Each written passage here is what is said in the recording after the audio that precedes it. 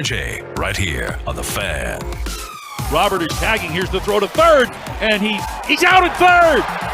He hit the bag, but he popped up, and Durant tagged him when he popped up, and that is the ball game. Tony La Russa is out and arguing and saying, we got to take a look at this on the video. After review, the call stands, the runner's out. And that's all she wrote. What an ending. What a weekend. Good morning, Metroplex. It's Sean and RJ on DFW Sports Station 105.3 The Fan, your home for Rangers baseball and the Dallas Cowboys. Troy Hughes is running things as always. Did everyone survive? Because that heat was oppressive. I barely survived. I like the heat. That wasn't heat. That was hotter than a devil's you-know-what down there. Yesterday was no joke. Yesterday, I couldn't even walk outside on the pavement. It was that bad. Couldn't even have the dog out. I was in the pool on Saturday, and it was fine. Yesterday was a different world. It was another level. Dog couldn't run out there with the paws exposed, wearing these ghetto Walmart pool shoes to stop yourself from burning. We were out there for about an hour, and we're like, get this 2-year-old out of here. I thought Saturday for me felt worse. We were in the Well, we had baseball at noon and 1:30 on Saturday. And did you have baseball yesterday as well? Yesterday was not quite as long. It was 9:50, 9 o'clock, 11 o'clock, and 1 o'clock. It was bad yesterday, something like that. Yeah. I by the way, do not miss youth baseball anymore. So all that to you. Yeah, yesterday was ridiculous because my wife and oldest daughter Avon were driving around the Metroplex gathering all their gear. They fly out tomorrow or this afternoon to Orlando for a volleyball tournament. And then my wife gets home yesterday and she goes, "What have you and Harper been doing?" My youngest daughter. It's like, "Oh, we went out to the pool. It's burning up outside." She's like, "We're going on a family vacation in a couple weeks. She needs to learn how to ride a bike. Why weren't you teaching her how to ride a bike today?" Do you want me to spontaneously combust into ashes? Get your ass out there on that Huffy. Are you crazy? Get your ass out there. Yeah, we're not getting ready for, to battle Crew Jones and Mongoose. Yeah. Oh, man, it's a good reference. What are you talking about? It was so bad, though. I accidentally left my phone on like the oh Lord, on the metal bleacher. No, it was on. I'm a coach, son. So it was on like the brick area, like by the backstop, and I left it there for like literally 20 minutes. I come back to it. It's the hottest thing I've ever put in my hand, and it says phone is like disabled temporarily while, and then like it wouldn't work like for the next 4 hours. I had to put it. No, I put it in a cooler. I put it on ice. I literally took it out of the case and put it on ice, and that didn't even work. Like literally, I had to wait. It shut off. I was without it for like a couple hours. I had to wait till I got in the car, charged it up, put it in front of the AC unit. I almost put the seat cooler on in the passenger seat just to help. I just put my phone on there. Yeah, today's going to be triple digits again in the Metroplex. Then the rest of the week, it's going to be in the upper 90s. As far as the chance for rain this week. Yeah, we'll have rain in November. What are you talking about? Or no rain. There's no rain. What is that? What are you talking about? What's going to happen in July? My AC went out. I forgot that. That's the main story. Oh, no. My AC on Saturday, I'm sitting there. I wake up at midnight. I'm like, it's warm in here. What the heck? Lower the temp. It's not going down. I'm like, this stupid fan outside with the AC unit. I know that this is it. So I'm sitting outside at midnight trying to take the stick and hit the fan to get it going. You know what I'm talking about? Yeah. With the outdoor AC unit, I get a phone call. Amanda's like, where are you? No, she thinks I'm sitting there sneaking around being funny. I said, it's 85 degrees. She thought I had called Uber Eats from McDonald's in the living room. Dear God. She thought I was waiting for an Uber Eats order from pool drinking throughout the day. As shout out Tolo Mike had to come and help me out yesterday. And he said air conditioning units are just going out. But apparently some people have power outages. Oh, yeah, there's power outages. And if you are in need of some AC work, RJ, who could you contact? A1 Air. Be a great spot to call. Well done. There was one of the coaches on our team. Like they're his power went out last night. Like, he was like one of the only ones in the neighborhood. Like the whole neighborhood did, but his power somehow went out.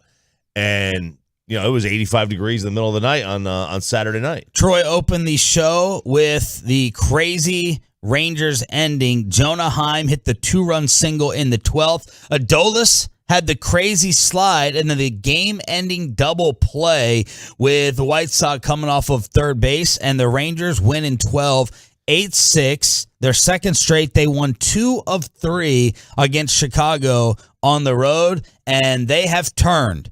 What we played on Friday, heading into the weekend with Tony La Russa, we knew was going to be a big deal. That's why I'm like, we need to hammer this topic with Tony La Russa and what he decided to do with his pitching decisions. They're chanting, "We want Tony or La Russa fired." Yeah. They're chanting that they want a new manager there in Chicago, and it all came to a head with the Rangers in town. Yeah, it did. And, it's not necessarily Tony's fault that the guy broke the cardinal rule of base running, which is don't make the first or third out at third.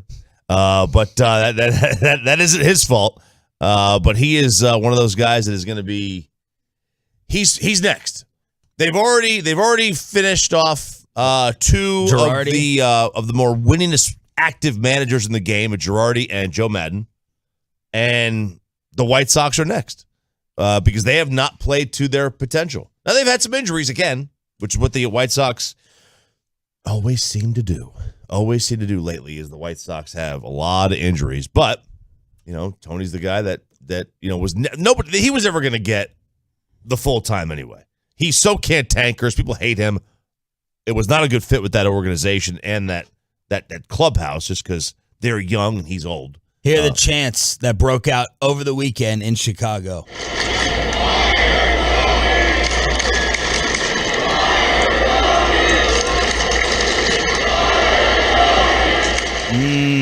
Fire Tony. I couldn't wait to see what La Russa said after the game. Now, this is when they blew a 5-run lead. Yeah. They blew a 5-run lead, lost to the Rangers in 10 innings on Saturday, 11-9. Of course, the unconventional intentional walk just set them off against the Dodgers, but he had a great response afterwards. I hear it with one ear, and I see it with one eye. I just know I appreciate they want us to win, and when we don't, they are unhappy. Everything is under my watch, never dodge accountability, and I won't start now. So that was a 5-run lead that was blown, and the White Sox fans sound like they've had enough, totally forgetting that Chicago won the AL Central last year. No one's giving him that pass. Yeah, and he's not dodging accountability, yet last week when he was questioned about the intentional walk, he's there in front of the media and the cameras answering those questions and asking reporters, are you really asking this? Yeah. And then he makes those comments yesterday to the print media. No video, no audio, just outside of his office talking to the print media. Yeah, was it a dumb question now, you jackass?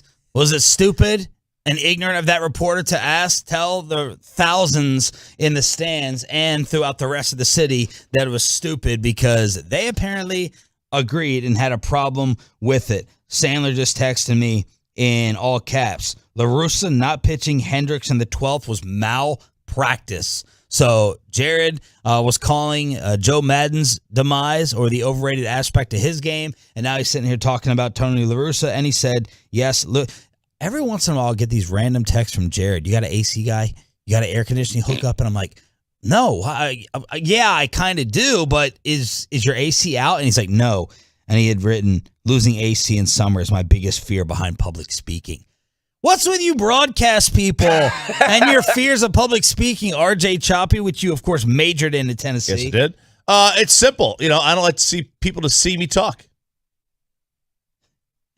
See, when I say something stupid on the radio, I don't know that anybody is making faces at me. When I say something stupid in person, I can see the faces. When my jokes fall flat, which very rarely happens, actually, to be honest with you. But when they do, I don't like to see people not laugh. Yeah, I understand that. Now, will you be public speaking in front of the volunteers at the College World's? I will not. Hold on. Get straight, you I won't. will not be speaking in front of anybody at the College. What the most cursed? How about Danny Cannell program. coming after you guys? Danny Cannell can come after whoever he wants. He is an irrelevant ACC football player. I got nothing else for him. Okay. Text line. La Russa doesn't dodge accountability when he got pulled over for the DUI. He asked, "Do you know who I am?" So I guess he's not that accountable. Truckwreck.com text line is wide open at 877-881-1053. We're live on the Fan Cam, live on Twitch, and live on YouTube. 2 weeks. I give it 2 weeks. The White Sox have a series coming up against the Detroit Tigers, so that's going to be boring as hell. Then it's the Blue Jays and Astros. Oh. So I give it 2 more weeks, and then you've got to pull the trigger. I mean, the Phillies pulled the trigger on Girardi. They immediately won 9 in a row. Was it 9? It was 9 straight. Thank God for the new stadium and the roof, because the Rangers, can you imagine back in the day? They start a brand new series against the Armpit with the Astros in town tonight.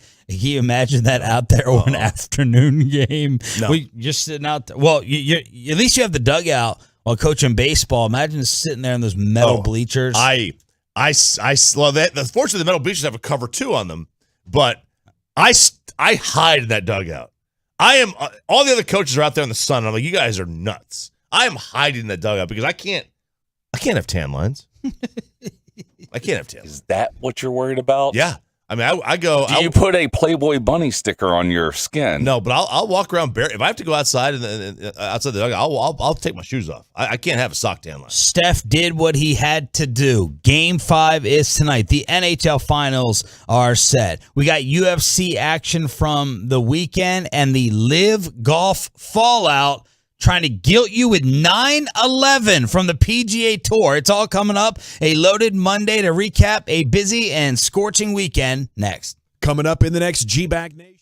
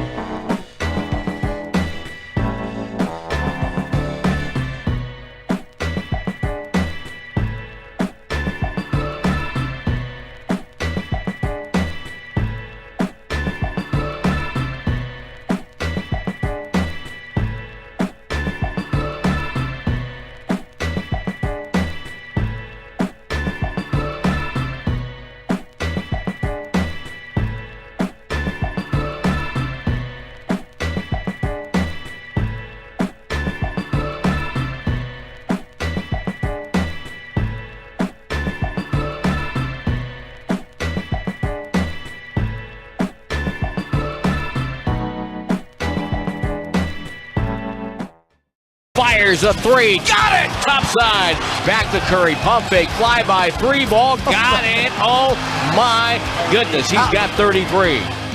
On Friday, I said it was going to take one of those performances that will go down as legendary for his career, his team.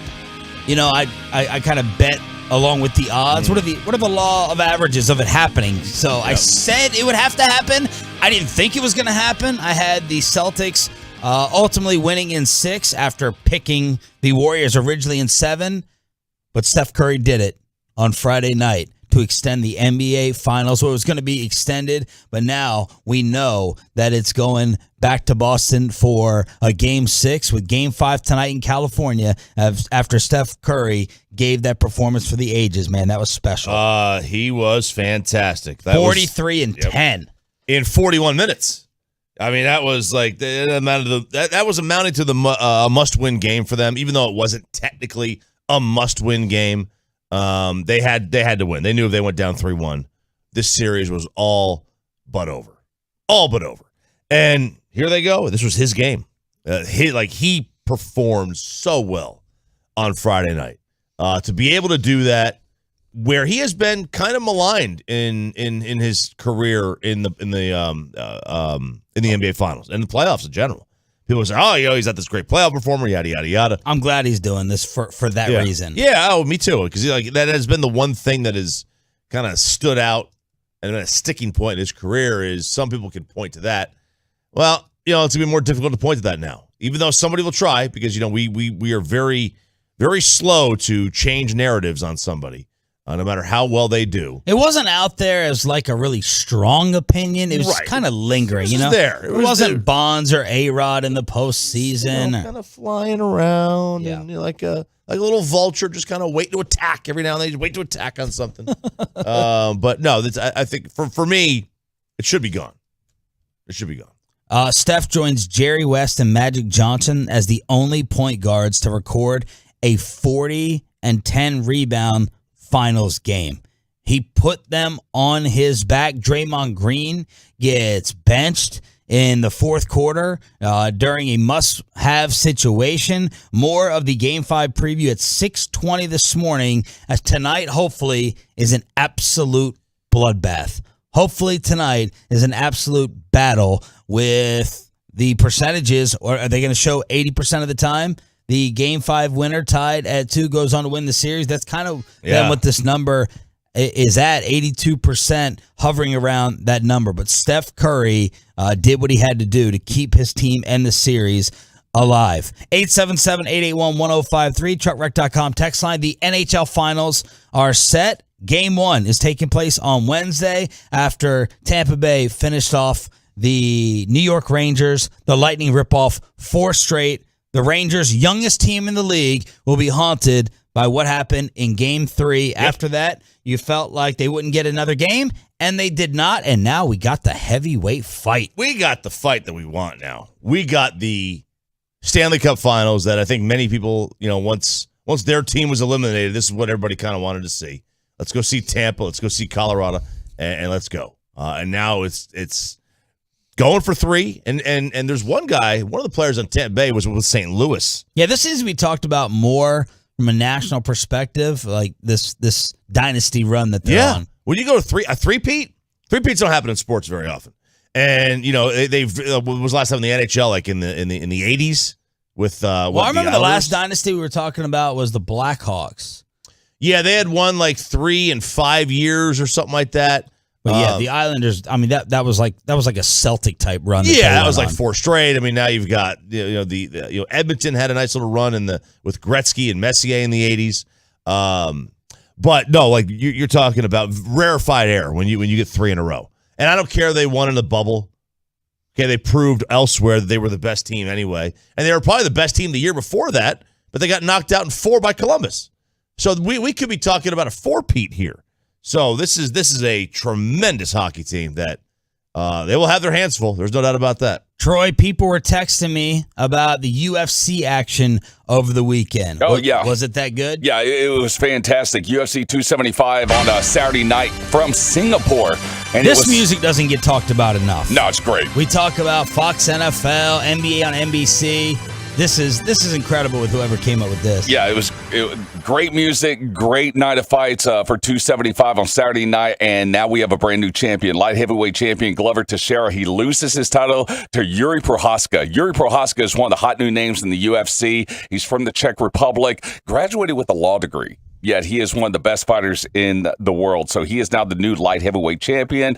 Valentina Shevchenko, she barely wins by decision. She's like one of the more dominant female fighters in the UFC, yet she barely beat Talia Santos. And then the emotional fight between Joanna Jędrzejczyk against Weili Zhang. She is the future Hall of Famer, Joanna is, and she loses to Zhang. After the fight, takes off her gloves, leaves them in the middle of the octagon to end a outstanding career. And she'll be back in 3 weeks. No, she is absolutely like the Undertaker. done. Like the Undertaker. No, she is absolutely done. And afterwards, she did the presser, and she was crying and talking about her legacy. And it was really hard to watch, but poignant at the same time. By the way, one more hockey note.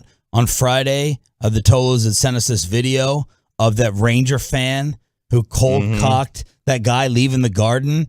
They got him, 29 years old, from Staten Island. Oh, hey, I'm from Staten Island. Oh, this guy. Thank you, Pete Davidson. The police say a witness saw it, tried to stop him. This guy's running away. He punched the witness too. Might as well. So he hit another person. I mean, if you're fleeing, just start swinging. 2 counts of assault, 2 counts of disorderly conduct, and 2 counts of harassment. So he blindsided the one fan who apparently refused medical attention. Hopefully a good sign that the Lightning fan is considered stable. That's because he was unconscious. He couldn't give the go-ahead for medical attention. Yeah, good Lord. Gosh, that man. was vicious. And then this idiot punched someone on the way out who tried to stop him. I'm glad they found him. James Anastasio. There you go. There you go. Just give him more. But that's we're stereotyping Staten Island, right? What's Staten Island's rep? Exactly what you saw in that video. Just cold-cocking people left and right. So the different areas of New York. What's the one borough or island or area you don't want to fight? You know how he's like we say about Philadelphia's got this like Napoleon complex to like New York City. Yeah. Right. Staten Island has that to New York City, even though Staten Island's part of New York City. Yeah. It is like the forgotten area. It's the 5 boroughs. It's the forgotten borough. Do they have that towards like the Hamptons? No, nobody cares about the Hamptons. What towards Long Island? Staten Island? No, they don't have that towards Long Island. Okay. No, they're totally different. Like this is like they're technically a part of New York City. They're so far removed because they're on this island like way south. Like nobody cares about them. You get this bad bridge you got to go over to get there. They barely have a subway. And it's just they're scrappy. They'll throw hands on you, but they're dirty too. They'll grab your groin. They'll grab your D and twist it. You guys realize that Boomer Sports Update's like in 2 minutes, and he's going to do all of this anyway. He is 100%. How much on the game and how much on the article calling it the perp? They got the perp. They got the perp. I was like, is his first name Perp? I was like trying to read it slowly. I'm like, does he have the last time you heard someone referred to as we got the perp? We got the perp. Not the suspect, not the criminal. We got the perp.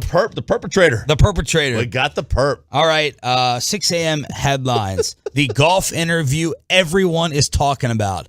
The PGA Tour commissioner using 9/11 to guilt you over the LIV tournament. Rory taking shots at the shark, and I can't believe this. I may have to defend Jack Del Rio after what has happened to him regarding the insurrection comments in D.C. 6 a.m. headlines with Sean and RJ next. Stick around. We've got much more to talk about next on the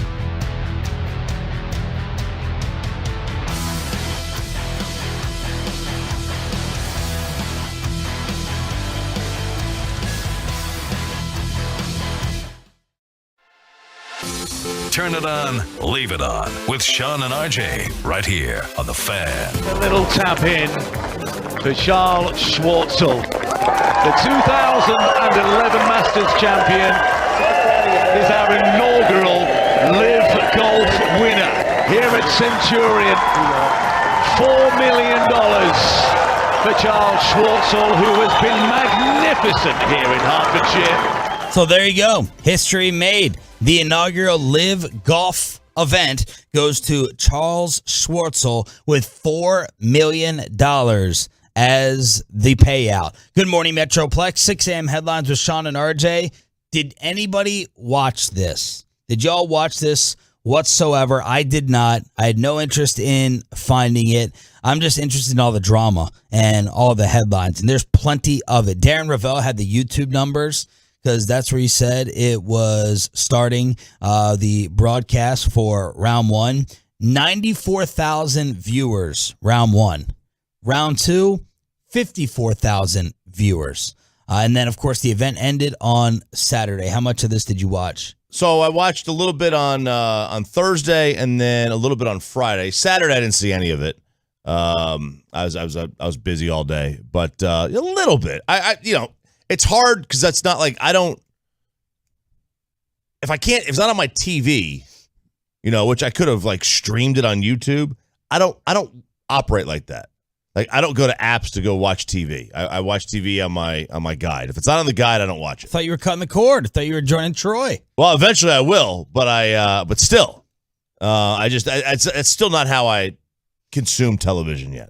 So if it's not on there, it's just gonna be difficult for me to sit there and watch. And I didn't really sit around watching a lot of TV anyway. So I saw a very small amount compared to like a major. Like a major, I'd be glued to it. DeChambeau reportedly got more than $100 million to join the tour. They've given out $500 million in guarantees to less than 5 players so far. So yesterday, the PGA had their event. Rory McIlroy wins the Canadian Open, but it was the interview that the PGA commissioner did with Jim Nantz that everyone is talking about. Here is part of that conversation.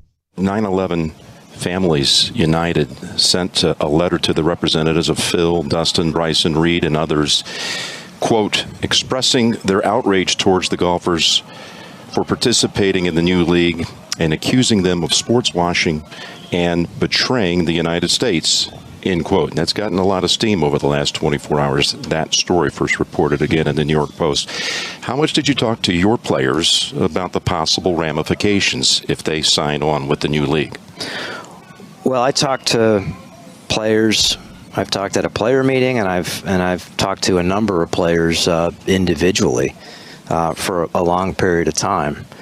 And I think you'd have to be living under a rock to not know that there are significant implications.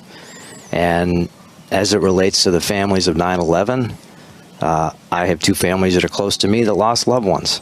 And so my heart goes out to them. And I would ask, any player that has left or any player that would ever consider leaving, have you ever had to apologize for being a member of the PGA Tour? Wow. So now 9/11 is being brought into this. A letter written from some of the families and the PGA commissioner using that to continue to guilt those that have left and may be thinking about leaving. Whoa. Like, I know. Like, this was such an eye roll for me. Like, this was a spare me a moment. I mean, I get it. He's trying to protect his tour. But, I mean, that was... I don't even begin to know. I mean, is he just reacting to the families that wrote this letter? When I first saw the headline, I was thinking, did he just bring up 9/11 out of the blue? But clearly Nantz asked him about the letter that was originally written. And he said, have you ever had to apologize for being part of our tour? The answer is no. No, the answer is no. But guess what? I don't hear anybody apologize for being part of this tour either. I talked to a tour pro over the weekend, Sean. Mm-hmm. He says, y'all are forgetting that this is our job. Yeah. Like we don't take jobs to be, to work. Nobody cares. Do you know where your money comes from? That's what he asked. Like, do you know where your money comes from? Like, where Odyssey gets their money?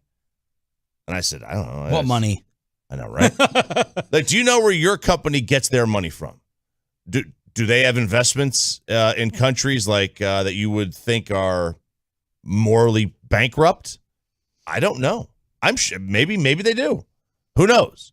He's like, this is our job. Stop trying to put a moral compass on our job. That was exactly what he said. And I'm like, okay, that's fair. I can't. I mean, look. I mean, I based coming over to the Fan from ESPN based solely on two things: money and opportunity. Oh, I thought you were going to say me. Well, that was the third. But money and opportunity. The last thing I thought of was, you know what? Let me go see where the CBS radio, let me see where CBS Radio is getting their money from. Didn't care. Just being honest. Yeah. Didn't care. I don't care where the money comes from. They're going to give it to somebody. Why not me? These guys are making a no-brainer financial decision. Like, they're being given offers they cannot refuse. What were you talking about with the guy who won the initial tournament? So Charles Schwartzel. He had not won a tournament on the PGA Tour in like half a decade. He won $5 million over the weekend. 4, I think. Well, 4 plus $1 million for his team winning. Oh. So yeah, you're telling me everyone else on the PGA Tour isn't looking at that? Like, of course they are. What? And Schwartzel he didn't come over there for free. They paid him up front, a guaranteed money up front. Guaranteed money. So, like, come on, like, what are we doing here? Like, we're gonna, if you've never taken a job for money, kudos to you. You could criticize. If you've ever asked the salary before you accepted the position, spare me. Now, this is a little bit different because we're talking about going to work in another country, or not many of us are getting paid directly through something like this, what the Saudis are putting together. Look, I know people who work in the oil industry that have to go work in Saudi Arabia, and they go over there and work for a year. It's basically they get they get a lot of money. They go work there for a year, and they come home. I mean, you do what you have to do to make money. That's a lot of people. Now, yes, you're right. I mean, you are working for a corrupt government. You are. This commissioner is panicking. He's freaking out, and he's trying to sit there and read the mission statement of the PGA Tour to guilt people. Nobody gives a crap about any of that garbage, bro. Nobody cares.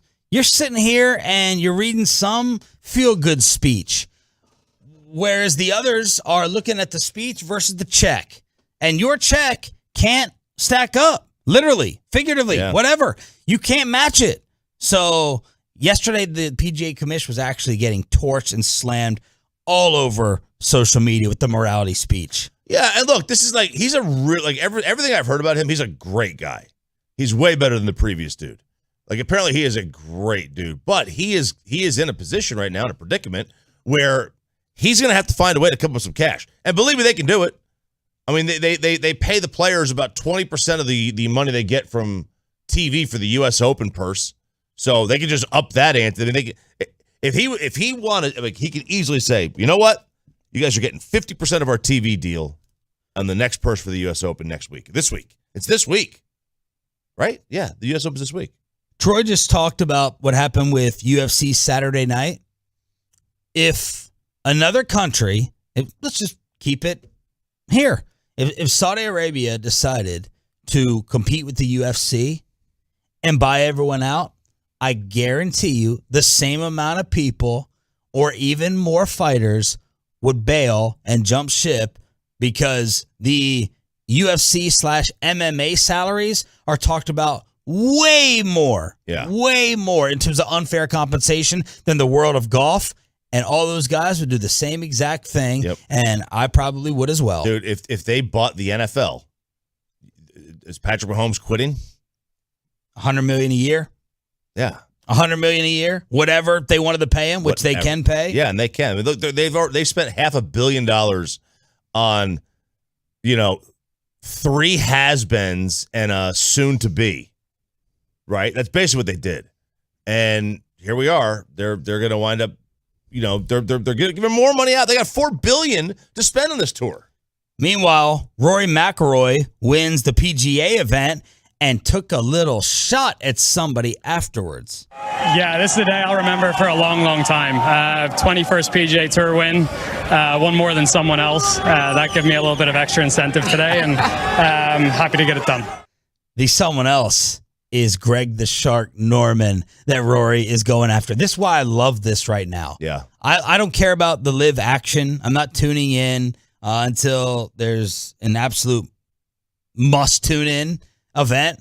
But now you're going to get the players fighting with each other over being traitors. And Greg Norman is in the news every other week. Yeah, I'm like you. Like, you love drama. You love the sensational aspect of stuff. I don't watch golf unless it's the Masters just because of the visual aesthetics of it. But at the same time, I'll watch for this. As far as the LIV Golf tournament, you said the streaming numbers was like, what, 90,000? For the first day, yeah. Seriously, I mean, Mr. Beast. That's bad. Yeah, Mr. Beast puts out a video. His latest video that he did, the Willy Wonka video, it got 4 million views in the first day. Okay? So to say you got 90,000 views, that's really nothing when you really think about it. Nothing. And look, I told you they got to find a TV deal. They got to find a TV deal, but they also need to find, more players. People, no, I think people need a reason to watch. And more players. Well, more players would help, but also I'm not watching for just Dustin Johnson and DeChambeau. No, you you're want not. him to trick it up, double dare out there, Double dare. But here's the thing. slide into the sand trap. Bring Mark Summers back. I'll watch for that. None of Rob Riggle over to the 8th hole. we have no history for any of the events.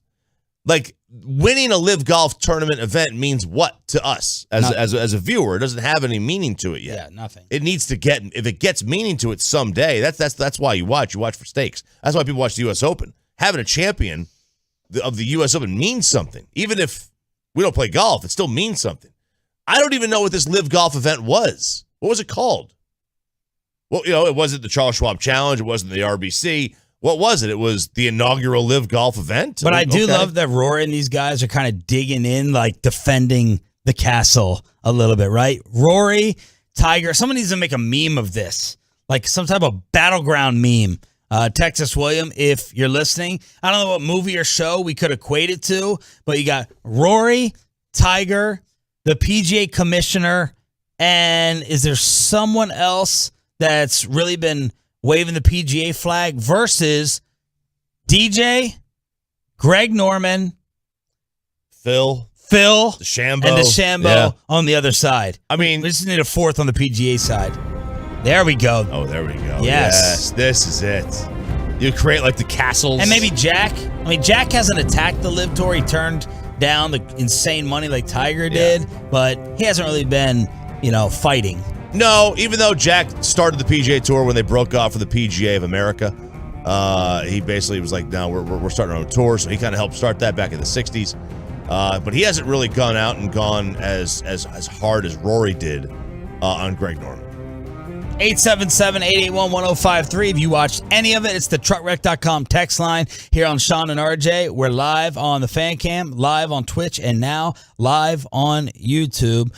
So there's 9/11 being brought into it. And now, after that check went out, how many more are going to pull the escape? The PGA commissioner said, if you leave now, we've suspended 17 as soon as they teed off in London. Yeah. And if you leave from here on out, you will be suspended for that as well. Do we have any follow-up, any more answers on majors or invites or invitations getting canceled? Not yet. They'll make their announcements, when they have to. The Masters doesn't have to make an announcement today. The PGA Championship doesn't have to make an announcement. The British Open is the one that's going to have to make an announcement because they're coming up in July. But I suspect they'll make one after the U.S. Open. I may have to start defending Jack Del Rio, the defensive coordinator of the Washington Commanders.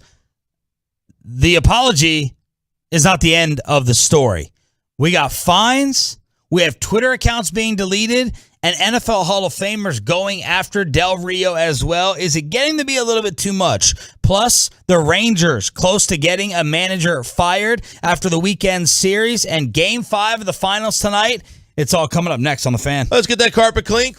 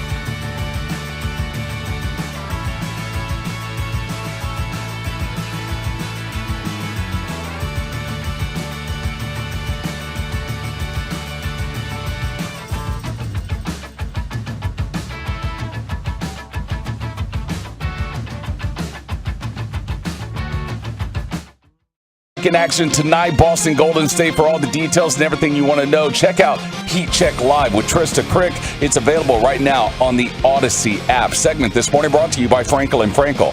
214-333-3333 or truckwreck.com in case you've been involved in an accident and it's not your fault. Principal office, Dallas, Texas. I'm for us having a great opportunity to have a fulfilled life. Like I said, every which way I can. When I'm here, it's about love and respect. I love my guys. I respect my guys. But I also love the fact that I'm an American, and that means I'm free to express myself, and I'm not afraid to do that. Well, apparently you are now Jack Del Rio, Washington Commanders defensive coordinator, getting in trouble for calling what happened at the Capitol a dust-up. This is Sean and RJ on DFW Sports Station 105.3 The Fan. So I thought the story was over from there, but Ron Rivera kept it going, head coach of the Commanders. The team fined Del Rio $100,000 on Friday. They fined him $100,000. And Ron Rivera had this to say. As we saw with the televising of the hearings, what happened on the Capitol was an act of domestic terrorism. A group of citizens attempted to overturn the results of a free and fair election. And as a result, lives were lost and the Capitol building was damaged. So that's Ron Rivera saying we're not going to tolerate this. I wonder if Rivera takes this extra step. How much more amplified is this story because it's in Washington? I wonder from the team's perspective. You know what I mean? Okay. So like they'll feel local pressure. Yeah, maybe I could see that. Because to me, from a PR angle, hey, he released a statement. He apologized. Anything that happens after that just continues to stoke the fire of the story. You fine him $100,000, and then Jack Del Rio deleted his Twitter account. So I said last week, he's not going to last the season because I think Del Rio is one of those guys he's going to keep tweeting. I'm an American. I bleed the blood of my country first, and then the football team colors, and I'm going to continue to say what I want, and that's my right, and I have freedom of speech, and if they fire me, they fire me. But I'm not going to go ahead and get rid of my voice. And he did, at least on social media. And I'm like, okay, that's enough. I got to be honest. And I was very critical of Del Rio last week. This feels like piling on a little bit. And if they didn't fine him, RJ, if they didn't release a statement, I think today we quickly mentioned that he deleted his Twitter account. And we would move on. The story would have been gone, at least here in the Metroplex. It would have been gone after the weekend until maybe football season starts. But I think that they stoked the fires of this, and they didn't have to. Does it feel like piling on to you? You know, $100,000 fine for what? For I guess give me the team policy reason that was written down in the file. I would say that. Not conduct detrimental to the team, is it? Well, I could say that you made the organization look bad. I don't say look bad because I'm sure there are plenty of Washington fans that share his opinion. You made us part of the news and we didn't want to be part of the news. So we're just going to fine you for this. And you know, do coaches get fined by organizations for DUIs? Oh, I have no idea. I have no idea. Like when Andy Reid's son gets involved in a drinking and driving incident, do they fine him $100,000? Which, you know, is physically a worse act than what Jack Del Rio did. I don't know. $100,000 fine on top of it. I was surprised by that. I was a little bit surprised. Oh yeah, I mean that. When I first saw it, because it said breaking news, it said Washington has fined. I was thinking Washington has fired. Yeah. I didn't see fine. I read fired first. I was like, wait a second. They're going to donate this? Oh, okay. Then I went back and reread it. Yeah, look, it was a hefty punishment. Yeah. It was a hefty punishment. I think I'd rather a hefty punishment than just up and firing somebody. I think that's lazy. When companies just fire somebody for saying something, for comments they make, you know, fine them, suspend them, punish them harshly. I'm a big believer in second chances. I'm glad they didn't do that. In terms of him deleting his Twitter, we'll probably find him on some other social media. What is the other one? What's Trump's? Parler? Parler, that's it. Yeah. I was going to say Patreon, but that's like a No, not Patreon. site or something. Patreon's a good service. Del Rio is expected to address the team tomorrow. And there's a source close to the player saying they don't think it'll be a major issue. One source told Adam Schefter, Chase Young, and Del Rio, they're boys. Del Rio and Chase Young, quote, that's his guy. Jonathan Allen said, I don't care about his opinion. Just show up every day and work hard. That's what I want from my defensive coordinator. That's what he needs. Del Rio's going to address the team tomorrow, apparently. That's what he needs. If he has Chase Young, he's got the whole team. If you play for Tampa and you have Tom Brady, you have the whole team. It matters who the leader is. Whoever the leader of that organization is, if they've got your back, everybody's got your back. Because they will basically put their faith in the leader's judgment. And that's huge for him. That is huge for him. And he knew this. He knew this going in. Like not going in his comments, but in general. Get the number one guy on my side. And it's much more difficult to fire me. And I'm surprised, and I give Del Rio props. Now, a lot of people are going to call him a coward and say that he caved to cancel culture, but I'm surprised, really surprised Jack Del Rio got rid of his Twitter account. But if he cares about his employment an awful lot, then this was the smart thing to do. This is the smart thing to do, because someone may have told Del Rio, look, I know you're not regretful. I know they forced you to say it, but this might be your final coordinator job if you don't calm this down and quiet it right now. So if you don't trust yourself, get off of social media, delete the account. People are going to start searching through all of your stuff. Maybe that's another reason why he did it, because you can find similar type things from Del Rio if you go up and down his social media. So I think it was a smart move on his part, even though many people are going to call him a coward and a wuss for bailing. So that's where we stand on that. And then Ed Reed came out and said $100,000 is not enough of a fine. He doesn't post a lot, but the Hall of Fame safety basically came out and put Jack Del Rio on blast. So there we go. That's the update on that situation. Ron Rivera not having it. 877-881-1053, truckwreck.com text line to hit us up here on Sean and RJ. Steph Curry did anything on the text line before we move on? People say, let's see, did everybody else get fined when they make comments? You get punished for saying anything nowadays. Let's see, the Commanders are making a statement by not tolerating a racist dog whistle. He got fined for having an opinion that differs from theirs. I love the Washington coach. I'm dropping the Cowboys and going for Washington. Del Rio is a D-bag. He jumped a guy he thought was crossing the picket line during the NFL strike. Did you see the photos of that? I think Dan Le Batard tweeted that out late last week. Del Rio was like face-to-face with someone, and the next photo was Jack on top of him, like pummeling this guy. No, this was the coach, the guy who thought was a coach. Yeah, he thought he thought it was a player, but it was actually a coach. I mean, that's like, guy's a loose cannon, it seems like. Game 4. I thought Boston was going to win, then Golden State would win, and then the Celtics are going to end this in 6. Steph Curry said, nah, you forgot about my greatness. Screen by Peyton II. Curry launches, got fouled. He hits it anyway and nails the 3 to tie the game. Curry back cuts on White, takes the jumper, got it! Curry for 3. Warriors have doubled their advantage. A 10-0 run of the Celtics one time. Both these teams respond off of losses. Yeah, they do. The Warriors are 6-0 following a loss this postseason. They hadn't lost 2 straight since March. And then Boston 7-0 after losses, as we finally got a close game in the fourth quarter, even though it ended up being a 10-point game. Steph Curry with the performance of the NBA Finals, 43, 10 rebounds, 4 assists, hit 7 threes. In these finals, we may have a case for Steph. If he averages like 35, he scores 35 in the next few games, maybe he wins Finals MVP, even if Boston wins the series. But Steph with 34 points, he's averaging 34, 6 boards, 4 assists, 2 steals, 50% from the field, 49% from 3. As that's one that we're going to remember for a while now, keeping the Warriors season alive. Yes, we are. It was a tremendous. It was greatness personified. Just a very big time performance from Steph.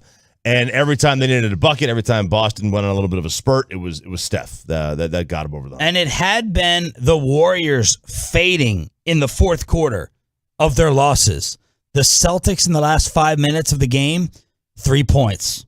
1 of 8 shooting. 1 of 7 from 3. They were outscored 17-3. Most threes in these finals, Steph has 25 threes. The next highest player, Tatum with 14.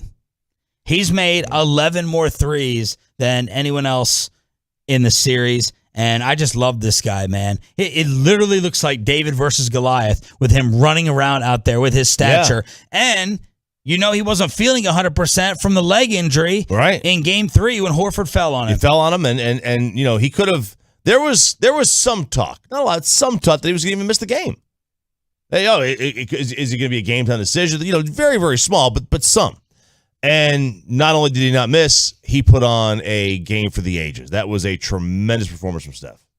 I can't find the Tolo. There was one Tolo who really was digging in on my point last week of, man, how much has Luka separated himself from Tatum by watching these finals. Now, again, Tatum has not been shooting the ball well whatsoever, so it's a little unfair to judge him off of these shooting percentages, but Tatum is catching some heat for his performance the other night. He's catching some heat. Hey, man, you're supposed to be sitting here and stepping up. When are you going to take over this series? This is your time. This is your moment. This is what Kobe would have wanted. This is what Kobe would have wanted with all of his nonstop dedications to the Black Mamba. And Jason Tatum, 8 of 23 for 23 points. Not good. 6 turnovers as well. Terrible efficiency. He is awful. He is if he has played at his level, if he played at his level in this series, I mean, they think it'd be over by now. He hasn't done it. While Steph has. Steph in the biggest game of their season, which was Friday night, that was a must-win for Golden State. Steph played his ass off, and we'll see what happens tonight. If Tatum comes up and Tatum has the game of the series, or puts up 33. And he shoots by 50% from the field, we are going to be saying the same thing Tuesday morning about him, that this was the game that he had to have. And, his career, his legacy, whatever you want to call it, even though it's so early, like this was a defining moment for him. That was Steph's defining moment. 22 points a game in these finals for Tatum, 22 on 33% shooting. So Jason Tatum is catching some heat. How about Draymond Green? 18 fouls and 17 points in the series as Steve Kerr pulled him in this game. Draymond afterwards was asked how it felt to be sitting during crucial moments. Was I pissed off and frustrated? Absolutely. 7 minutes to go in a extremely important game. You can't go down 3-1. You don't want to go down 3-1.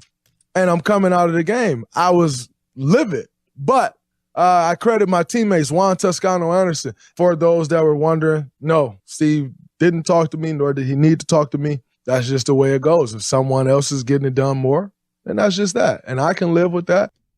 Great answer. Professional answer.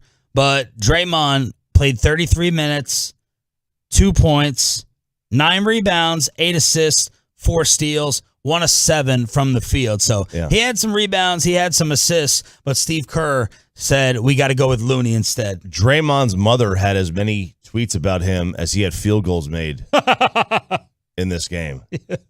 What did she say? Y'all stop asking me about it. I don't know who this Draymond is either. Yeah, she goes, please, people, stop asking me what's wrong with Dre. I don't know, all caps. Maybe this is a clone, all caps. LMBO.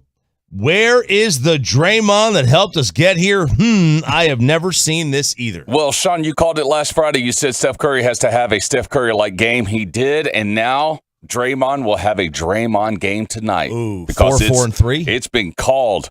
Magic Johnson tweeting last night, I'm looking forward to a triple-double from Draymond Green tomorrow night. That's a badge of honor. Yeah, it's going to have to be 10, 10, and 10. What are they going to do? Count up, add up all the stuff from the last 3 games and make him a triple-double?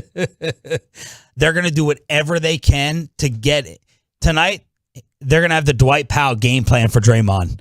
in the first 3 possessions, there will be some type of rolling action with Draymond trying to get a dunk or an and-one at the bucket, or maybe throw up a lob to him to get him going, because you want the crowd to react to a Draymond early bucket within the first 2 minutes, and you need him to go ahead and try to get some of his confidence back, because he can talk and he can be as brash as he wants. There's no way that his confidence is not taking a hit, but Steph Curry made it all irrelevant with the final box score and putting the Warriors on his back. All right, it's Sean and RJ. Thank you all for turning it on, leaving it on DFW Sports Station. Hopefully you survive the blistering hot weekend.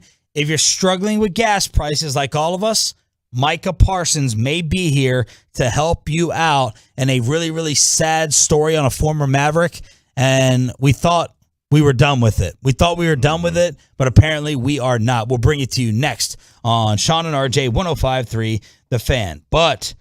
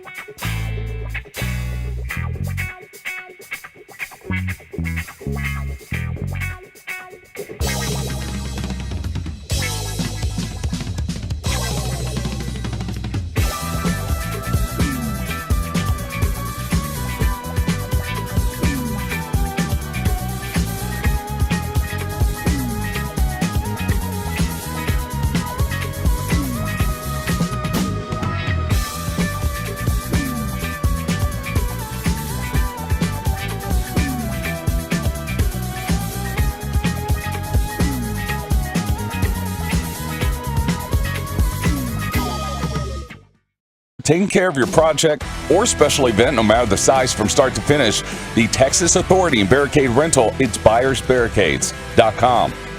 Sean and RJ, shout out to the 6 a.m. club here on DFW Sports Station 105.3 The Fan. Are you thinking about it? Are you contemplating? Contemplating what? Eating breakfast. Oh. I don't think I'm going to eat the breakfast today. You're not? I don't think so. We walk into the break room. There's 2 huge McDonald's bags, and I guess I didn't look to see. I thought that they would have been consumed. Yes. But does it have like the delivery seal on top? It does. Well, it did. I broke the seal. You broke the seal. I broke the seal. 2 humongous McDonald's bags. RJ comes in and he goes, anyone know anything about those bags in there? And we're like, no. And I was like, look in there. See what's in there. Yeah. Because there's never like leftover food like that. No. We'd see empty pizza boxes or wrappers or something from old school K&C. So what's in there? Well, there was 3 large sodas. Now, mind you, these were delivered at 5:55 in the morning. Oh, you looked at the receipt? Yes. 5:55 in the morning on what day? June 11th. June? Which I do believe is Saturday. 11th. Who's up here before 6 a.m., by the way, on a Saturday morning? Yeah. That would probably be Alec, our board op, getting ready for the Texas Lending Show. And he also was on the board for Will Chambers and Chris Arnold. Got you down.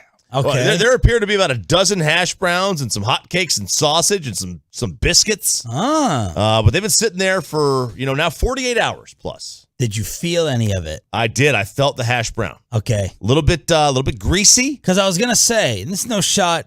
I'm not taking a shot at McDonald's. If there was like wrapped up Egg McMuffins in there,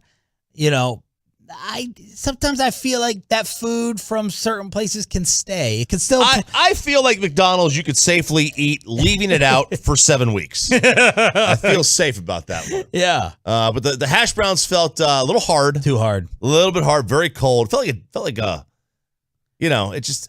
I imagine that's what a dead body would feel like. Okay. And then the pancakes are. The pancakes on the bottom. The butter seemed like looked like it had seen better days. Okay. So someone buying breakfast for the staff and not consuming it. There we go. If you are hurting for gas, Micah Parsons is here to help. He tweeted, gas is $5? Man, I feel bad for kids in high school. I used to charge my homies $5 to take them home.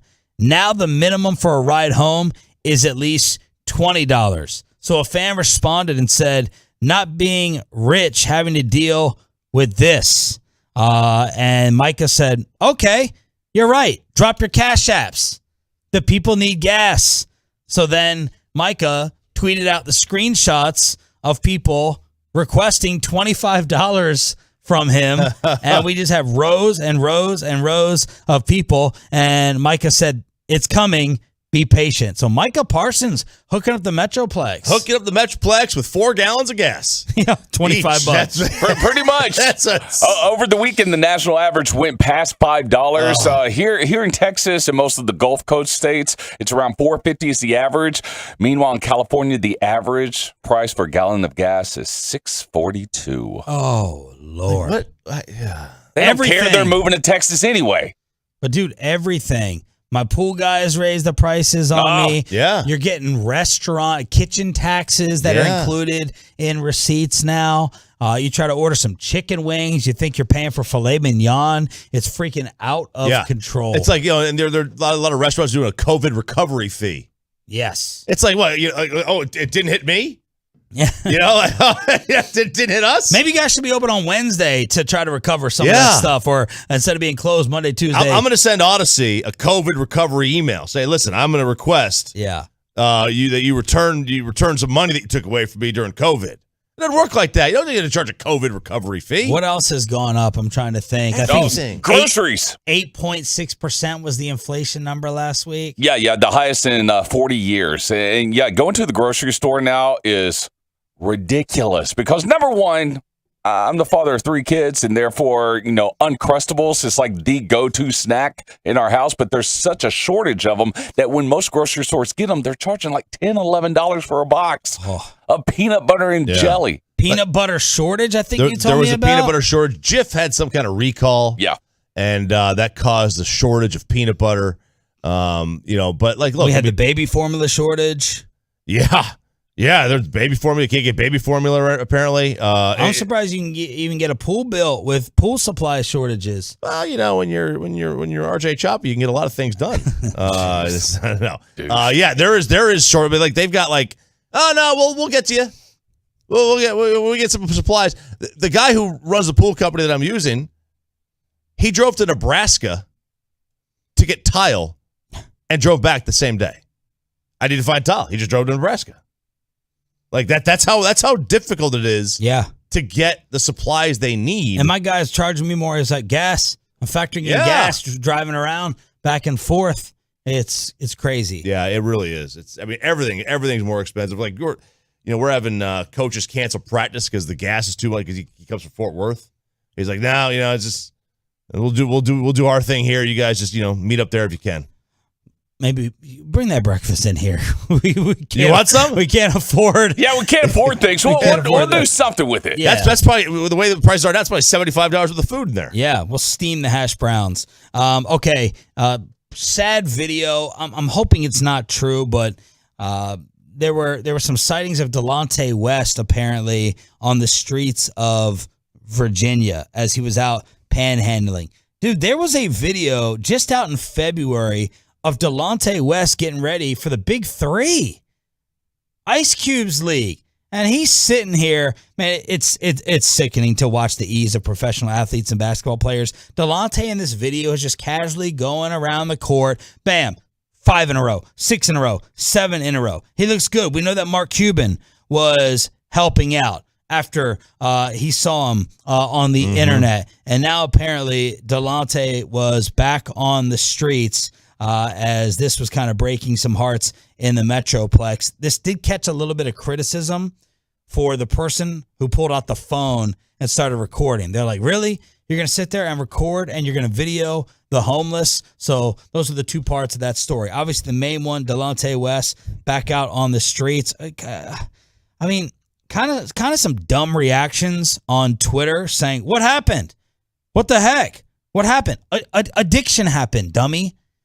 Like it's not going to be like, magical first-time recovery and Delonte. Now, you hope in a picture-perfect world that's what's going to happen. Yeah. But that's why people relapse. Oh, right? yeah. Happens all the time. That's what happened. Delonte West has been battling this in the second half of his life or the middle third of his life. So that's what happened. Yeah, it's not just the addiction either because, back in 2008, he said that he was suffering from bipolar disorder. So there's mental issues as well there. And then I had no idea, but the Big 3 apparently has a draft. And I should have said the mental illness before I don't know anything about addiction with it. That's what I meant to say. Yeah, but I had no idea the Big 3 had a draft. I had no idea they were drafting players for the Big 3, but obviously Delonte West was not picked up in the draft. And thus, a few days later, he was found panhandling on that highway in Virginia. It's sad. It really, really is. And you're right. Mental illness, mental health, addiction, all those under that entire umbrella are crippling. And it doesn't matter what you're addicted to or whether you're addicted to anything or not. Very rarely when you seek help does it work and stick the first time. Very, very rarely. Yeah. It's part of the struggle that many go through, and Delonte is going through it right now. 877-881-1053, truckwreck.com text line. Tolo hitting us up. You guys were just talking about the McDonald's. Did y'all see the Five Guys receipt? Did you see this? No. Troy, did you see it? Yeah, I saw it. All right, don't say anything real quick. Lunch for two. I'm going to tell you what was ordered. Okay. All right? We got 2 cheeseburgers. We got 2 small fries. And we got 2 milkshakes. Lunch for 2. Okay. 2 cheeseburgers, 2 small fries, 2 milkshakes. And the burgers did not have bacon and grilled onion, mayo, lettuce, tomato. Five Guys for 2. Give me the total bill. Let's see. I'm going to guess that it's, 34, $44. It's $44.02. Yeah! That's right. $44. Good job, Jim Cramer. I guessed $11.99 for each cheeseburger. I guess $11.99 for each cheeseburger. It's $10.49 for each burger. All right, I guess $4.99 for ech fry. It was $4.49. And then I did $4.99 for each shake. $5.59. Well done. Thank you. So you were adjusting for inflation. Yeah, I guess I was. $44 That's absurd. for a burger, a small fry, and a shake. But that's my thing. I saw the receipt over the weekend, and I saw it and I went, oh, my gosh. Are we shocked by this? Like, that's what you pay. Man. Like when we go out now, that's what we're paying. When the kids are mentioning, I don't want to mention the name of the place, Chipotle, but every time they mention that place, we go there, and I'm like, I am not spending this much for 2 burrito bowls. Is it 10, 11? Is it 10 a bowl? It's not. Don't tell me. Did you say 10 a bowl? Not 14 minimum. What kind of bowl are you thinking? You may be smoking some kind of bowl if you're thinking that. Seeds in it. No, it's like $13, $15 Yeah, is really what you're is. looking at. Oh my God. Yeah, minimum. When I go to Chipotle, it's like, you know, with chips and guac, it's $20. No, literally, if someone left a bag of chips in the trash and I see nothing around it, I'll grab it. Man, This is why y'all got to do what I do, man. You got to cook. what, cook at home? You got to cook in bulk and eat the same thing for the rest of the week. I gotta get one of them. And freeze it. I gotta get one of them bulk store memberships. Like a Costco? Yeah, Sam's, Costco. Is Oh. BJ still around? Get a second freezer. Well, yeah, they're around. Yes, they are. Second free. Yeah, if you spend $44 on lunch. 877-881-1053. Truckwreck.com text line to hit us up. Is that confirmed? Live on the fan cam. Depends how hungry she is. Live on the fan cam, live on Twitch, and live on YouTube. Let's get to headlines. What an ending to this Rangers series. We knew it was going to be entertaining because it was simmering in Chicago. Did it boil over with Tony La Russa? NBA Finals Game 5, NHL Finals are set, and the fallout from the inaugural LIV tournament. Headlines, our highest rated segment of the day. Find out why after this. Let's get that card to that kid with the Texans.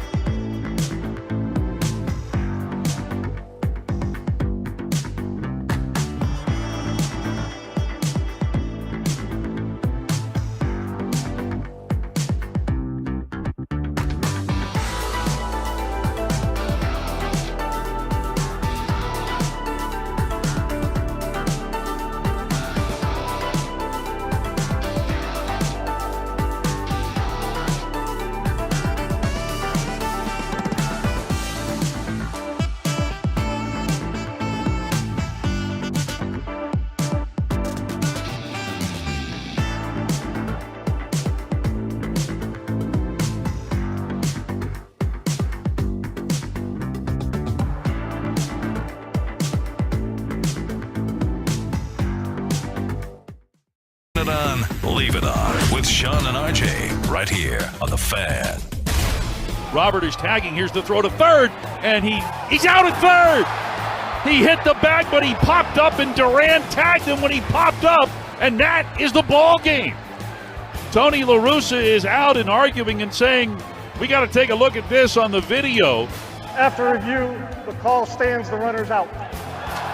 And that's all she wrote. What an ending yesterday in 12 on your home for Rangers baseball. It's Sean and RJ. This is DFW Sports Station with Headlines, your radio sports page to recap the entire weekend and get you ready for your Monday here on The Fan. The Rangers take 2 of 3 against the White Sox and win 8-6. You had Jonah Heim, Adolis Garcia with the slide, the game-ending double play from left field as the White Sox season goes from underachieving to maybe a little bit of panic as they were chanting "Fire Tony" in the stands after the Rangers had a 5-run comeback over the weekend to go along with the 8-6 win yesterday.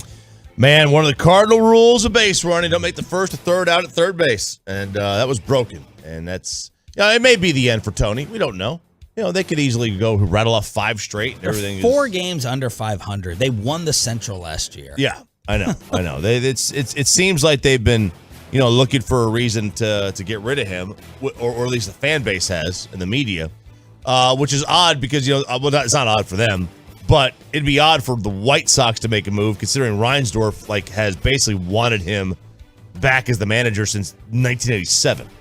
How about Ezekiel Duran hits the 3-run homer in the 11th? The Rangers gave up that 6-3 lead, but I love what Woody said afterwards. I swear this kid doesn't feel anything. He's got as slow a heartbeat as I have ever seen. So I loved seeing that comment.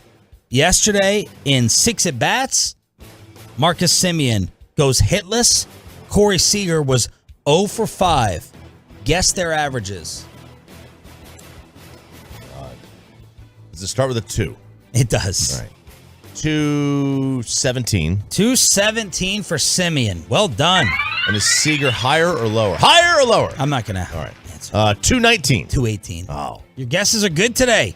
217 and 218 for your number 1 and 2 in the lineup with all that money being made. We may have to get Troy to do a hits per capita. Hits per capita? There you go. With those new salaries that were out there. There you go. Price per hit. Look, they paid a lot of, they paid $500 million for a couple of guys. And then you throw John Gray in there, he was part of that too. But and the returns, the return for Gray is that's been the best return easily. He had 10 strikeouts yesterday, went 6 innings, gave up 1 earned. Yeah. With 3 walks. The ERA is a 4.85. Still, that's not a great ERA, but comparatively speaking to 217 and 218 batting average, it's like he's Nolan Ryan out there. Game 5 of the NBA Finals is tonight after Steph Curry put his team and that franchise on his back with a memorable performance, scoring 43 points. He was the man. That was absolutely special. They had to have it. And Draymond Green, who was getting benched during clutch periods of this game, gave all the props to the main splash brother. Incredible. Put us on his back, willed us to a win, much needed win. Game we had to have. Came out and showed why he's one of the best players that ever played this game. Why, this organization has been able to ride him to so much success. It's just absolutely incredible. 14 of 26 from the field. He hit 7 threes. He had 10 rebounds. He had 4 assists. He did it in 41 minutes. He got 18 from Clay, 17 and 16 from Wiggins. Wiggins doing work on the boards. We said this on Friday. How are they going to overcome the size disadvantage? With Boston pummeling them on the offensive boards as well in Game 3. They out-rebounded the Celtics by 13, RJ. Steph had 10, and Wiggins had 16. Kevon Looney, coming off the bench, had 6 points and 11 rebounds. Draymond scored 2, but he had 9, 8, and 4 in the other categories. When you're missing 3-point attempts, very rarely you get offensive rebounds on 3-pointers nowadays because you got 4 guys outside the perimeter. and everybody else on the inside, and it's just easier to get those rebounds. And that's a big part of why Boston was out rebounded, because they were missing too many threes. If you're not making your shots, and when the other team is, they shot better from three than Golden State. They shot 40, did they? Man, it did not seem like that. They shot 40%, and the Warriors shot 35%. 15 to 38 versus 15 to 43. God, man, it did not seem like that at all. Watch that. It just did not seem like they had a better 3-point shooting percentage than Golden State did. But I guess it was mostly Steph shooting 50% out there. Steph is averaging more points in the finals than the next two Warriors players combined. He's averaging 34.3, and the other two, Clay and Wiggins, 33.8. And tonight, when you watch the Celtics against the Warriors, you're going to see a lot of footage of the Bulls against the Jazz. 25 years ago today, Steve Kerr with the shot. Oh. Man, if you can pull the audio of Steve Kerr freaking out on the bench as he's sitting there and Michael is trying to be discreet. Again, Last Dance nerd. Shout out sales guy Scott. And he's like, basically like, get ready. I'm gonna draw the attention. I'm gonna kick it to you. And Steve's going, I'll be ready. You come to me. I'll be ready. And Michael's like, shut the hell up. There's cameras. Who knows what's spying? Who knows what's going to be relayed to the Utah bench? And Michael kicks it on over. You got to see Michael's calm and cool. And Steve's like, okay, I'll do it. I'll be ready, Mike. I'm stunned. It's like Jesse Holly's conversation with Romo. Just throw me the ball. I got it. I got you. Throw me the ball. I got it. And I won't get caught from behind. I will not get caught from behind. Stop that. That was a great catch. It was. I'm surprised that, having seen that, how nervous, how excited he was, that his hands weren't trembling so much that he was able to get that shot off. I'll be ready.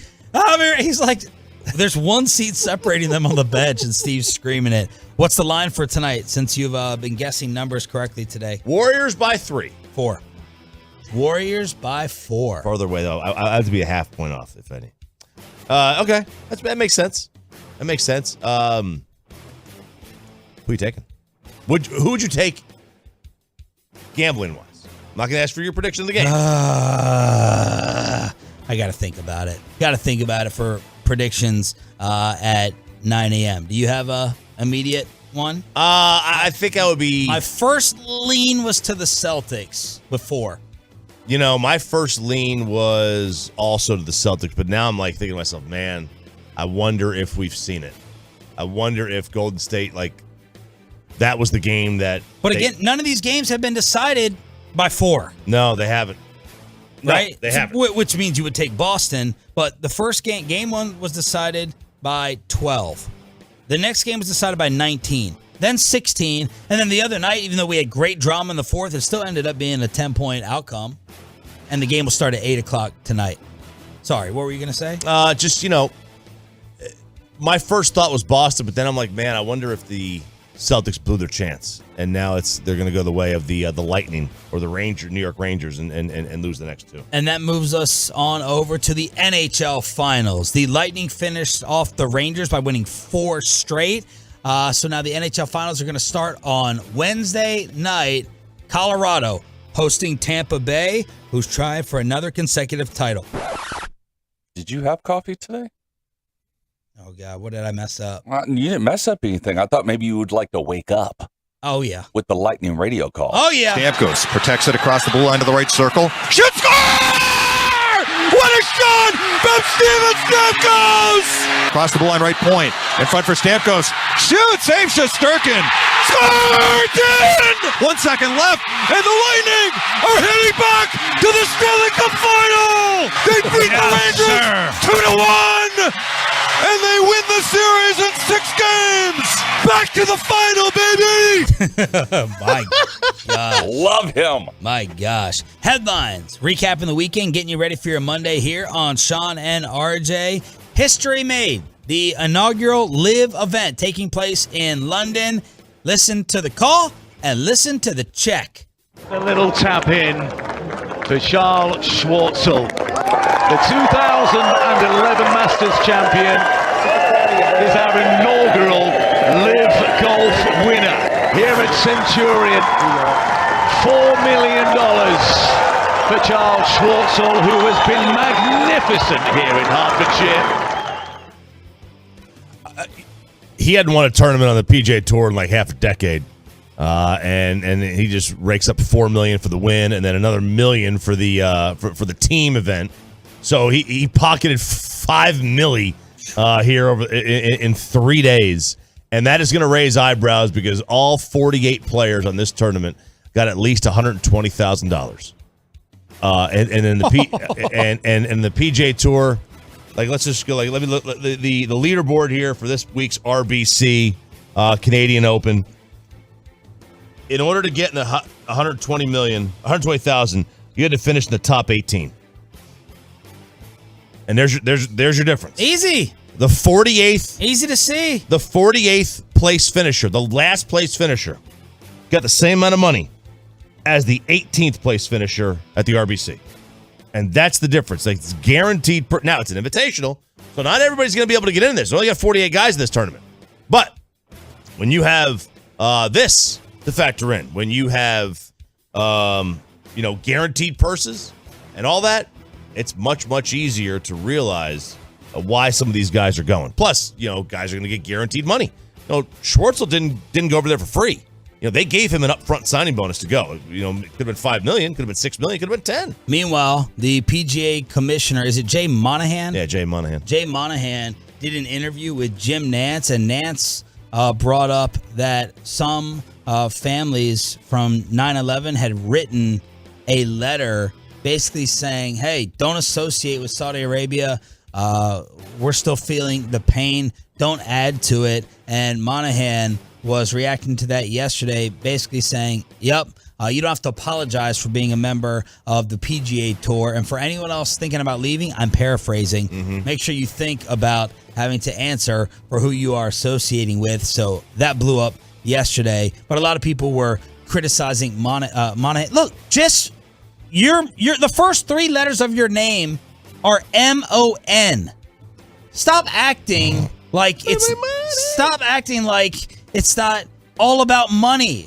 Oh, the PGA and what we agreed to in the bylaws and the initiations that it's not a freaking fraternity, man. It's business. Stop acting all high and mighty on your moral ground. They're making me root for this LIV tournament that I have no interest in. Yeah, I mean, look, there's a... The commissioner is. These are independent contractors. Yes. Every single one of them are. They get some insurance to the PGA Tour. If they could stop and had the overall control of players participating in the majors, then they could be swinging the big clubs. D. Yeah, they could. The hammer. You can't stop them from going to the Masters. So the Masters can stop you, and they might. That's still up in the air. The U.S. Open has already made their decision. It's certainly possible the Masters decide, nah, we're not gonna let anybody play in this thing that is on that. That's possible, but I mean, let's be fair. This is about cash, and Bryson DeChambeau is going to get $100 million or more to go in this tournament or to go to this tour. Phil got about $200 million, and DJ got $125 million. And who knows what Bubba Watson is going to get if he decides to go, or whoever decides to go. Who knows what they're going to get? But I'll tell you, they're going to get a guaranteed sum of money, and that's something the PGA Tour has not been able to compete with, is the guaranteed sum of money. That's it. Headlines here to recap the weekend, your radio sports page to get you ready for your Monday and your week. Thanks to the Tollers for making it our highest rated segment of the entire show on your home of the Rangers and Cowboys. It's DFW Sports Station for a reason. People are talking about a quarterback in the NFC East looking absolutely jacked. They're moving around a running back to try to get him involved. And how crazy are the comparisons of Derek Carr to Aaron Rodgers or Pat Mahomes to Tua T after their receivers were making headlines over the weekend? Around the NFL with Sean and RJ next. Hey, what's going on, Tolos?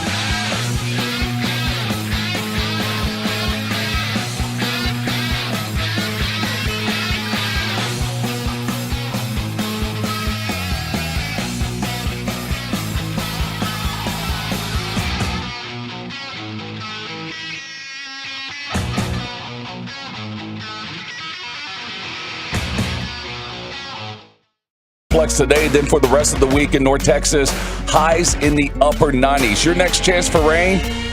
I don't see it. I'm not going to look for it. It ain't coming anytime soon. This segment of The Fan brought to you by Mark Rubin. Rubin & Associates. If you are struggling financially, facing foreclosure or repossession, IRS, credit card, or medical debt, you don't have to face it alone.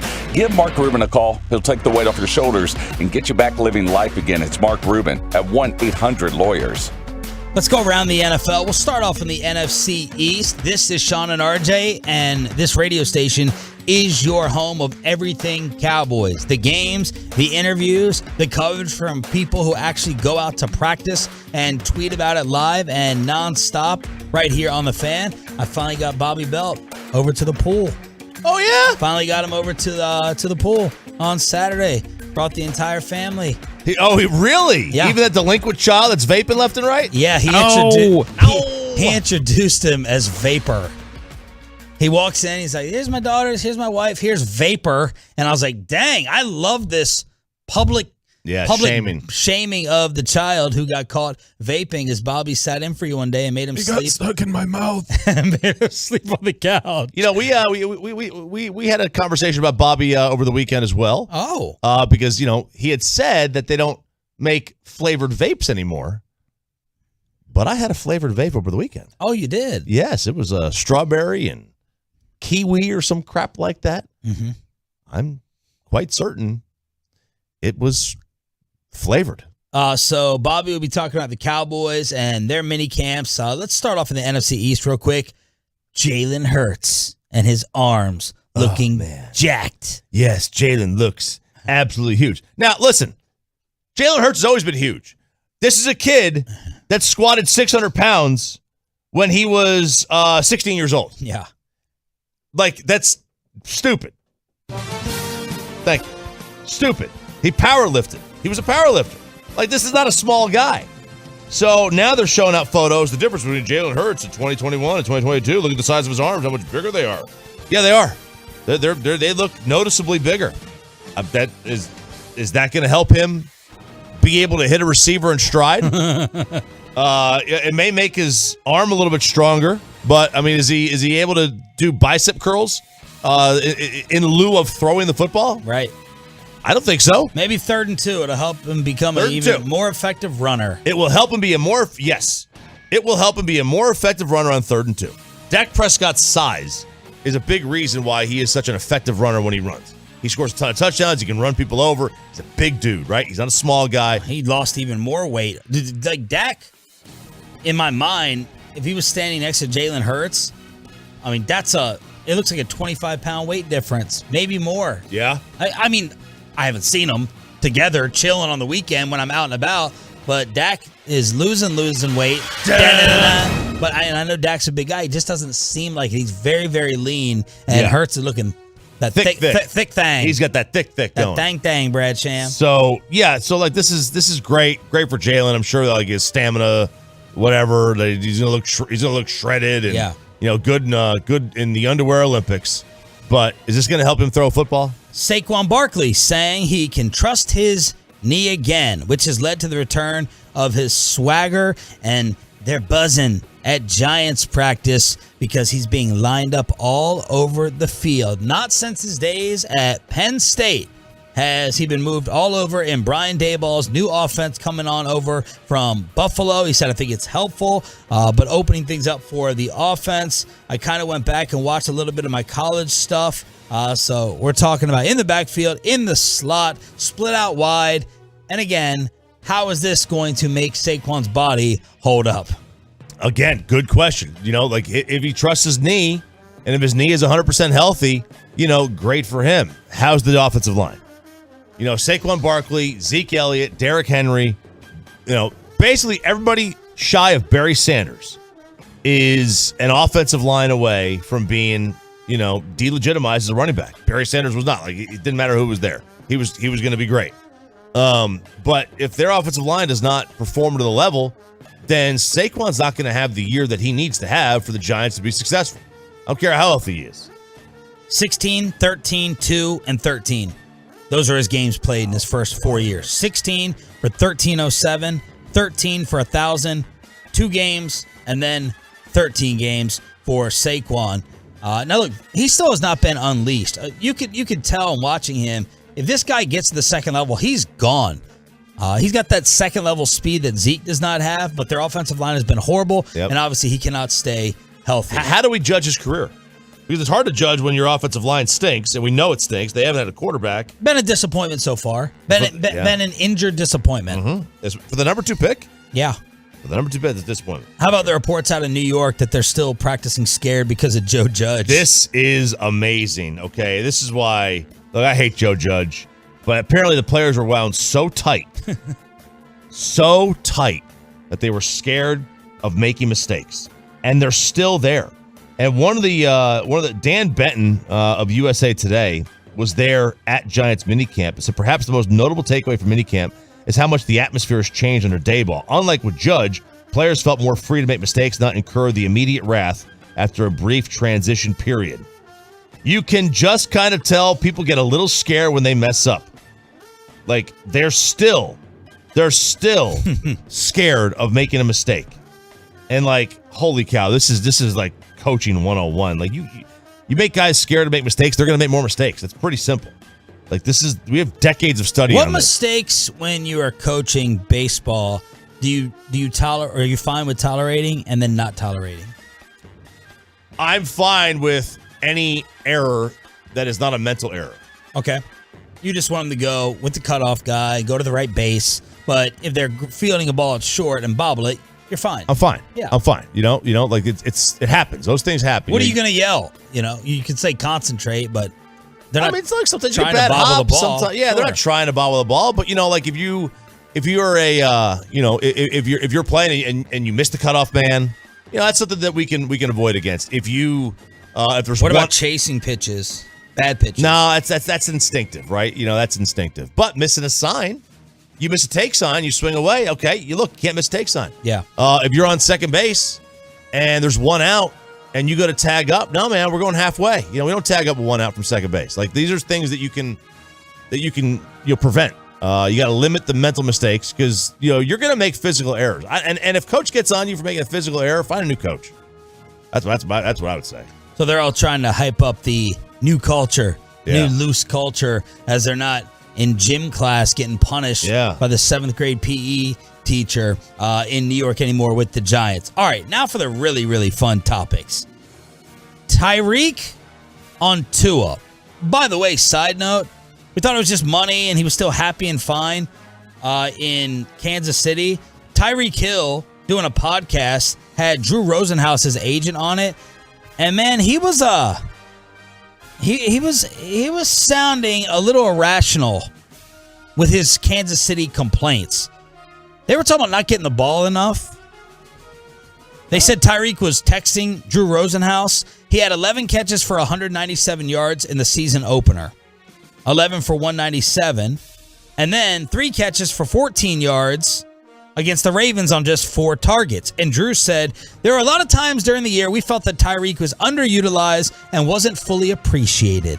And they really weren't taking full advantage of his ability and talent. But he's a trooper, never made a peep, extremely professional. Tyreek said, yep, I never went to the media. And Tyreek, again, playing with the best quarterback and maybe the greatest offensive mind, complaining about the one-on-one matchups that they didn't utilize and take advantage of in Kansas City. So that's Tyreek Hill. I told you all this, and no one else has repeated it.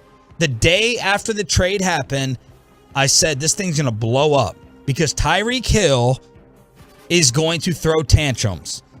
And if he's not happy and thrilled and thinking that Kansas City was perfect, what the heck is he going to do in Miami? Dude, like this is going to be like you want to leave? He'll be out of there. He'll be out of there in 3 years. That's my prediction. Yeah, you want to leave Patrick Mahomes? Go ahead, man. Like, he'll be fine. He'll find someone else. He'll be all right. So they were then asking Tyreek to compare Mahomes and Tua. Quote, obviously I'm going to go with Mahomes as the strongest arm, but as far as accuracy-wise, I'm going with Tua all day. So there's now look, I could see Tua being more accurate. I can't. I mean, obviously not the. Yeah, with Mahomes 5-yard crossing patterns. Yeah, Mahomes is not the most accurate quarterback in the league. He throws a lot of interceptable passes. He just doesn't get them intercepted. Last year, they all came.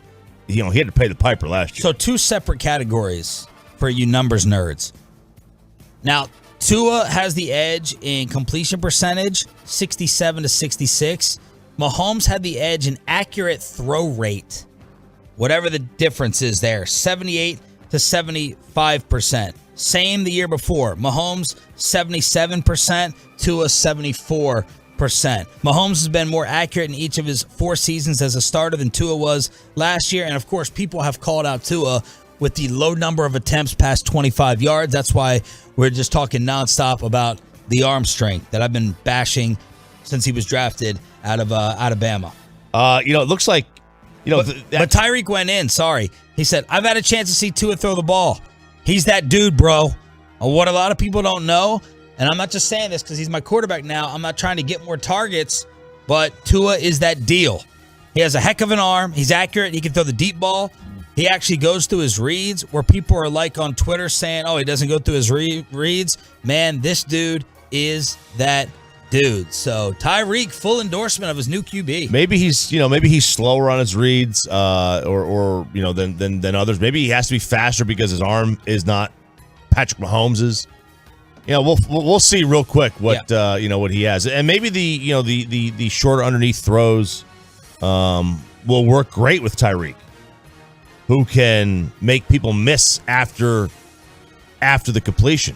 But look, nobody has ever thought Tua was John Elway with his arm. What's going on with Baker, Garoppolo, and Baker with these never-ending quarterback stories? Never-ending Good Lord. quarterback stories. The reports now are they have basically kind of honed in, the NFL insiders and experts have honed in on 2 teams.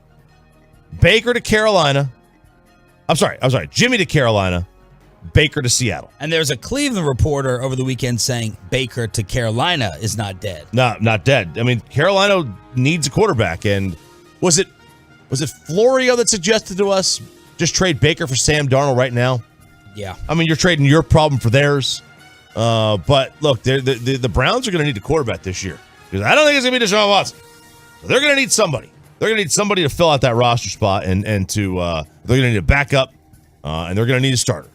Unless you want to pay what amounts to $230 million over the next couple of years for Jacoby Brissett. There is, around the NFL, nobody covers it more. They're more obsessed than Sean and RJ and this radio station being your home of America's team and Texas Rangers baseball. But some Tolos are asking me to bring up a college story to RJ Choppy. I wonder what that could be. And there are some new cars being driven around in Austin. What does that mean for the Longhorns? Let's take a little college sports, not just college football, a little college break with Sean and RJ next. So let's get you over to Athletic.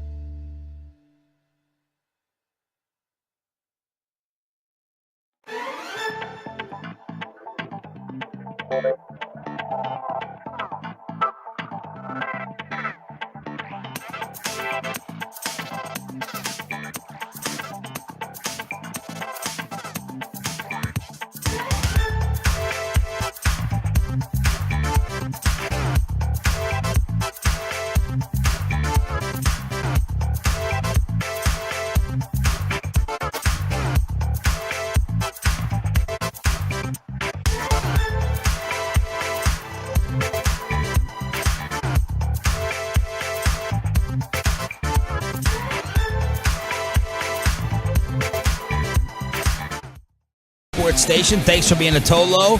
LeBron giving Luka even more compliments. One of the Lakers is getting called out for not picking up a basketball. And you got Steph's parents dating in the crowd of the NBA Finals. All that is on the way at 8 o'clock this morning. But I got a special message from Tolo Justin, who is a diehard. He's got the earbuds in listening.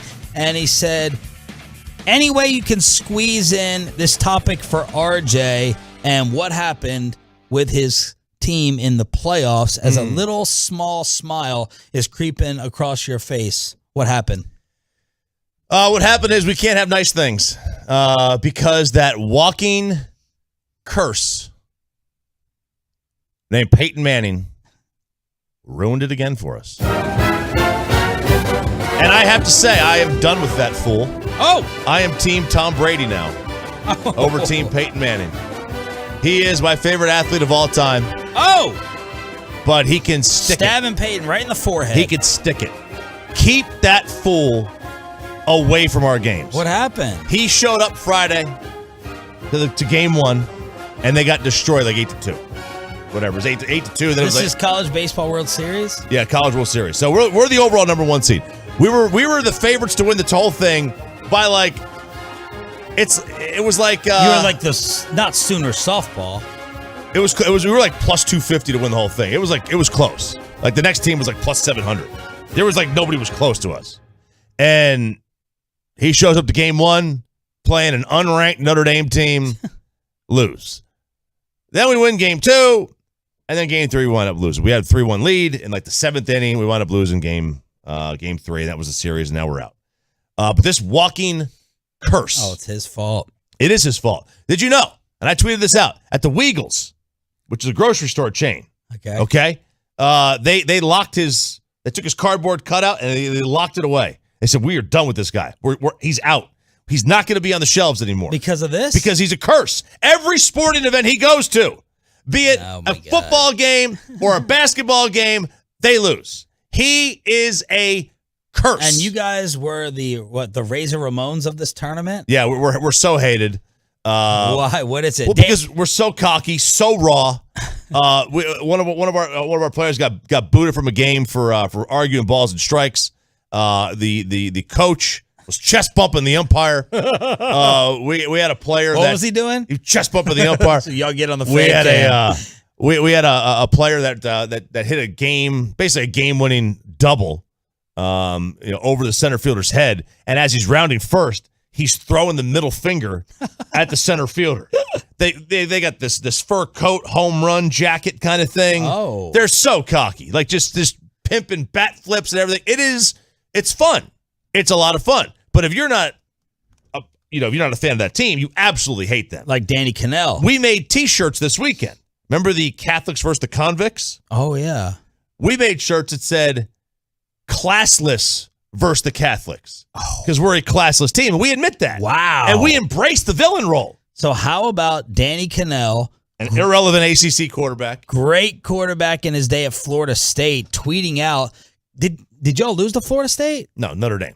Oh, so Danny Cannell, why is he chiming in? He's just congrats Tennessee baseball on a great year. So many memorable moments, flipping opponents off rounding the bases, coach getting tossed for chest bumping umpires, crying over balls and strikes, and of course so many pimped out bat flips. What a legacy. Hashtag Daddy Gang. And then what's Daddy Gang? And then he added classless, never had a chance.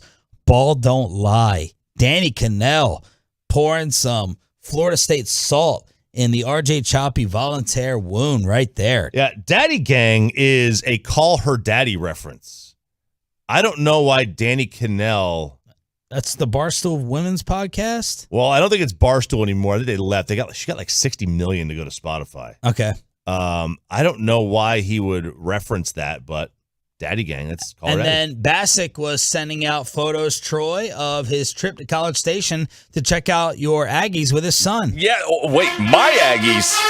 It's his Aggies, too. Oh. Because Bassick was wearing those are fresh hats. He went and bought 2 hats. That's true. Yeah. That's true, but his son says he wants to play baseball at A&M, and unlike RJ's Tennessee Volunteers, why not? Because we are going to Omaha, baby. Oh. That's right. Jim Schlossnagle took TCU to 4 straight College World Series back in the day, and now in his first year, takes A&M to the College World Series. Pretty amazing. Let's see. Here we go. The truckwreck.com text line.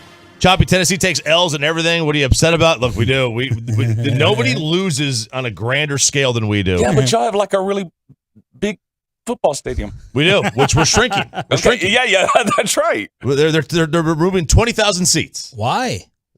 Who knows? They can't fill it? They can. They just want to remove 20,000 seats and put more luxury or whatever. I don't know. It's dumb. It's just dumb.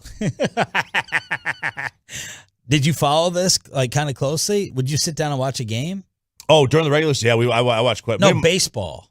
The Tennessee games? Yeah. Oh, yeah, during the season, yeah, I watched quite a bit. Oh, wow. My roommates in college, we were like texting about it, We had more college baseball text chains and football than we've had football ones. Okay, that's it. All right, speaking of college football, Quinn Ewers, of course, the nation's #1 ranked recruit. He had that big brand before he even went to college, transferred to Austin in the spring, QB1 for the college Cowboys, and now the NIL money is putting him in his car. He driving around in an Aston Martin, tricked out with all burnt orange leather. So you got this 19-year-old driving around here. Look at the dash of this thing. I know. Look at that Longhorn, crazy. That Longhorn orange inside this car, and then Robinson, the running back, he's driving a Lamborghini. So someone in Austin is pimping out these kids with these cars driving around at 19 years of age. And then C.J. Stroud traded in his Bentley for a G-Wagon. It's like the amount of money that's being thrown around now. It's so awesome. It's so in your face. It's great. Yeah. It's great. It's like Eric Dickerson and this cute little Trans Am that he got from A&M. I hope these kids don't get targeted. I hate to rain on the like parade. Like from other kids, from other people. Like getting carjacked? I don't know, but 19-year-olds driving around with the Aston Martin. Good for them. But I've always wondered how much resentment and jealousy it's going to cause from other people inside the locker room at that age. Right? I mean, there's definitely going to be resentment and jealousy, whether someone's getting more playing time or getting the keys to a $150,000 Aston Martin. As far as like being targeted, I mean, seriously, why would you target these guys? These guys are playing in Austin. They're playing in Columbus, Ohio. What's the point of trying to steal a car from somebody in a town like that? You'll be instantly noticed. Oh, you got to instantly. You got to take it apart, man. There's nowhere to take it apart. These college towns. That's what we do in East Dallas. You break it down. That's what you do. That's what you do. No, you do. Yeah. You got a little chop shop in the backyard. Hey, can someone explain this Geico story to me, please? Oh, I don't understand How it. could you not? What don't you understand? It's one of the worst stories in the world. Explain it. Woman gets awarded $5 million. $5.2 million settlement from Geico. In Missouri. Why did she get awarded this money, Troy?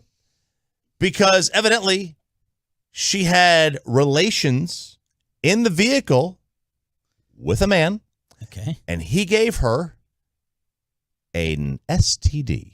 Okay. And because it was in the vehicle, her lawyers argued that Geico is liable. And she was awarded $5.2 million. Now, there's a side part to the story.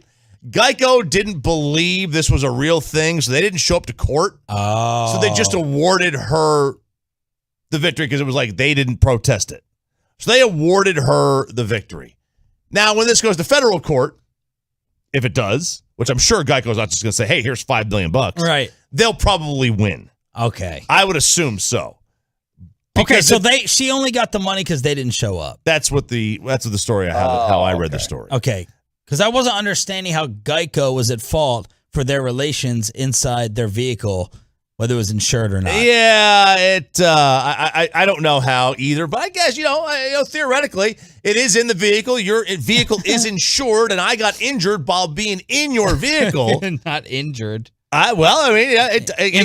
It could hurt. You never know what kind it is. It could hurt. And when he had those AIDS. It could sting. Thanks, Don Sterling. So, people are, now that the floodgates are open, what happens if this happens in your house? Can you use your homeowner's insurance? Could you sue your homeowner's insurance? Right. I hate people. If someone's in your pool I hate people. and they get an infected toe because you don't put enough salt or chlorine in, can they sue your homeowner's insurance? So there you go. Add this up to the dumbest lawsuits of all time. The myth of the robber going down the steps, the burglar and tripping on the loose carpet, able to sue the homeowners, whether that was true or not. Those belong in the hall of stupidity. It does. It's right here with this one. This is hollow stupidity. And, Geico, they should know better. And I hope this girl or this person, whoever did it, ends up owing a ton of money. I hope this gets reversed. She should be thrown in jail. She should. She should be thrown absolutely in jail with her HPV. But the amount of 15 minutes could save you or make you $5.2 million. And real quick, the jokes that were out there this weekend.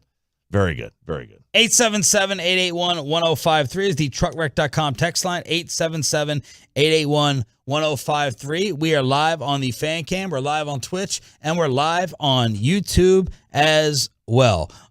Here we go. 15 minutes made her a lot more than 15%. Very good. Oh, the McDonald's hot coffee one. Remember that? Oh, yeah. The woman that sued and won $3 million in punitive damages because she surprisingly didn't know coffee was hot. Yes. That'll be the newest TikTok challenge, this thing now. Oh, yeah. Well, the last one was the death challenge, the angel of death challenge. Is that jumping in front of vehicles? Just jump in front of a car. Just jump in front of a truck. Yeah, that's a good challenge. I swear to God, if my kid ever does that, you'll be kidding me. Did Cindy do the balsamic Coca-Cola challenge? She did not. She did not do the challenge, but that's like the hot new trend on TikTok. If you don't know, it's the way to replace Coke. Sugar? Yeah, Coke, and the best way to replace Coke, according to TikTok, is you get balsamic vinaigrette. Pour about a quarter of it into a cup, put sparkling soda on top, and magically you have healthy Coke. Okay. No. That is just... No. Man, TikTok's stupid. Why? Thank you. Why LeBron is loving Luka again. RJ is going to defend this Laker for not playing basketball in the offseason. And Steph's parents going viral for dating in the crowd of the NBA Finals. All that next with Sean and RJ on the Fan. But let's get you over to QC Kinetics.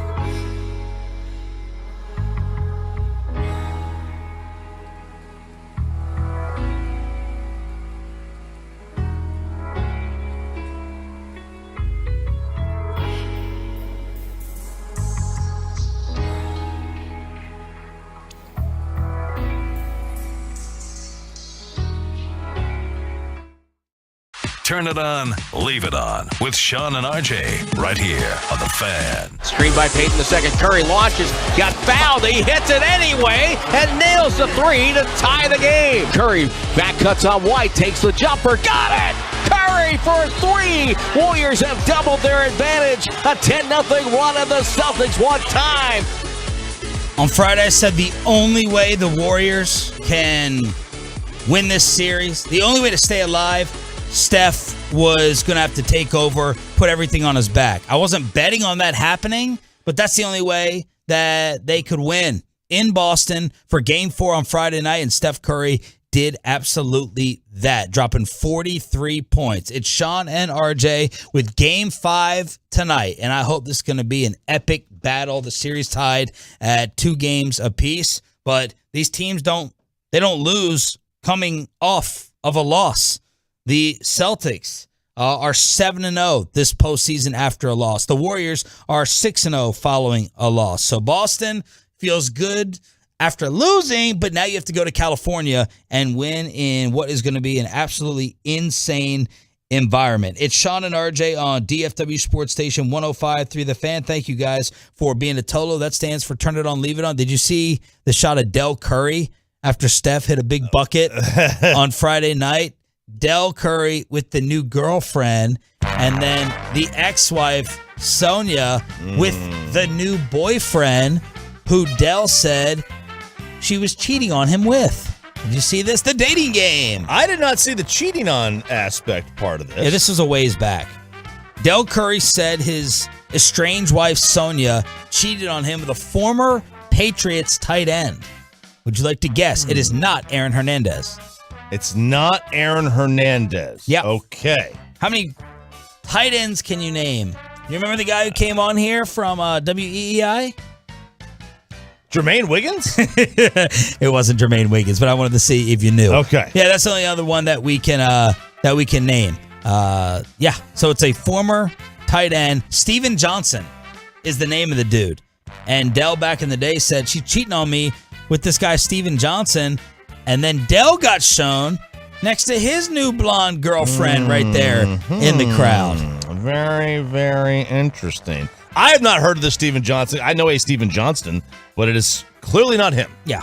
Definitely I think we used to him. work with Steven Johnson. We did. Yes, he did. Yeah.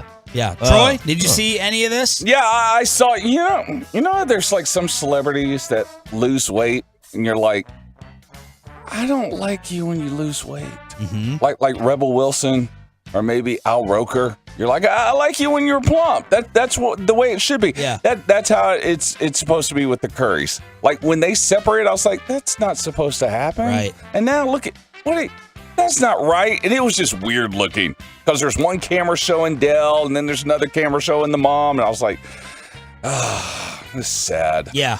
They're supposed to stay together. So that was some of the drama playing out there in the stands. And then Shaq and KD were going back and forth. When Shaquille was bringing up how these Warriors would be doing against his Lakers from the 2000s. So someone put it out there. Oh, it was Shaq telling Frank Caliendo, we would have let Steph Curry drive to the basket and I would have laid his little ass out a couple of times, period. And then KD. The old 90s tough guy rant, huh? KD responded, bring Shaq up in that pick and roll and test them hips. And then Shaq responded, I don't have to stop anyone. I have to be stopped, which is impossible to do. Well, it was. I'm old now. So at least he insulted himself and joked at the very end of that. So there it is. That's how you become likable, Kevin Durant. Watch that in one tweet, text, spoken word, whatever. Yeah. If you embarrass yourself, you could say whatever you want. And now get ready for the first fake shows all today to put up Kobe and Shaq's Lakers against Kevin Durant and the Warriors. Perfect material for them. I wonder if J.J. Redick will even waste his time answering it. Give it the time of day. Probably not, but I'm more shocked by what you said.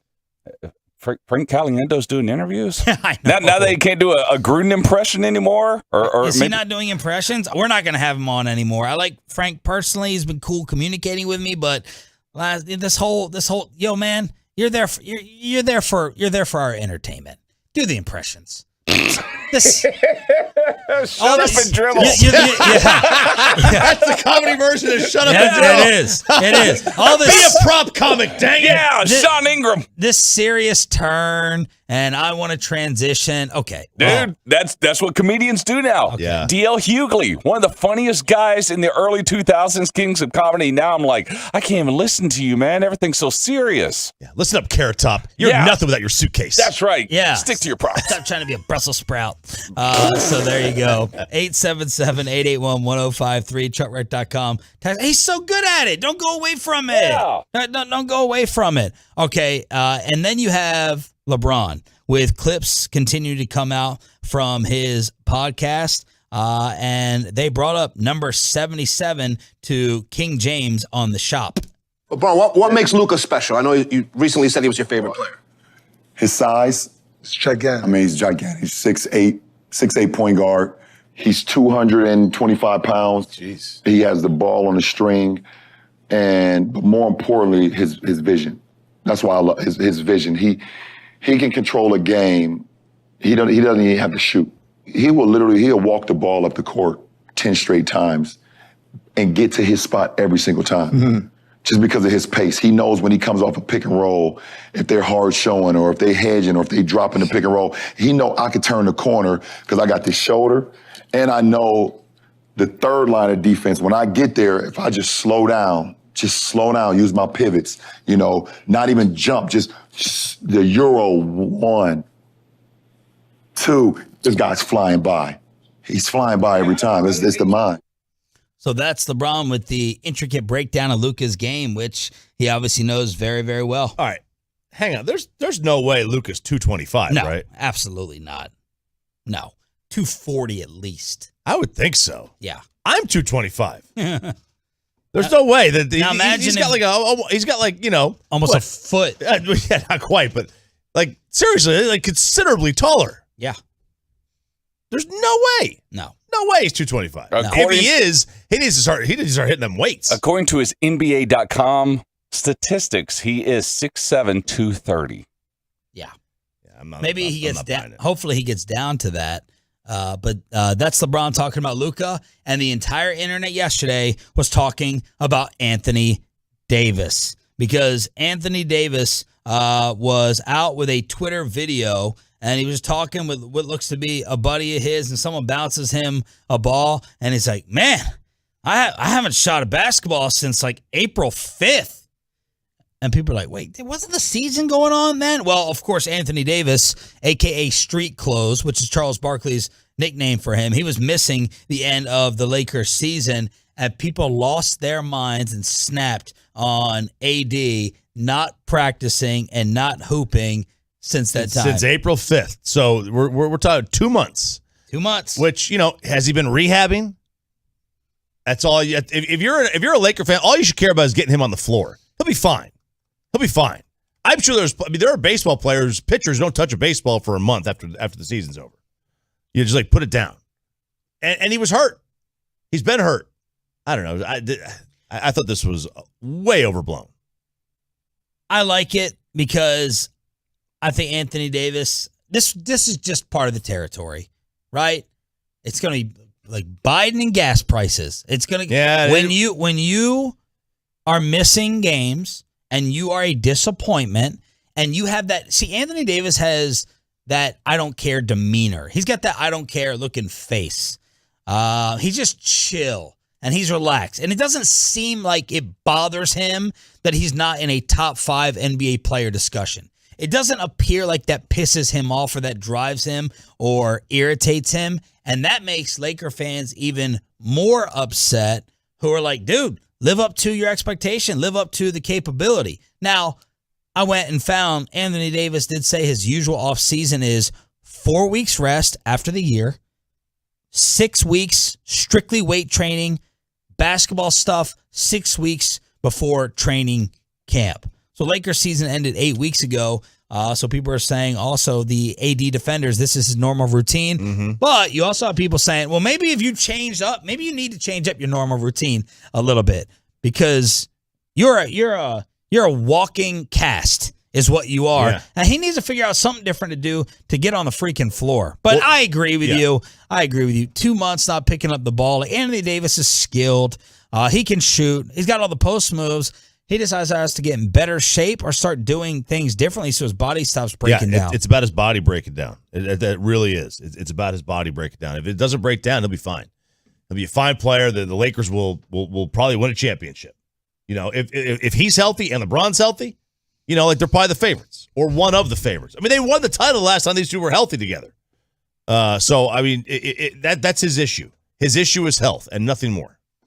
So you got Luka working out, Westbrook, LeBron is shooting jumpers with his kids with the ball bouncing off the Bugatti in the driveway. Did you see that? I thought it was a Maybach. Oh, Maybach. I don't know. One of them. Maybach, whatever. I have no idea. So they're Car all comes with some drapes. Some what? Car comes with drapes. Are you serious? Yeah, and like the inside, yeah. Drapes? Like for the windows? Oh, yeah. Oh, okay. It's like fancy. Yeah. No idea. And then you have Zion saying, I do want to be here. That's no secret. So everyone was he at a McDonald's? Where was he? Yeah. Everyone is trying to figure out what the Pelicans should and will do with this decision to give Zion max money or not. How would you like to be that front office deciding? Or is it an easy decision? I think it's a great sports debate. Is it an easy decision? No, it's not an easy decision. Is it for you? No, that's why I think it's a great sports debate. Like, I mean, for me personally, I can't make a judgment on him. Yeah, I need to know how healthy he is. You know, and they don't know. There's no way for them to know. Right. There's no way to find out. They've got to do this. Basically, it's like, you know, the Nets. The Nets gave KD that money right after the Achilles. They had no idea what his game was going to be like. They had no idea. Was he going to return to health? Was he going to be 100%? All that stuff. They just had to do it. They had to do it. And if you're in New Orleans, if you think he is the truth, then you have to do it. But they would know better than we would. I mean, for him to say, I do want to be here, there's no secret. Listen, he's 21. He definitely doesn't want to go to a new city, a new team, and start fresh. When you're 21, why not? Because you've been It's New Orleans. Yeah, he's been coddled by that organization. Oh, man, you've gained 70 pounds. That's fine. You're good. We love you. And plus, what's the stigma on his name and his appearance on the other NBA teams? He's going to get his ass kissed probably anywhere. Like, his biggest nightmare would be going to Miami to have Riley put him in fat camp. But we all got to go around the room, and you decide if you're giving him the max.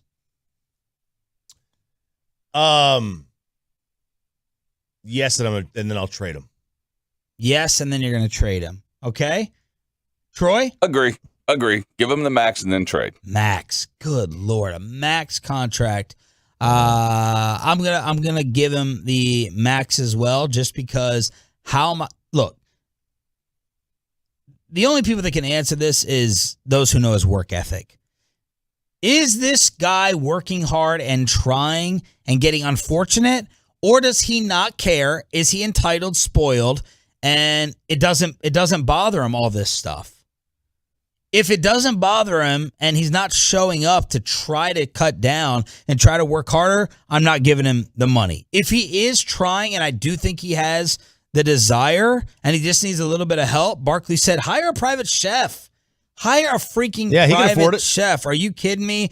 Then I would give it to him. And how else are the Pelicans going to get that star power replaced? Yeah. You're probably not getting free agents. You just made the playoffs without him, so you're not going to be in the picking top 3. Yep. So I would begrudgingly re-sign him and be terrified every single month. Yep. The truckrack.com text line has. And by the way, David Griffin, the GM, has recently confirmed that they would be giving him a max extension, saying, quote, it was an easy decision. It's an easy decision. Yeah. Yeah. Look, $200 million. Fantex brings it up. You can replace the money. You can't replace the generational talent. And that's what he is. You know, let's say you give him $200 million. Now, the Pelicans can replace that money. Eventually they'll make that back up. You can never make up for the talent you're losing. You can't replace that. And that's going to be the issue. You know, do you just bite the bullet and say, we need the generational talent if he is that, if you believe he is that. If he is, then yeah, you can't replace it. You got to sign it. Did you have to replace your air conditioner? Did you have to replace your power this weekend from the ridiculous Texas heat? And are the White Sox replacing their manager after the Rangers series this weekend? That's all next with Sean and RJ right here on your home of Rangers baseball, 105.3 The Fan. But if you did have to replace that AC unit, maybe it's broken right now. Might I see?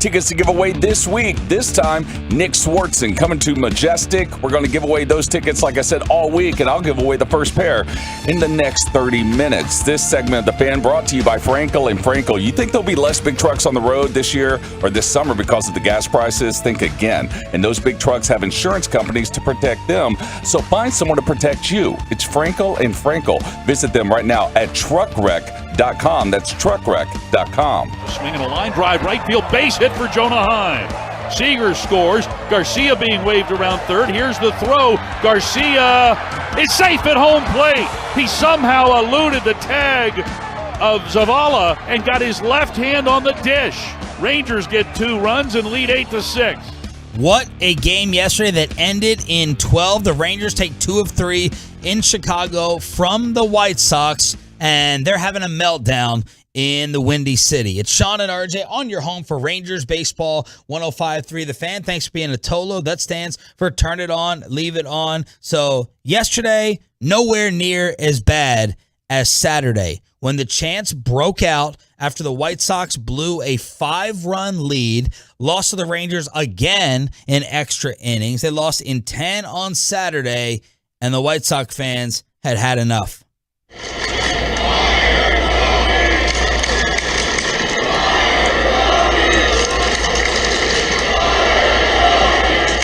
By the way, that was the Rangers' 3rd comeback from down 5 this season. Then yesterday, it takes them 12 to get it done. Jonah Heim, Adolis Garcia. You got a crazy double play from left field to end the game with a base running issue from Chicago. But they want Tony La Russa gone after what he did last week with the intentional walk against the Dodgers and Trey Turner with a 1-2 count. Here's Baseball Insider Buster Olney on ESPN on the latest with La Russa. Part of the reason why Tony La Russa is the manager now is because Jerry felt bad about firing him almost 40 years ago. So the front office might have a view, fans might have views, social media might have a view. Nobody's view matters other than Jerry Reinsdorf's. So there's Reinsdorf, of course, Chicago Bulls owner, last dance. Felt bad for Jerry Krause at times, allowed him to basically break up the Bulls, and now he's feeling guilty for what he did with Tony La Russa back in the day. Yeah, he fired him, or didn't renew his contract back in the 80s, and he's wanted him back ever since, and he got him back. And they went to the playoffs last year. They won the Central. They're they're a talented roster, very talented. They've had some injuries. They've had they had an injury. Their pitcher, one of the best pitchers in the American League, got hurt yesterday. 15 pitches in, had to leave the game. So they've had the injury bug hit them over and over and over again, and they're not winning as many games as they should. They're a much better team than 4 games under 500. And ladies and gentlemen, your Texas Rangers are in 2nd place. Oh, baby! In the American League West. 8.5 behind the armpit. That series is starting tonight in Arlington on this radio station. Silver boot up for grabs. 6:30 pregame, 7 o'clock first pitch. It's the Astros, 14 games over. The Rangers are 3 games under. We're a half a game up on the Angels. Mike Trout came back for L.A. Seattle is 10 back, and then the Athletics are 20 games under 500. They're 17 games back. So we're in 2nd place in the American League West at 28-31. With 7 playoff teams now, there's a or was it? Is it? Oh, it's 6 playoff teams. There's a chance. There's a chance that you can be basically a 500 team, a little bit higher than that, and sneak into the playoffs. I would still doubt it, because last year you would have needed 91 wins in the American League to be the 6th wild card team. It's still going to be very, very difficult, but they're playing competitive baseball here into mid-June. The Yankees, really, baseball sports radio is in heaven because they got the Mets and the Yankees. Yankees beat the Cubs yesterday 18-4. Aaron Judge is going off with his home run totals. They're 44-16.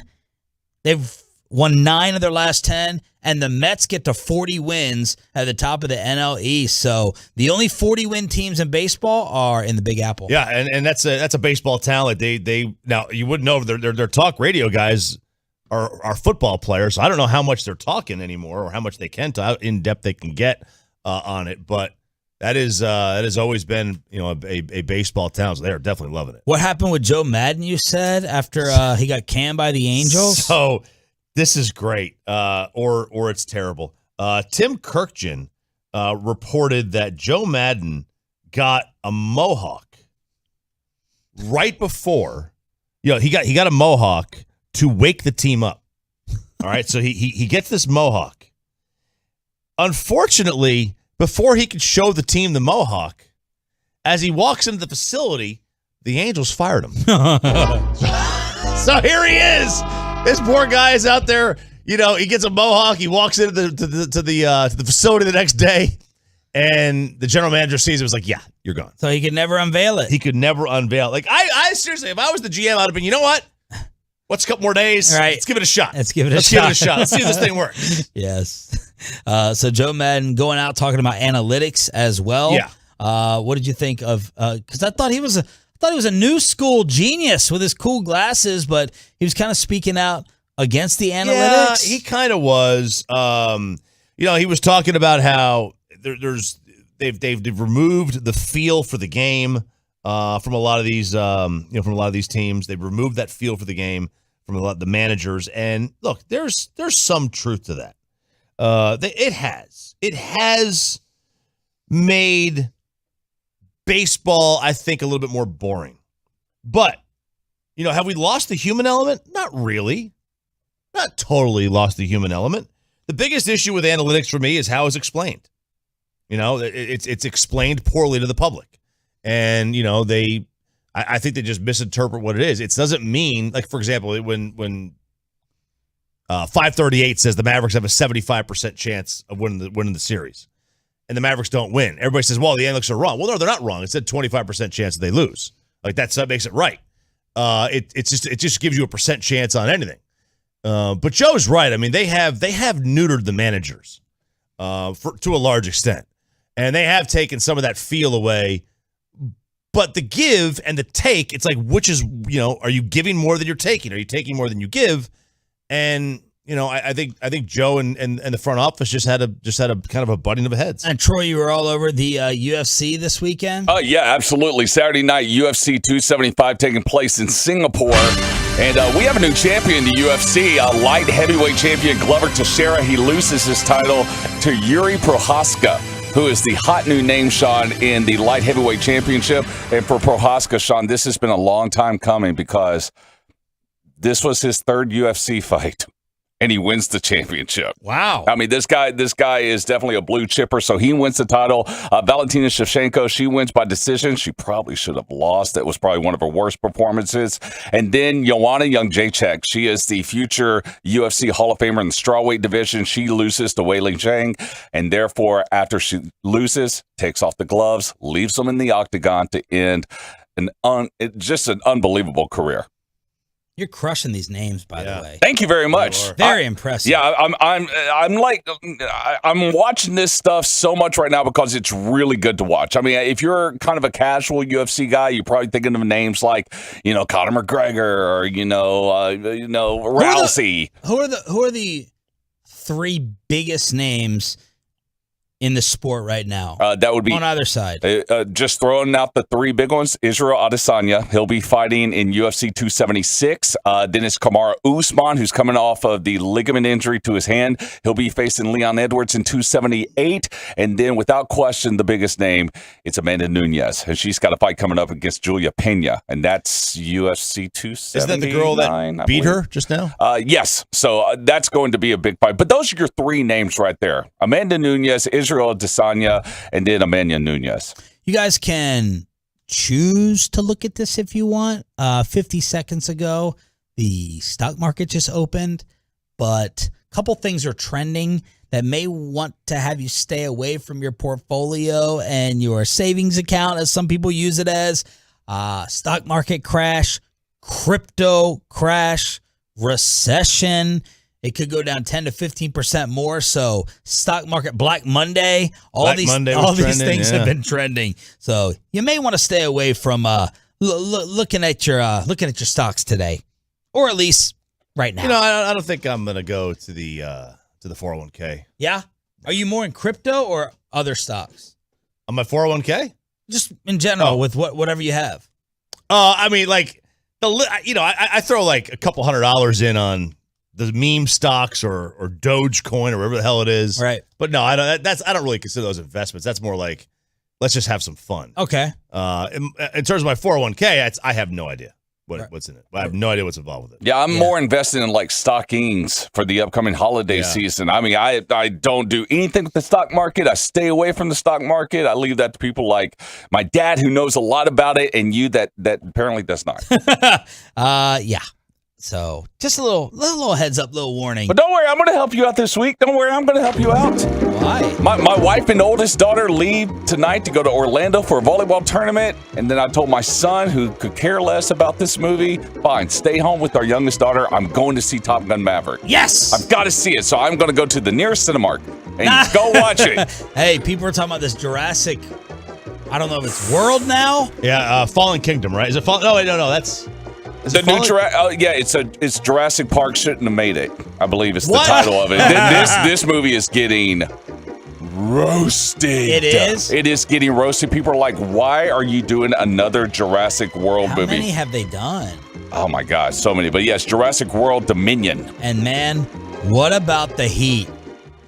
I'm trying to remember. Brutal. Yesterday was unbearable. It was awful.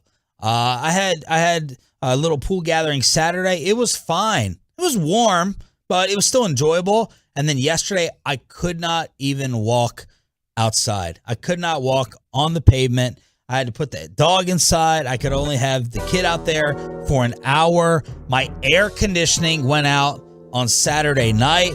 My house got up to 84 degrees. Oh, God, it's terrible. Inside. That sounds great. It was awful. Shout out Tolo Mike for helping me out with getting it fixed. My Lord. Man, it was so bad. The heat was awful. Going through waters, going through ice, just, these baseball games. Shout out to the NTX Aces. I can't believe. So I thought RJ was sending me a wrong text yesterday. He goes, just to let you know, I'm going to be home later than normal. Like, they keep winning. And I was like, wrong text. And then I was like, oh, he meant that for the prep. Yeah. The show prep. And then I'm like, wait a second. You are sitting outside in this, watching and coaching baseball? Yes. So we had a game. My younger one's team, they got beat by the Aces. And then my older one, that's who you gave your shout out to? Yeah, but remember the Wichita Falls team that we got into a fight with? At least I got into a fight with. Yeah, didn't y'all become BFFs later? Yeah, me and the coach became like, developed kind of a friendship. Well, a team also from Wichita Falls beat my other one's team, the Brahmas. And the Brahmas? And they were like... Is that really after the Rock? Isn't he the Brahma Bowl? No, I think it's after the old Texas Brahmas. Oh. Yeah. The hockey team. Yeah, in Fort Worth. So Fort Worth Brahmas. And so they're like, man, we're from Wichita Falls too. We heard your rant a couple years ago on that Aces team. And they're like, we hate them too. And okay. But they put us out of our misery yesterday because I would have had to sit out there for 2 more baseball games had we won.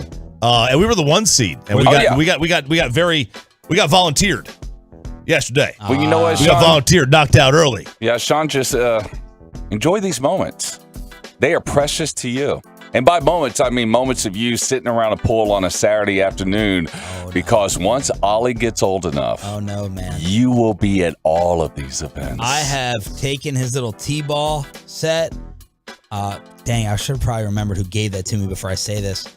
Oh man, we're using that for other things. Yeah. What, rage rooms? You're putting your beer on the tee now? Yeah, the little baseball, that's gone. He doesn't even know what a bat looks like. I'm keeping him far away from that sport. Man, you know what's gonna happen? Save my Saturdays. He's gonna wind up playing soccer. Soccer, basketball, football, they're all on Saturdays. Yep. But indoor soccer, hopefully. Well, or outdoor the cold soccer. Or what if he's a tennis player? Yeah, you gotta continue the tradition, the Sharif tradition. No, man, we got a little piano. I want him to entertain inside playing the piano. Stay away from the sports. Look, man, I told you, when you're brown, you can't be over 5'10" anyway. So you hit. Well, that's what I got in my family. We got the Indian and the Mexican. Singh on line 3. They got no chance. Satnam Singh. Sean and RJ on DFW Sports Station 105.3 The Fan. Am I going to have to? Oh, Sandler gave me the baseball set. I thought you gave me the golf. Yeah, I'm letting him play with the golf clubs. Yeah, okay. Let him go ahead and do that. Yeah, you don't have to go watch that. I don't have to go watch that. I may have to defend Jack Del Rio. The Commanders' defensive coordinator is in the headlines again. And how about Derek Carr getting compared to Aaron Rodgers by Devontae? That's next. A little Around the NFL on your home of the Cowboys after this. Well, let's get you over to Athletic Green.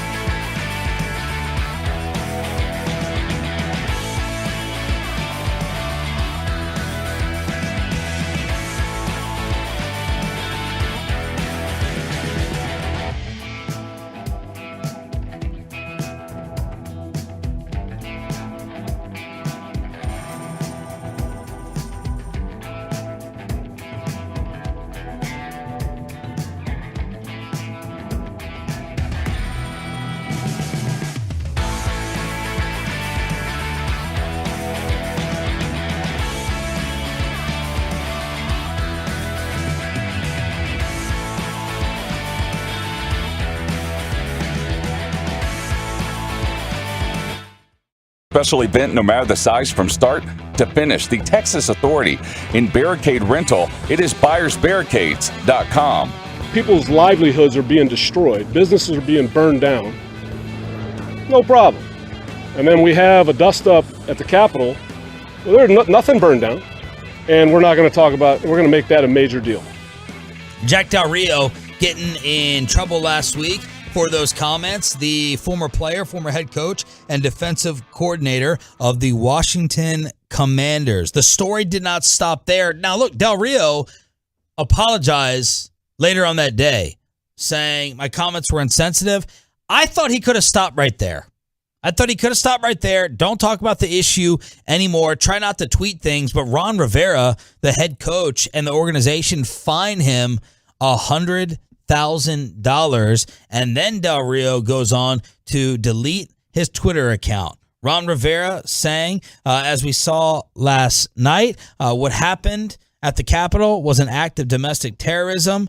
A group of citizens attempted to overturn the results of a free and fair election, and as a result, lives were lost and the Capitol building was damaged. Ron Rivera said that the comments do not reflect the organization's views and are extremely hurtful to the District of Columbia. So this story may have been magnified even more because they're sitting there in D.C., right down the street from the Capitol, but I was like, okay, fining him $100,000, like it seems like a little much, and I feel dirty doing it, but I gotta say, okay, that's enough now on Jack Del Rio. He came out, he issued a statement. Yes, I feel like it was a forced statement. The team made him do it. He got rid of his Twitter account. Let's let off the guy now. Let's let off the guy. Enough is enough. That's my opinion. Look, the locker room is going to determine his fate. The $100,000 fine, keeping him on board right now, none of that matters. If he doesn't have the locker room, he won't have a job past week X. If he has the locker room, then they'll be fine. And apparently Chase Young loves him, according to an ESPN source. Yeah, that is true. That's his guy. Yep, and that's true. And you know, it's good to have the best player on the team as a fan of yours. It's really, really good if you're a coach. That's just kind of the reality of the situation. Like it or not, if you have the best player and if he is on board with not necessarily your line of thinking, but he just has your back, and you know, reasonable people can disagree on various political issues. You know, some of these are a bit much. Like, you know, it wasn't a dust up. Yeah. You know, but you know, if you have people have weird opinions, you can most of the time, you know, work around that. If he doesn't have the locker room, though, he's not going to have a job. That's the end line for him. Is tonight the second airing of the hearings? I think it's tonight. Not tonight. It's during the day today. In fact, they may be doing it this morning right now. Oh, yeah. Okay. I need to see the time on that because Twitter is always a very fun place to follow along with that. But Ed Reed, the Hall of Fame safety, said, today I'm sick and tired of dust up. $100,000 fine is not enough. Money ain't nothing to a person who is recycled through coaching. It's always one. First it was Saban. Now it's Jack to remind us what it is. Man, if you're coached by him, put your pants on, guys. It's simple right and wrong, and this is wrong. What is he referring to as Saban?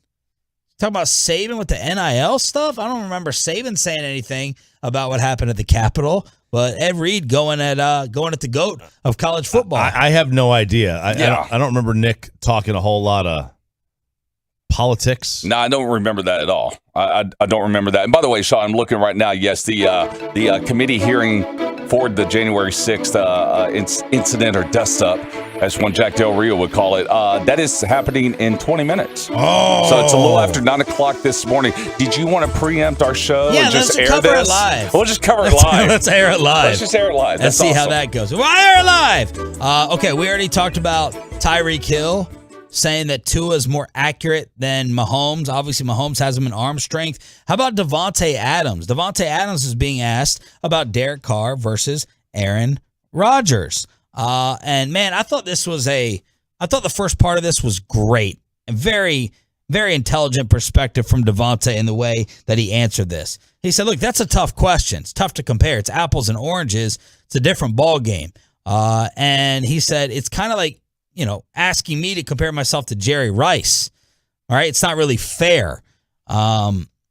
It'd be tough to do that because Jerry's put together what he's done. I have undeniable respect. I still have a lot more to do to even be mentioned with him. And same with Derek if you're talking about Aaron Rodgers. But then he said, all right, here we go. I'm going to keep it real. As far as talent and ability, it's really similar. Derek's arm strength, they throw the ball a lot different. Derek's going to fire it in there, and you're going to know that thing's coming quick. And Aaron's got the ability to just tighten that core up and flick the ball to you. So the release is a lot different. But being able to get you the ball late, if they see you coming out of a break, not many quarterbacks can get it to you before you get to the sideline if you're outside the numbers already. And then they both obsess over it. Devontae said they know everything that's going on out there. A lot of times I've seen Aaron call out a blitz. The safety's 17 yards off the ball. And he'll say, yo, this guy's coming. I'm like, what? Sure enough, he comes flying on the snap. Same thing from Derek. I don't think I'm ready to compare myself to Jerry Rice just yet. And I feel like the same when it comes to Derek and Aaron. So a lot of people are saying, what? Are you crazy? But look, obviously you're going to support your guy. Of course you are. Tyreek Hill isn't going to go and trash Tua, but I like hearing the specific breakdowns about their games when it comes to Carr and Rodgers. Look, with Aaron Rodgers, you are talking about maybe the most physically gifted thrower of any quarterback who's ever played. Like, you're sitting there and we talk about Ray Allen, Ken Griffey Jr. Who's the Griffey of quarterbacks in terms of just looking picture perfect throwing the football? Oh, I was going to say the one that's always hurt. Mahomes? No, like Mahomes. Griffey's always hurt. Oh, okay. Little shot at Griffey there. No, I mean in terms of the swing. The beauty of watching them. I think most people would probably say it's Aaron Rodgers in terms of his release, his follow through, and just flicking the football and having it on you in terms of, how gorgeous it looks. Comparing anyone to Aaron in terms of talent is always very, very dangerous, and it's going to be a losing cause. It's a fool's errand, man. Like, it is. It really is. Oh, so what you did there. Yeah, right? No, I was looking from a prettiness of throwing the ball. I mean, like, it's hard to beat Brady. The way he's just, his posture and the way, everything is just textbook. But Rodgers is so... Rodgers has Rodgers' arm, we're talking about I'm trying to do it off the top of my head, but we know Favre's arm strength. I'm just saying. Yeah, Favre's, Marino, Elway, and Rodgers. I mean, he's got a top five. He's got a top five. Josh Allen. Yeah. Just guys are howitzers. Yeah. Top five arm of all time. My son went to the Plano Passing Academy last week with Coach Todd Ford. Big fan of Coach Todd Ford. So went out there, and the coaches kept on pointing out to one quarterback. If you want to look at a flawless execution, Justin Herbert. That's the quarterback to watch today. That's flawless executions they point out. Okay.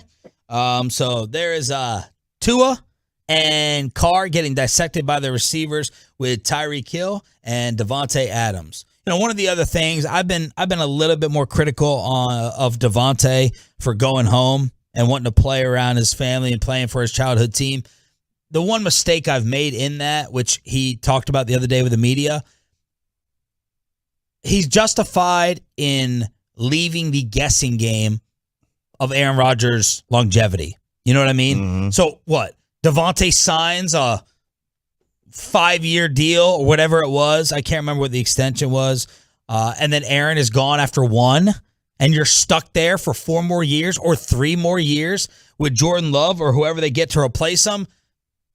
You're justified in leaving that uncertainty, that guessing game. Because then you're stuck with a quarterback in Green Bay, Wisconsin. A lose-lose when it's not Aaron. I mean, look, I'd rather be in Vegas than Green Bay. And I'd rather have Derek Carr than Jordan Love. That was the predicament he was in. He had to. He wasn't looking at just this year. He was looking at the next 5 years. How long is Aaron going to play? No idea. How long is he going to be in Green Bay for? No idea. He was almost out of there last year. So I don't blame him. I don't blame him one bit. And it's not like he's going to a bum. If he had said that Aaron Rodgers, let's say he went to I mean, just Marcus Mariota. And he said, man, I mean, there's so many, their talent level is like basically the same. I'd be like, all right, man. Okay. Right. let's come on now.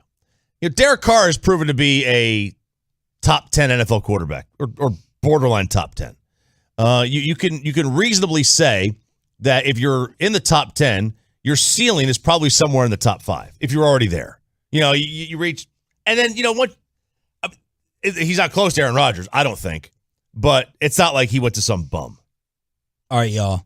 This is going to be tough. Try and predict what happens tonight after Steph Curry's Game 4. Game 5 NBA Finals prediction. What's up with Tatum? What's up with Draymond? Final hour of Sean and RJ next. Let's get you to better help, and let's get some help for you.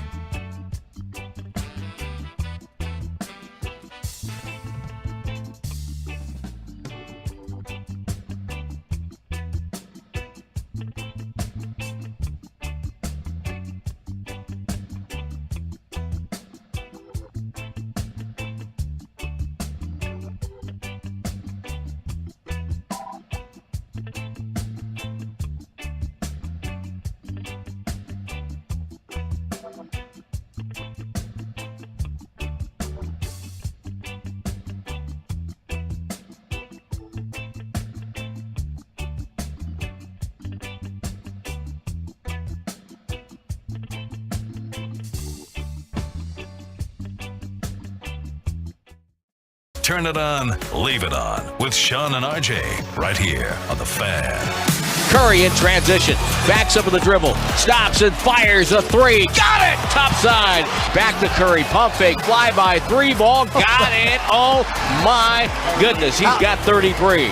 Warriors Radio with a call. Fist pump time. Final hour of Sean and RJ on the Monday edition on DFW Sports Station. Thank you for being a Tolo. It was going to take a legendary, too strong, I think, but it was going to take a memorable, put you on my back performance from Steph. And he did it Friday night. 43, 10, and 4 assists. He hit 7 threes. He was giving it to those mass holes in the crowd. Steph Curry joins Jerry West and Magic, the only point guards to record 40 and 10 in a finals game, 10 rebounds. In the series, 34 a game, 6 boards, 4 assists, 2 steals on 50% from the field and 49 from 3. He's shooting the same daggone percentage from the field as he is from 3. Players averaging 30 on 50 and 45 in a final series. MJ in 91, Durant in 17, Steph in 22. Celtics last 5 minutes of this game, we talked about the Warriors fading in some of the final 5 minutes. Celtics, 3 points, 1 of 8 from the field, 1 of 7 from 3. They were outscored 17-3. And now finally, there's a little bit of heat on Jason Tatum, who I called out a little bit last week. So we are all tied at 2 games apiece with Game 5 tonight in San Francisco. Man, what it's turned out to be, again, none of these games are close, but it's turned out to be, 2-2. You can't ask for anything more. The NBA could not ask for anything more than 2-2. I suppose they want to get greedy. They could ask for close games. Like a world-class Game 5 tonight would be epic. One of these like, hey, this is the 82% game. 82% of the time, the team that wins the tied series 2-2 wins the series. Well, this is it. And you get an epic one of those Game 5s. It could be great. It could be great for the sport. It'd be great for for Steph if they wind up winning and he has another big game, or for Tatum to actually show up in one of these things. Have you changed your mind about Steph after this series, or did the other night do anything? I keep on having. It's because the media is also shoving it down our throats. I keep having these Steph Durant comparisons in my mind, right? Because they were on the same team, and people were talking about the Warriors' record being bad without Durant there. And look, I think, in terms of the better player, it's always been Durant over Steph.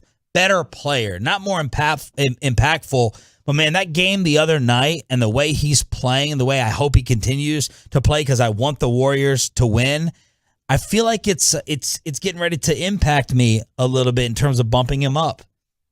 His stature has always had me keep him down. I know this sounds really weird. It's always been like, oh, there's little cute Steph Curry running around. You know what I mean? Like, it's David versus Goliath, and it's like, all right, yeah. Do I take him less seriously because of his stature? And he's just this little dude out there. But God almighty, he's freaking must-watch. His skill set, we've never seen it before. And I'm trying to get through this mental hurdle of moving him on up. And I have Kevin Durant first in my sights to compare him to after what Steph did the other night. It's going to be hard. Because he's doing this with a lack of help. He's doing this with a lack of help. You get 18 maybe from Clay. Maybe you're going to get, 17 from Jordan Poole. It was him against the Celtics the other night. I mean, look, it really was. But it is going to be, he is capped. Like, capped, why? By what? It's too hard to crack the top 10. Like, his career's capped. Just who are you taking out? Like, who are you going to take out of the top 10? Kobe? Shaq? You take out Duncan? You take out Kareem? You take out Larry Bird, Magic, Jordan, LeBron, Wilt? I mean, he's kind of locked. That's the unfortunate thing for him. He's kind of screwed. And then then Luka's coming. He needs to win 4 titles. Yeah, or get close to him. Yeah. No, I haven't really changed. I mean, look, he's still an all-time great. It's just is he 12th or 18th? Or 11th? Where is he? Because I do believe that there is a cap on that. Steph averaging more points in the finals than the next two Warriors combined. He's at 34.3. Clay and Wiggins, 33.8. Jason Tatum, one Tolo was arguing with me that they'd take Tatum over Luka. I haven't heard from him much over the weekend. Tatum's shooting 34%. That's the lowest by any player with 20 or more attempts per game in a final series ever. 34% overall, 26% in the second half. Tatum's shooting 25% in the fourth quarter. So the numbers are plummeting in terms of the shooting percentages. So, how do we pick tonight? My struggle is this, and it's the reason I flip-flop and said Celtics in 6 after I first said Warriors in 7. Here's my struggle. Yes, the other night happened, but I feel like it has to happen again for Golden State to win the title. I don't have enough. So is he going to get the surprising role player support? My problem is the game is in California, so you're going to get all the juice, all the electricity, all the hype. So that's where my struggle is. I'm like, can he do this again? Does he have to score 40? Does he have to score 40 in order for them to win tonight and win this series? What's your feeling? Warriors are favored by 4. I think Boston wins tonight. Woo! On the road. On the road. This has been a great road team all year. Were they 8-3 on the road this year in the postseason? So you're sticking with 6.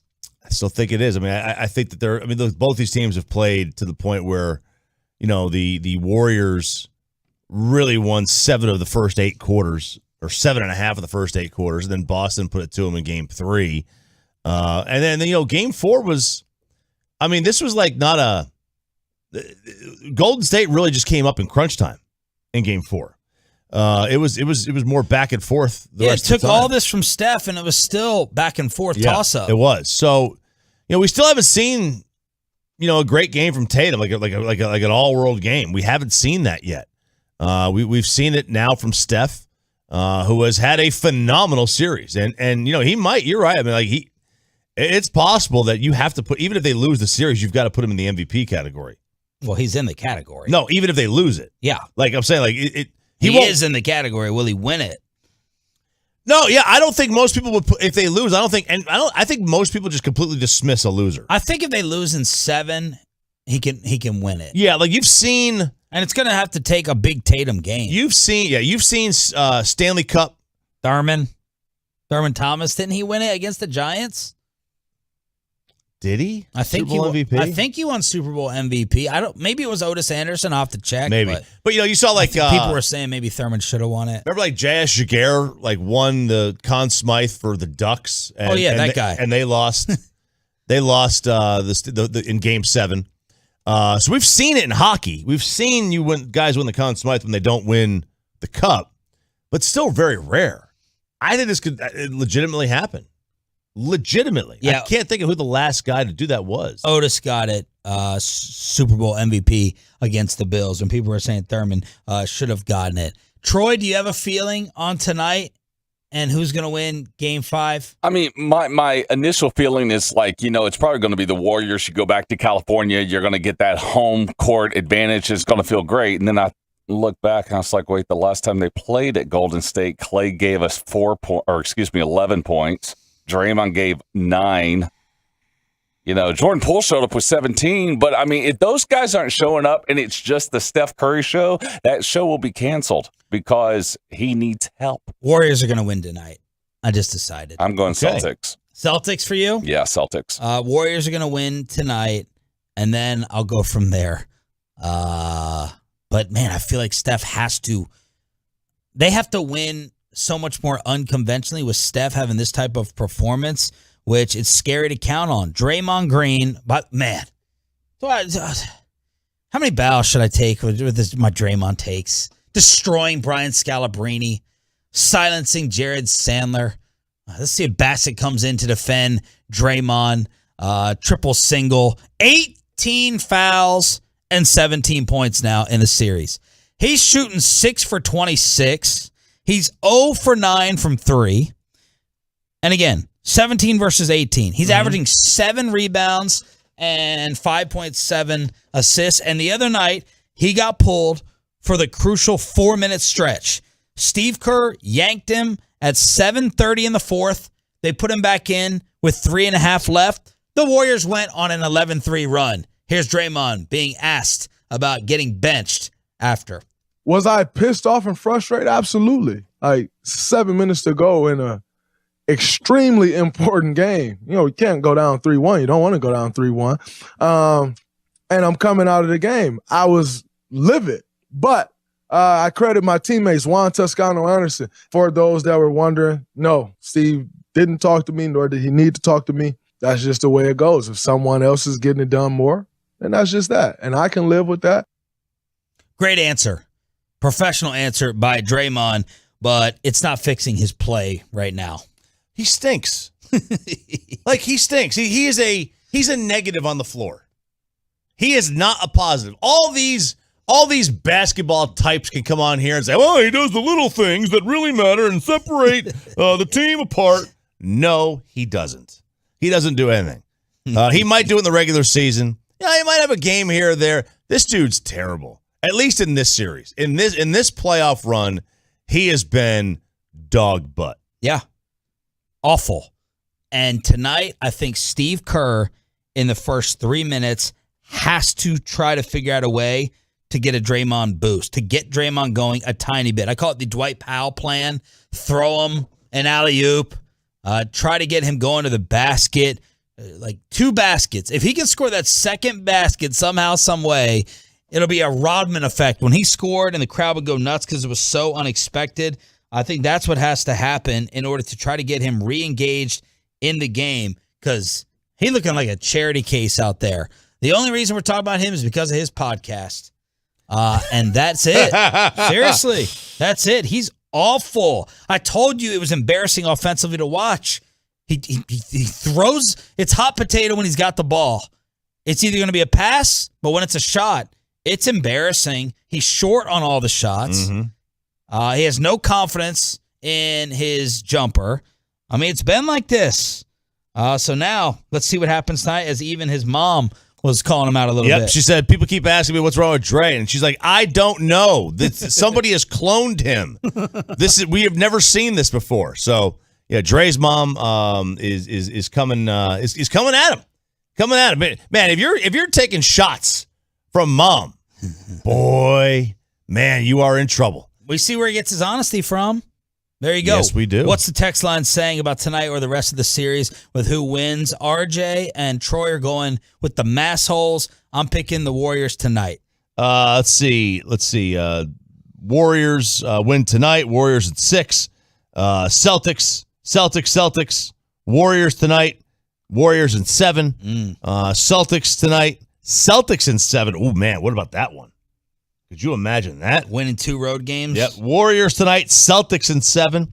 So it's kind of split. All right, there you go. 877-881-1053, live on the Fan Cam, live on Twitch, and now live on YouTube.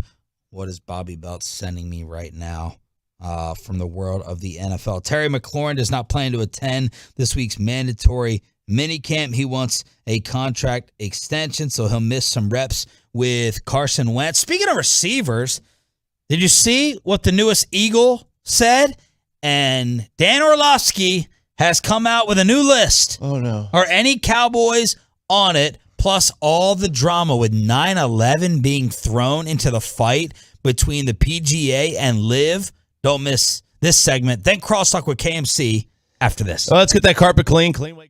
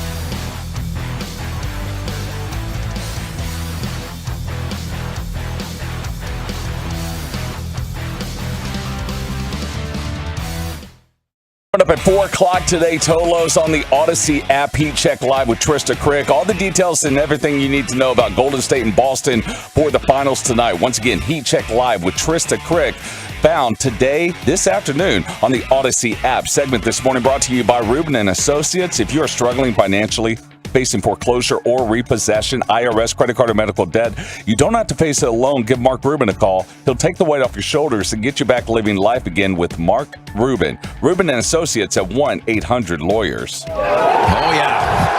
Rory McIlroy defends his title at the RBC Canadian Open. Jim Nantz with the call on CBS. Look, golf has me talking about an event that I wouldn't even bring up on the show unless it was a major. Talking about the Canadian Open, because now it's the PGA versus LIV. And LIV wrapped up their inaugural event with, a $5 million payday for the big winner that came out of this, with the 3 days wrapping up on Saturday. Yep, Charles Schwartzel was the winner of the inaugural LIV event. He got $4 million for the win, another $1 million-ish for the team championship, and that's a $5 million 3 days. He basically got paid, 54 holes. He got $5 million, man. That is amazing. And here we sit. He hasn't won a tournament on the PGA Tour in half a decade, and he just won the first one on this one, which goes to show you the competition may not be as good. There's also fewer golfers. He has to deal with 48 instead of 148. And, $120,000 was the smallest prize. The 48th place got $120,000. Well, $120,000 would have been 18th at the RBC. You want to know why people are going over there? That's why. And the PGA commissioner is trying to come up with all this morality and all our bylaws and our regulations that you agreed to, that you swore to when you became a member of our association. Pfft, shut up. Are you kidding me? And then 9/11 is going to get brought into this as the PGA commish sat down with Jim Nantz to talk about LIV and the suspensions of 17 players who defected. 9/11 Families United sent a letter to the representatives of Phil, Dustin, Bryson, Reed, and others, quote, expressing their outrage towards the golfers for participating in the new league and accusing them of sports washing and betraying the United States, end quote. And that's gotten a lot of steam over the last 24 hours. That story first reported again in the New York Post. How much did you talk to your players about the possible ramifications if they sign on with the new league? Well, I talked to players. I've talked at a player meeting, and I've talked to a number of players individually for a long period of time. And I think you'd have to be living under a rock to not know that there are significant implications. And as it relates to the families of 9/11, I have two families that are close to me that lost loved ones. And so my heart goes out to them. And I would ask, any player that has left or any player that would ever consider leaving, have you ever had to apologize for being a member of the PGA Tour? Wow. Laying it on thick with the nose whistling in the background. Yes, a lot of nose whistling going on there. Is that Nance's nose? I wonder. I don't know. One of those Jim's nose hairs right there. But what did you think of the PGA commish responding to this letter that was written from some 9/11 families, and then him adding to it? Look, I mean, was Saudi Arabia involved in like the government? I have no idea. I don't remember. Right? I don't remember. He said, "Do you have to apologize for being on the PGA Tour?" Nobody's apologizing for being on a LIV Tour either. They're not apologizing for that. I had a PGA Tour player tell me over the weekend, "You guys keep forgetting this is our job. Like your whole job, the whole point of a job is to basically get the most money you possibly can. That's the point of a job. You don't work for free. And stop saying, well, they already have enough money. There's no such thing as enough money. People who live in that world, does that mean Kevin Durant should not take the max when he's offered? Should Luka not accept the max, the super max for the Mavericks next time? because he's already made $100 million? Is that what that means? No, it doesn't mean that. Doesn't mean that. You get your money. They're going to give that money to somebody. Why not me? That's my philosophy on things. And I know a lot of the guys that are going to LIV Tour, that's their philosophy too. And if you don't want to take the money, fine. Carve your own path. But don't criticize people for taking it. No.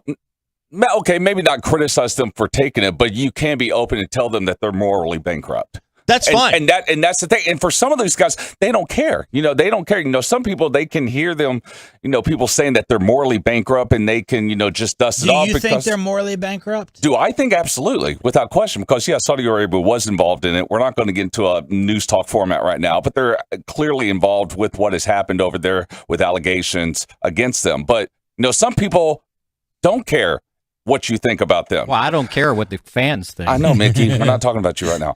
Some people don't care what they think, but it needs to be in the conversation like, hey, if you want to go over there, make a payday. If you want to be Bryson DeChambeau and get paid, what does he get paid? $100 million? $100 million. Okay, that's fine. If you're doing that for the money, that's absolutely fine. But you need to understand that you are going to be criticized for joining that organization, whether you like it or not. That's like I said, I guess that's fine. But I would like those people to know exactly where all the money that they make comes from. Do they have it? Is any of their company or companies that they invest in backed by Saudi money? Now, I don't want to hear Dustin Johnson, tweeting about, human rights. I don't want to hear him tweeting about social injustices. I mean, he's forfeited that right. And so is Phil.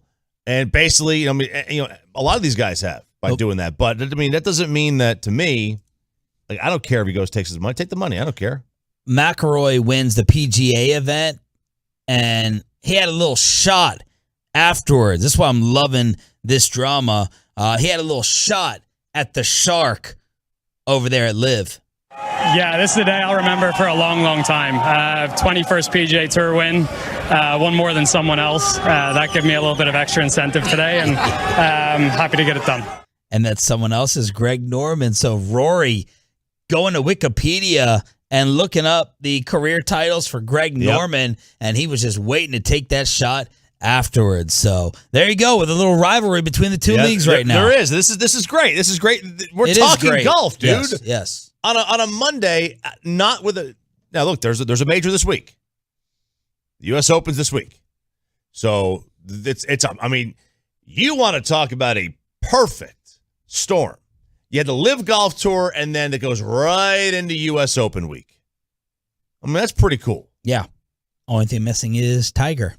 Only thing missing is Tiger. Dan Orlovsky with another list.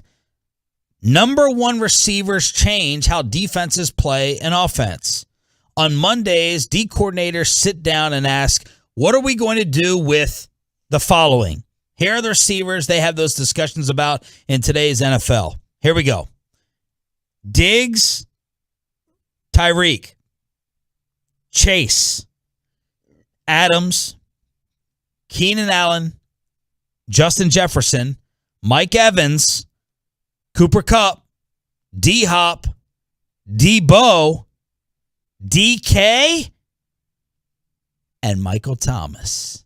I knew I liked Orlovsky for a Take that, Pat Doney. But in all seriousness, no Amari Cooper, no CeeDee Lamb on this list. Diggs, Tyreek, Jamar, Devontae, Keenan Allen, Justin Jefferson, Mike Evans, Mike Thomas, Cooper Kupp, D-Hop, DK, D-Bo. 12 guys on that list that Orlovsky said D coordinators spend Mondays worrying about. Trying to think who else I would be able to put there. That's a lot of receivers. That's a lot of receivers. Name 12. But I mean, we're in a kind of a golden era. There's a lot of receivers that are quality, that are high quality players. High quality players. Did he put? Oh yeah, there's Tyreek. Yeah. I mean, I don't know who else is left off, but do you think Amari should be on there? Any of these guys over Amari? A.J. Brown was not listed on here. Obviously, Julio's done, so he's not going to be put on there. But A.J. Brown right now has a lot of the filthy fans chirping on Twitter. Yeah, I mean, if you ever put A.J. on there, then you probably put Amari or CD on there. Yeah, I'm fine with the list. I'm fine with it. I don't think it's crazy. I mean, he named 12 guys again. That's a lot. That's a lot. That's a lot of receivers. Meanwhile, A.J. Brown continues to catch heat from the Titan fans, and they were mocking him. I might be sneezing here, Choppy, so you're going to have to... Oh, baby. There you go. Shimone. AJ fired back to the Titans fans. For the love of God, I was the best receiver to play for your franchise. Shut up and move on. You mad at the wrong person. So now the debate is going out there with Derek Mason. Someone tagged Derek Mason, and apparently he didn't like being drawn into the controversy. He said, "I just want to shop at Home Depot. All right, don't bring me. Don't." Man, that is dad vibes right there. He said, "Man, can an old guy just go to Home Depot and get filters without being brought into some delusional tweet?" Oh man! By the way. Since when did air filters become $25? Dude, that's right. Oh, you got to order them in bulk, man. I just get them from what? No, what? You get one at a time? No, yeah, I get one at a time. I'm not going to order because I get the good ones. I'm not the one that gets the chicken wire with a little bit of napkins over top of it. Yeah, and you need to have 2 or 3. That way, when you need to replace it, you just got to sit in the ground. You're going to go make another trip? Or you're already ordering them from Amazon. Yeah, and they can run out too. Do you remember if it was 16 by 24? Like, do you remember your 25, dimensions? 25-1. 25-25-1. That's right. It's 3 of them on there. Yeah, it is. I don't remember. I think it's either 25-20 or 25-25 for me. I don't remember which one it is. So I got to go look every time. There you go. Inflation even getting to air filters. Every month? Every month? No, it's supposed to be every 3 months. Well, I mean, they say, depends on what kind you get. If you get like a really good one like Troy, you can wait 6 months. Okay. The old units used to be like every month. Like when you pay your bill, you change it. And what do you do? Every 2 years. 2 years? Yeah, I never go up there. What are you talking about? I never go up there and change it. Ever. Mike, you want to weigh in on the air filter hot topic? Zero res. Spell it backwards or forwards. A1 Air, they come and service it every year, and I just say, hey, guys, change it. There you go. Mike, you know what your air filter rotation is like?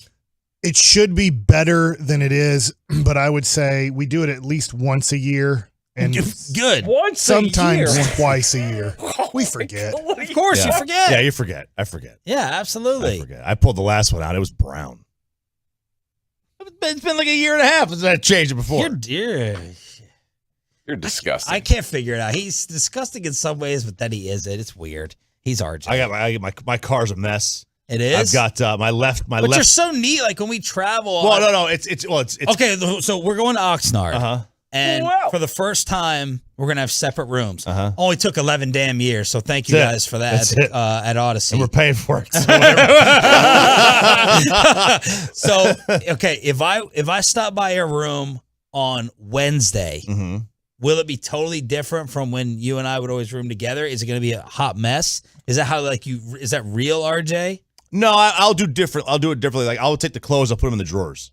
Okay. If I'm going to be there for 10 days, I'm going to put the clothes in the drawers. I don't want to live out of the suitcase. You're right. So it'll be a little different.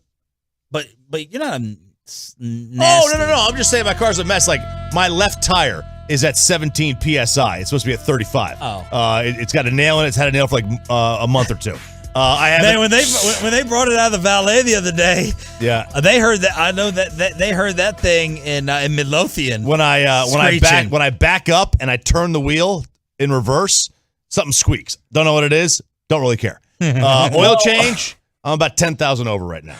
Dang! Well, look, when you're on the end of that, how many miles you got on it? 156,000. All right, when you're at that point, it's like just I'm keeping this thing, man. Run. Oh, how long are you going to keep it? Until the pool's paid off. Until the pool's paid off. Let's crosstalk with the KMC masterpiece next. Let's get you over to Parkway Buick GMC in Sherman. If you need that new car, go to Parkway Buick GMC in Sherman. My good friend Justin Rogers, general manager up there, he is a Tolo, and he is going to.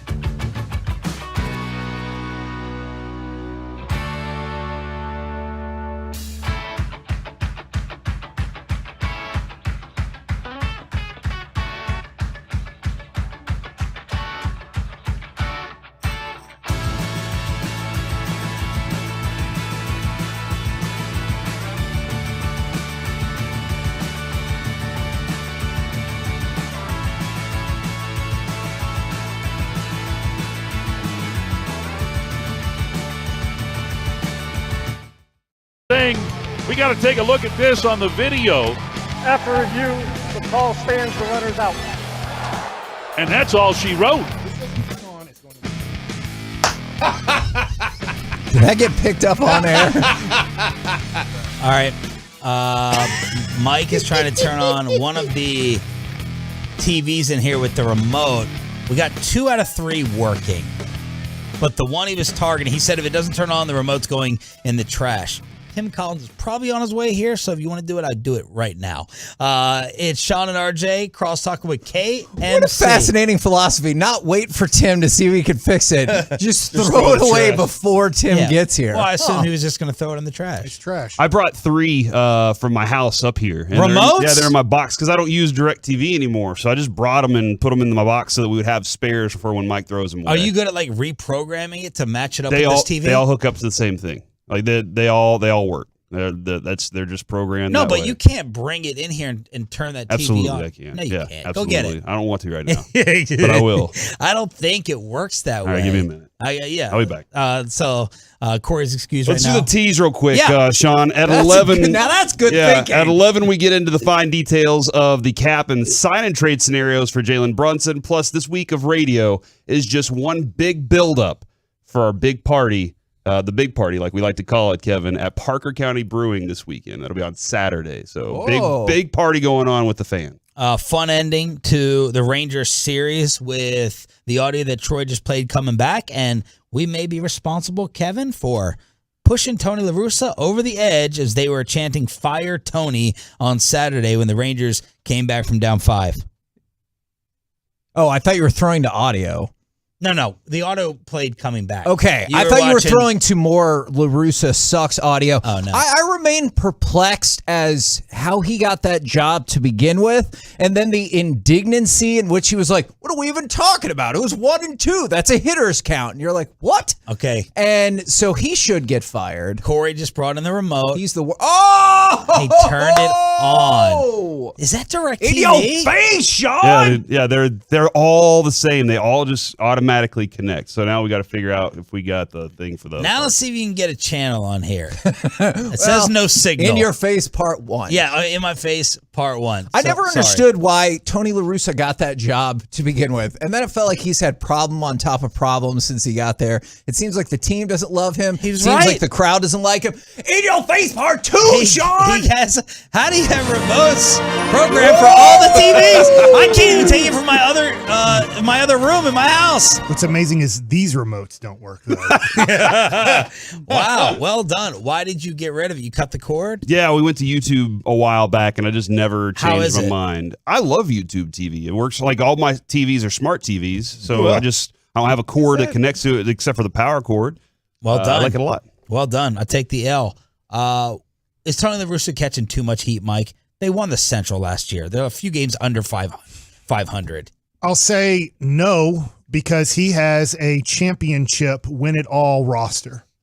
I'm not saying they're the best. Who can't get on the field? I do think the Dodgers have the best overall team if they're healthy, because right now you're dealing with Walker Buehler's just gone on the injured list. Clayton Kershaw's hurt again. You know, that's going to happen with his back and everything. But the Chicago White Sox should be close to 40 wins in that division with the talent they have. And I get he's dealt with injuries too, and Dallas Keuchel, that's not his fault. He didn't sign Dallas Keuchel to that deal when most people thought like he's getting close to being done. He didn't get Lance Lynn hurt. That hurt him. Lance Lynn's starting today, by the way, for the White Sox, so he's back. But he's like lost it. It's who's the guy? Who's the guy that called the games forever? That was Bob Gibson's catcher. Oh, Joe Morgan. Tim McCarver. Tim McCarver. Tim McCarver in the 80s and 90s was a great announcer. Yeah, he was. I mean, he was awesome. And then right around 2000, he went senile. Either he stopped studying the game and the players that were in the game, or he got so old he couldn't do the job anymore. Tony's gotten so old, he can't do the job anymore. He can't see the game. The game's moving too quick for him. And I know that sounds weird because you think, how in the world could baseball move too quick? It just does. It's just like for Jason Garrett. 20 seconds to decide what the next play was going to be was not enough time for him. He really wanted, I think Jason Garrett wouldn't be a bad coach if he had 2 minutes to take his time and figure out after that play, let me think about it. Let me take this all in, right? I mean, I don't know if you guys watched the game yesterday. The game moves too fast for Garrett to be a great coach. I'm not saying he's horrible, but it just moves too fast for him to be a really good How's he offensive going to be a great coordinator. analyst then? I don't know. Maybe because he doesn't can have to reflect call on everything and watch the replay. Yeah. That's what he always said. We didn't get a chance to watch the tape yet. But he can watch the tape. Tony, I think, was a good manager 10 plus years ago. It's over. He's not good anymore. In fact, he might be the worst. Wow. Because of that, you gotta get rid of him. He's doing so many stupid things. I brought this up the other day. Max Muncy last year. Now, if you want to take a short sample size of this year against left-handed pitching, you can. Last year, he had a 961 OPS against left-handed pitching. So you're taking, hey, he's struggling this year.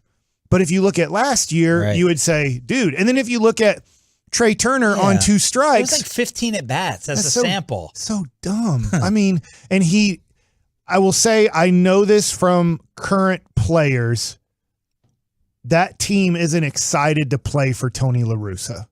And if you don't want to the best manager, somehow we're on the 11th floor. Somehow the best managers or head coaches can tell you, jump off of this building and you're going to succeed. And somehow they get you to believe it's really going to work.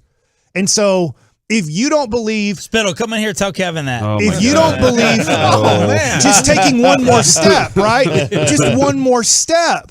Like, they don't believe in what Tony's saying they don't believe in. And when it comes to that, I don't know how you ultimately get the most out of your team. So, look, who's Jerry Reinsdorf? Yeah. He's a dummy. I mean, he can't see that. I don't know how he can't see that. I think the Angels saw it. The Angels are like, look, they just don't want to play hard for Joe Madden. And maybe La Russa's not the worst, but you are really bad when your team doesn't want to play for you. Everyone hold up with this heat yesterday. Yesterday was that was a different level of heat for me. That was bad. Mm-hmm. AC went out on Saturday. Oh, no. That wasn't fun. And then some people, I think, lost power. Really? In the Are they state. starting rolling blackouts? I heard I asked this about that. I asked this question, and my buddy did give me a good answer, because this is about the gasoline crisis that we have in our country and maybe even in our world, and then the electricity. Because they're saying, look, we got to get rid of gas cars. Like, the world is coming to an end if we keep doing this gas car thing. We need electric cars. And I said, well, what if right now, today, 1 million people turned in their gas car for an electric car? Supposedly, we're out of electricity, too, because we're having to shut down air conditioning systems. I don't know if your guys is doing this or not. I think I didn't check the box of you can't control my AC, but they can go in and set it to 78, your Nest or whatever, and then you have to go back and be like, manually get rid of it. So they're trying to put you up to 78, and I'm like, how's it getting so hot in this house? It's because government-wise or whatever, they can control that at times. That's why I don't do mine from the phone. It's not connected. So, and my buddy did have a good answer to this, because I'm like, well, we don't have enough electricity, but they want us to go to electric cars. And he said, well, what they're hoping is that you wouldn't charge your car in the middle of the day when everybody needs the electricity at home. What do you need your car? And so who drives in the middle of the day? They're thinking you would charge it at night. You would charge your car at night when you park it at night. Like, you come home from work at 5 p.m. and you charge your car. Your car would charge more from 10 p.m. to 6 a.m.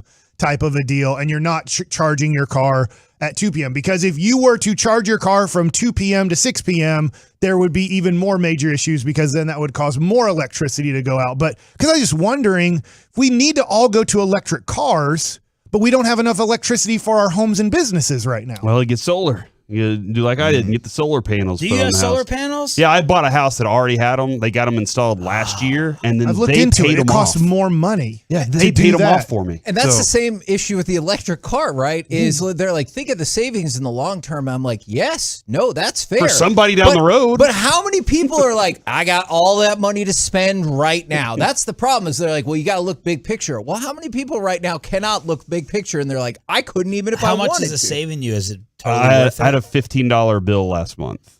And what can you keep the air, like, what's the temperature 70 in the house? at night. 68, whatever I want to. Yeah. No, so it was 15 last month. And it's going to be like that during bright months, obviously. I have great coverage, too. Like, I get lots of sun to them, so it's really good for me. But, Kevin, like, you have an interesting point because for somebody to install solar right now, it basically is equal to the payment you're going to have. It'll be, $200-$300 a month for all that all together. So it is equal. Somebody's going to benefit from it, but you pay $80,000 for it. At some point, you're not going to pay that off. You're never going to see that. I get to see it because the previous owner said they'd take care of it for me. That was a genius move. And then on the other side of it, like those things are the technology's moving so fast on it. Mine's probably going to be out of date in 3 to 5 years. Now, is it benefiting me? Absolutely, right now it is. So that's kind of where I sit, and that's what they want. They say, hey, if you get the solar panels and you get the electric car, if everybody's hooked up like this, your carbon footprint is essentially nothing. What were you saying? I followed up with you on something. Yeah. Oh, about the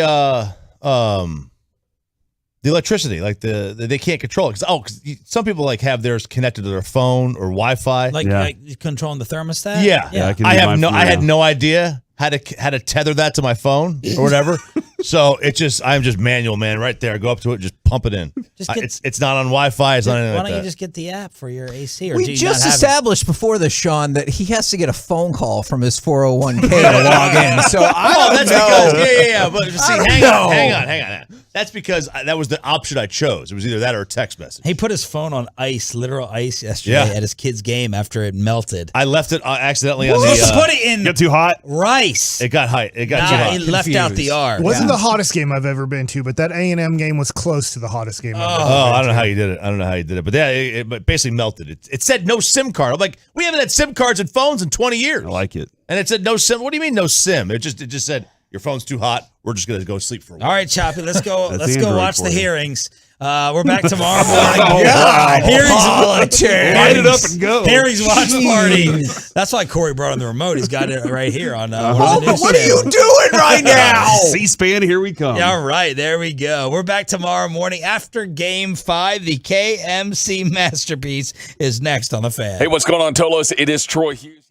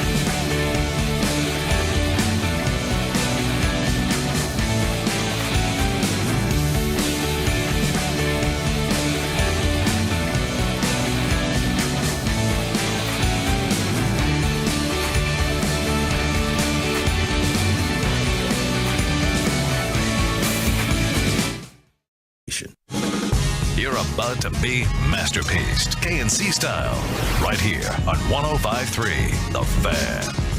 KNC Masterpiece right here on 105.3 The Fan, 877-881-1053 if you want to get involved in the conversation or you just have a non sequitur that you want to throw out. That happens quite a bit on the fan text and quite frankly on the show as well, and that is fine too. Our question to start things off, are the NBA Finals a coin flip now? Or did Boston blow their shot to win it? Now, I want to start with you real quick, Mike, because you had said going in, you felt like this was a hugely pivotal game, specifically for Boston. Yeah. And I got the feeling, if you didn't insinuate, you might have just flat out said that if they lose this game, you think they're cooked. Is that factually accurate? Yeah, cooked is too strong of a word because I can see Boston still winning this series. I think you're crazy to me if you've watched these 4 games and you say, oh, I know that this team's way better than this team. Right. I don't think there is a case to say, I know that this is a done series because this is whatever, Miami versus Oklahoma City in 2012. Right. Like you could tell 3-4 games into that series, okay, Miami's got it figured out. Nobody's beating LeBron, Wade, and Bosch right now. But I would say going to Golden State and winning this game tonight, I would be picking Golden State. And here's why. Can they score 40-something points in a fourth quarter again and have the most perfect fourth quarter in NBA Finals history? That was pretty astonishing. I believe Tim Legler said, like that was the perfect fourth quarter I've ever seen in Finals history. And I'm not saying that Boston can't win, but I just have this feeling with the momentum that Golden State has going back home, I think that Golden State's going to figure out how to win this game in a good game, though. I don't think it's going to be like a 20-point victory for Golden State. I think the fun thing about this series is we are getting somewhat competitive games, unlike Mavs Golden State. Yeah. I think it's going to be a very competitive game tonight. I see Golden State winning at home, and then this is the tough thing, I think. Can a whole bunch of young guys, led by young guys. I get that Al Horford's old and stuff, but their 2 main guys are around 25 years old. Can they then, after losing 2 in a row, go back to Boston and figure out how to win one more game to get back to Golden State? Maybe so. But I picked it to be tied at 2 after 4 games, and then for Golden State to win game 5 and game 6. I see this game going to Golden State because of home court advantage and how well they're going to play tonight. But that doesn't mean I would bet a lot of money on this. This is the big time game for Clay, right? Like this needs to be that moment in the series. Clay's career is that would be like asking. That would be like asking. I was going to say like this is a big 40-year-old Albert Pujols to really show up for the Cardinals. Like the injuries that he's taken, it's very tough. I get what we have in our mind. Pujols is one of the 10 greatest hitters in baseball history, but Pujols is way past his prime because of these injuries. I hear what you're saying, and Clay could go off. Every series he's had one game where he's popped 30, except for this one so far. And that's just like this seems like around that time when he goes, okay, I'm going to get my 30 tonight because they're going to focus somewhere else.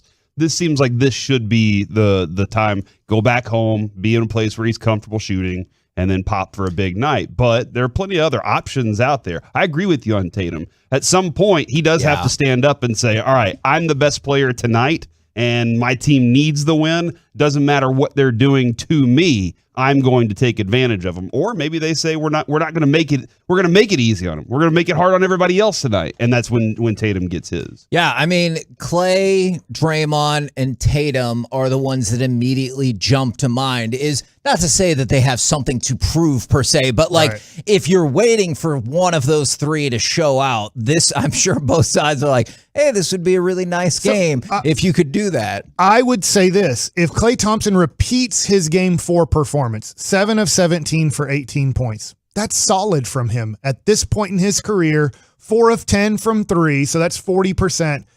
I'll take that from Klay Thompson, and I don't think you should ask for a whole bunch more. I would say, obviously, Draymond Green needs to play better because he hasn't had major injuries, and he's not out of his prime. Now, I'm not asking for 14 to 20 points. He's never been that guy, but 1 of 7 shooting. I mean, he's been horrible shooting the ball, and I'm not expecting him to be good, but he should be closer to 10 points. If he can go from 2 points to 10 points, that could help you out. I know Otto Porter Jr. is a role player. I do like him when he's healthy as a role player, but once again, 2 points, we need him to get closer to 10 points if you're rooting for Golden State. So I just kind of look at some of their role players and go, if Klay gives you 18 points on approximately 40-something% shooting, that's who he is at this point in his career.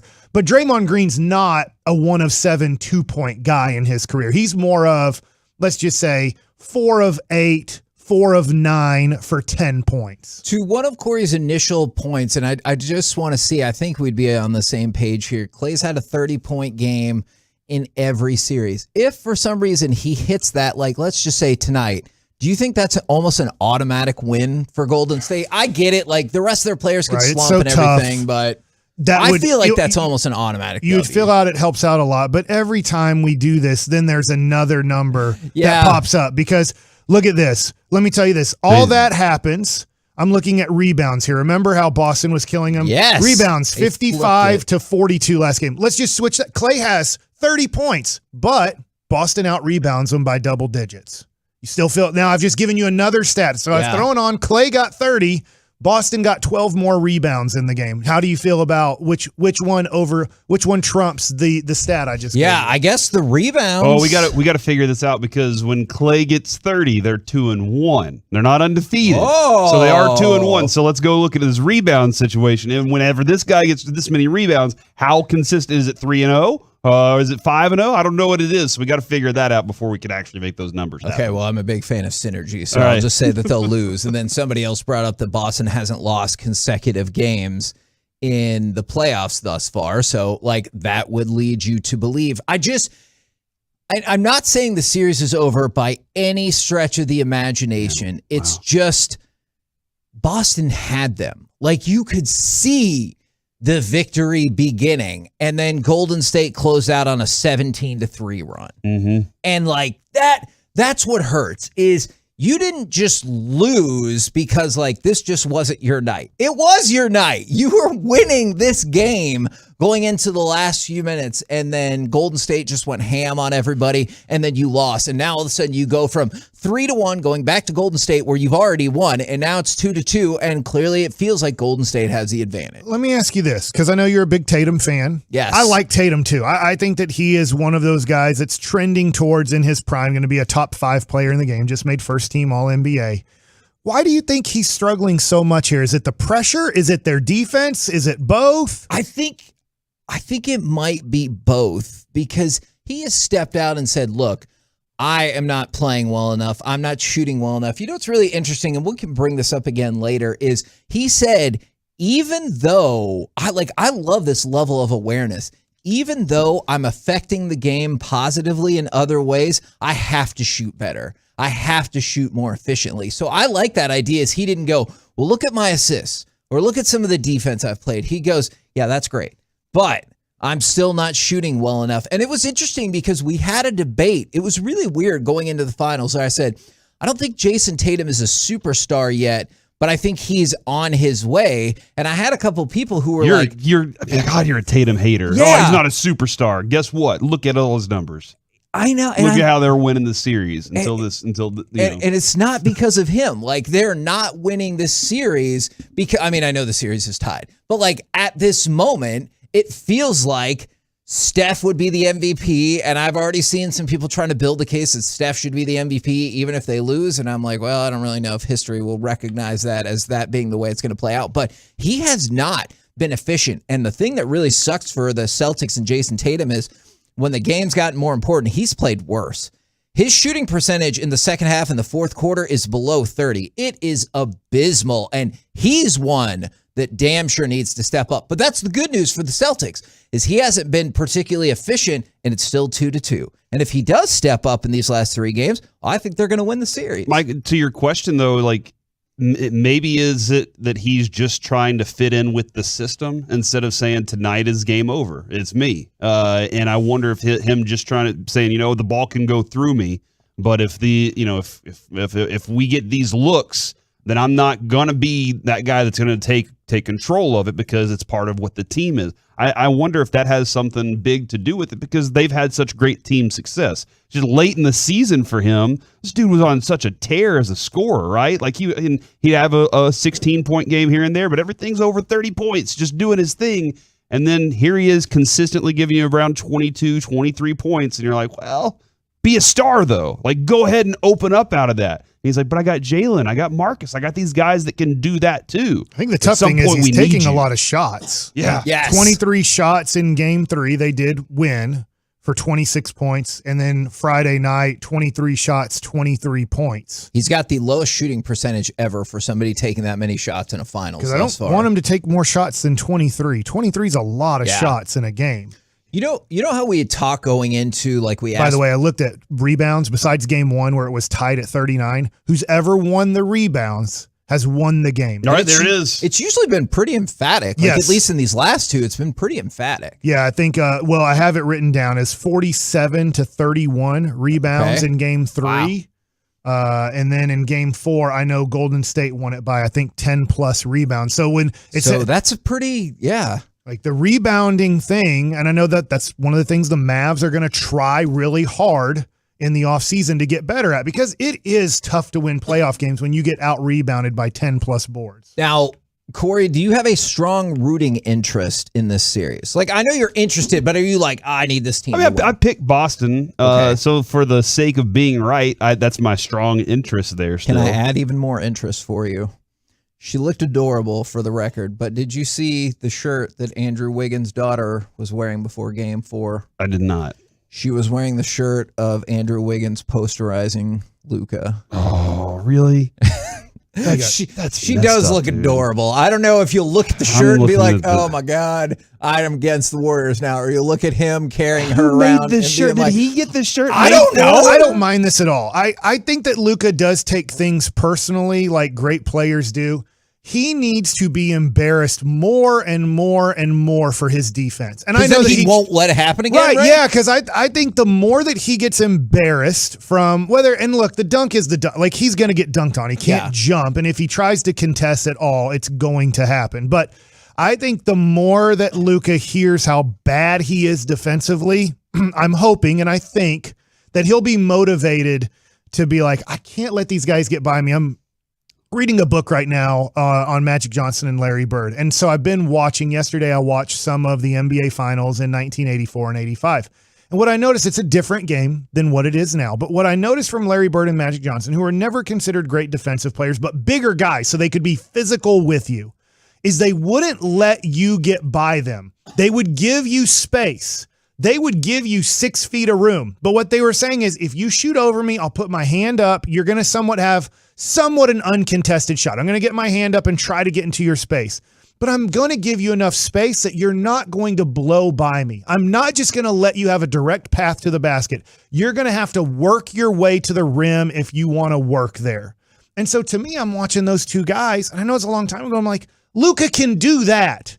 Luka, give Chris Paul space. Give Devin Booker space. If they drain it over you, I would rather them shoot a 3-pointer or a 2-pointer that you put your hand up and make it somewhat of a difficult shot, and just give them enough space that when they drive, they're faster than you, that you can at least stay in front of them. Or Luka will say, I'm just never going to try to block a shot again. I'm going to stay out of the way. Oh, and he'll do less of that on the defense. There's 2 ways it could go, Kevin. Mike's way is obviously the better way for him. Okay. But there is also that option that he could just be like, I'm not getting embarrassed again. I don't want that to happen. We're the K&C Masterpiece right here on 105 through the Fan. If I could have just 1 or 2 minutes real quick for a selfish but good cause, as we talk a lot about NAMI North Texas on this show. And last week, Dr. Sherry Cusimano passed away. And if you don't know that name, that's totally fine.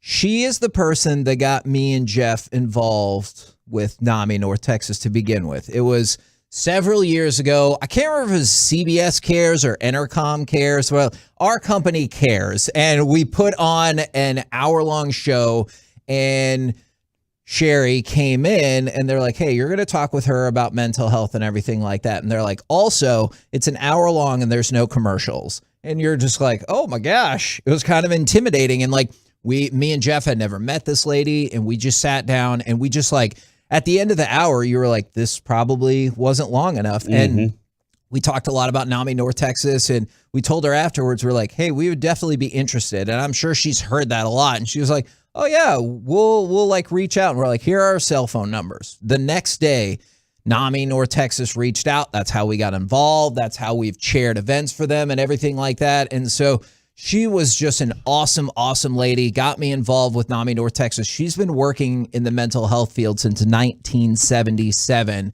And they put out an email blast, and in lieu of flowers, Dr. Cusimano's family is requesting that you make a donation in her name to NAMI North Texas. So if you're so interested, so inclined to donate, great. If you just want to learn more about NAMI North Texas, I think that would be phenomenal as well. But I just wanted to, I know we do shout outs on Friday, but I wanted to shout out Dr. Sherry Cusimano for being the person who got me involved and got Jeff involved with NAMI North Texas to begin with.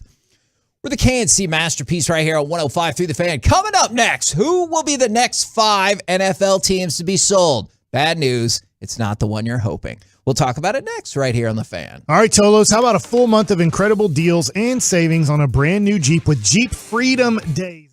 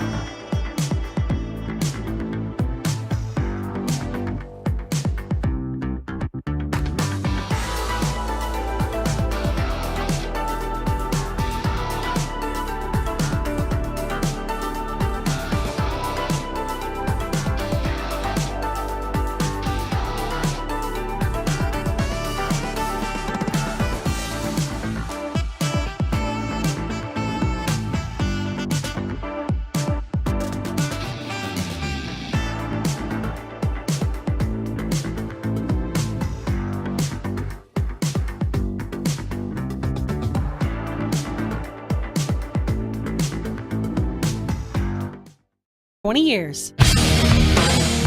This segment of the KNC Masterpiece is also brought to you by state-of-the-art weight loss, that's soda, and it's brought to you by Frankel & Frankel. You think there will be less big company trucks on the road this summer because of gas prices? Think again. And those big trucks have insurance companies that protect them. So get the representation that won't settle for less, Frankel & Frankel. Visit truckwreck.com. That's truckwreck.com. KNC Masterpiece back here on 105.3 The Fan. Who will be the next 5 teams to be sold in the NFL? And I have bad news for you. It's probably not going to be the team that a lot of people will like it to be. So I'm just going to mark that off. It's not going to be the Cowboys. Agreed? I was at community ball for MP over the weekend, Kevin, and I was sitting at a table, and there were some Packers fans at the table, and they were like, man, Jerry Jones, you're never going to be able to get over the hump with Jerry Jones as the owner until he sells or whatever. And I was like, he's handing that to the family. Yeah. And the family looks at it and goes, we make lots of money living our lives with this thing. That thing's never going anywhere. Not in our lifetime. Not in my kid's lifetime will they ever see a Jones not own that team. So okay, so we can agree, not that one. Right. And go from there? Yeah. How disappointed would Jerry be if one of the kids was like, all right, it's time to move on? Well, he has made a point of this is our family's identity.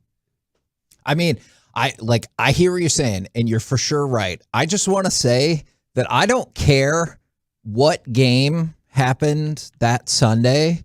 You get to a Sunday where the final score could be 65-64, and people will be like, oh my God, it's the craziest NFL game I've ever seen. If Jerry Jones sold that same day, nothing. Yeah. Like, don't even bother. Like, I know you need to bother for your salary and for the record and everything like that. Nobody cares. Like, that's all what the coverage would be. Shocking news today. But it's not going to happen. And I think we should all accept that and move on. You don't have to like it, but you should still have to accept it. Now, my question is going to be, are the Chargers going to rocket to the top of the list of next team to be sold? Because what the hell is happening with the Chargers right now? The Chargers are a team without a fan base or a real home because the stadium they play in is the Rams. Built for them. That's the Rams house. Yeah. The Rams just won the Super Bowl there. They built that place for the Rams. The house that Jerry built. Yeah, Jerry Jones built this house for the Rams because he knows how to build stadiums and he loves the Rams. I love how Jerry's like, yeah, 2 teams in LA is great. You ask him about 2 teams in our metroplex. He's like, that's the stupidest thing I've ever heard. But so the Chargers make a lot of sense, but I don't know what you do with them. Like, you're going to sell them. That's fine. Are you going to hold on to them there? Are you going to stay where you are? Are you going to say, you know what? We do need to do something different with this club. Okay. And those are all logical reasons that the Chargers should get sold. I wonder if we're going to get into some weird financial situation or a court situation where they're like, well, you know what? You have to sell the team. So Tom Hicks style? Yeah. Okay. So here's what's happening right now. Dean Spanos, the owner of the Chargers, has been in a battle with his sister over control of the team. Now, you take this for whatever you will. They're in the middle of this battle, and now his sister, who is also seeking control of the family trust. Jesse Spanos? No, I think it's Dia Spanos. I do not believe. Saved by the Bell. Yes, I understand. She is accusing him of, quote, misogynistic behavior, self-dealing, and repeated breaches of fiduciary duty.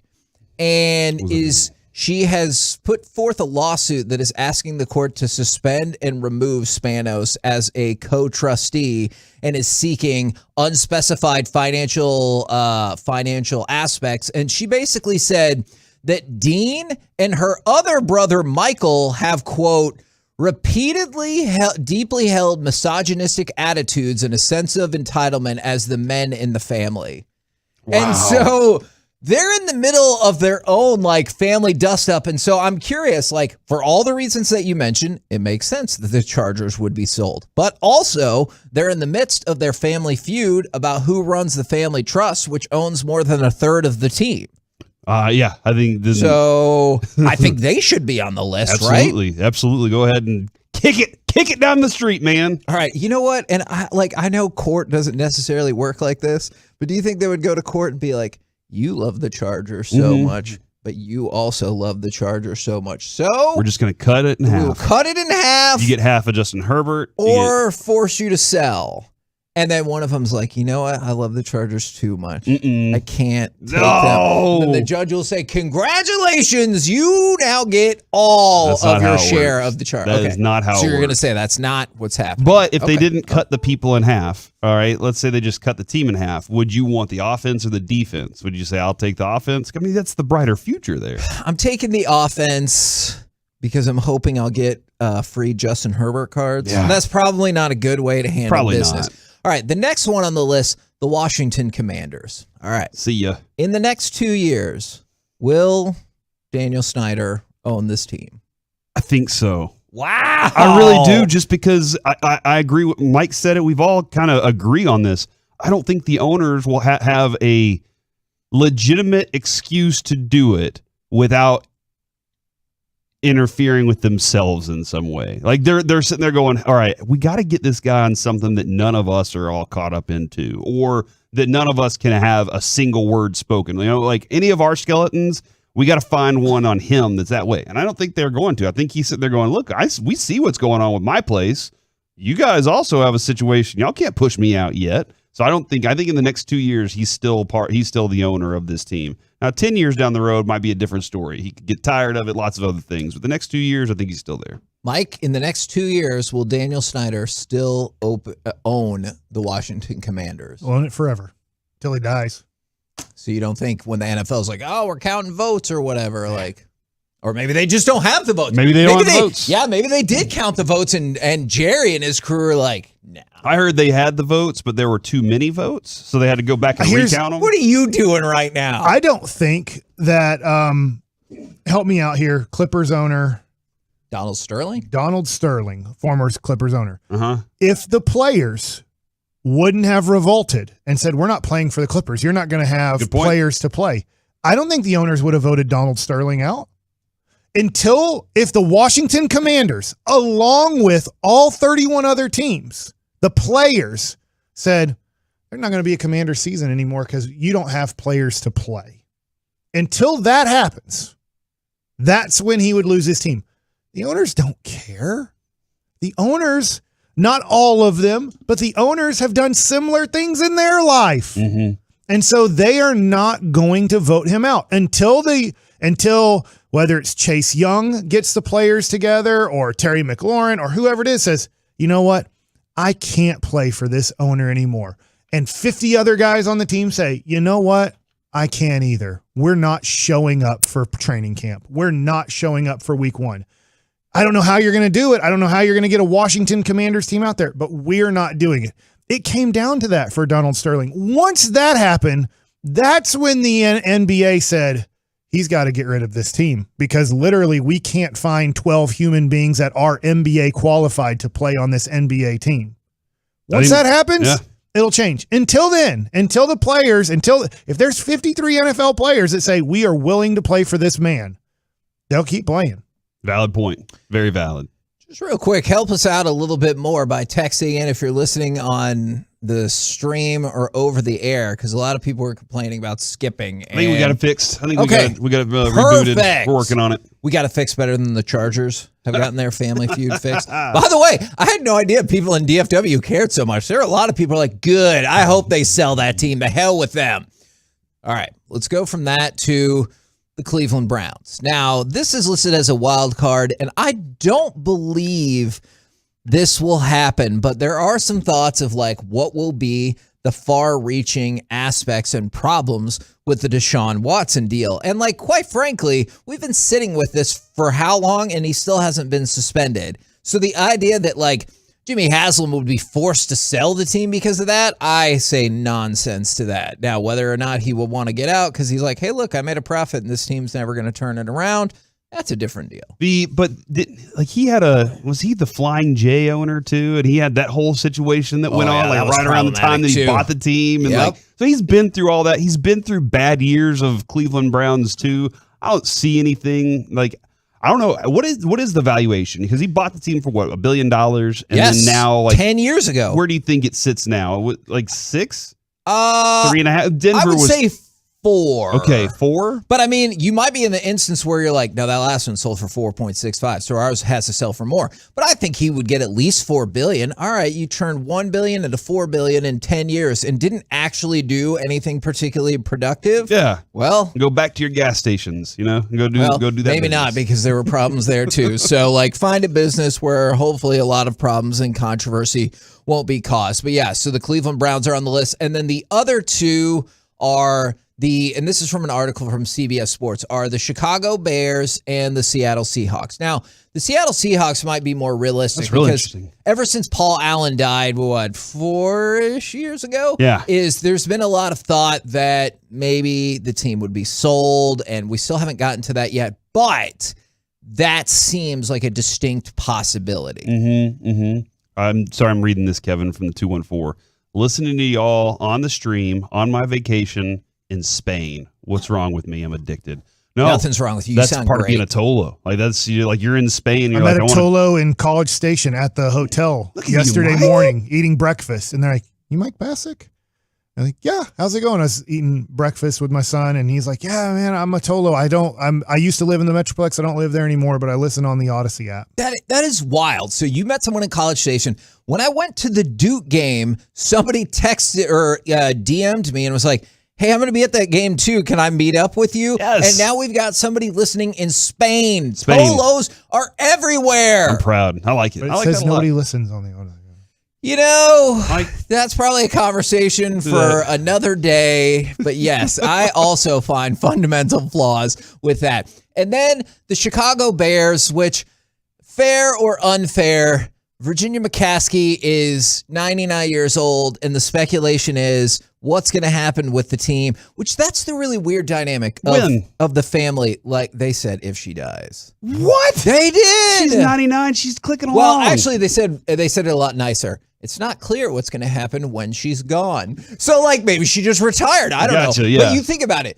We already said the Jones family is going to own the Cowboys till probably the end of time, or at least for a really, really, really long time, because they're family, right? Mm-hmm. And then we pointed out the Chargers are in the midst of a brother-sister conflict over this. And then you have the Bears, who might be in the middle, where they're like, I don't know what's going to happen, because somebody from the Daily Herald in Chicago said the sale talk stems from last summer when there was, quote, internal strife going on among family members to sell. I get it. Because if you're a family member who you're like, hey, I like money, we could sell this team for $5 billion. I got some debts to pay off. Yeah. Or if you're like, hey, owning a professional sports team is pretty awesome, and it's not like these things are going down in value, I also see the appeal of that. Yeah, I always do wonder why, isn't there that conversation of, hey, I'll run it, all right? And you know what? You can still get paid and pay off those debts you have problems with. Maybe that's why. They're like, well, I don't want him running. Oh, because of that time that he pinched me whenever we were in 4th grade. What? Yeah. Is that a personal thing that we're going brothers through and right now? sisters and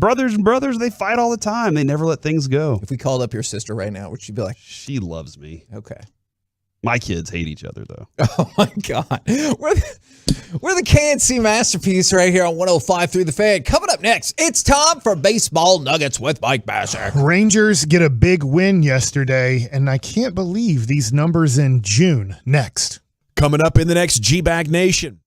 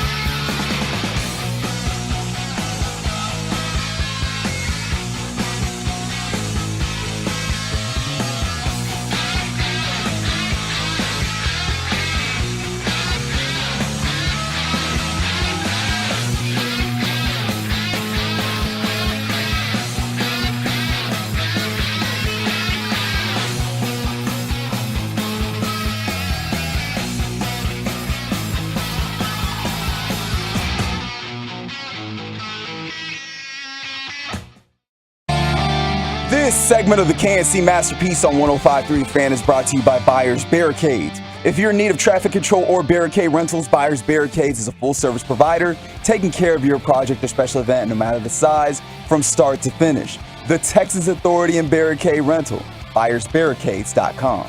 KNC Masterpiece right here on 105.3 The Fan, and it's time for baseball nuggets with Mike Bassick. All right, so let's start this off with positive. Rangers win 2 extra inning games in Chicago. That's good. I think that the main story coming out of Chicago isn't about the Texas Rangers. It's about the fans in Chicago on the south side that want Tony La Russa fired.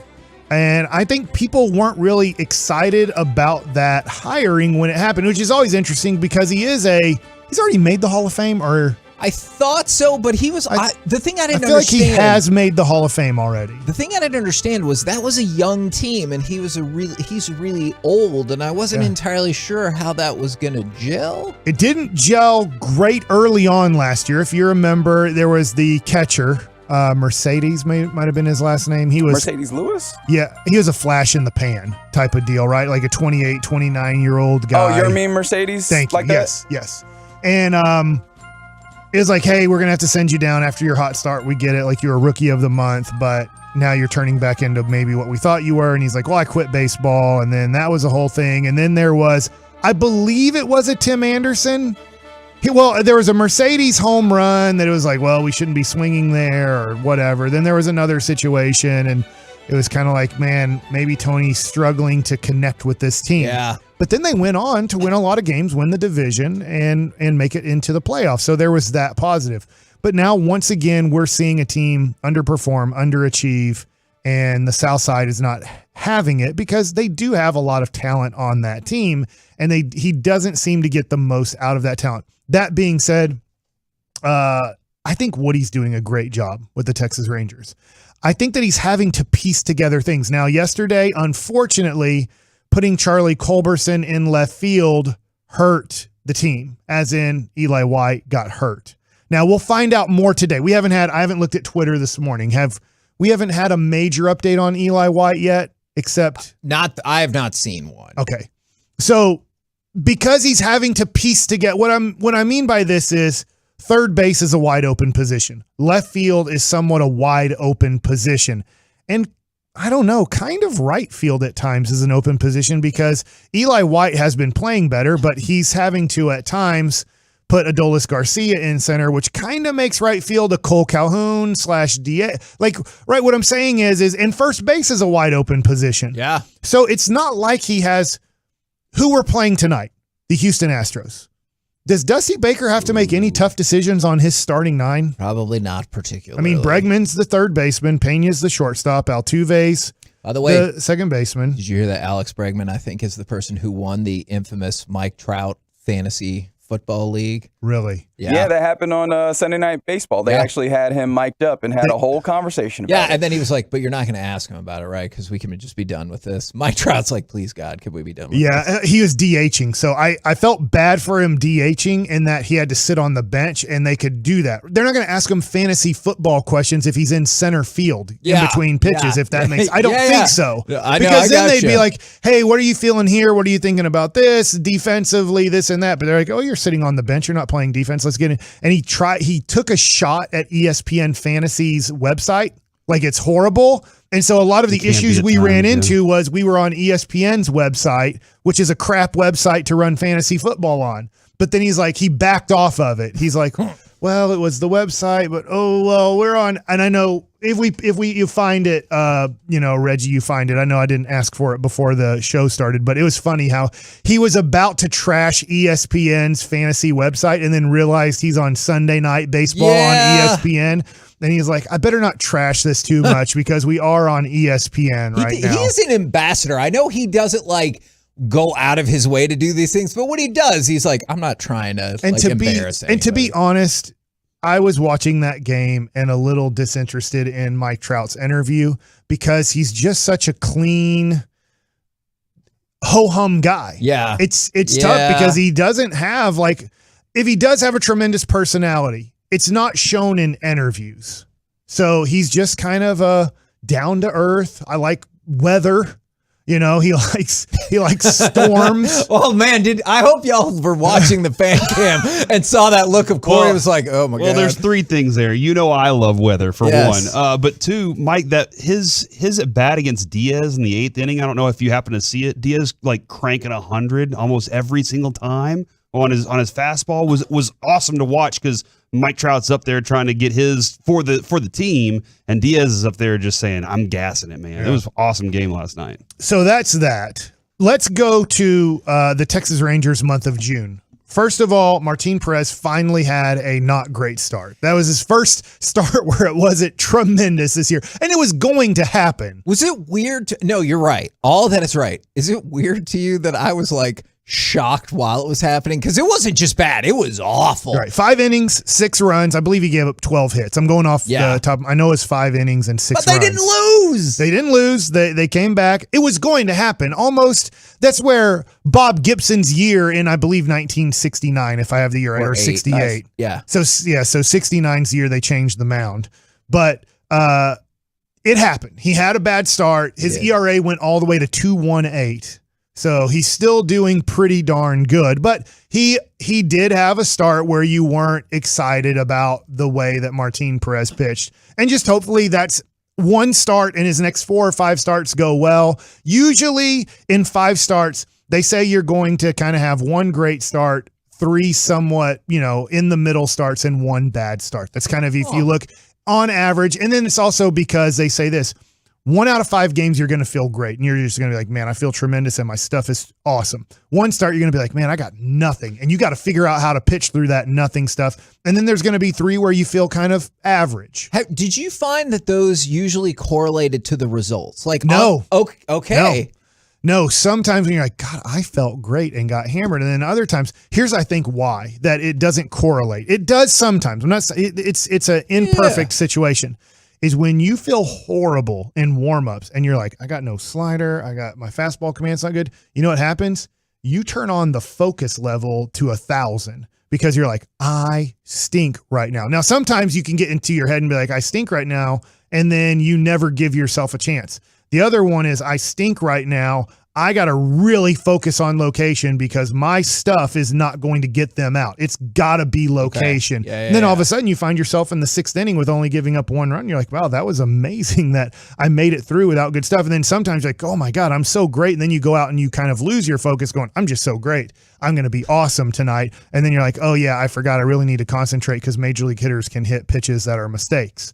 So that being said, John Gray has a great outing. And now when I talk to my agent, and we talked to our agent on opening day, right? He's a big Rockies guy because he has Kyle Freeland. So he watches quite a bit of Rockies games. And I asked when the Rangers signed John Gray, I was like, hey, John Gray, tell me what you think of him since you follow the Rockies way more than I follow the Rockies. And he said, he's pretty inconsistent as a starter. He'll have a great game, then a bad game. Right. Let me go over his last 5 starts here. On May 21st against Houston, 6 innings, 2 runs. Next game, 6 innings, 5 runs. Next game, 7 innings, 1 run. Next game, 5 innings, 5 runs. Last game, 6 innings, 1 run. It's playing out exactly like my agent kind of said. Now that he's healthy and he's pitching every 5th day, it's good, then not good, good, then not good, good, then not good. So you don't really see in his box score a lot of times, which my agent told me, you're not going to get to see a consistent month where it's just approximately 6 innings and 2 to 3 runs. It's either going to be that 6 innings, 1 run, 10 Ks, or the game against Tampa, 7 innings, 3 hits, 1 run, 12 Ks. And then you get the Cleveland, 5 innings, 5 runs. Oakland, 6 innings, 5 runs. So that's who he is. That's who my agent told me he is. He's been watching him for years. This is probably who John Gray is. You have to live with it. You're going to get really great at times. And then you're going to get, dang it, like what happened to that really great guy? Well, that's kind of his inconsistency as a pitcher. He struggles to find that kind of month where you're just getting approximately 6 innings and 2 to 3 runs against. Now, I know I'm running out of time. Let me see if I can get to this. Seager and Semien are now about the same hitter, which in one way is good and in one way not good. That's amazing. When we talk about Seager in this month of June, which we're getting close to halfway through, he is 7 for 44. That is a 159 batting average. He has a 458 OPS. His OPS for the season is now down to 686. So his month is bad, and now his season is becoming well below average. Semien, his season is well below average. But in the month of June, he is 14 for 49. That is a 286 batting average. He has a 939 OPS, and his OPS for the season is bad. It's 623, but he's raised that up tremendously. So if we look at the way things are going, Seager is just going downhill as his season progresses, and hopefully he'll get out of it. This isn't who he is. For some reason, he has been slumping for more than the month of June. Seager is in a tough period in this season right now. We need him to get out of this because he's batting 218. Both of these guys are, in today's game, high batting average guys. I expect these guys, it's going to be tough when you are in mid-June and Seager's batting 218 and Semien's batting 217. It's tough to get to what we think their batting average was going to be before the season started. But both of these guys, I believe, are 275 to 300 hitters. Yeah. Their batting average. They're probably going to be more around your 225 to 250 range. I don't know where it'll land, but that's probably at the end of the year where their batting average is going to land, which is going to be 25 to 50 points lower, or maybe even 75 points lower if you want to go high end, a 300 hitter. No, if you want to go low end, they might end up batting 225. But unfortunately and fortunately, Seager has slumped so bad, he's come down to Semien's number. Semien has streaked so well that he's got up to Seager's numbers. We're the KNC Masterpiece right here on 105.3 The Fan. Coming up next, the specifics of a salary cap and sign and trade scenarios for Jalen Brunson. If you got a scenario of your own, let's hear it. 877-881-1053. We'll do it next right here on The Fan. All right, let's talk about DFW security. Look, your most valuable asset's your kids. I know, look, your home is valuable, your office, your warehouse, but your kids.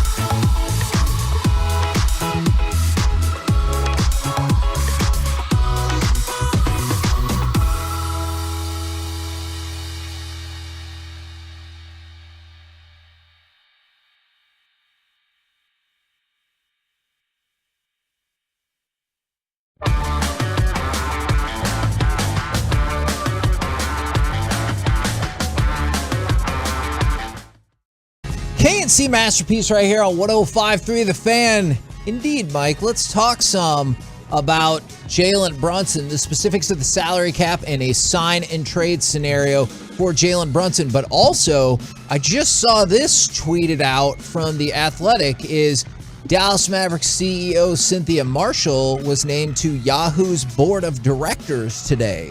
She's out as the Mavericks? I don't think that is the case. You can serve as you can run a business and also be on the board for other things. Yeah. Like My Possibilities has multiple board directors that also have their own business. I mean, but that's pretty cool. Yeah, to be that's at awesome. The board of directors with Yahoo. That seems pretty Means awesome. we're going to get more Yahoo Pub, right?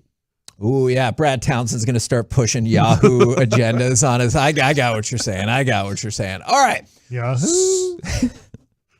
That was lovely. Now, we were flipping through an article on Mavs Moneyball about what you can and can't do in terms of Jalen Brunson. And Mark Cuban even himself has said, you're going to be in luxury tax hell with the deal for Jalen Brunson. And it was just interesting to kind of break this down with the idea of you can't, because we've talked about this a few times, you can't just get rid of Jalen Brunson and bring back the requisite salary because you're going to be over the cap anyway, and that's not how it works. Now, to make this even more complicated, whatever the sign and trade deal, let's say you did sign and trade Brunson, and let's just say it's 5 for 125, okay? And people don't freak out, but let's just say it's 5 for 125. That does not necessarily mean you can just straight bring a player back at $25 million. There are other complicated factors that go with it. Explain it. This article did a good job of it, right? Yes. And also,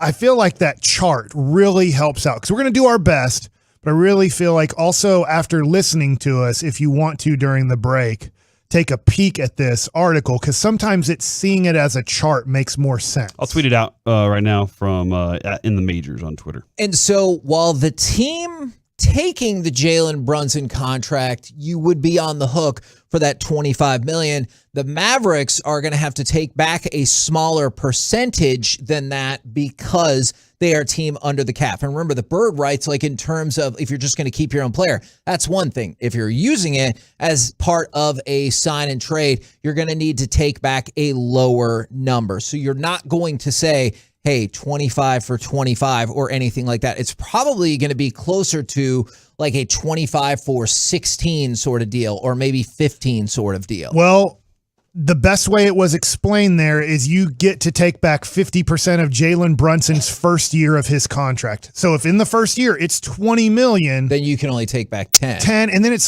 plus 2.6 because then there's a percentage you can go over it. That's the 1.25 that you can go over. So if it's 20 in the first year, you could make it like that. Now, could you find a trade partner where you could, I know it's not the same as the NFL where you can front load, but sometimes people talk about the poison pills in the NBA contracts. Could you find a team that could take on a higher first year salary because maybe they want to get rid of a player? So could you structure it in a way where the first year is $30 million, so then all of a sudden you can take back, you're closer to $18 million. But if you're saying, well, then can we do Brunson for Levine? That's an example of how that's not going to work because the salary of Levine would be too high to make that happen. Unless you find two teams that are willing to collude on a sign and trade and make that all work together. It gets very confusing. That's why rarely do sign and trades with other sign and trades happen. Do you think the most likely outcome when you saw all of this, when you were looking at the numbers, because it does kind of bog you down because there's a part where if you're looking at it so it's Brunson by the math and it looks like you need an advanced mathematical degree to understand how this 3-team trade would work. Now, I realize that that's why they hire the people that they do to make this happen. But when you see the complications of this, does that make you feel like it's more likely that Brunson stays, or did you always think that was the more likely outcome? I lean towards that's the likely outcome. When you look at this, it makes it very difficult to see any other outcome than these two. Jalen Brunson signs back with the Mavs. The Mavs pretty much lose Jalen Brunson for getting nothing back. Yeah. Now, I'm not saying they'll get nothing back, but it will be so little that you'll be super disappointed in what you get back for Jalen Brunson. I think those are the two most likely outcomes, leaning towards Jalen Brunson re-signs with the Dallas Mavericks on somewhat of a 5-year contract. I will say somewhere in the realm of $100 million to $120 million total. Would you do this as we ask for some folks' suggestions from the 972? What about Powell?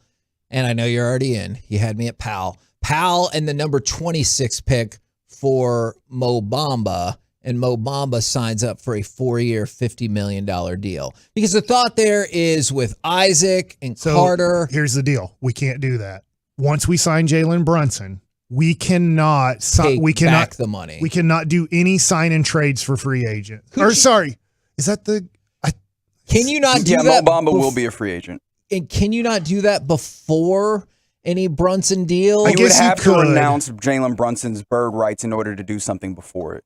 I believe. So that's going to kill that deal. Almost every free agent is off the table in a sign and trade once you sign Luka back. You've pretty much, whether it's Zach LaVine, whether it's a smaller, like Mo Bamba supposedly going to get around 10 to maybe max 15 million, but somewhere in that range. Supposedly, reading the rules, once the Mavs sign Jalen Brunson, you can do trades. But you have to trade for people already under contract. You cannot trade for Mo Bamba. You cannot trade for Zach LaVine. You cannot trade for Kevon Looney. You can't trade for anybody who's a free agent because once you do the Jalen trade, you've gone so far over another tax threshold that they don't allow you to go sign and trade for other players that are free agents. And it's not likely, I guess, I'm presuming that you're going to get a trade of a guy that's got 1 year left because that's even more valuable, right? Or does that seem like a better option? I think it would depend to a certain extent about like how much does that team view Jalen Brunson? Because if you view Jalen Brunson as like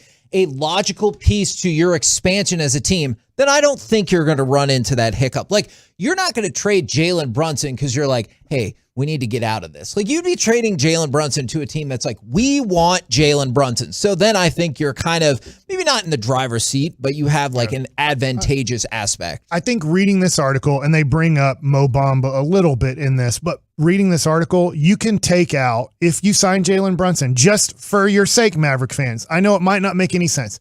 Anybody who's a free agent. That's more than $6 million. Right. You can sign them like Thomas Bryant. I would be really happy if we used our $6.3 million on Thomas Bryant of the Washington Wizards to get another rotational center on our team. You can take out anybody else who's like a free agent that you think is going to get more than $6 million because you'd have to do a sign and trade. And they say that you cannot do that once you sign Jalen Brunson. So take off Mo Bamba, take off the free agent market, just get rid of it and then look for trading for. You can trade for Miles Turner. You can trade for somebody else who's under contract. Rudy Gobert comes up a lot. Right, and you can't, in this article too, they do a good job of saying how Rudy Gobert, at least on this website here, Mavs Moneyball, it kind of goes through how trading for a guy like Rudy Gobert gets really close to impossible because of how much money he makes and what you have to send out. And then would Utah even want what you're sending out? Yeah, because it would be like Brunson, Tim Hardaway, Trey Burke. I don't know if that is of interest. In fact, I'd probably be willing to speculate that would not particularly be of interest for the Jazz. And then you'd have to figure out any potential draft compensation to go with it. So, hey, if you think you can convince one of these people, not, let's say Thomas Bryant. I get that's a more reasonable and nobody would be excited about that. Yeah. If you don't follow the NBA tremendously, you're going to be like, Thomas Bryant, like, who's that guy? And so somebody asked, can you get, and this is where the NBA salary cap is just madness sometimes, can we get Mo Bamba for the mid-level exception? Believe it or not, this is actually the taxpayer exception that the Mavericks have. If you can convince him that this is the place to be for $6 million and it's growing, and then you'll show your value to the world and have a huge contract, I'm all for that. I just don't view that as a viable option when there's speculation that he'll make 10 to 15. If he wants to take the pay cut to come here, well, you're damn right. For $6 million, yes. I'll roll the red carpet out and say, come on down. Welcome to the family. Yes, I hope that happens. But what you'd be asking Mo Bamba to do is to leave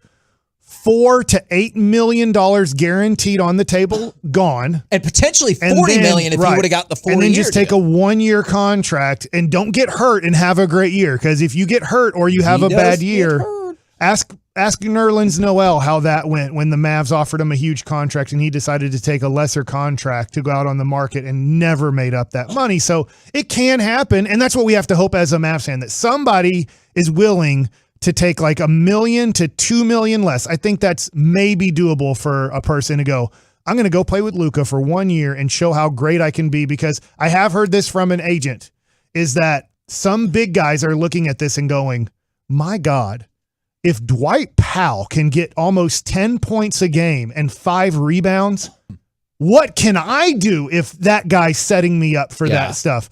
And they're looking at it going, Dwight can't even rebound. He's a bad rebounder in the NBA for his position. How many putbacks can I get on some of these Luka drives where he misses the layup?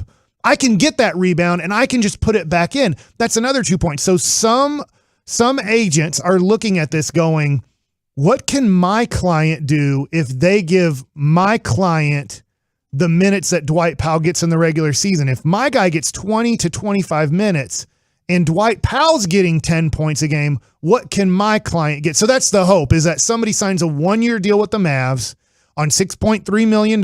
And then afterwards, I'd have to once again ask people, because I don't know all these things.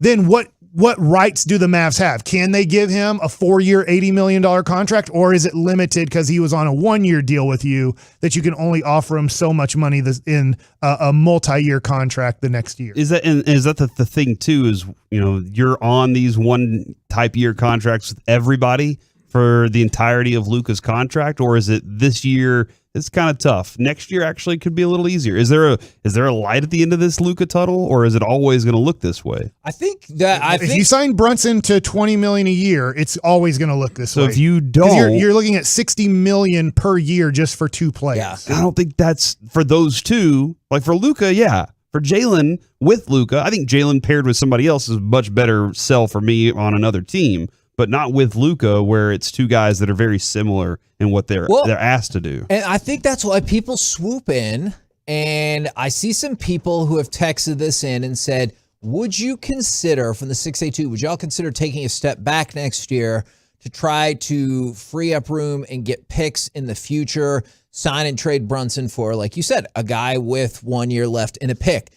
I would consider that. I can see how that is a really hard sell when you were just in the Western Conference Finals. Because what happened? This fan base, is still bitter about it. Mm-hmm. The last time the Mavericks made it this far, they won the NBA championship, and then they tore the team apart. People to this day, 11 years later, are still salty about that. If you make it to the Western Conference Finals and not tear the team down, because you still got Luka, but guess what? You still had Dirk then, and people called it tearing the team down. If you tear the team down and you're like, it'll be better for us in the long run, you're going to have fans that are like, that is the same effing thing that you said last time and it didn't work out. So that's a hard sell, but I get it. To get cap space for the 2023-2024 season, to take a step back, you would have to, and you have to take money back, which is expiring contracts. You would have to get rid of Dinwiddie, Bertans, Reggie Bullock, and maybe you could probably still keep them, Dorian Finney-Smith, and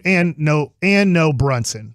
So you're pretty much stripping your team down to, we have gone down to Luka, Dorian Finney-Smith, and nobody. And when that happens, as of right now, without Brunson, that would be your 2025-2026 season. That's the next time. If you just want to look for cap space to chase big-time free agents, and we'll probably do things where that won't even happen, because in that year, Luka would make $45 million and Finney-Smith would be making $15.3 million.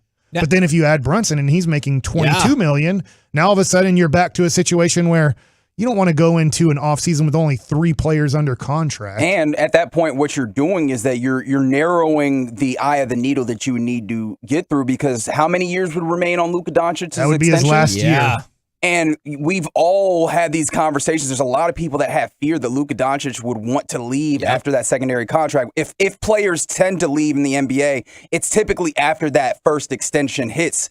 And if you have those fears, you want to give yourself an opportunity to win and give Luka every indication that he has a capability or that he will win here. No, absolutely. A couple more from the 832. Brunson and Hardaway for Beal. All right. So I appreciate that this gets brought up. There's many problems with You got to this. find 5 first-round picks if you want that to happen. Yeah, because otherwise Washington wouldn't be interested. Secondly, I'm pretty sure it's a player option that Beal is on that he's going to decline out of. Did you see Beal's quote? I know, but Did you see it? I know. It He's said gonna this, go. Kevin. He Okay. wants to go to the place that gives him the best chance to win. Okay, we do not That have. said, he's also said that for a very long time and keeps re-upping. Yes, it. exactly. All right, well. And he's So, like, or this can time pay I'll believe me, him. or can pay me the most money. And then somebody brought up, would you trade for Hassan Whiteside? Now, this is somebody, I think Hassan Whiteside is actually out of contract. So if you're interested in that kind of player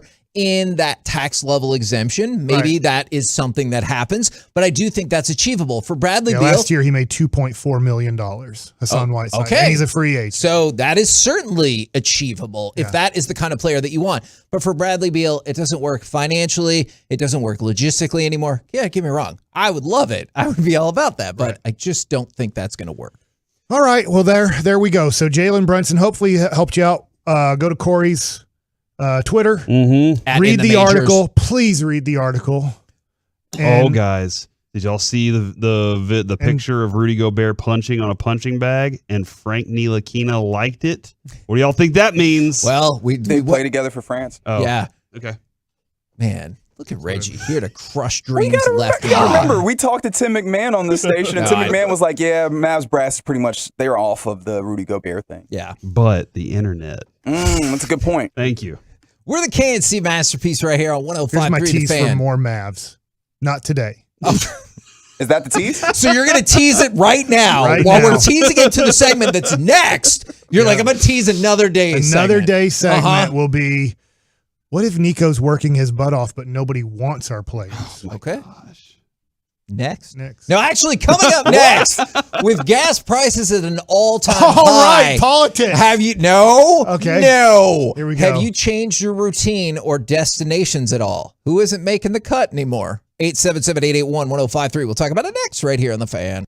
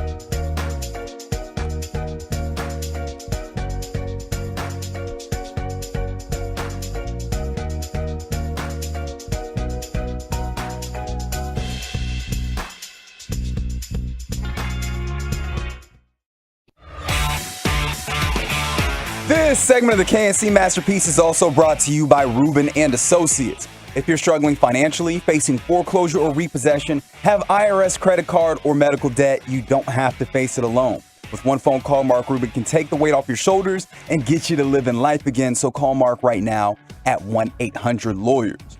KNC Masterpiece back here on 105.3 The Fan, 877-881-1053. With gas prices at an all-time high, have you changed your routine or destinations at all? So we surpassed, as a national average, $5 as a gas price for the first time. I know with inflationary methods, like you go back into the 70s and all that, but just gas is more than $5. Gas is creeping up on $5 here in the Metroplex, where you've seen averages closer into the 460s, and it's astonishing. I feel bad. Like, my son just got his license, and I was like, well, good luck. What a time to start driving. And Micah Parsons got involved in this. But what I'm really curious is, are you to the point yet where you've rethought anything that you do or anywhere you go, because you're like, it is going to be so effing expensive? Like, depending on what kind of car you have, every, 25, 35 miles is $5. I think about it, but screw it. It's life. I have to go. Yeah. I mean, I could have said, hey, I'm not going to Texas A&M because it's about $50 worth of gas to go there and $50 back. I mean, it's approximately $100 to go to and from Texas A&M, but it's just like, I don't know. I don't know what to do in these situations where it's like driving to Men's T Clinic. That's not a short drive for me. I live just south of downtown Dallas, and the closest one to me is in Addison, but it's kind of for health, and that's going to cost me money, but I don't know. I don't know. I guess I'm doing what I'm doing. I'm not changing, but I'm thinking about it. I'm not happy about it. Our family's not happy about it. But you ultimately, started to consider at least. So, but I don't know what to do about it.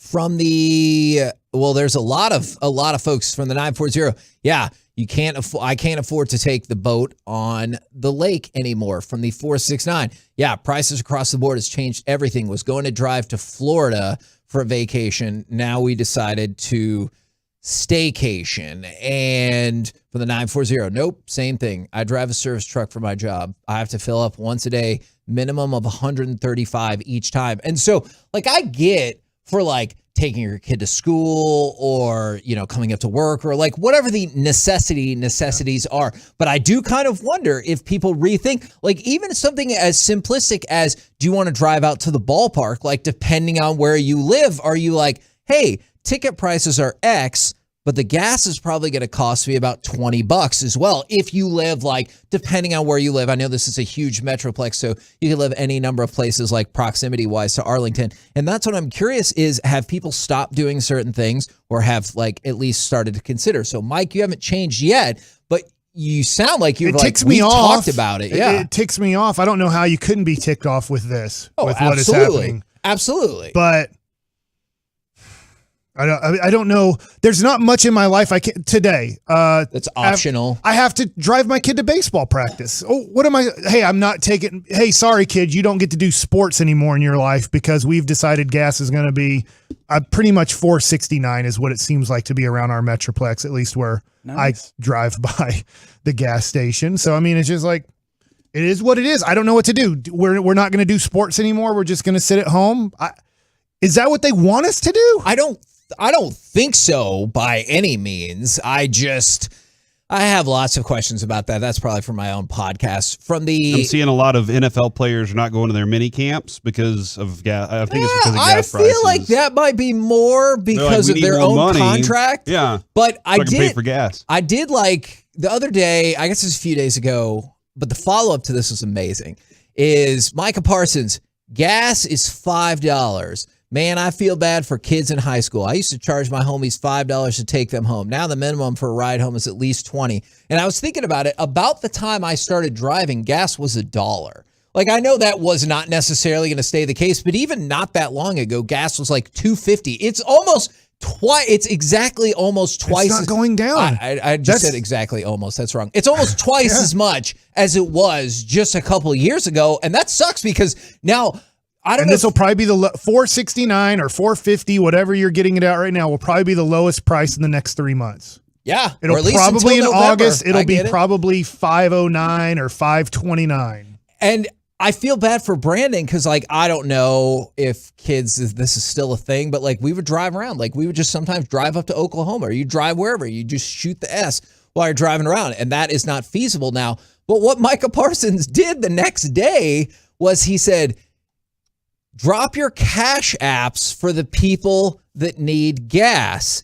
And then you saw at least a couple of screenshots of him sending $25 to people. It looked like he dropped like at least $400 sending people cash for gas on his apps. Does your kid have a car? He does. He does. That's not easy right now either. Well, and so what I did was I started him off. We filled up his tank, and like you're good to go. But like, you know, not that he shouldn't get a job anyway or have some kind of way to get income, but like he's going to need that to just be able to drive around. I'm not even talking about like insurance or anything like that. Just to drive around, like it feels almost necessary for kids that age to have a job. Yeah, I don't know. Things aren't that different for me, I guess, other than coming to work more. But I saved a lot of money not driving in a long time ago. Yeah. So I just kind of looked at it and go, okay, gas there we was are. $1 for like a month. Yeah, or I mean, I got it for 40 cents at one point, thanks to the Tom Thumb card. Yeah, but I'm also paying out the wazoo on groceries too. So, but yeah, I mean, once I get to Plano, all the things that we kind of do are in that area anyway. DFW is a very vast area, though. If there's something going on in Fort Worth, that's a bit of a haul to get over there. That's part of what this layout is here in DFW. But we got the pool so that we could enjoy having kind of our house, and everybody's kind of in going. That. Yeah, so this is. I mean, I'm actually benefiting from what I wanted in the first place, which was have everything here. And we're lucky right now. I know it's not going to be easy forever, though. And I saw somebody, and this was the kind of thing I was curious about. I saw somebody text in. We're getting a lot of feedback on this. It says, I used to drive home for lunch every day. I'm not doing that anymore. And so those are the kind of like simple but important parts of your day that it can impact. And from the 214, I'm with you.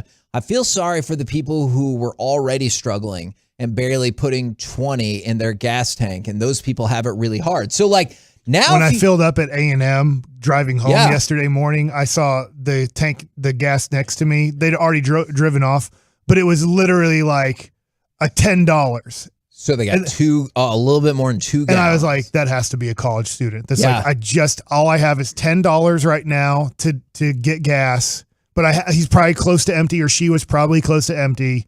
I can put in $10 right now to just get to and from like the campus to a job or whatever it is. And it's like, this stinks. And you're going to get what, max like 60 miles out of that? Or, like that. And that's the tough part is I wonder how many people are like, because it's not zero, go to the gas station and they do that exact thing. They're like, all right, I need to put at least this much in so I can get to work, get back home, or get to the grocery store. And it is really sad because so many people were like living pretty tight anyway, and this doesn't make it easier. And then Corey mentioned, then when you step into the grocery store, things are more expensive. When you look at your energy bill, things are more expensive. And like it is tough across the board. So it's fascinating to see how people are changing their routine. And yes, I promise I see the political angle to this that a lot of people want to text in. We probably won't dive fully into that. We're trying our best not to get into it. Yeah, we will not. Oh, okay. Aside from my one joke about November. But other than that, I like... Well, when it's cooler and you don't have to pay as much for AC, I get it. Yeah. Yes, exactly. Exactly. I like eggs too. And then from the 817, and maybe this is another different conversation, gas prices don't hurt as much as food prices. Have people changed what they have been eating? Like, have you veered away from meat at all? Because obviously meat prices have gone up a whole lot as well. So I am also curious about that. Gas just felt like when I saw Micah tweet it out and I saw him giving money to people on the Cash App, which I do think is super cool, is you just realize like how this problem touches like everybody. From the 817, I drive around for lunch just so I can listen to you guys. Money be damned, I can't give up my KNC. And then I like that. Somebody say they can't go to their side chick's house because it's made them faithful because they can't drive over there as much. If that's what it takes, like what do you mean? That's what it? Hey, that's a positive, right? Yeah. Well, not for that person. I don't know, man. Maybe he's actually finding like he likes his wife more. Maybe he's like, wow, I didn't realize I loved you this much. Maybe that's what, you know, like before I used to take off and I didn't get to spend this time with you. But now that we're together more, I get to see the good qualities. I know it's right now. I just think the tough thing is I think about it and I'm kind of happy my kids' baseball season's coming to a close. One, because of how freaking hot it is. It's not supposed to be this hot yet. Yeah. And then It's two still is June. because like the last tournament he was in McKinney.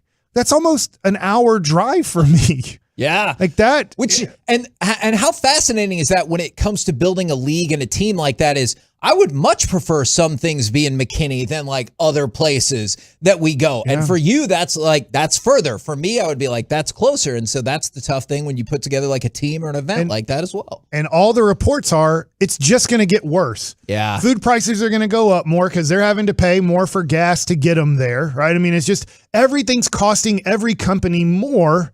I guess I never thought of it until it really happens when you jack up gas prices 2 times the amount of how everything starts becoming more because of getting those things there. And then obviously we're still trying to make up for what happened through COVID and the supply chain and everything. So it's like, yeah, we don't have many of this. So everything's at a premium and we don't know when we're going to catch up from the COVID thing now that gas prices go up. And so this is, if you want to get something and you're like, God, I don't know if I can afford it now. You're not going to be able to afford it in a year. It's going to be worth more in a year, or it's going to cost more in a year than it is now. Most likely, if you kind of read what economists are saying, what's going to keep happening in our economy, prices aren't going to go down anytime soon. This is a very hopeful segment. I enjoyed this. Yeah. You know, it went a different direction than I kind of thought as we spiraled off into some sadness. Don't worry. We have plenty of happy topics coming up as well.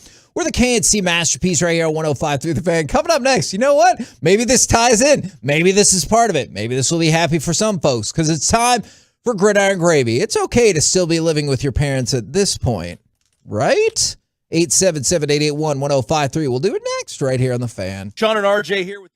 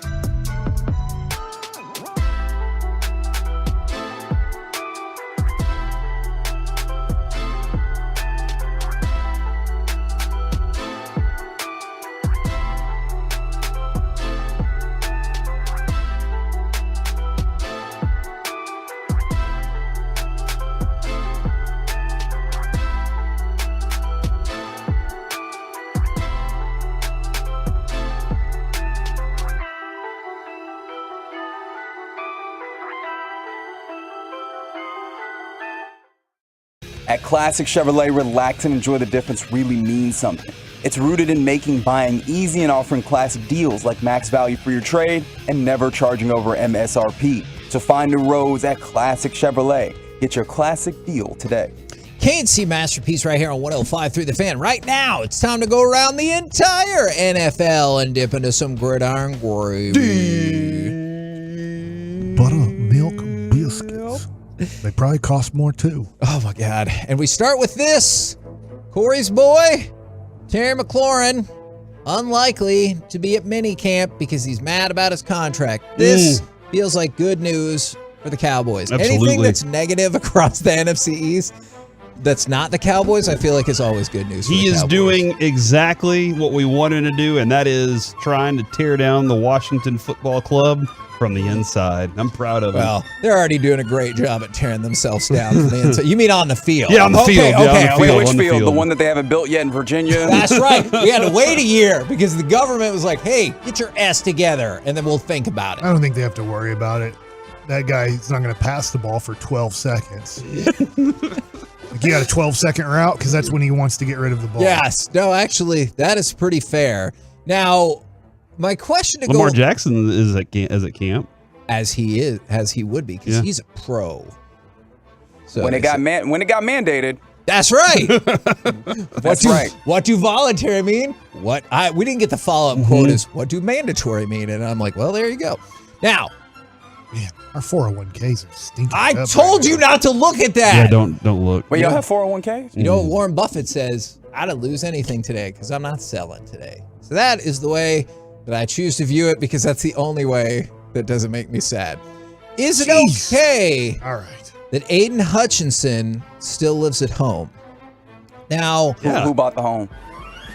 His parents? Okay. Yes. So he's 21 years old. He was the number 2 pick in the draft. He just signed a 4-year, $36 million deal with a $23 million signing bonus. However, he's still working and he's getting into minicamp, getting in the flow. He said he's still living with his parents. Do you think that is just smart because you get an opportunity to save even more money? Maybe you just really enjoy spending time with your parents. Or with your money. Yeah. Or real Scrooge McDuck. I was already envisioning that silo. He's right. Kevin sits at his house on his little chair of cash, and he just sits there and counts it and sets it down and then hugs another ball of cash. Yeah. You know what's even better about that visual? I imagine knowing Kevin that he gets on his schedule planner and he's like, quality time with money. Yeah. 2 I see p.m. people doing other stuff, and I'm like, I'd be happier sitting in the money chair. Or do you think, hey, you're 21, you were the number 2 pick of the NFL draft, you had your own place, you could, Didn't his sister just win Miss Michigan too? Yeah. That family is successful at everything that they do. And Dan Campbell said, hey, he's quietly getting better in front of our eyes right now. That's great. What does that mean? He's getting better as a player. He's becoming a professional NFL player. Okay, but the highlight I want to see, I guarantee you, we will devote, this is my promise to you, somehow, some way, we will devote an entire segment to the coach or the organization that calls out their early draft pick and is like, he's not good enough. He's not very good, actually. I am surprised he went in the first round. 100%, we will devote an entire segment when that comes around. What were we even doing when we drafted this guy? Yeah. I definitely want to do From the 817, moving is pretty. I'm going to substitute this to Cheeks. Maybe he just doesn't want to move, which is also, I imagine that's a large part of it. Is this is a transition time for guys. There's a lot of things going on. Finding a place to live and getting all that situated probably isn't easy. Here's what I would do. I would buy my parents out of the house, and I'd be like, here, I'm going to give you guys money so you can move. And I just don't have to move any of my stuff because you don't want to move. But if mom's still gonna make the meatloaf, then you're gonna be happy. If they're gonna drive you to practice and drop you off, then you don't have to pay for gas. Think about all the positives of continuing to stay at the parents' house if they're gonna help out with some things. But at what point does that become weird? To who? Because society says you have to move out? I'm asking. I don't care what society says. Oh, people care. They can't force me to do anything. Does he do we know if he has a girlfriend? Is his girlfriend yeah, that's cool? Or do you think she's like, hey, could you get your own place now? So I don't know. I'm like seriously asking. It does appear that he has a girlfriend. Okay. Looks like they've been together for a minute. So Good for maybe, Aiden. maybe she's fine with it. Maybe she's like, you know what? You've always lived with your parents anyway. I've really hated last segment as I haven't been paying too much attention Are you been looking at the stock market and gas prices? Yeah, and my investments. And I'm like, what the crap is going on? Wait, I'm totally shocked. Mike wasn't paying attention to the segment? What is I'm that? supposed to send my kid to college. How am I supposed to do that? Oh, scholarship. When's the Democrats going to make that free? Oh my God. Didn't they say they wanted to do that? That was a campaign promise, but working on then now we're actually in the governing portion of this. Yeah. That don't draw me. I saw what you're trying to do, Reggie. I'm not falling for that. I have thoughts, but I'm not going to fall for that. Now, on the flip side, Lamar Jackson is going to be at Ravens minicamp, though. To be fair, I did not confirm nor deny that he has any association with living with his parents. Like, I have not confirmed nor denied that. But all right, so you're in on Lamar Jackson at training camp and Aiden Hutchinson staying with his parents as long as necessary. Yeah, man. Yeah. Okay. Stay if you like your parents. If you hate your parents, like I can totally see why moving out. You're like, okay, but man, Who gets tired of who first? probably the parents. They're like, I What's dealt the with your age crap that- your entire life, and I got you set up to get out of here. Is that at 18 straight away, or is it like 21? And Depends they're on your kid. still drifting. Because like if Brandon goes for to me, it was community, when my parents got divorced. I was pretty much kind of Thanks for that, Kevin. Go ahead and get okay, out. but your Now he has to parents- relive tough memories. Okay, at least your parents stayed together for a minute. My parents got divorced really, really early. Is like if Brandon went to community Like your college, mom was like, I'm pregnant, and your dad was like, I'm out. No. What are we doing right That now? sounds like an off-air conversation, Real Mike. life alert. Is if Brandon went to community college and lived at home for like a couple more years and he could like at least get to know his baby brother, I would be all about that. But like if we're getting to 24 and he still has like no plans or anything, is just kind of drifting, I'm gonna be like, hey man. My brother-in-law started his own business while he was working with or living with the in-laws. That's clever. Lived with them for 4 or 6 years. Bought a house. That house right now, he doesn't even live in it. It's worth $1 million just Oh my because gosh. of the area that it's in. Woo! And he was able to buy that house with money that he saved while he was living with the parents. Do you think the parents are kind of like, hey, like No, they're fine. Kick No, back they're- a little they're bit. doing just okay. fine now. All right.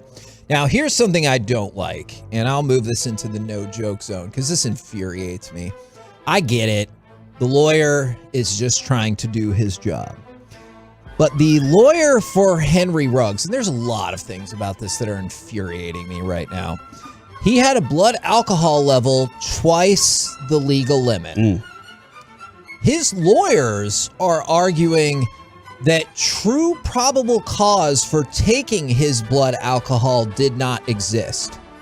Quote, the mere fact of Mr. Ruggs' involvement in a fatal vehicle collision does not in and of itself gives rise to probable cause to believe he was driving under the influence of alcohol, end quote. All right, a few things about that. When it happens at 3 a.m. because you were going 156 miles per hour, I think that is enough to consider probable cause. Secondly, I mean, once they pulled him over, did they not determine potential probable cause from maybe any slurred speech or anything else that goes along with that? I also have a problem with that. Also, do you know that he is not in jail?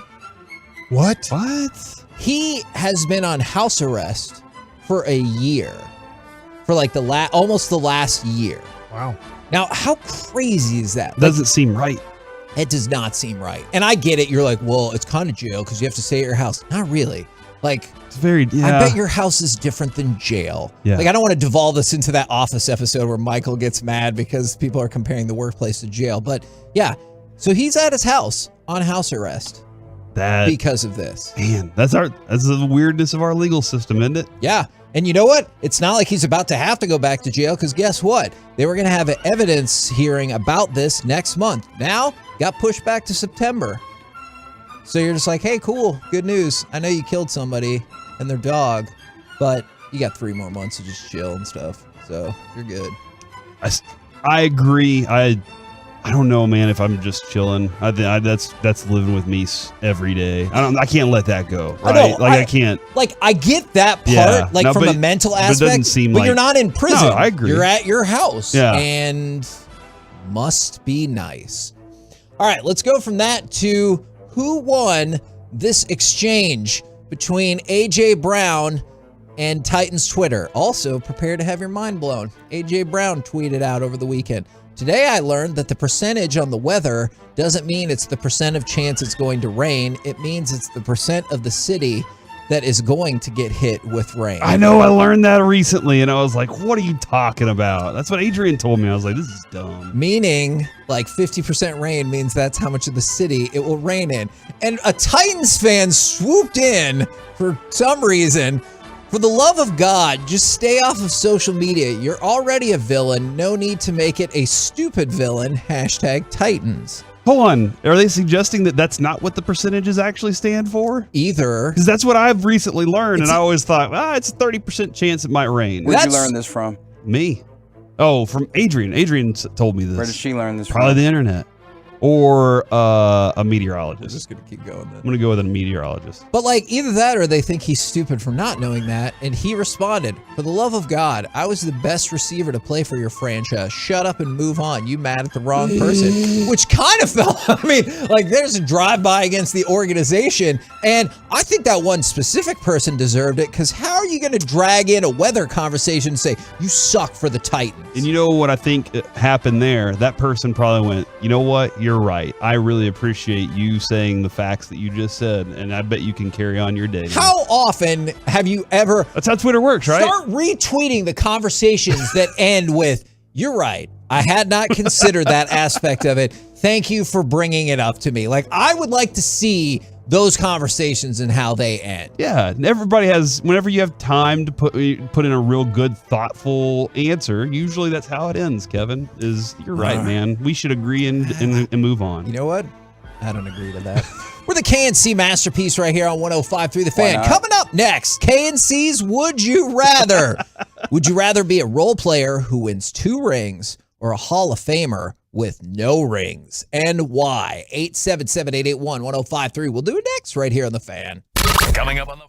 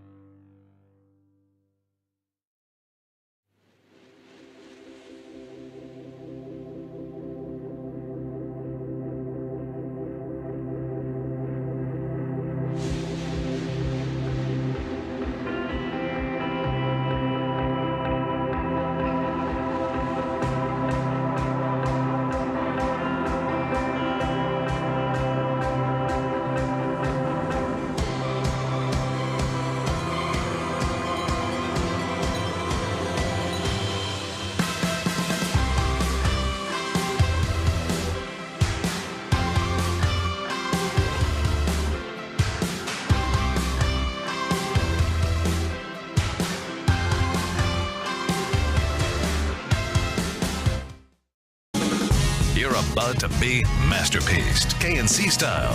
Right here on 105.3 The Fan. KNC Masterpiece right here on 105.3 The Fan. KNC, would you rather? Would you rather be a role player who won 2 championship rings? No. But I didn't give you the other option. Oh. Or be homeless. Corey doesn't Those are care your about roles. options, Corey. Well, what is a home? You know? Okay, that's fair. Where the heart is? Yeah, a home is an abstract concept. No, I'm with Flat you on circle. that. That actually makes a lot of sense. But, all right. Or okay. a Hall of Famer with no rings. I think the Hall of Famer with no rings, even though you're going to be dissatisfied with a lot of the conversations with the guys that did have, that did have rings, you're going to be dissatisfied a lot of times with how your career ended up. Like Tony Romo, he falls in the both neither category, right? What? Not even You heard him. He doesn't have the category. rings. He doesn't have the Hall of Fame. He won't be a Hall of Famer either, but he was good, but you're missing those things that kind of qualify you on that next level. But you live forever in the Hall of Fame, right? Like we know a man. I think he probably still pass away. We know a man recently that said everything changes when you put Hall of Famer on the tagline. Can we say it was Drew Pearson? It was Drew That was Pearson. an amazing. Absolutely. everything changes whenever you can sign your checks with Hall of Famer Drew Pearson. That was one of my Why would I favorite. sign my checks with Drew Pearson? Because you're a Hall of Famer. Yeah. Oh, not Drew. You Yeah, just claim okay. to be whoever you want. That was one of my favorite moments up here in the building. Is like he got here to the building and people were like clamoring around him and all this. We got in the elevator and he goes, "That's what happens when you make the Hall of Fame." I thought it was amazing and it made me laugh so hard. So our question is, would you rather be a role player with 2 rings or a Hall of Famer with no rings? From the 812. Hold on. Is this a Robert Horry debate? This is not specifically centered at him and he has way more Big Shot Bob. than 2 rings. And So Charles Barkley or Bill Winnington? now, and somebody brought this up.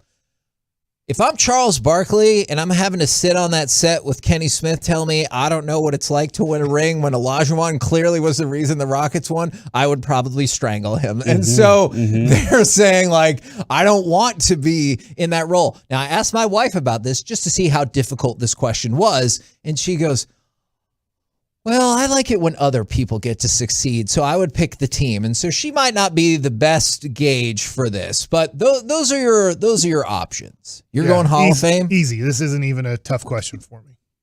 Really? Yeah. Okay. All right. Corey? Yeah. Are you also going Hall of Fame? Yeah, you want to be in the Hall of Fame. Just think about this for a second.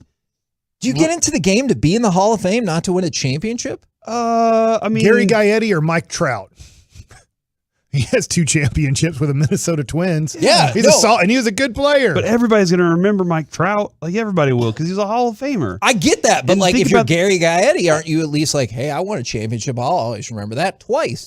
But think about this for a second. Like with the Cowboys players, how many Cowboys players here that play, I don't know, 4 years, 6 years, win on teams, they can live here forever.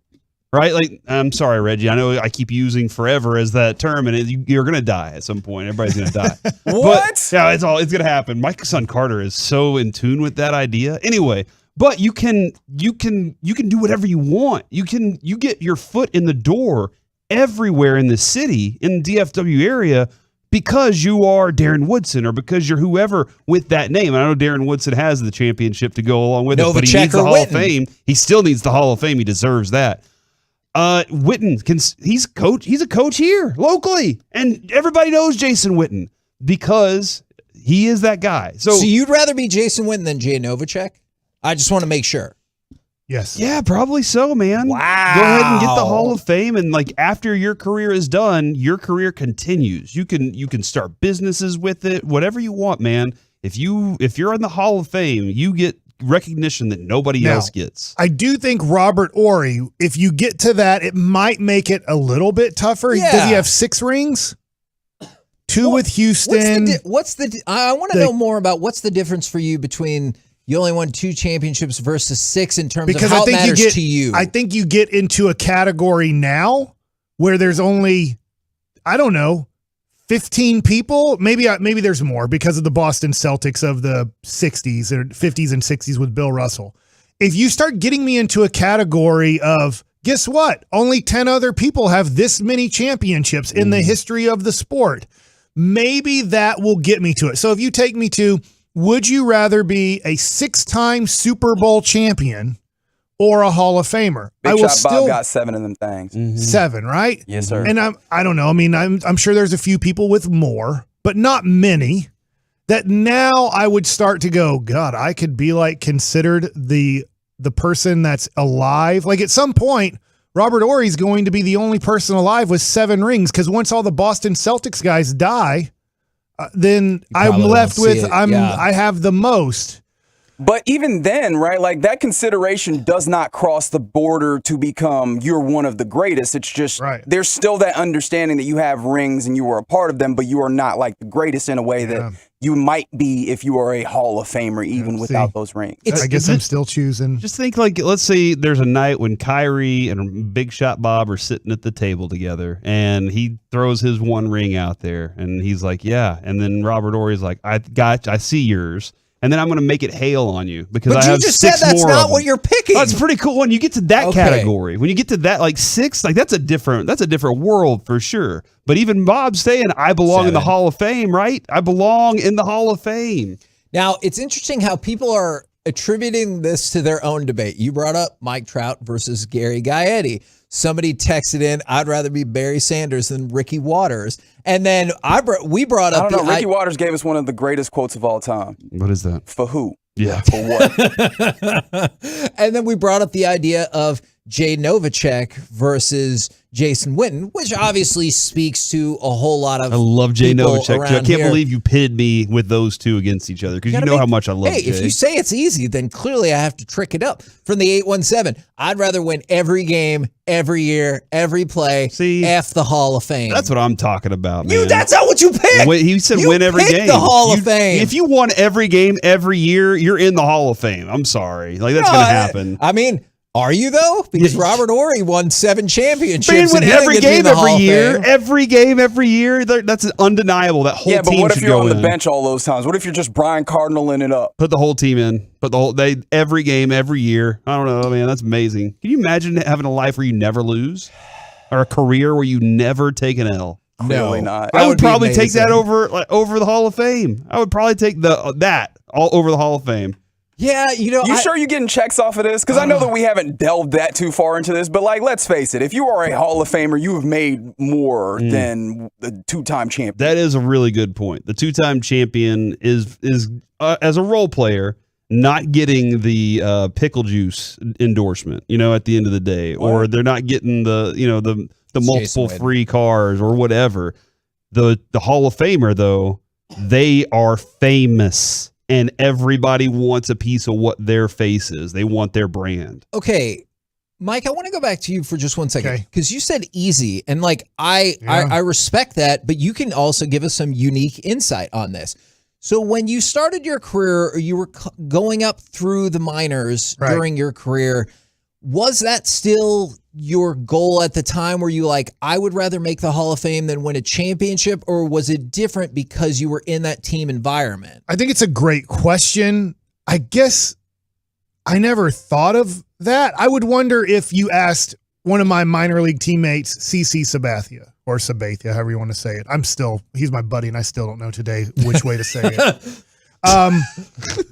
If he thought of things like that. Yeah. I guess being a guy that got a nice bonus out of high school, but not a bonus baby, where it's like, hey, as long as you don't get hurt and don't do horrible things off the field, we're going to put you in the major leagues, and you're going to get to stay there and figure it out at some point, right? I mean, nothing against Josh Young. I think Josh Young is a heck of a prospect.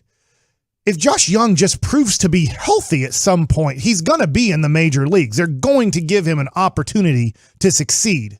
I just never was thinking like that. Now, if you put me back in 19 to 22-year-old Mike Bassick in the minor leagues, I guess I would think, no, I want to go up to the major leagues and dominate. If my team doesn't win a championship, they don't win a championship. If if I would rather be great at Major League Baseball than just be okay at it, but on a great team. Yeah. Okay. If that makes sense. No, it does. And that's why I never really, but I'm telling you though, also, it's a great question. I just never really thought of it like, hey, I want to be great on a bad team. That's why I wanted your insight, and I was really fascinated. You kind of want to be great first. And then you're like, and I want to be on a great team. I got a couple questions on this too. Are you a first ballot Hall of Famer, or do you have to wait 20 years to get in, and you never get to really live off of this? Where did this conversation stem from? That's Kevin? a good question, because I guess I would rather have the championships than die and then go in the Hall of Fame, because I never got to be in the Hall of Fame. I just died, and then they put me in. First, let's go off of the assumption that you make the Hall of Fame like straight away. First year, second year, like whatever. Like it's in your moment. Okay. And you get to give your speech, you get to enjoy the things. I like it. All right. Then you're still going Hall of Fame? Still going Hall of Fame. If you're a Veterans Committee Hall of Famer I'll take the and championships. your daughter has to go up there and give your speech for you. I'll take the Did you championships. just take Lucy's chance to give a speech for you away? I'm sure she'll give him a speech at the championship parade. You know. Okay. Yeah. The like reunion And you championship parade. could always do a Steve Kerr type speech, right? Right, if you're one of those guys, you get up there and you're like, "Look, I had to save Michael Jordan this time again." You know, like this is. I know Michael Jordan's going to get all the love and all the praise here, but I was part of this team too. So you get that moment in your parade. But yeah, man, I don't want to sit there and wait and then maybe not even be able to enjoy the Hall of Fame. I want to get my money off of it. Okay, Reggie, I want to go to you in just 1 second, but we got another weird comparison. I'm really enjoying these questions. Would you rather be Iggy or Westbrook? All right. Now, quite frankly, Iggy Azalea, what's she have to do with No. it? Andre Iguodala, who was a Finals MVP as a role player, three-time NBA champion. Hey, I'm pretty sure he held LeBron to like 31 points a game in that series. So and a triple double. I guess I would rather be Westbrook. I don't really care to be Russell Westbrook. But so I guess I do and don't. He was supposed to be like the elite of the elite, like all the physical tools. You know, obviously Carmelo's most likely going to be a Hall of Famer. I'm pretty sure he is after winning a national championship and making, 12 All-Star teams approximately. But I guess I would rather be Carmelo Anthony than be Andre Iguodala. All right, Reggie, where do you fall on this, given that you make it to the Hall of Fame, like in your kind of your lifetime, like first, second, third year, whatever, but like you're going to make the Hall of Fame when you can enjoy it and appreciate it. Would you rather be a Hall of Famer with no rings or the 2 championship role player? I throw something else out there, Reggie, real quick before you throw this. I mean, your name's on the show. Thanks. We let Mike talk. Hall of Famers likely are going to get a max contract at some point. Oh yeah, you didn't have to tell me about that one. Okay, that one I was very aware of. Yeah, it's all, especially because when I was introduced to this topic, it was on Twitter with a infographic that had Larry Fitzgerald, and Julian Edelman. Mm-hmm. What? That wasn't? Are we sure that wasn't Hogan? Sorry, Chris Hogan. Yeah. And that's the point. They might as well be the same guy to me. Might as well be Chris Hogan to me. Or Julian Edelman. I don't care. I would rather be Larry Fitzgerald 10 times out of 10. In fact, nearly 200 13 million times out of 10. Thank you. All right. Now, what's really interesting is I also saw that, and that's kind of where the genesis of this topic came from. So many people were like, I'm here to stand up for Julian Edelman, until finally, like 1,000 years later. He did it too. Somebody goes, that's not Julian Edelman. And everyone's like, oh, well, but my point remains the same. And I was like, you're standing for Chris Hogan now? That dude was a champion. Did you know Chris Hogan played lacrosse? Wow. Yeah, actually that makes sense because of Bill Belichick. Bill Belichick loves lacrosse guys. Yeah, and that's why I have to see stupid article titles when you're talking about like trying to get people to click on things. It was like, could Bill Belichick become a professional lacrosse coach? But then I was like, I just don't care about that. I think he could if he wanted to. We're the KNC Masterpiece right here on 105 through the Fan. Coming up next, just how important are the big men to deciding the next 3 games and the NBA champion? We'll do it next right here on the Fan.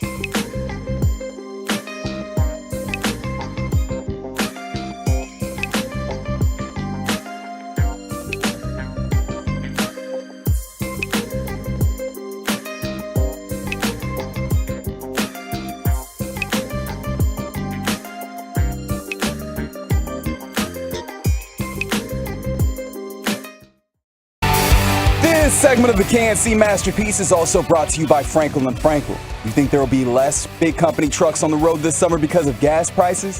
Think again, and those big trucks have insurance companies that protect them. So get the representation that won't settle for less, Frankel & Frankel. Visit truckwreck.com. That's truckwreck.com. KNC Masterpiece right here on 105.3 The Fan. My question for you, let's go to cut number 7 right here. How important are the big men, and maybe specifically this big man, to the next 3 games of the NBA Finals? Bounce pass gets to Rob Williams, throws out to the left corner for an Al Horford 3, no good. Offensive rebound. Rob Williams puts it back up and in. Again, they're too small. Golden State is too small. So I was thinking about Robert Williams and Kevon Looney, just in terms of, can the big men make the difference in these last 3 games? Because I get it, like Steph Curry looks like at times he single-handedly won game 4. We've talked about some of the struggles of Jason Tatum, which, by the way, I went back and looked at his numbers. His shooting in the finals, he's shooting 34.1%. That's the lowest by any player with 20-plus attempts per game in a final series ever. Better than most hitters in baseball, though. That actually is very true. However, he starts to move back towards modern baseball as the game goes on. His shooting percentage overall, 34.1. In the second half, 26.5. Oh. In the fourth quarter, 25%. Okay. So like as the game goes on, he gets worse. He's getting worse. That's not good. And so like, I get it. If you're the Celtics, you're like, Tatum's the guy that's going to carry the day. If you're the Warriors, you know, Steph's the guy that's going to carry the day. And if you want to expand it out to, you know, Wiggins, Clay, and if you're Boston, to Jaylen Brown, like I understand all that. But do you think that Kevon Looney and perhaps Robert Williams can be the pivot points in this game, especially since it looked like Robert Williams hurt his knee in the last game? I know they were like, no, he's fine, but it looked like he was kind of hobbled out there. I don't think either one of those guys is going to be, I'm going to take over a game and score 40. I still think you're getting that from the likes of, you know, Steph and maybe a Brown. Maybe, I don't know if Marcus Smart seems more like a 25-point guy than he does a 40. But I don't think either one of those guys, I don't think that these teams are going to look at those players and say, we have to feed it to the guy down low and try and win that battle tonight. I just don't think that's the approach. And it's worth noting with Robert Williams, you mentioned the knee. He's been dealing with injuries all throughout the postseason. Back in the first round. This is actually, when you say he hurt it, it was more of like a re-aggravation. He's been dealing with this throughout the postseason. And I did dig, I don't have the exact quote here, but the Celtics coach, he was like, no, I didn't see anything. I didn't hear anything, which is exactly what like I think you should say. I don't think you should be like, oh yeah, we could be in trouble. But you mentioned from the offensive perspective, and I think that is very, very fair.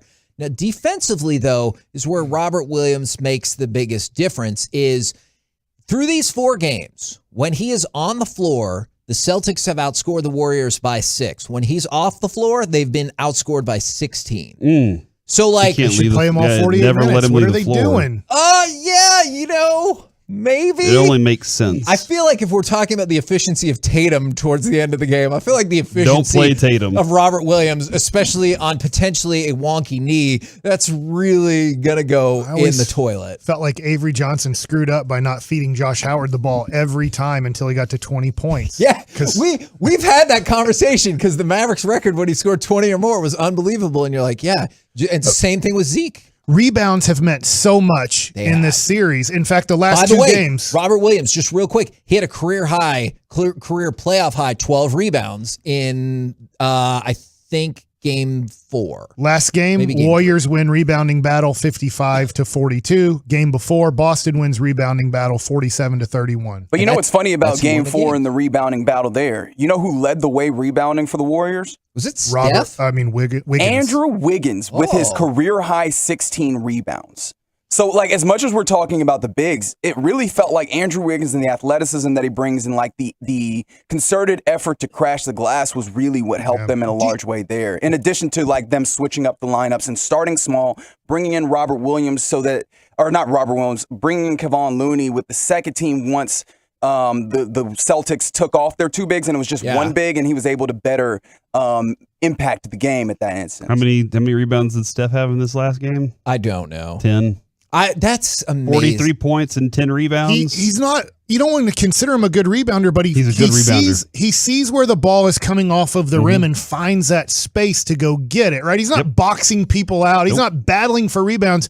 He just seems, for his whole career, at least once his ankles got right, he seems to see the ball in the air and go, I have a good feeling. Luka's good at this. Luka's a much better contested rebounder because of his size, but Luka has that idea of it.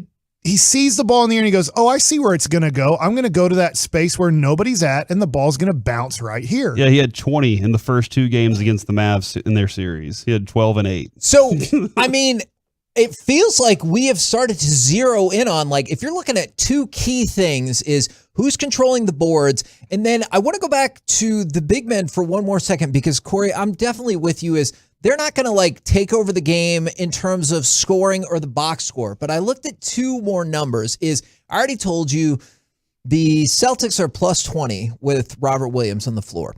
The Warriors are now plus 36 with Looney on the floor. And Steve Kerr said, I did not play Looney enough in game 3. That was my mistake. It's important to get him out there. And he had a huge impact on the game, because clearly he had a huge impact on game 4, where if you're looking at, and this is not always fair, just plus minus, he was plus 21 in that game. And so you look at the Celtics have had a pronounced advantage with Robert Williams. The Warriors have had a pronounced advantage with Kevon Looney. And that's why I just kind of wanted to bring those 2 up, because I get it. At the end of the day, they're not going to win MVP. Like, you've kind of got it down to this group of whether it's Brown, Tatum, Curry. Like, it feels like those are the 3 most likely, but could it be the big men that pivot this game, and this game could easily pivot the series?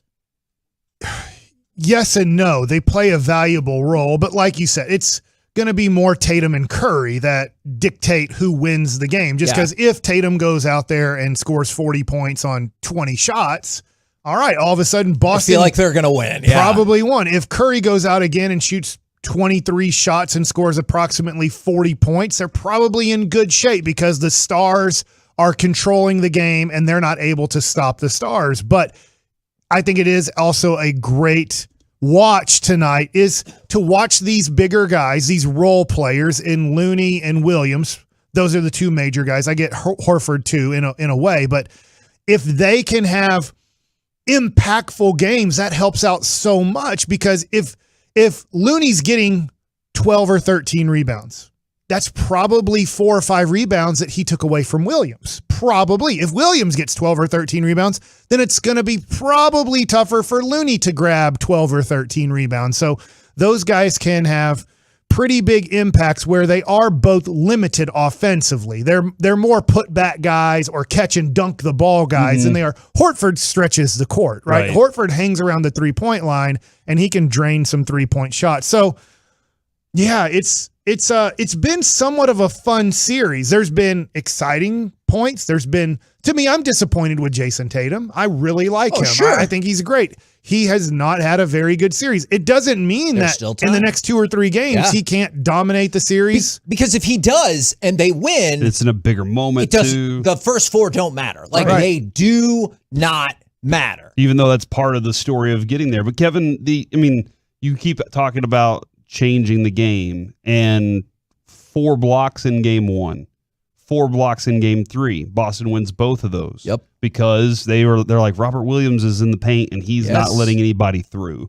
And then I think that becomes, you see the big man do it, and then you get maybe 1 from Tatum, 1 from Jaylen Brown, 1 from Marcus Smart. That's an infectious kind of thing on the defensive side of the ball, which is what they like to do. They love to play that defensive side of the ball in the half court for sure. But yeah, in game 3, you get 4 blocks and 3 steals from Robert Williams. I absolutely think on a night like that, if he's just giving you 8 points, you get 10 rebounds, 4 blocks, 3 steals. That's what you're asking for, man. You gave me that kind of effort. You were able to give us the ball and keep them from getting the extra points that were going to put them over the top. Now, I got a couple of other basketball notes for y'all, and one of them include the Dallas Wings. Did you see that the grandmother of Juneteenth Opal Lee, if you are accepting of that term. She was at Wings practice on Thursday, and she was sitting courtside yesterday for their game against the Seattle Storm. Now, they did kind of let her down a little bit because I know that they lost 84-79. But I would think that that would be pretty cool for somebody who has like such a monumental impact and is still at 95. Like, hey, I'll come out to your practice. I'll be at your game. I thought that was pretty neat. Yeah, no, it was really cool. Like you said, the Wings did have a little trouble against the Seattle Storm, but no, it was really cool to have that awareness there from the Wings to have her at the game, and obviously also at the practice, because I completely ignored or missed the practice element, but I did see her at on the Thursday, game. and she gave a speech to them apparently and everything. I was like, that's pretty cool. Was her speech, hey, don't kick the ball into the stands? Because that happened and there was an ejection. That was very interesting. Okay. You know what? I'm willing to bet that wasn't in her speech. So now you can reflect back on that and be like, maybe I should have said that. Now, to go along with this back to the NBA, do you believe this statement as the New Orleans Pelicans Zion Love Fest is continuing? Is Zion says, hey, I do want to be here. That's no secret. I feel like I've stood on that whenever I have spoken. Currently, this doesn't really have anything to do with that. This is just me wanting to be a pillar in my community because he was at a YMCA event and he was like, look, I do want to be here. I'm consistent about that. The Pelicans front office is like, signing him to a max is a no-brainer. I feel like we spent most of the year with everybody wringing their hands about like, oh, what does New Orleans do? And he doesn't want to be here. And now that it's time for the Supermax, everyone's like, yeah, they're the best. Just regular max though, right? Not super. Yeah. Because he didn't qualify. That's right, because he didn't make the All-NBA team and everything like that. But yeah, for the max, everyone is like, it's great. We're the best. I get it. Let's do it. People don't want to, for some reason, and the fans don't want to go to their games. The players don't really care to go to New Orleans. But if I'm his agent, I'm like, look, we signed the max contract, and if it doesn't work out, we can always do the Anthony Davis. Yeah. Now let's sign it. Let's get it over with. We get our biggest money. We play for New Orleans. We establish we're a great player. We might be a great team. If you looked at that team and the way they played the second half of the season and you add a motivated, in shape Zion Williams, that looks like a great team. Yes. But if we're not, that's fine. Let's demand a trade and let's get to where we need to go. We got the contract now. We'll just tell New Orleans, we don't want to be here. Since you brought up Anthony Davis, by the way, did you see an exchange he had? I believe it was with a fan. He says, I haven't shot a basketball since April 5th. So it's been 2 months. I know, might get hurt. I know their season is over, but does that concern you? Or do you go with Mike? You're like, hey, don't do basketball stuff. You might get hurt. I mean, shooting, he's not jumping a lot, is he? Can't he just go out there and still shoot anyway and just kind of get some shots up? Or is it, he's a dunker, so maybe it's not really what his life is. It's about a shot. He's a complete player if he's healthy. That's a big and that's the biggest if, right? Yeah. That's a 10% chance. Yeah. But even like the complete part of it, because of how big and strong he is, that's the reason he can't stay healthy, because the impact that it is on his body. But I don't know, man. Yeah, I would want him to get some shots up. I guess I wouldn't be upset with that if I heard the cut too. I heard the audio. Yeah. Did he follow it up with, because I've been working so hard on my cardio and my body to make sure that I can stay healthy? Because if he's like, I ain't doing anything. I got paid. I'm good to go. I'm an LA Laker. I got a championship. Like, that would upset me. But if I heard more of, I haven't shot a ball since April 5th. I'm not concerned about my shooting. Yeah. I'm working on my body. I'm working on the way that Curry worked on his ankles and his lower half to become a healthy player in his career. If I heard that, I'd be like, that's fine. He can start getting shots up in September. I know he can score a basketball. I know how good he is with a basketball. I need his body to be able to play 70 out of the 82 games next year. And we used the 12 games for management, not because we had to sit him out again because we're worried that his back's going to blow up or his ankles or knees aren't working anymore. We're the KNC Masterpiece right here on 105.3 The Fan. Coming up next, it's time for a World Series edition of Mike Likes It. I went to College Station, had a good time.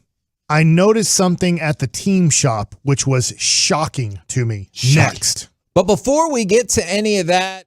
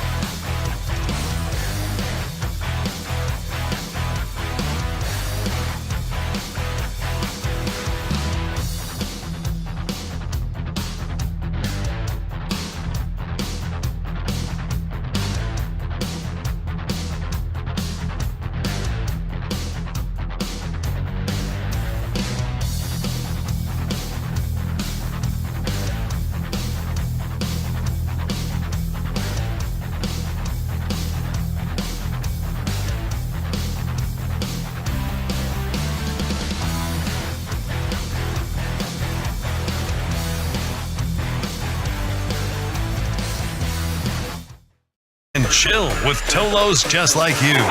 It's the Fans Brew Crew Tour at Parker County Brewing Company. See you there.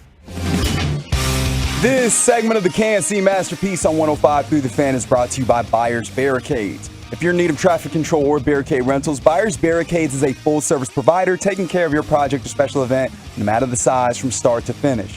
The Texas Authority in Barricade Rental, buyersbarricades.com. KNC Masterpiece right here on 105 Through the Fan, where we see Brian Broaddus. Very excited to hear from him. We'll cross-talk with that G-Bag Nation in about an hour. But now it's time for baseball. Nope, Mike likes it. I shouldn't introduce it the same way. That gets me in trouble. It's good, though, because this is kind of baseball. Yeah, Mike nuggets. likes it. So I ended up Saturday morning driving down to College Station to watch Game 2 of the Louisville Texas A&M series. Yes. Friday night was an awesome game, but it took forever. It was like a Both 5-hour of their game. games were ultra competitive. So A&M was down 4-2 Friday night. They hit a home run, I believe in the bottom of the 7th, if I have my innings right. And then they win the game in the bottom of the 9th inning on a walk-off hit with the bases loaded, 2 outs. So they're up in the series 1-0 when we get there. And it was funny as we're walking to the stadium, which Bluebell Ballpark is just beautiful. I kind of feel bad for all the Aggies that are going to play professional baseball because it's never going to be that good until you make it to the major leagues. Yeah, like in the minors and stuff. Did you create a song for Bluebell Ballpark? I didn't. But, but our audience can, and I'll sing it for them if they need it. But just remember the rhythm of that song. We're walking up to the game, and my son says, well, what time's the game tomorrow? Because we got a hotel. We're going to watch Game 2 and Game 3 if there's a Game 3. And one of the Aggie fans said, there's not going to be a Game 3. But for a chunk of that game, it looked like there might be, though. It was an interesting game. But before I get to the game, we got to College Station around noon for the 2:00 game, and I did not want to sit in the heat longer than I had to.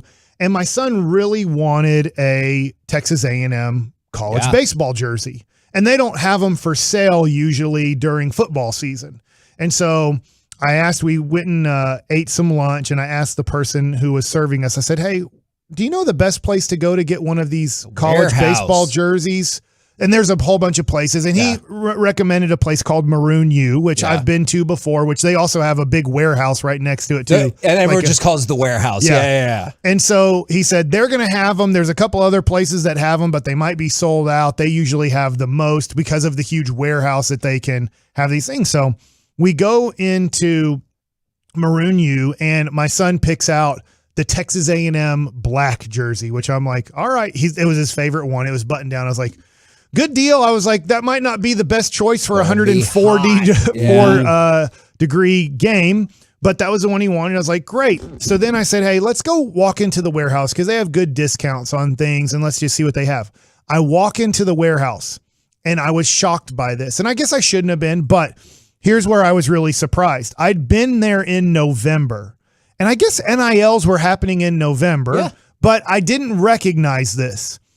They had T-shirt jerseys of every starting baseball player for Texas A&M. So you could get number 9, which was Moss, the first baseman, who I like the most. By the way, you want to watch, I think, a potential first-round pick. He's a sophomore. Yeah. And he can't be picked this year. But that's, to me, the best player on Texas A&M if you are getting into or are going to watch the College World Series. That dude has a sweet swing and can really hit the ball. And I don't know if he's a first baseman, in the future or whatever, because he looks athletic. But you could buy, they had 9 different players. You could buy their jersey of the baseball team there for sale. I mean, that was a no-no forever in our lifetime. You could never sell an Aggie jersey with the player's name and number on it.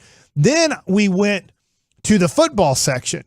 And the football section had about 10 or 15 players where they have their jersey with their name, or they have, like, I'm sorry, you probably know this. Who's the quarterback of A&M next year? Is it number 15? Let's see. Oh, yeah, because they just switched him out. I feel like I should know that. But anyways, I don't know. They have of him throwing they have T-shirts of like what you would see of Justin Herbert or Dak Prescott, like that you could buy. And now they have these guys T-shirts with their face on there, and you can buy either their jersey or you can buy for football. You can buy them doing something on the T-shirt, Yeah. And I was like, wow. this is NIL, right? This is where now these places can sell these players' name and likeness as long as they're paying the player for it. Is it not Haynes King anymore? Well, Are they going to Max Johnson? And that's the thing, because he's a transfer kid, and then Haynes King was the starter, and then he got hurt. Theodore Mellon Orstrand. They got a freshman in there. Is it Connor Weigman, I want to say? Connor Weigman's in there.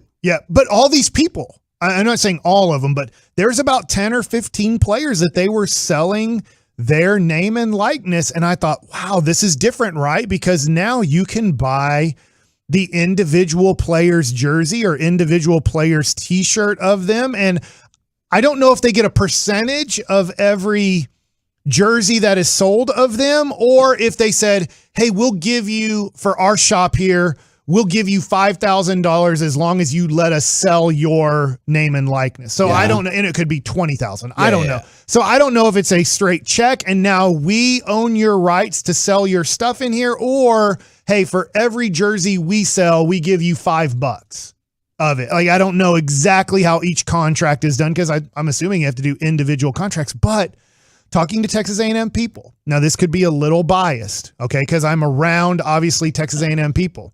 They're like, this is going to be the premier place for sports because we are doing this better than anybody. I think that's why Nick Saban was so upset, because he knows what's going on in College Station and they can't compete with what's going on there. Which is another reason I hate what A&M is doing right now. Is they just sent out an email and they want Nick Saban to be punished, whether he's fined or suspended for what he said. He's like, it's just not true. So A&M, I think their athletic director sent out an email. It's like, just stop it.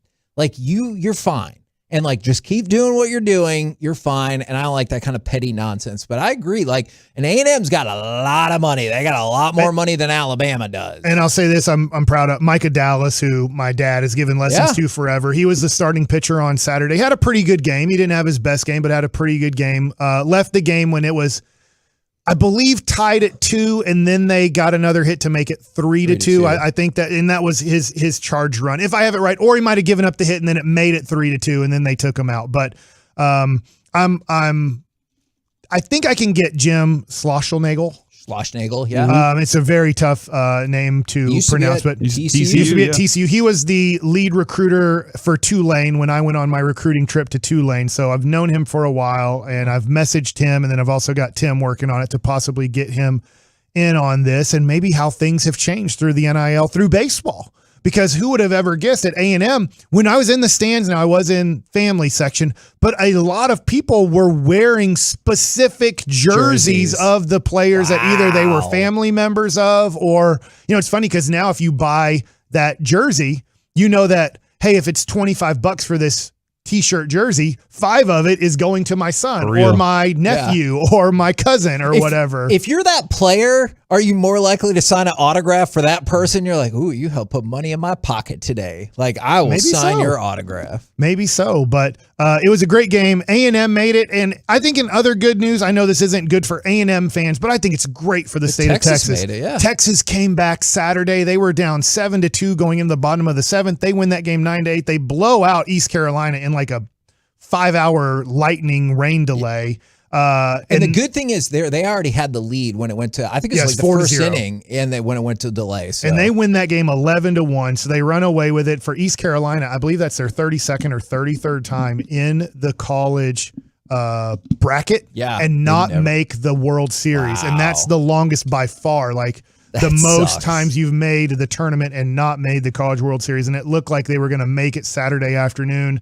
They don't. Texas and Texas A&M both make the College World Series, which is really, really cool. And I'll say this, going down to Texas A&M, and I had access in the fall to look at their facilities, their baseball facilities. The Rangers probably have as good or a little bit better. I get that the Rangers Stadium is bigger. I don't know if you can have better technology and facilities than A&M has. Now, I did in their locker room or their clubhouse. Obviously, the Rangers is way bigger, but their facilities is somewhat unmatched. And a lot of people are saying around there, like, this is going to be the premier place because people can't match this. They have They don't have, they to do spend. not have the money. I was looking at Stanford was playing yesterday, and they're playing later today they're tied at 1 with UConn. And you look at Stanford Stadium compared to A&M's Bluebell Ballpark, it's not even comparable. Yeah. Now, I don't know all the extra things that Stanford has. Do they have all the technology that A&M has all the technology that the Texas Rangers have to throw your bullpens, to take batting practice indoors. And when you're taking batting practice, they have all the technology to get all the things you need, your launch angle, your bat path, now, are those, some people could say they're valuable or not valuable, but that's one of the things that is really intriguing about Texas A&M and where they're going. And I'd love to talk to Schloss about their baseball program. I know we'd love to also talk about Jimbo Fisher and their football program, maybe going into the season, but really fun. It was super hot. It was tough. I had to get up and go downstairs and get where there was a little bit of a wind tunnel and shade. And we were luckily sitting on the shaded side, which was the third base side. Those students who do all those chants and everything were in the sun the whole time. Praise. Hopefully you guys didn't have heat stroke, because it was honest to God, it was heat stroke, IV. There was an ambulance that came during the game, but not for a player. But I was like, I guarantee you somebody here was having a heat stroke or where it was overheated and had to be taken to the hospital. It was that hot. I'm pretty sure that at A&M, they were all very hydrated with water, and there was no alcohol consumption going on before, during, or after that game. It's really cool, though. It is like Duke. I'm sure there would have been even more energy if it wouldn't have been 104. But, I mean, the energy and all the chants they do, it is unlike a professional game at all with what they do at A&M. My favorite thing is when a foul ball gets hit and on the net, and as it rolls down, everybody goes, whoop, and then they go, pick it up, and then somebody runs out there and picks up the ball. I think it's hilarious. We're the KNC Masterpiece right here on 105.3 The Fan. Coming up next, a lot of folks like the Jets. So what team or player do you think is a terrible bet this season? Plus, did Tyreek Hill really say that? We'll talk about it all next right here on The Fan. Stick around. We've got much more to talk about next on The Fan. This Odyssey Sports Minute is brought to you by AutoFlex Leasing.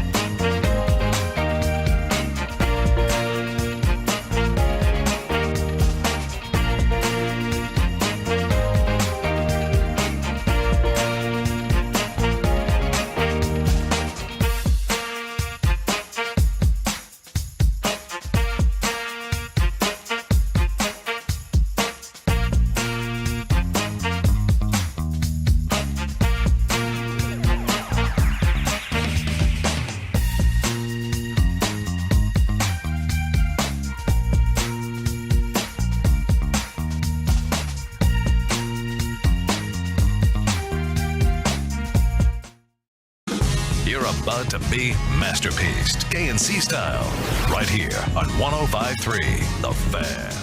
KNC Masterpiece right here on 105.3 The Fan. A lot of folks are betting on the Jets this year. Why? But also, what team or player do you think is a bad bet? 877-881-1053. And also, did Tyreek Hill really say that? So we got a lot of ground to cover, and I got even more ground to add to this. Is Carissa Thompson is now under, I guess she's up for consideration and is become the favorite to be Amazon's on-site anchor for pregame, postgame, and halftime coverage. We talked about this, that Kay Adams was in the mix, and Colleen Wolfe from the NFL Network is also in the mix, but now Carissa Thompson looks like she has moved to the forefront for this potential job. Amazon just said, Fox, we're stealing all of your people. Yeah. What are you going to do about it? And they're like, nothing. You can't do anything. You don't have Amazon money. So Fox is like, we'll just go and pick off people from ESPN. It's fine. Yeah. Because their product is... Man, that's interesting. Like, we're like learning the hierarchy of football, and then ESPN's like, does CBS still have football? All right. So there's been a lot of big bets that have come in on the Jets. Now, part of it is the Jets. Yeah. Is there 200-1 odds to win the Super Bowl? Somebody bet I'm all in. Somebody bet $5,000 on the Jets to win the Super Bowl, which would pay off Gary V. $1 million. Say that again? To win the hoops? To win the World Series. To win the Super Bowl. When? This Super Bowl. The next Super Bowl that you see. Not an idea of like in the next 10 years. No. $5,000 to win this Super Bowl at 200-1, which is neat because you're like, hey, it would pay off $1 million. And they're like, yeah. Or you could set your $5,000 on fire. Now, another spot took $1,000 bet for the Jets to win the Super Bowl at 200-1, and that would pay $200,000. DraftKings, BetMGM, and WynnBET have each reported taking at least a $500 bet on the Jets to win the Super Bowl. In this economy, people just throwing money away like that. Maybe they're the people who control all the supply and demand, and they're like, I have money to bet on the Jets while you cannot afford to fill up your tank. Yeah, maybe they took $5,000 out of my Peloton stock. Oh my God, I haven't looked in that. You still have Peloton stock? I shouldn't have. Condolences. Oh. Yeah. It went bad. It went really bad, guys. I'm sorry about that, Mike. I didn't know until now. So it's okay. I only had like 5. That's why we should not have told you. Yeah, that's all I've been doing is looking, going, oh my God. I know. I'm going to have to work. You're going to be like a lot more attentive up here at the office now. You're like, I need this job. Maybe for 401k, I should be like, put 0 in now. What are the other teams that you think are bad bets this year? Because from the 254, I hate to say it, but my beloved Cowboys. From the 817, Trevor Lawrence is a bad bet. Kind of feel like they're, for Mike, kind of making their Peloton comparison. And I wanted to know what it is for y'all, because for me, it remains the Cleveland Browns. Like, I don't. But the Cleveland Browns, Kevin, last year were 25,000 plus 25,000 to win the Super Bowl. 250 to 1. Yeah, 250 to 1. Like everybody was like they could. What are be they favorites. now? Like 12 I will say to this. 1? Are we talking about the Jets? I mean, sure, we can talk about the Jets.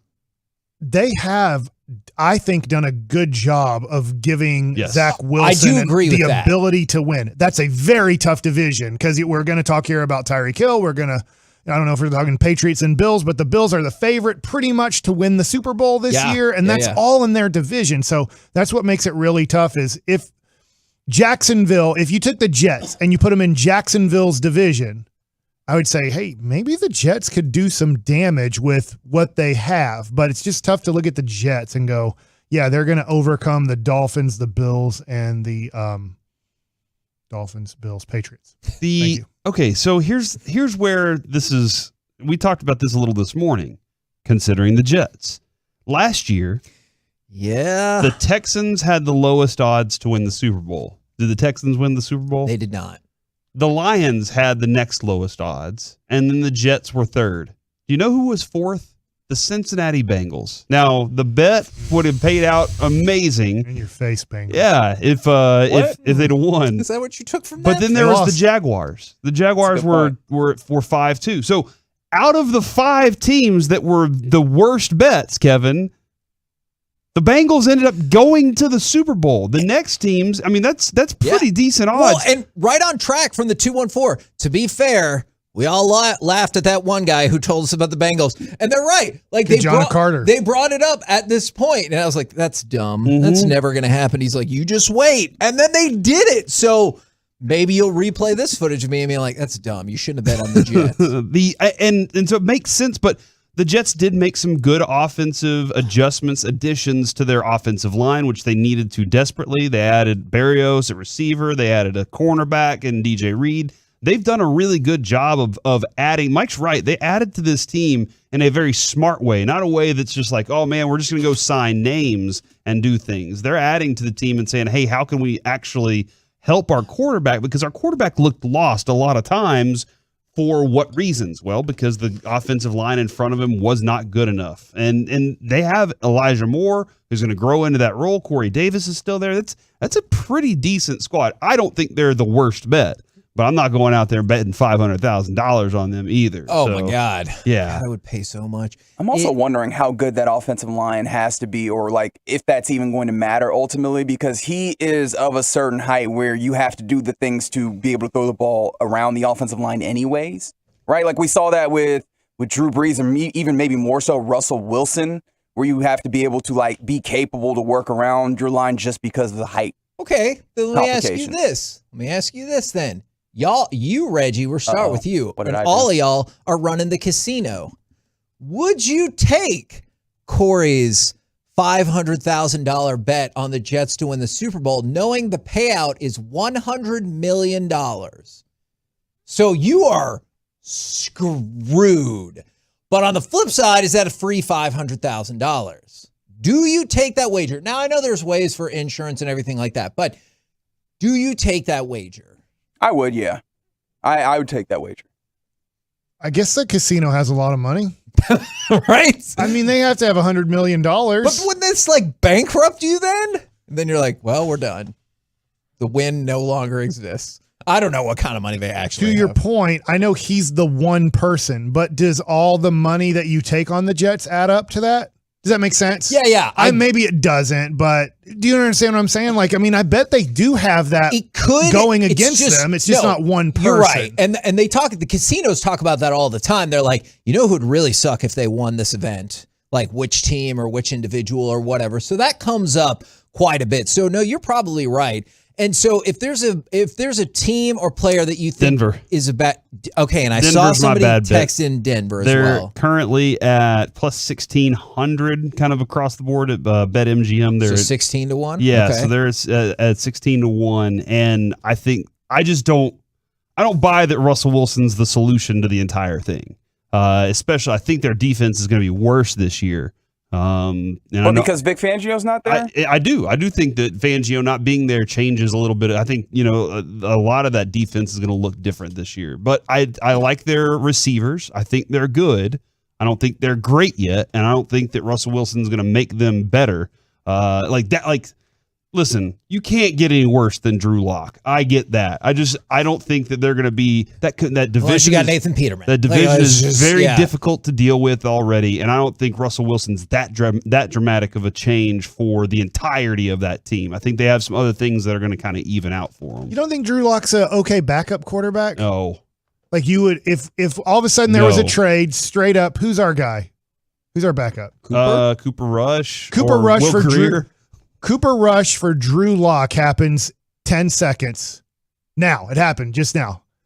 What's your reaction? Oh, no, we got a lot worse? No, I wouldn't say that. I would be like, I could see that as the same. Quarterback room but like a lot better now. Drew Lock is like the favorite to maybe take that. So I think because they're trying to lose. Did you just hear what happened in your mouth just now? What? You actually said that. Can you believe that you actually said that? No. It's weird. It's a weird world and that you actually just said that he's the favorite. That's why I agree with Mike about they're trying to lose. That is exactly what I think. Like, You could say this team is tanking, this team is not, this is collusion, this is not. If you tell me that Drew Lock's your guy, I do not believe that you are trying to win. I mean, and I'm with you guys. I think he's bad. I think he's not a starting quarterback in the NFL. But I would think that he has a career, my opinion, as like over the next 5 years, I think he can be a backup quarterback. And if you had to play him for 3 games, I get it. If your quarterback goes out and you're like, hey, he's got the next 10, we're screwed. Yeah. But if like for 3 games, can he win 1? I think if our schedule's okay, he can. And maybe the schedule works out that he could win 2. But I would be scared to death to have him as my starting quarterback unless I'm taking the route of if I can lose 15 of these 17 games, I get a franchise-changing quarterback. Yeah. I get that. Now, the other person I had down as a bad bet was Aaron Rodgers. So Aaron Rodgers is currently 3rd in the MVP odds at 10-1. Are you saying he can't win the MVP, Kevin? That's right. And here's why. How many players? He lost Devontae Adams? It's not even that. How many players in NFL history have won 3 straight MVPs? Brett Favre? Kind of. Larry Bird. In the NFL, and I think you already knew that, it's Brett Favre. And you still cash, but even he split that last one with Barry Sanders. That's it. Brett Favre at 95, 96, 97. Now, I get on the surface, it seems like poor logic to bet against a Packers quarterback to do it when the only other person who's ever done it is a Packers quarterback. If you bet, wait a second. An all-time great. I get it. If who is the person that bet $5,000? I don't know, some person. That person should bet $1,000 on Zach Wilson to win the MVP because for sure. If they end up having a season where they end up going and winning the Super Bowl, then I bet Zach Wilson has a great chance of winning the MVP. Now, to go along with our football discussion, I liked the brilliance of Tyreek Hill when he was talking about Tua, and he's here to defend Tua, and he goes, obviously, I'm going to go with Mahomes as the strongest arm, but as far as accuracy-wise, I'm going with Tua all day. So, what do you think about the idea that Tua is a more accurate quarterback than Patrick Mahomes? Is this just part of the deal where you're like, hey, I think Tua's nicer, but everything else goes to Mahomes, and that's probably not going to play well?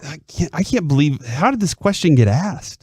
They walked in and they were like, who do you like better? Do you like what was the question initially? Was it, do you like one of these quarterbacks better? And it was on his own podcast. Oh my gosh, what's he doing? So it was on creating content. Yeah. You know what? And here's how it is, because his podcast is It Needed to Be Said. Well, guess what? First podcast, boom, headlines. Tyreek Hill says Tua's more accurate than Patrick Mahomes. Does he think he's better? And so if you're looking for more on the second episode or whatever the case may be, is that made some headlines. But my question is, do you think he really believes that? Do you believe that? Or is that just something he has to say? I don't believe it. He's trying to believe it.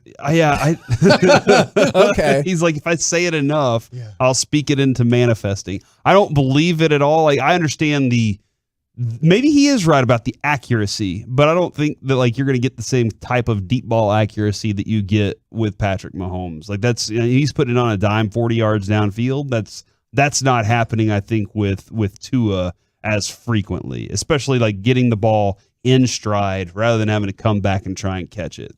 There's going to be very different. But maybe he's talking about, within 5 yards, he can hit me in the chest, right where I want the ball. Damn.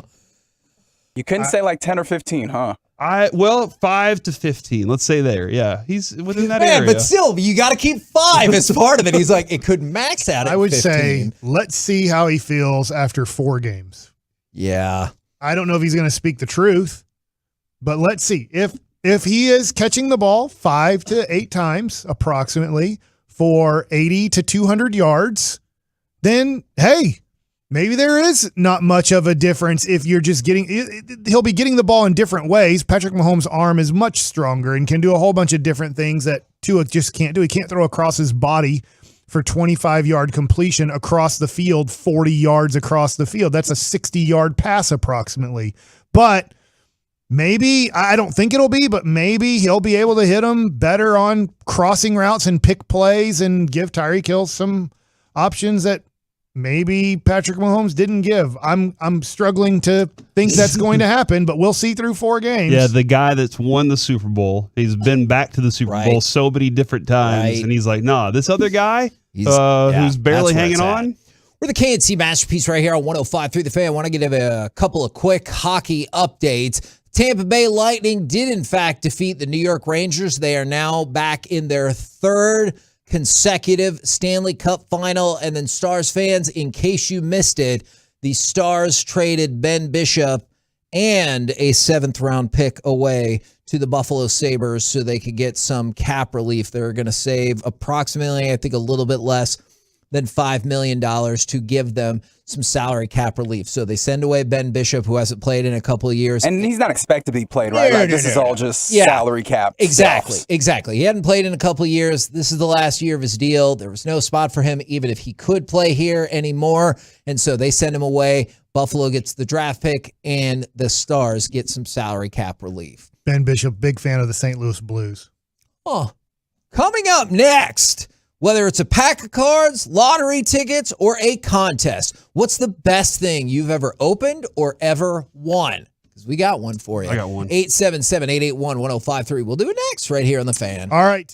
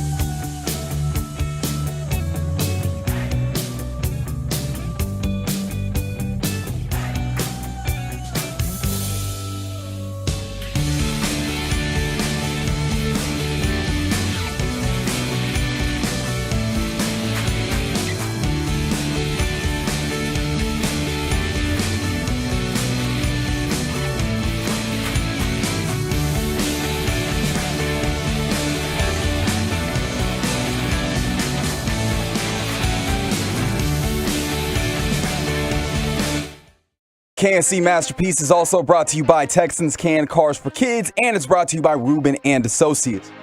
If you're struggling financially, facing foreclosure or repossession, have IRS, credit card, or medical debt, you don't have to face it alone. With one phone call, Mark Rubin can take the weight off your shoulders and get you to living life again. So call Mark right now at 1-800-LAWYERS. KNC Masterpiece back here on 105.3 The Fan.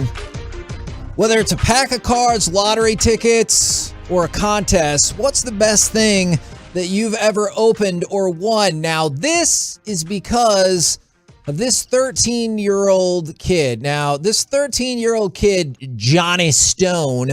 Not a real name. I can see that. What? Johnny Stone? Fake name. That's definitely, come on. That does sound like a fake name. And so he was opening multiple boxes of Prism football. Now, these are hobby boxes of Prism football, which just came out and cost approximately $1,800 a piece. So I don't know if this doesn't really seem like this kid needs money or anything like that, but he does this with his dad in terms of they open cards and everything like that. And I watched the video because they turned off comments, and I wasn't sure like if they turned off comments because some people thought it was fake or because the internet is the internet and just people started saying negative stuff for no reason. I watched him open the box. It was sealed. I watched him open the pack. It was sealed. This is Johnny Stone opening, I believe, the third pack of one of his Prism boxes. Here we got an auto on the back. Oh, no, that's Kid Reporter. Never mind. Greg Newsome, Jalen Dart. One of one, Matt Jones! One of one, Matt Jones! Let's go! Let's go! Let's go! Oh, my gosh! Oh, my gosh! Oh, my gosh! Oh, my gosh! Oh, my gosh! Oh, my gosh! Oh, my gosh! I'm serious! Oh, my gosh! Oh, my gosh! Oh, my gosh! Oh, my gosh! Oh, my gosh! It just keeps going. One of one. And he that's like awesome. The way he goes, Greg Newsome. That's like how he read all of them, even when he got a Joe Burrow base card, because that's just how it is. You're like, Joe Burrow. He goes, Joey B, and just kind of puts it to the side, like with that. Because it's just a regular Joe Burrow and so, card. Worth probably a quarter. Yeah, and so whenever people open up packs and they're like, oh, I got this awesome guy, and it's like, is it a rookie? Is it a numbered card? Like, it's not, unfortunately, worth a whole ton. So that kid flipped his S. He sold that card for $100,000. Dang.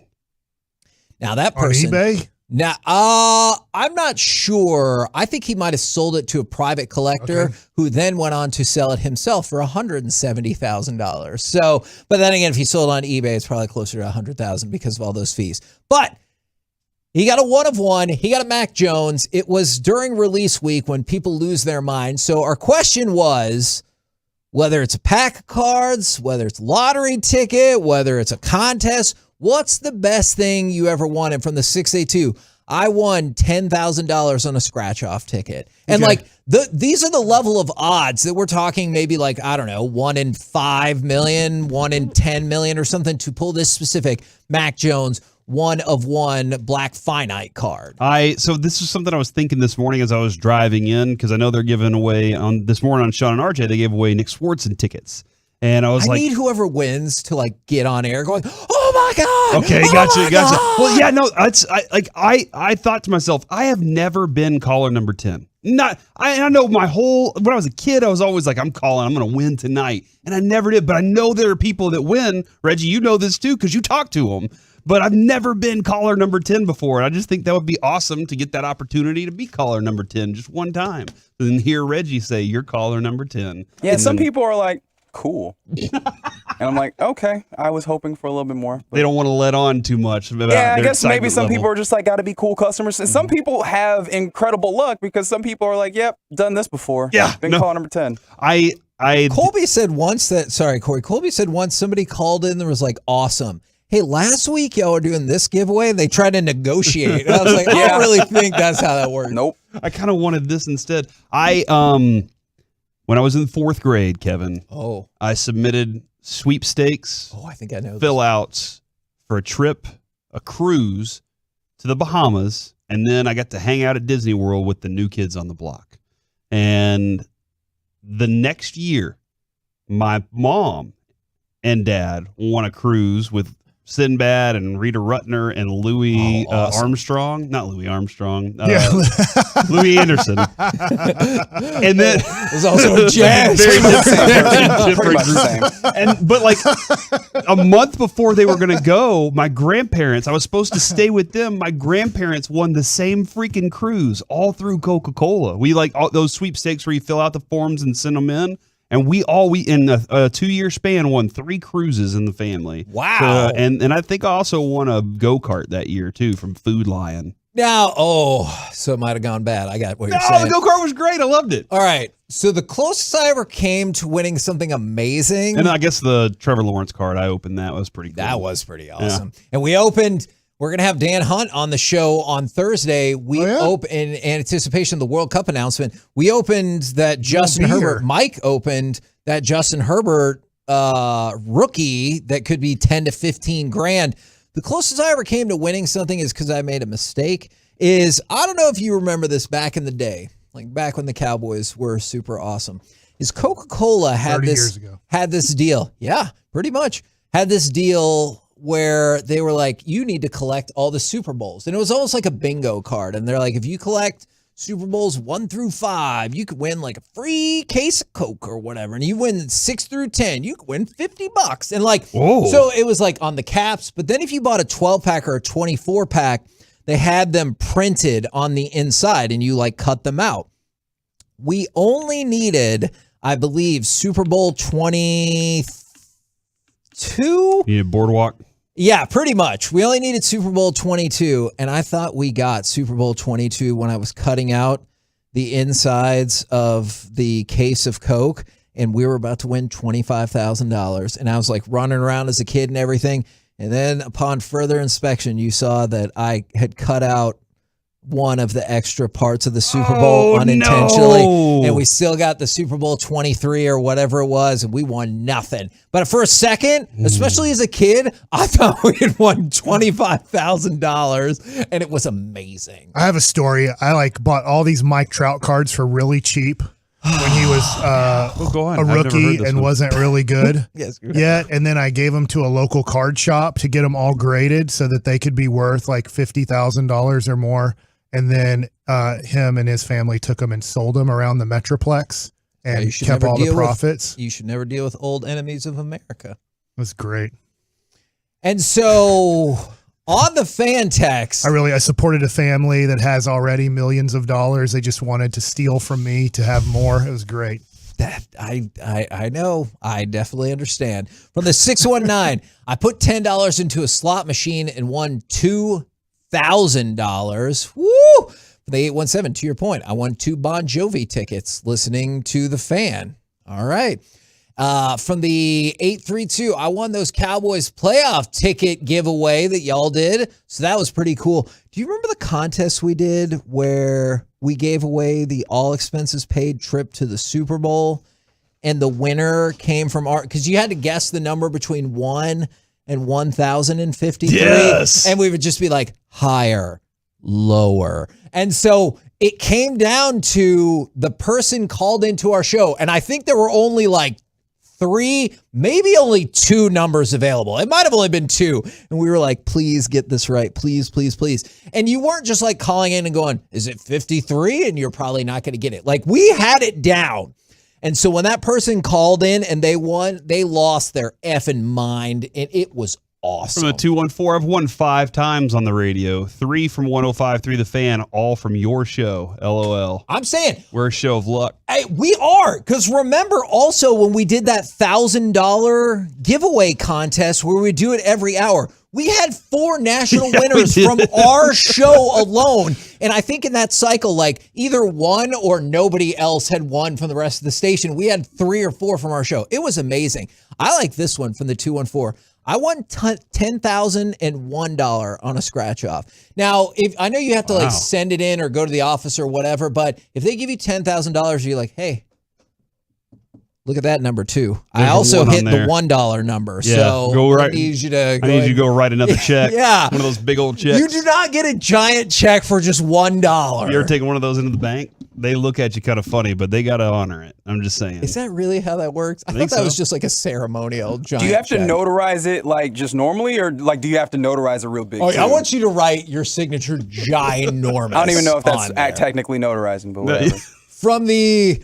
I hope this is not the best thing this person has ever won. From the 214, I won a large fry at McDonald's once. No, that counts. That counts. I know it bro. does. It does. Do you guys play whenever Monopoly happens for McDonald's? Every year I'm like, this is the year I'm going to really invest. And they do it at Tom Thumb too. I'm like, I'm keeping them all. I'm going to go through this. I'm going to win it this year. I did it in college when I was like, had roommates. What you just said. Sure. Congratulations. Yeah, like that's surprising. Everybody does it in college. I'm surprised. But yeah, when I had roommates and we could all like pull together our Monopoly board. Oh yeah. And we never won. So once that was the case, I was like, if I didn't have all of these people and couldn't win it, I'm not going to do this. See, I stopped doing the Monopoly at Albertsons because I stopped shopping at Albertsons. But like when that was my go-to grocery store, I was like, I'm all about it. And they're like, hey, did you know if you bought these extra items? And I'm like, give me all the Monopoly pieces. I'll take it. One of these days, we're going to win that trip or even an air fryer or whatever. Yeah, no, I did it in college too with the Monopoly thing. Congrats. We also did it in college where I was telling everybody that I worked with the newspaper. I was like, I'm collecting these, so if you eat, bring them to me, and I will take care of it for you. I just realized one year it wasn't Monopoly. One year it was the Raising Cane's version of it, and we actually went into Raising Cane's. This is how dedicated we were to trying to win. We went into Raising Cane's one time, and we asked them if we could just buy cups. Oh. We were like, how do we just buy a whole bunch of cups? And they were like, well, technically you can buy a cup of ice for this certain price. We were like, bingo, give us a whole bunch of cups. And we still didn't win. I would like one ice, please. Thank you. I would like, and just move on. By the way, from the 501, signed up to win a laptop. Got a call saying, congratulations. A bird then poops on my head, and I say, no worries, I want a laptop. Go to claim the laptop. It was a $25 Visa gift card. What? Yeah, so I don't know exactly how that worked out. Is a bird pooping on your head? It's supposed to be good luck. Is that worth $25? No. Like, did you make out good on that deal? Worth a laptop? Yes. $25? No. Have you guys ever participated in one? I don't know if they still do these where you have to keep your hand on the car and like whoever's the last person standing. No, I haven't. I've always many sitcoms about this. Yeah. I know. But like, that's why I was like, I don't know if they really still do that. I've always You're just going to let it go, right? If you have to go. Oh, yeah. Like you're like, okay, and hopefully that scares away some of the other folks in the process. And they're like, hey, he's peeing right here. And I'm like, yeah, you should probably quit. No, yeah. I think that's completely reasonable. From the 903, I won a bass boat worth $14,000 in 1987. That's right. I'm a crusty like Brian. Nice. That is what they put in the text. But you're still a winner. And you won a boat. Like, that's pretty awesome. And then you get to sing, I'm on a boat every time you get on your boat. And just quick side note. Can't fill it up with gas anymore, though. That is very true. Whenever they told you about the Get an electric boat. Yeah. Whenever they told you about the Publishers Clearinghouse and they're like, but you don't have to buy stuff to win. Did you think that, or were you like, yeah, you do? I bet you had to buy a magazine subscription or whatever you were supposed to do. I always felt like it was a scam, but I mean, it take that, Ed McMahon. Well, I mean, but he was investing in WWE at the time, so I didn't know. That is a different McMahon. That is a different person. Yeah, he covers the Mavericks. The 817. That's Tim McMahon. That's still a different. He was on your show. That's a different person. From the 817. 817 strong representing today. I feel like I've won every time I get to listen to you gentlemen on the radio. Oh, that's adorable. That is nice. And you're right. We're the KNC Masterpiece right here on 105.3 The Fan. Coming up next, it's time for our crosstalk with the fellas from the G-Bag Nation. They're lucky too. Next, right here in The Fan. Are you 65 or older, diagnosed with heart failure, and still experiencing unresolved?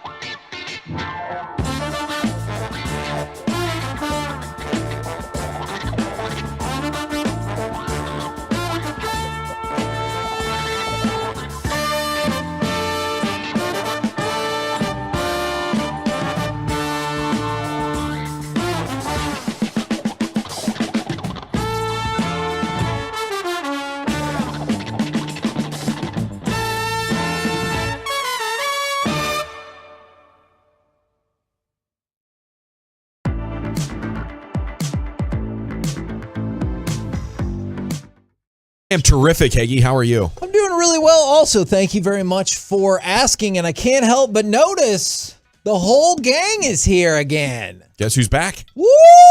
Back again. Welcome back, Mr. Broadus. Hey, thank you. Thank you very much. Appreciate that. How did the trip go? You know what?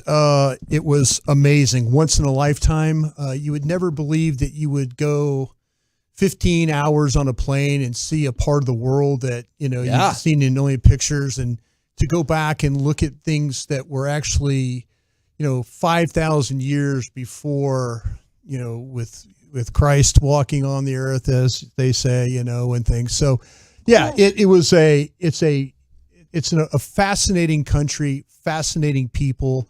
I think there's perceptions about them that are absolutely false about them.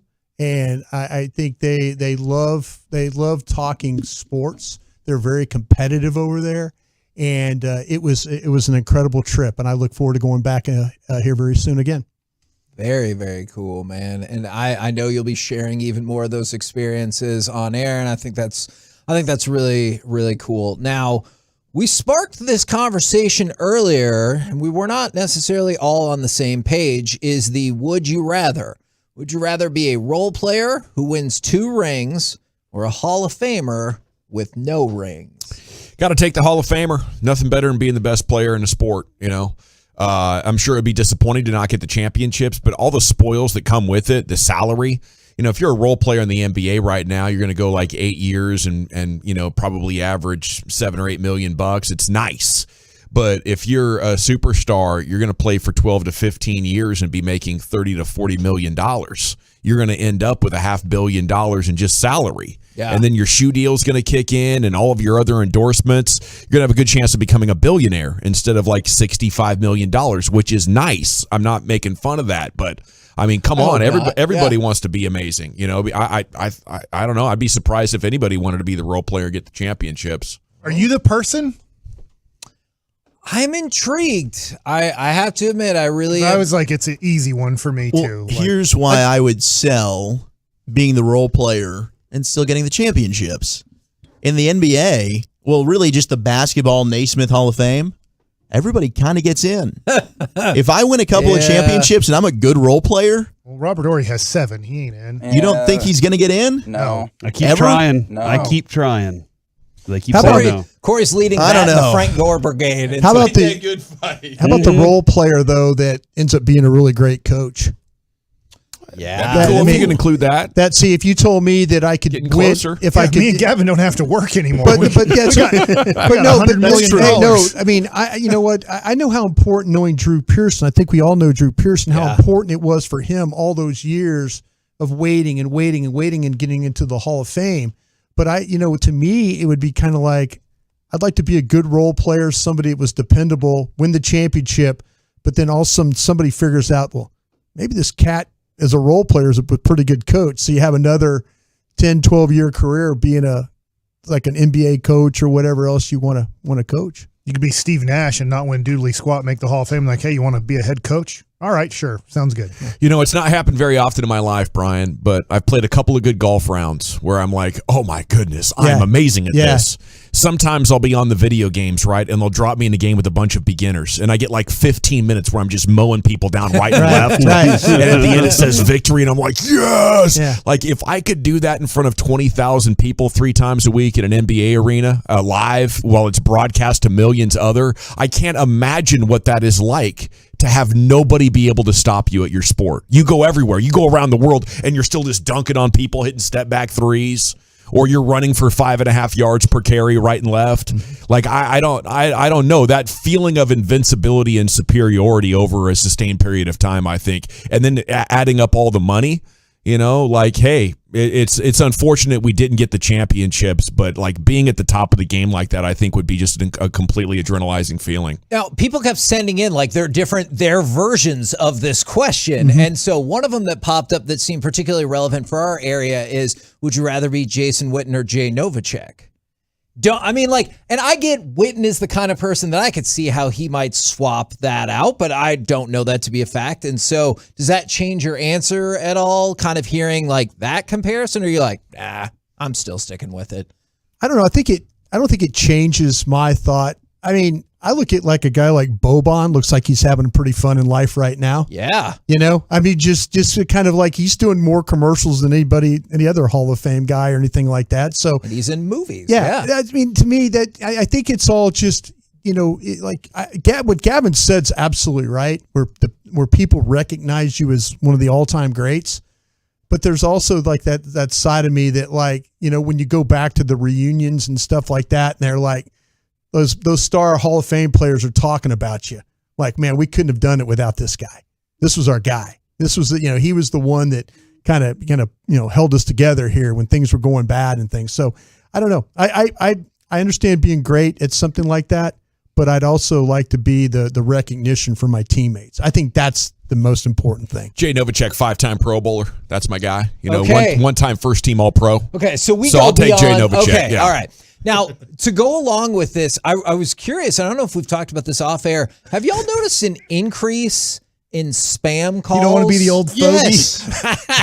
I get about 3 a show. I was trying to remember the words you used. They're still having their conversation. I honestly, Sorry. I think it's like they choose certain numbers because I go through spells, I go through seasons where it feels like it's spam season on my phone. Right now, I'm not in that season, but apparently Walchuk is getting inundated. Me too, for sure. I've had 3 today already. Spam risk calls, and I get about 3 during the course of the show. Spam always is calling me and leaving. They don't leave a voicemail, and sometimes I'm bored and I'll answer the phone and just kind of. How does that go? Well, I'll do a funny voice or whatever it is. Do you ever feel like that you surprise them when you pick up the line? Oh yeah, Yes. they're like scrambling, like, oh my gosh, they picked up the line. Because you get that delay, right? Yes, there's always a delay. You do. Yeah. Hello. Do you have sighting on your?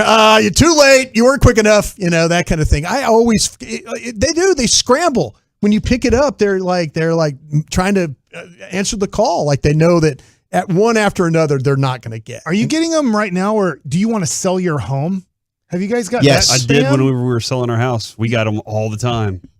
At least that makes more sense to me. I didn't know how they got my number, though. I was like, how'd this happen? I guess it goes in a I'll database tell you what, somewhere. the fact that it says spam risk on the phone, I think is the biggest help ever. And I guess that's the best part of living in like a crappy apartment is I don't have to deal with those spam calls about wanting my home. I think I'm going to when I accidentally answer that one again. I feel like they call once to twice a week. I'm going to say, yeah, you know what? Give me $2 million right now, and we'll do it. You won't even ask them for their offer first. You'll just be like, what do you got? Yeah, here's my offer. $2 million.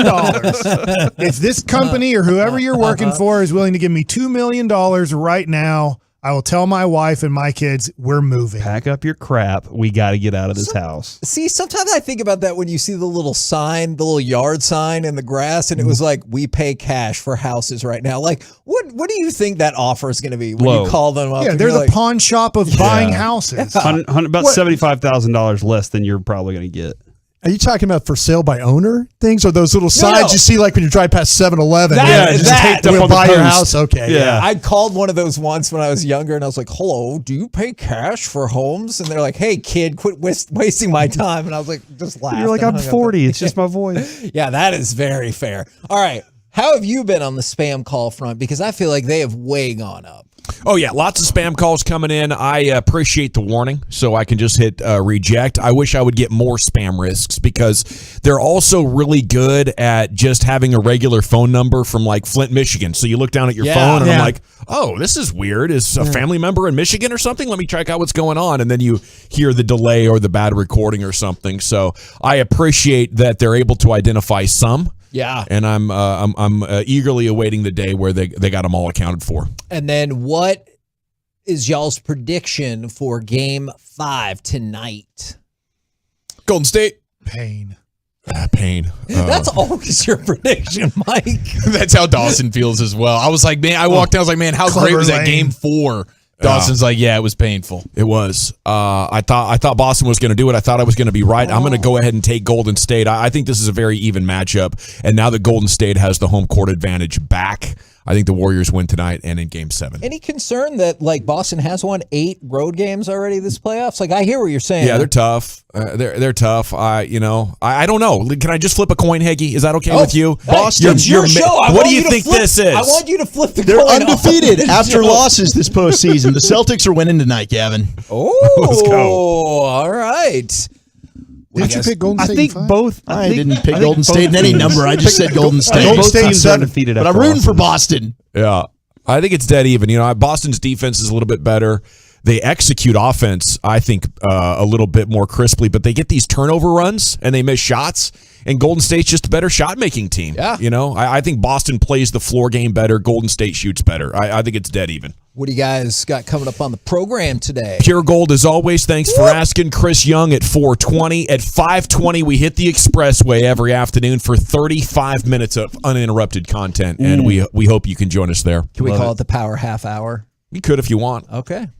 Or come up with Since we're on 75, I thought the Expressway would be pretty cool. All right. 75. I like it. Roll home with the G-Bag Nation. We have been the KNC Masterpiece. Make your way back with us tomorrow, 10 a.m. to 2 p.m. right here on 105.3 The Fan. Say Expressway, Kevin. Expressway.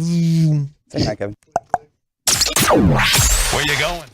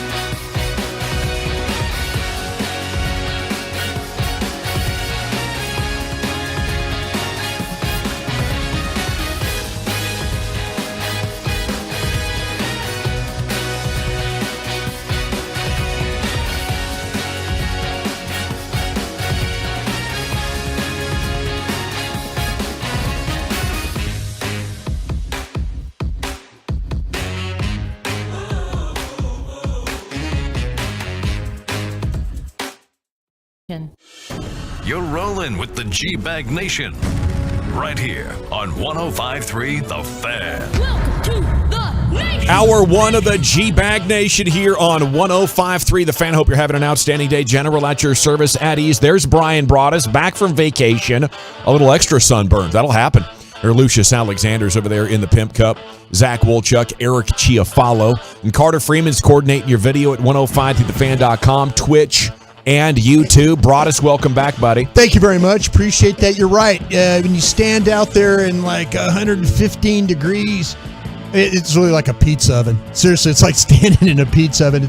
If you can think about your trips to Vegas or to Phoenix, that's kind of what you get that feeling. Sun feels like it's right on top of you there. So still kind of doable, but not for any more than 15, 20 minutes, something like there's that? There's a lot of folks that get inside. They even admit it themselves it's hot. Is it ever cool? Is there a cool season? At night. Well, no.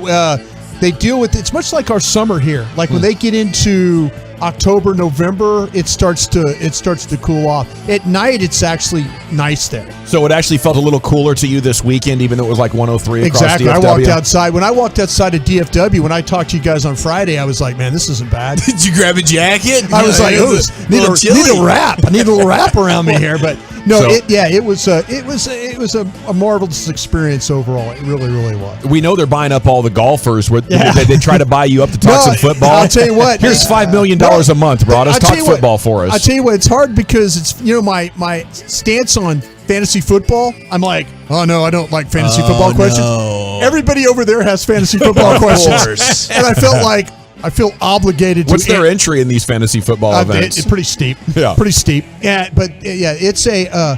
But yeah, they love NFL. They really do. They love sports. That's their federation, their sports federation, whether it's UFC, soccer, cricket. They're getting to the point now where this NFL is something that's clearly on their radar. We're seeing a lot of countries getting involved. I would not be surprised we see Saudi Arabia involved in one of these things. I know they love their UFC. They had Fight Island out there. Looked absolutely gorgeous. Eric, I think Broaddus is a winner here. The scalp looks pretty good. It does not look bright red like we were expecting. You mean like the rest, like the rest grape? of it? Yeah, well, we were nervous about your scalp, but you're a pro scalp guy. It seems like he made sure the scalp was going to be okay, and he forgot about the rest of his face. Right, but the top of the head does not. I had a hat on. I had like a bright tomato.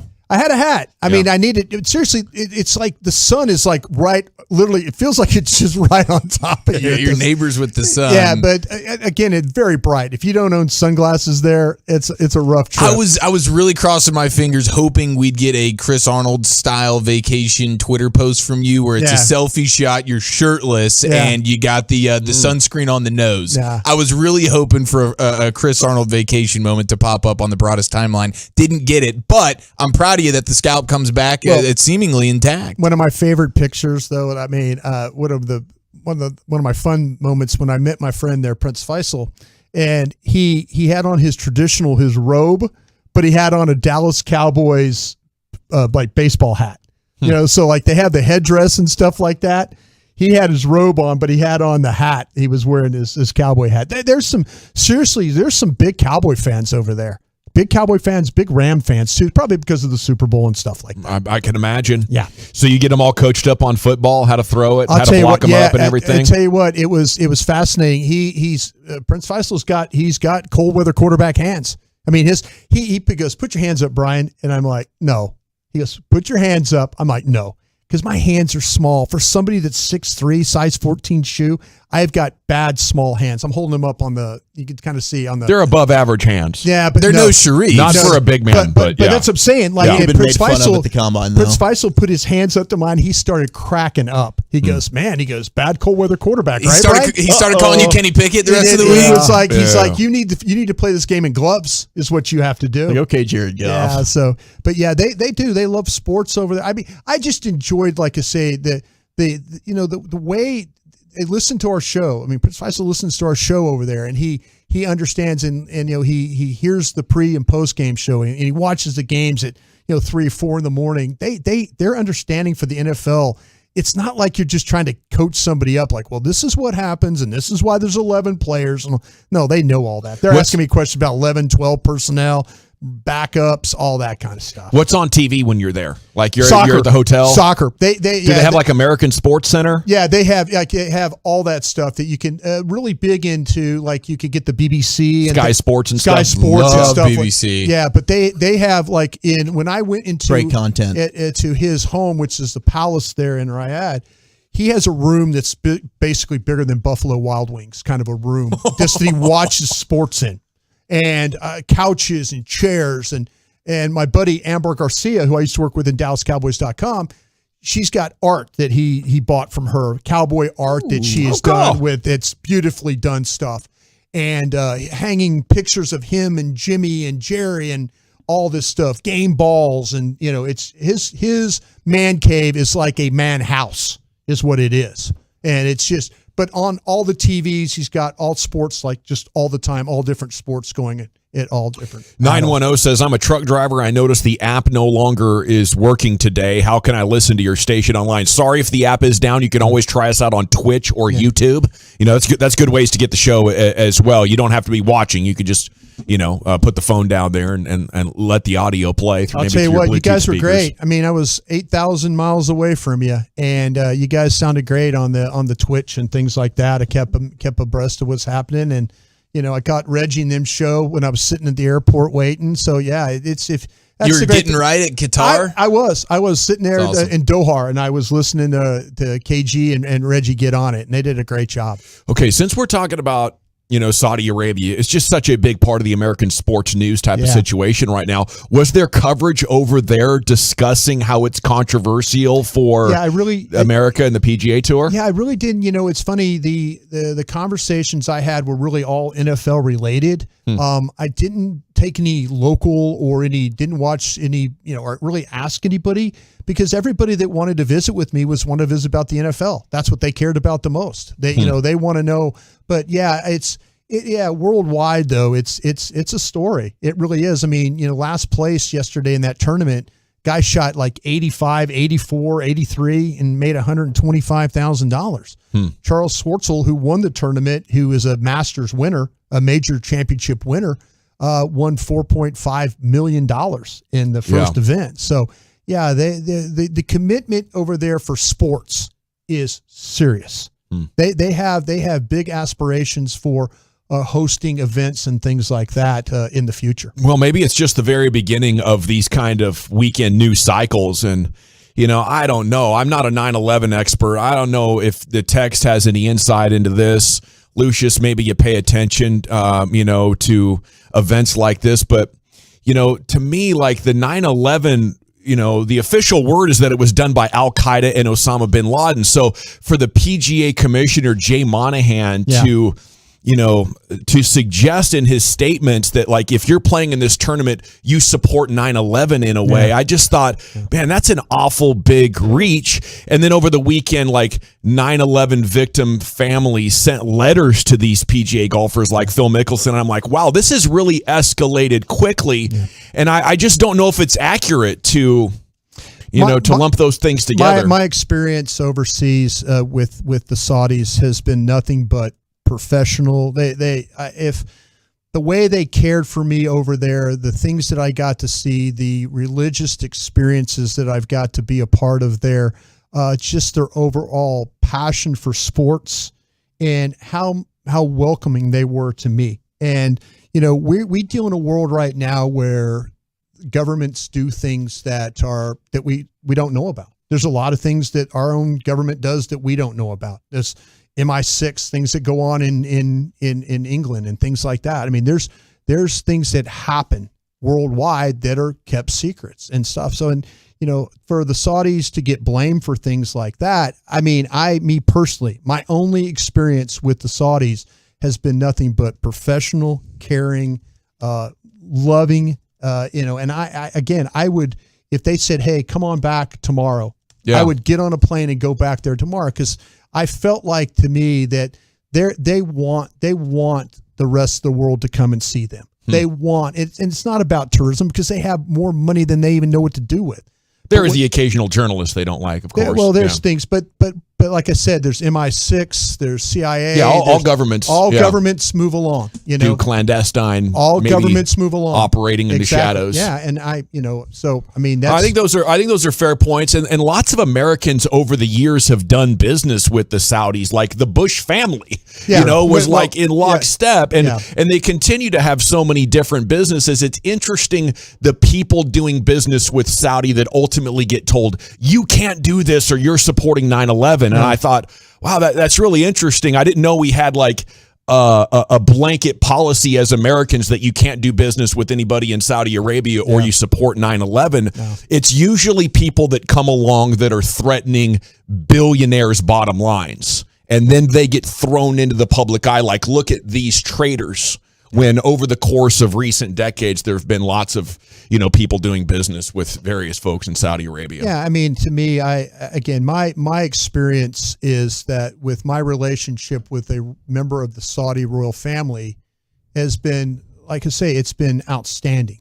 I mean, I would challenge anybody. I know we have people listening right now that are huge Cowboy fans. I would challenge your fandom as opposed to his fandom for that football team. Wait, you think he can out football Guy Wolchuk? Bring it you on. You think he can go absolutely. toe-to-toe with America's team on Wolchuk? You think Prince has got the balls to go toe-to-toe with the Wooly Bully? Let's go, Prince. He would out of your mind. He would absolutely go toe-to-toe. Let's go toe-to-toe. But that's what I'm saying.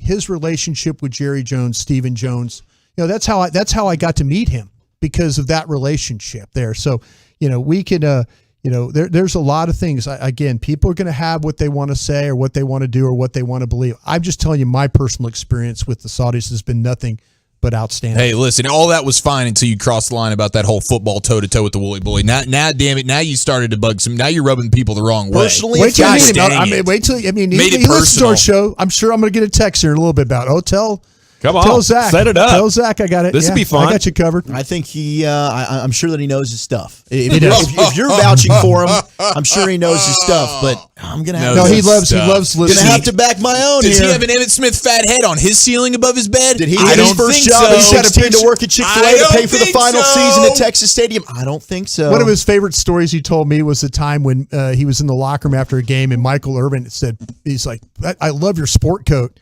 And Prince Faisal took his sport coat off and goes, here, it's yours. You played great. Okay, well, he's got that on you, my sport coat.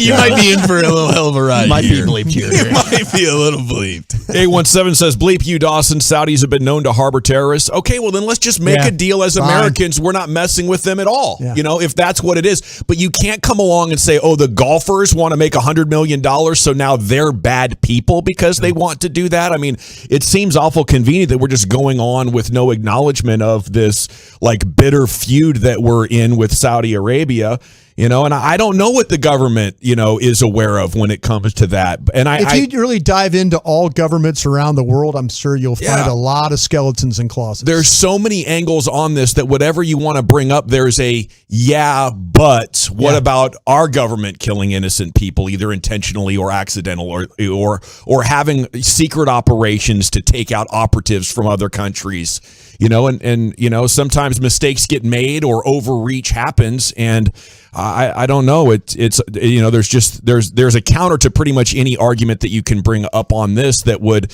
either make it hypocritical to hold it against the golfers or just inaccurate. But again, I'm no 9/11 expert, and I appreciate your feedback on the truckwreck.com fan text. But don't ever Broadus, that somebody can out cowboy my guy. Yeah. That's what Jesus. I'll throw that out. I will throw that. I'll throw that out. No, but it could be equal. It could be. Yeah, could be. All right. He's just being nice. Mm-hmm. We do have a Game 5 NBA Finals Monday to discuss. 8 o'clock tonight on ABC. The series is tied at 2 after Golden State's big win on Friday evening. Celtics, the best road team in the postseason. 8-3 in road games compared to just 6-5 at home. That's wild for a playoff. The biggest factor, though, appears to be turnovers, Wooly Bully, is when Boston commits 16 or more, they're 0-6, including losses in games 2 and 4. So just tell me how many turnovers they commit tonight, and I'll tell you what who wins. I think that's probably a good way to look at it. Also, who wins the rebounding battle? Whoever wins the rebounding battle wins every game in this series so far. So I think that those are two great points. I also think that Boston, and it's wild, but they're going for 8-0 this postseason following a loss. So their coaching staff, shout out to them, but the resolve from this team, and they've also been, to your point, fantastic on the road as well. I really think Boston is going to find a way to get this one done in Golden State tonight. This series is just so hard to predict night in and night out. It really, No, really it's is. not. It's Golden State in 7. That's what we said from the beginning. It might very well be. Might very well be Golden State in 7. The issue is, Steph was brilliant in Game 4. He had his vintage Steph moment. I think Jason Tatum might need to have his tonight for Boston. Wiggins is his kryptonite. I'm very glad we're learning about Wiggins and what a really good defender he is. Amen. And I'm very glad that Andrew Wiggins is able to carry this over. So it's not only he had success against the Mavericks. He's able to do this now against Jason Tatum in Boston. Good player. But Jason Tatum's going to have to step up and have a big game for Boston as well if the Celtics are going to get this win on the road against Golden State. That's probably playing with a lot of confidence right now. All righty, it is the G-Bag Nation here on 105.3 The Fan. We have the G-Bag of the day coming up at 2:30 for you, sports fans. Welcome in on a Monday. Tyreek Hill speaks on why he left Kansas City. That's next to the Nation. Keep the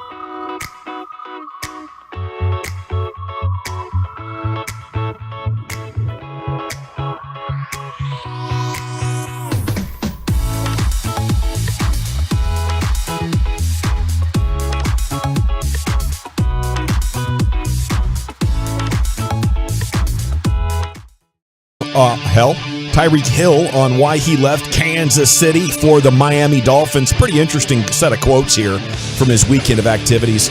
Segment's brought to you by the Frankels. Texting and driving or drinking and driving are both selfish acts because it's not just about you disregarding your own safety. It's a disregard for someone else's life. A reminder from Franklin Frankel. Visit truckwreck.com. Call 214-333-3333. Frankels are amazing. You know, we had an accident in our family about a month ago. I've told you guys a little bit about it. But we've had it in the shop twice, and both times they sent it back to us, and you can tell when you go over bumps, like something in the suspension or whatever is really, really off. And so we called the Frankels this morning, and they're like, okay, we're about to get on it. And it stuck their boot, you know, where the sun doesn't shine, and the next thing you know, boy, everybody is bending over backwards to either get that vehicle fixed or replaced. I love the Frankels. Salute to those guys. Okay, Tyreek Hill speaking to reporters with the Dolphins. The thing that's interesting to me about this story is I think it's just about the money, but I don't know if players can say that. For whatever reason, they don't feel like it's cool to say it. So they'll say things like respect and appreciation, but what they really mean is money, don't they, Brian? Yeah, absolutely. They mean money. My gosh. I mean, we were talking about those golfers and, playing overseas. What are they doing? They're getting paid money, a lot of money to go play. And a lot of them are making decisions because they figured out that if we don't strike now, we're not going to strike, going forward. And so to me, when you look at Hill and guys like that, yeah, respect, whatever, great. But, the money's now in the bank. That's the thing he no longer has to worry about. I wish that players would just come out and be honest about that. Yeah. You know what? The money's too good. I couldn't leave. I had to leave. Yeah, there's so many situations where I think they're used to just giving the team first answer that sometimes they get stuck. But after I read his quotes, and I'll give them to you in 2 seconds, I went and looked at his stats. And last year he had 111 catches. And that beat his previous season high by 24 grabs. He did 87 twice. He had a few more yards in previous season. But if you remember from the 2021 season, teams defended the Chiefs a lot differently. And they decided to play a lot of that shell coverage and force Patrick Mahomes to diagnose and attack in a different way. So it took away his big plays. And maybe that's specifically what he's talking about. Like, I want the big ball over the top. But the big ball over the top is what lost them the game against the Bengals. Yeah, but he looks at it like, man, if I'm getting single coverage here, like I need to be getting this, and who knows what he deems, he can say it's single coverage, whatever, he can just say that they're always singling him up and they need to capitalize on it. Who knows if they actually are, but like he had the most targets of his career last season, and he had 25 more targets than Travis Kelce, who's kind of the second, most important piece to that skill group there in Kansas City. So, But Drew Rosenhaus came out and said, like, hey, Devontae Adams, as soon as that deal went down for Devontae Adams, we perked up and we're like, that's the deal we need to get. So his agent, Drew Rosenhaus, and that tells you all you need to know. Drew Rosenhaus is your agent. Okay, you're trying to get as much money as possible. He's the shark of an agent that's in the NFL. And so, okay, Tyreek Hill, that's your agent, so we already know, which is fine. Hey, you want to make sure you got the guy that's going to get you the most money. And then Devontae Adams gets his deal with the Raiders, and immediately Drew Rosenhaus goes to Kansas City and says, we need a deal just like this, maybe slightly more because we're the next guy, or I'm going to go shop my guy and I'm going to bring you a contract and compensation from another team, and you're going to want to do the trade. Yeah, and I have no problem with guys taking the most money. I think I would probably do the same thing, especially if I had a Super Bowl ring already and the difference in compensation was significant. But he says if teams are going to give us favorable one-on-one matchups against their best corner, I don't see why teams don't utilize their best receiver. And that's where probably like me and the Chiefs fell apart. When I'm like, yo, I don't mean to talk or be a diva in some situation, but can I see the pill sometime, please? Just give me the ball, please. And again, more catches, more targets. He continued, I want the head coach to know that on Sundays that defenses fear Tyreek Hill. That's what I want the head coach to know, and the head coach do know that. They do. He knows that. That's why they play the shell coverage. Yeah, they do. It was up to the quarterback and your teammates. Then you've done your job. Yeah. You have made them so afraid of you that they're giving up the rest of the field. That's part of being a team player, I think, in pro football. I just can't understand leaving the best quarterback or one of the best quarterbacks in the NFL to go play with a guy that's going to probably get you killed. If when some of those routes that you're going to run, and all of a sudden you think there are going to be games where he is going to be frustrated with the accuracy of Tua. The first clip that they showed of Tua and Tyreek Hill together was an underthrown ball that everybody was talking about via social media. And Tyreek Hill had the 7th most targets in the entire NFL last year. So I don't know what he's really complaining about here. And to your point, with Patrick Mahomes being able to create, and we're seeing this more and more with quarterbacks now, and Josh Allen and all the elite guys can really do this.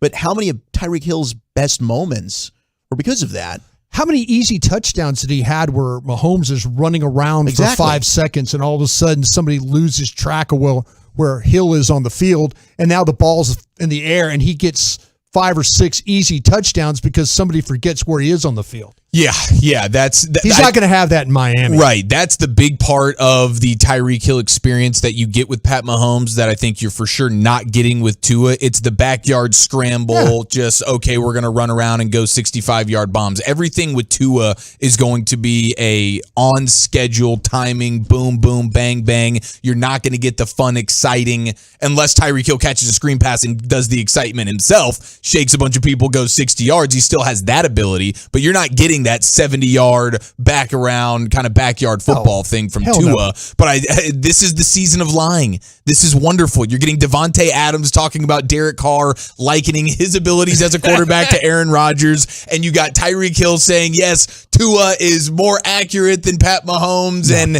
wake up in week 4 and the frustration of Tyreek Hill. Hopefully it is just about the money, and he can be happy with that and understand when he's on the field and he's frustrated with what's going on. Going from Mahomes to Tua, he's like, well, I did get my money. But otherwise, if I'm a Dolphins fan, I'm a little bit freaked out. Like, this guy is going to cause some hell. We're going to get that from him. We're going to get that down the road. Well, I got paid. So he's going to pop off because he can't hold himself in check. Something will happen where it's like, yeah, you guys are ripping my ass about my play, but I got paid. I got paid here. And it is a good roster. If they had a bad year and could draft the new quarterback, maybe it'll all work out. But I'm surprised if that money was anywhere close. I'm thinking let's get a couple of more Super Bowls and continue to play with Patrick Mahomes. But sometimes the grass looks greener, and then you go over there and try it out. It is time now for the G Bag of the Day, curated by Lucius Alexander. Good afternoon. Don't let the green grass fool you. Yeah. Don't let it change your mind. No kidding. Yeah. Sometimes it's been spray painted just to look good. Exactly. Or it's fake grass. Hey, shout out to that fake grass, man. I got it going on back in my backyard. Why is it not making any noise? Nice. Here we go. Okay, there we go. There it is. G-Bag of the Day is brought to you by CBD American Shaman. Shop TexasCBD.com. Where we last left off, it was a kid named Owen. Called into the Pat McAfee show, a little misdirection right here. And I'll let you hear it. Owen, how old are you? It's so different. I am at 8.5. Oh, this kid. 8.5. If you're telling us you're half age, you're too young to be listening. That's a record. It stinks. What? It stinks. What's on your mind, pal? What do you want to talk about, Owen? I want to talk about how inspiring this show is and how you're inspiring this whole entire world with how you're talking about sports and how you're talking about your life experience. Thank you, Owen. Owen, thank you. Love you, Owen. Thank you, Owen. I'm taking you on and also Boston.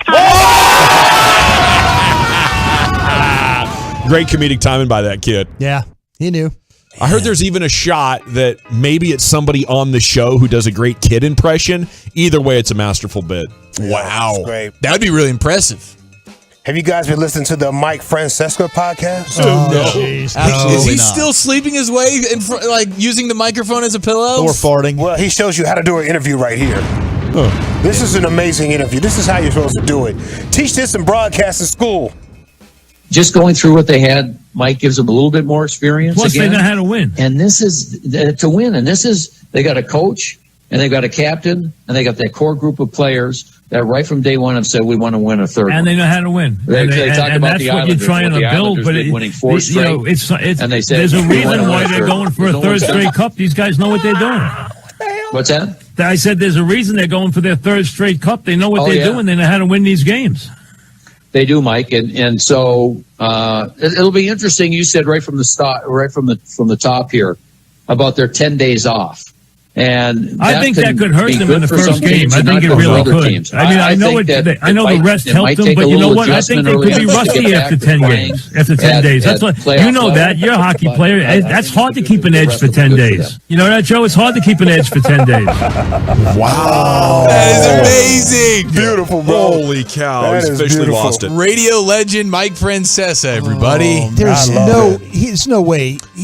He couldn't hear the guy, right? I was gonna say, I think he just has genuine hearing problems. Was he unplugged? Needs hearing aid.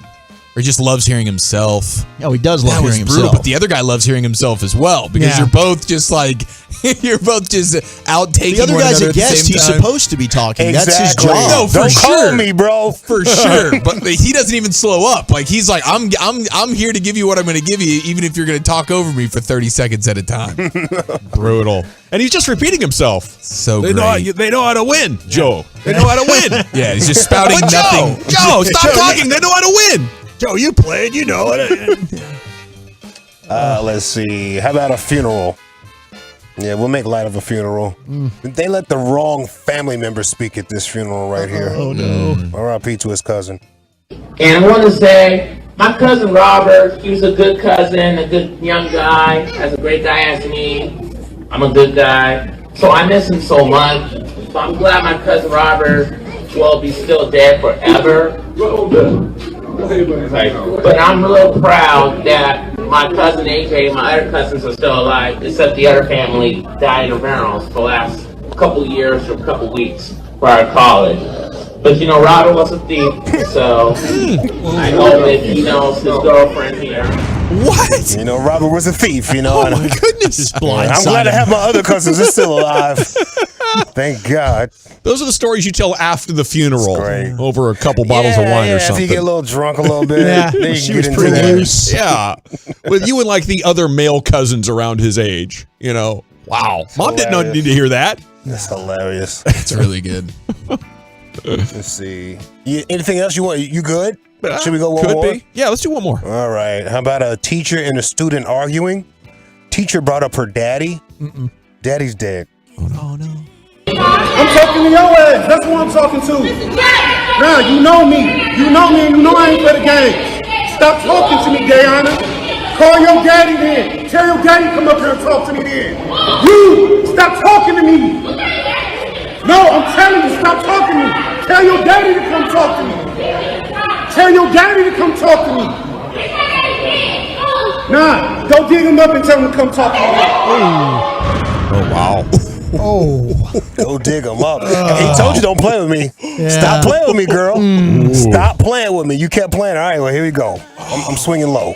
Go dig your daddy up so I can have a conversation with him about your attitude. Hey, what time of year is it? It's been a long year for that guy, man. We're right here. We're coming down to the last couple of weeks of school. He's got enough. Yeah.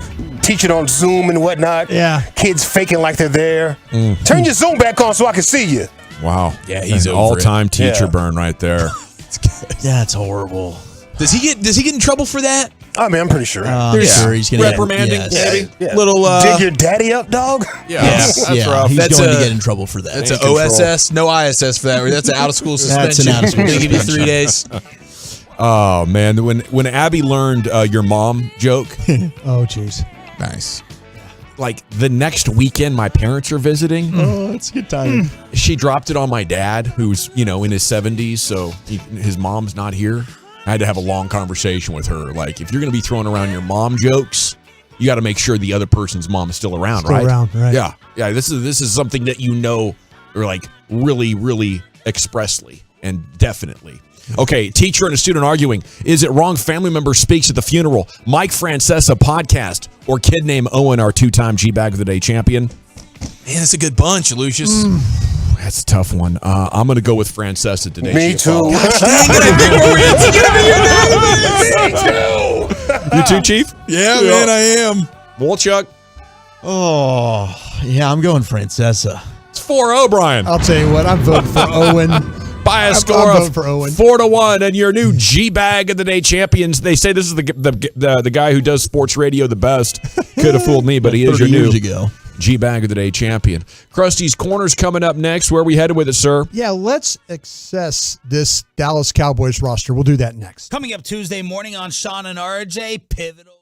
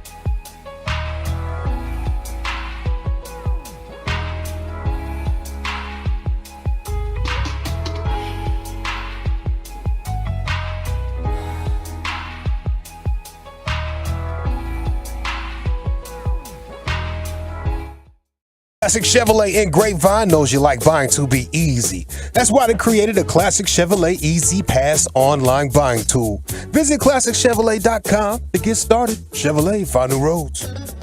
Thank you very much, Lucius. Time now for Krusty's Corner. Here he is, the man himself, Broadus. Thank you very much, General. Appreciate that. By the way, I got a new phone. Congratulations. Yeah, dude. I went from. Now, you had the iPhone 6, right? I had the iPhone 6, and when I took it overseas, it almost caught on fire. It almost overheated outside. It was just, it couldn't handle it. It just, That would have been amazing. It couldn't handle everything that was going on. It was a 100-year-old phone. I know. And I know. I got the 13 Pro. I got the 13 Pro. I'm now. so proud of you. Welcome to adulthood, Broadus. I mean, Jesus. I'm so happy for you. I had that phone for so long. It's funny when I turned it in, like the lady was looking at it like, what is this? She didn't even know how to work it. She didn't know. Like, wait, had what? no clue. No clue. I'm like, well, ma'am, I'm sorry. I've had it for a long time. And she's like, my gosh, you've had it. Yes. Have you figured out what to do without the home button?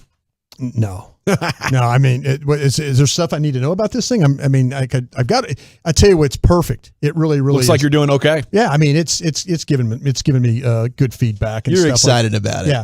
And two, real quick. Should have got that earlier. You wouldn't have been single for so long.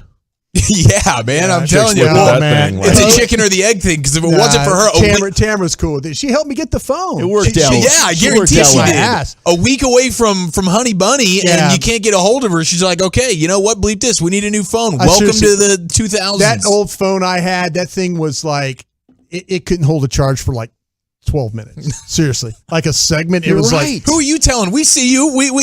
You're carrying the phone charger around like it's the second most important thing you have. I have not heard you mention your charge once so far today. I don't even win. plugged in. It's amazing. It's like a feel free right now. Broadus was living on 8% battery for the last 7 years. I thought it was 1%. That was a good day. It was. I looked at Gavin one day and he's like, oh, I bet you got what? It's about to die, right? And yeah, you're right. Kind of a thing. Always. So yeah. Thanks, the new phone. I'm happy about that. And another thing, real quick too, my racing team, Stephen Thomas. That's right. My partner. You get that brought up? Did I look up something? I did. I was going to mention that earlier. Okay, we'll mention it. No, go ahead. Yeah, mention it now. Go ahead. I'll tell you what. My buddy Stephen Thomas, my race team that I work with and stuff like that, and support and all that. Stephen, they had the 24 Hours of Le Mans, and they're in France, and Stephen won in class. So we were racing 10 cars. There's 62 cars in the race. We finished 19th overall, and Steven won our class with 10 cars.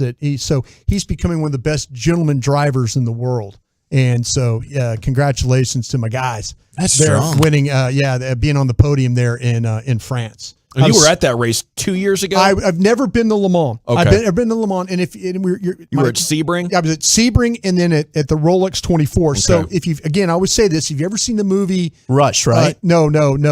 Ford versus Ferrari. Ford versus Ferrari. That's right. That's the racing we do. So if you ever seen that movie, whether you're a race fan or not, that's the movie that we do. And Stephen won they're in France with the Rolex. It's a good flick too. Nice job, Steve. Steven's a good dude. All right, this is interesting too, and I was kind of going through some stuff. We always like to talk about depth, and this is coming to us from Blogging the Boys, and I think it's a pretty interesting little read. 13 questions reveal whether the Cowboys have enough roster depth. So I'm not going to go through all 13, but I'm going to pick some of them out here, and I'm going to ask you guys what you guys think about roster depth when it comes to the Cowboys. And so, we're getting ready. We're going to be there all week for the OTAs this week. Excited. Man, in like 6 weeks, going to be in training camp, doing all that. That's going to be exciting, full wall-to-wall coverage there. All right, the first one they asked is, does your team have a capable backup quarterback that can go at least 2-2 in a 4-game stretch? Cooper Rush is 1-0 in the NFL. Will Greer is 0-2. Ben DiNucci is 0-1. Mm-hmm. But those stat lines mean nothing. Do you think the Cowboys have a NFL quality backup quarterback on their roster? to at least go 2-2 in a 4-game stretch? I do. I feel like Cooper Rush has been at this for a while. He's been knowing the Cowboys for a long time, and I think they have enough there that against the right opponents, he could go 2-2. I'll tell you, up until that Sunday night in Minnesota last year, I'd have probably said absolutely not. But it kind of encouraged me. Like, okay, maybe we can stay afloat if Dak misses a couple of games here. Still not enough for you, Wolchuk? I understand if it's not. It was Cooper Rush for a long time. I'd probably lean no. I don't think so. I mean, it's tough to doubt Cooper Rush because I really didn't think they'd have a chance to go into Minnesota and win that game, and he pulled it off. 2-2, it depends on the opponents really make the difference, but I can't say I'd be confident in it, no. Yeah, I don't think I'm very confident. Not a 2-2, 4-game stretch. No way. You're gonna bet 1-3, not knowing who your opponents are. You're gonna bet you might win 1-3. one, and in the way the schedules plays out, you're gonna end up having to use a backup at the Rams or some game like that. You're not gonna win that game. Yeah, you need one of these NFC East games to pop up. They don't have the receiver that stepped up and made a bunch of huge plays for you. Yeah, they got Eagles, Lions, Bears, Packers in the middle of October to middle of November. They could do that. You can win that stretch. You could win that stretch. I guess it depends on when it comes in the schedule. Vikings, Giants, Colts, Texans. They could win 2 of those. I think you go 2-2 there. Jags, Bird Turds, Titans, Commanders. You could do 2-2 there. Look at that, boys. We're going 500 with Cooper Rush this year. Let's get it. There's no way in hell they're going 500 with, and they'll find a way to lose those games. Yeah, they'll lose those games. All right. Another question. Can the third wide receiver step up and start in a 2 wide receiver package if the starter went down? The answer here is probably complicated because the Cowboys offense features Dalton Schultz so heavily. Schultz is effectively the second wide receiver on the team in terms of receptions. Cedric Wilson was our depth guy last year, had 45 receptions. That's 2.7 receptions per game.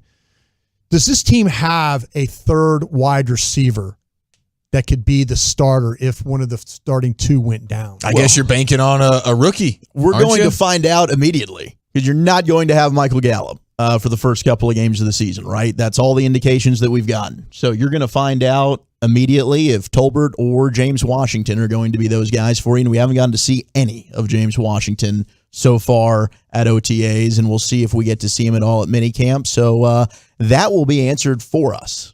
Yeah, and at this point, we haven't seen much of Tolbert, so it's hard to know. I mean, there's a lot of optimism around him. So did he work more for you last week? So we got to see him last week, and he looked okay. I thought that now the problem was we didn't get to see him against the ones other than Diggs. None of the other starting corners practiced last week. Yeah. There was no Lewis. There was no Anthony Brown.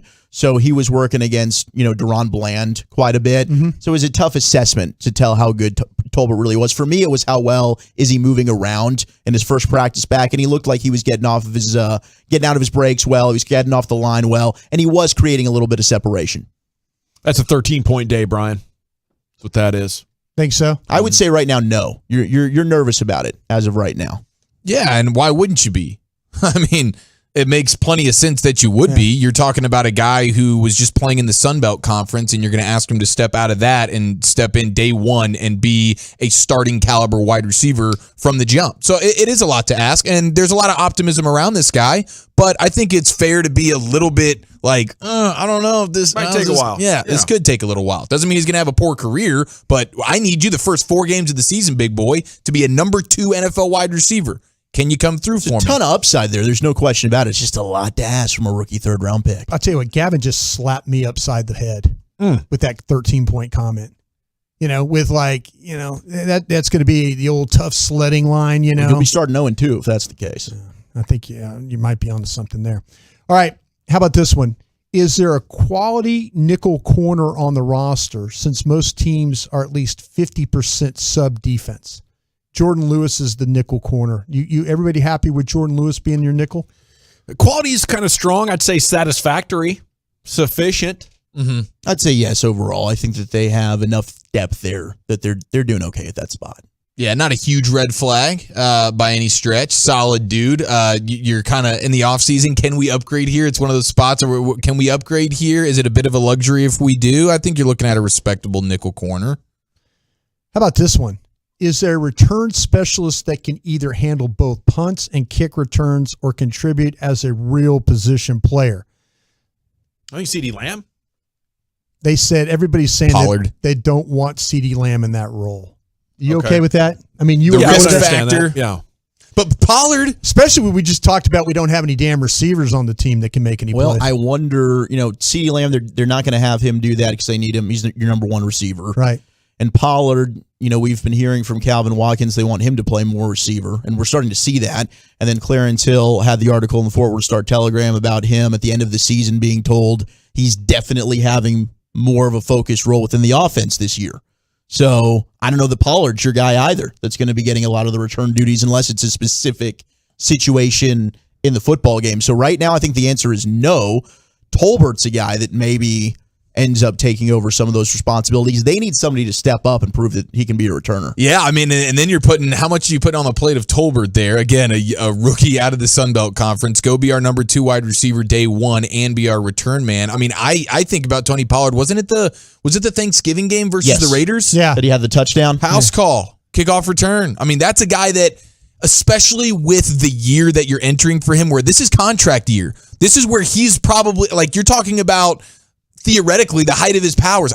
He is going to earn the second contract in the NFL. You should be getting the most out of him. And if the anticipation is to turn and burn running back style with Pollard, then what does it matter to Use you? him up. Use him up in every way possible, and then he'll go get his money. It's a win-win both ways. The Tex is wondering about TJ Vasher from Tech in year 2, Brian. Is there any possibility at wide receiver he steps up, has a big second year? Man, what did you guys see last weekend? Vasher looked good. He had a good week. Yeah, but see, the week before he wasn't as good. Because he had issues getting lined up. Exactly. If he understands his role and understands the offense and getting lined up and all that, the talent's there. The talent is there, though. The thing that worried me, that every time he looked up, he was asking somebody where he needed to be. Confused, yeah. Okay, all righty. It is the G-Bag Nation. 1 hour down, 3.5 to go. Rangers baseball tonight, 6:30 pregame. Let's go around the rim next, Chiafalo. What kind of subject matter are we looking at? Yes, sir. We have NBA Finals numbers to know. One superstar says probably a little bit too much, and a potential NBA wife swap situation.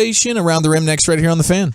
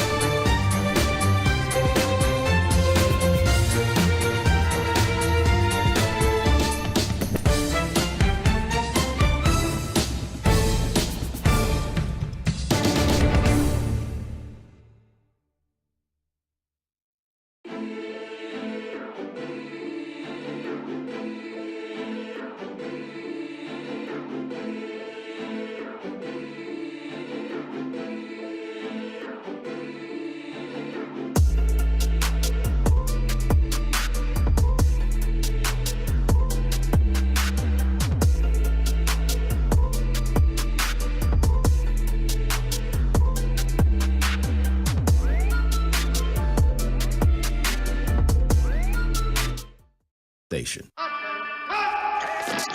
You're rolling with the G-Bag Nation right here on 105.3 The Fan. It's hour 2 of the G-Bag Nation here. So much stuff going on in the association. Let's take you around the rim. General at your service. There's Brian Broaddus, Lucius Alexander, Zach Wolchuk, Eric Chiafalo. You have Carter Freeman coordinating your video as well there at 105thethefan.com. And it is time now to go around the rim. Here's your host, Eric Chiafalo. Yes, sir. NBA Finals numbers to know. This is a close series, boys and girls. The numbers are reflecting it. We have Steph Curry legacy game. We have an NBA wife swap situation going down. We have superstars saying too much. Lots to get into here around the rim. Let's cut the lights out. Let's put the kids to bed. Ladies and gentlemen, it is time to go all the way around the rim. Let it ride! Rain dance! Rain dance! I gotta join here, man. I've been saving for a special occasion. Always a special occasion when we're tied 2-2 on an NBA Finals Game 5 game day, boys and girls. We have both teams, Celtics, Warriors. They have 64 threes, okay, throughout the series. So they're both shooting the three ball pretty dang well. The Warriors have one more offensive rebound than the Celtics and one fewer turnover than the Celtics. And the Celtics are +7 in the free throws. Otherwise, you're looking at these things being pretty dang close. The league's number 1 and number 2 defenses have won the day. Both teams are scoring about 110 points per 100 possessions, which is equivalent to the 20th ranked offense in the regular season. So the offenses are playing bottom third in the league, basically, relative to a points per possession during the regular season. And that's just because both defenses are extremely dominant. And then how about this, man? Steph Curry has 137 points total in this series. Golden State's number 2 scorer. Who do you think is the number 2 scorer for Golden State if you just had to guess through the first few games of the series? Andrew Wiggins. Wiggins, Poole. Could you even watch basketball in No, Saudi? I really couldn't. I tried to keep okay. it. I'm going to say it's probably Wiggins. Okay, it is actually Klay Thompson. Okay. Now he's only got 69 points, which you might say is very nice, but not if you're Steph Curry and you're sitting there going, "I got 137. My second best scorer on my team is all the way down here at 69 points." It's Klay Thompson. It is okay. Walchuk's the basketball Nice guy. job, He Zach. nailed it. Thanks, guys. That is strong right there. Curry is averaging 34 on 50% shooting, 49% from deep. Oh. Like that is, I believe that's the only player in NBA history to have that type of line through this much of a season or a final series. Yeah, Curry's the only player in NBA history average 30 plus points per game, shoot at least 50% from the field and 45% from the 3-point line in the first 4 games of a finals. I mean, so he's doing historical type things, and that was a legacy game, man. I really, Friday night in Boston, must-win scenario. You're gonna go down 3-1 if you lose. You got the hurt ankle. You're getting very little help from anybody around you offensively, and what do? You rock and roll, and you have the game of your life. Like that, to me, that was a legacy game, and it might get brushed under the rug if Steph maybe sucks the final 2 or 3 games of the series and the Warriors lose, but especially if Golden State goes on to win this series, Steph finally had a game, a holy smokes, a legacy finals, historical team on my back on the road kind of game with the injured ankle.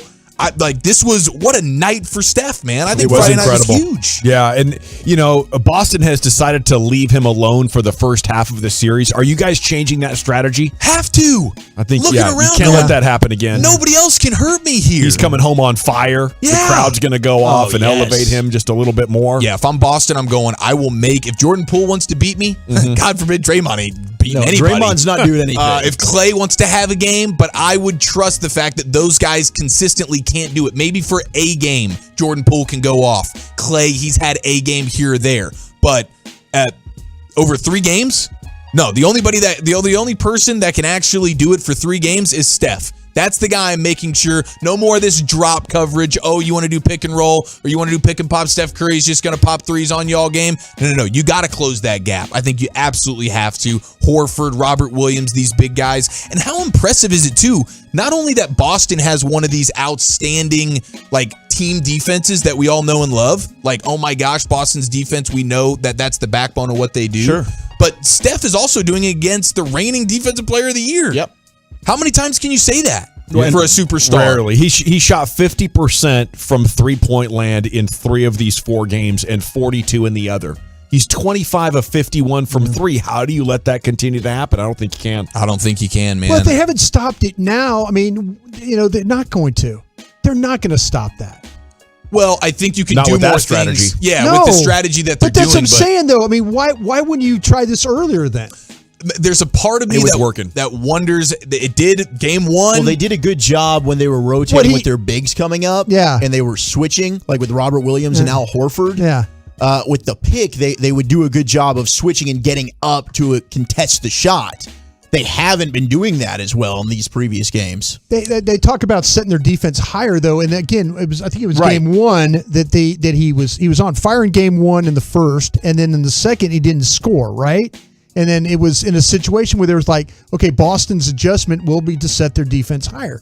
Why wouldn't you not? Why would you not do that? Pick him up sooner. Don't let him take those shots. I think that's what they're going to have to do is just junk it up, junk defense, blitz them, throw everything at them. If we're in game 5 and they haven't done that, do you really think they're going to do that? See, that's what I don't. To me, adjustments certainly need to be made quicker in these games. I mean, you're going to look up and all of a sudden it's like, oh wow, we just let him kill us again. Okay, so they were up 2-1. Preventing Golden State from doing their helter-skelter, everybody's whipping it around, we're chasing the ball. They're like, instead of everybody running around like chickens with their head cut off, how about we stay home and dare Steph Curry to make a bunch of shots? And I thought it was working. But here now at 2-2 and going to Golden State, I would think a curveball is about on time right now. I don't know. Maybe they need Sean Sweeney. Don't you touch our guy. Maybe stay away from my guy. Let's not float that out there into the realm. A good idea. How about this for a stat of the day? Steph Curry is averaging more points per game than Jason Tatum is from a field goal percentage standpoint. So Curry has over 34 points per game. Oh, wow. And Jason Tatum shooting just 34% from the field. He's been bad offensively. He has not been good. He is doing a good job of impacting the game in other ways. Mm-hmm. He's a great all-around player. Defensively, he's still been really good, but he has struggled on the offensive end. They really, really need him. And we always talk about how these superstar level players are the deciding factors in finals. You're seeing it again. And it's tough because you don't want to be too critical of these guys like, I don't know, a Tracy McGrady or a James Harden or a Jason Tatum, some of the best players to ever play basketball. Mm-hmm. But to get to the championship, it's why really only like 3 or 4 superstars win titles per decade. Over a 20-year period, it's like 4 or 5 different guys. Kobe and Jordan and Hakeem Olajuwon and Shaq and LeBron. And then Tim Duncan, right? 6 guys over a 25-year period. And then Steph Curry has come along for the party, but I won't be surprised if the Celtics don't get a championship out of Jason Tatum because it's hard to get to that final spot or to be fortunate enough to play against a team with horrible chemistry like the Pistons were, when they were up against Kobe and Shaq. But it's almost always the true greats who are able to climb above the great defense and the pressure of the moments, and maybe Tatum just isn't one of those guys because they desperately need him in these fourth quarters. They're falling apart. This is where this team, though, Golden State has a huge advantage. It turns into like the 3-game series, and now now that they've experienced this. Boston hasn't. Boston is going to. The pressure is going to get to Boston. Yeah, I think the pressure is going to get to them. And I've felt like the longer this series goes, advantage Golden State because they're the team that doesn't have as much playoff mileage under them for this year's playoffs. Boston's had to go a lot of game 7s, physical series. Milwaukee, Williams' knee is bothering him again. Yeah, absolutely. But Wolchuk's right. I mean, they 8-0 when you said after following a loss, yeah. Man, that you can't turn away from that. I mean, everything would go out the window if all of a sudden everything I just said. If the Celtics win tonight and they go 9-0 after a loss, okay, that's real. That is real. Golden State's undefeated after losses in this postseason as well. So both teams are. It's really fun. It's been a great series. I'm looking forward to tonight's game. No question. Around the rim. I do need to play this sound. I think a superstar has said too much, boys and girls. I don't know if you guys saw this over the weekend, but if you're Los Angeles and you're the Lakers right now, you can't be feeling like if you're LeBron. Who do they just hire? Darvin Ham, Rasheed Wallace. I imagine Rasheed Wallace is going and laying the hammer on Anthony Davis right now. I did hear this on the other side of the world. You did? Okay. All the way in Saudi you could hear this. Everyone's heard this. Anthony Davis, he's like in the driveway. He's like doing some fun video. And the clip goes viral. He's not doing in the driveway. Yeah, he's not putting up shots. Someone throws him a ball, and this is how it sounded. I haven't shot a basketball since April, maybe April 5th. Like where you actually shot a basketball? Probably April 5th. Probably April 5th. since Anthony Davis, supposed superstar in the Los Angeles Lakers, has shot a basketball. So think about that for a second. What are we looking at here? We're looking at 2 months. Yeah, like 9 weeks, 10 weeks, something like that. I wonder how many historically superstars, maybe this is something that is just a well-kept secret. I can't imagine that it is amongst NBA lore and greats that you go almost 10 weeks and he's not injured, right? I know Anthony Davis is always injured. He's Anthony Day to Davis, but I don't think he is right now. I think this is one of these healthy off seasons where he's supposed to be getting his body ready to rock and roll. If this was Luka, would we all not be just hands on our head thinking, what? Are you kidding me? Rasheed Wallace is now on that coaching staff. He will not stand for this. I think there's something to be said for time off, to get a refresher. But I don't know. That's too much time off. I think it is more common in pro sports than maybe we know. I think Rasheed Wallace is one of those players, actually, that did very little basketball related in the offseason as a guy who covered him for about 8 years. But, I think it is what separates, Peyton Manning from, just a regular Pro Bowl caliber quarterback is, are you capable? Do you have the hunger once the season is over to go back to work and be obsessed with it? Like Kobe Bryant would work out 3 times a day in the offseason. That's a special grinder gene. A lot of guys get burnt out. They get frustrated. They need time away. Their whole soul needs the time away. The special guys have the ability to just keep going and not get annoyed or bored by it. It's crazy.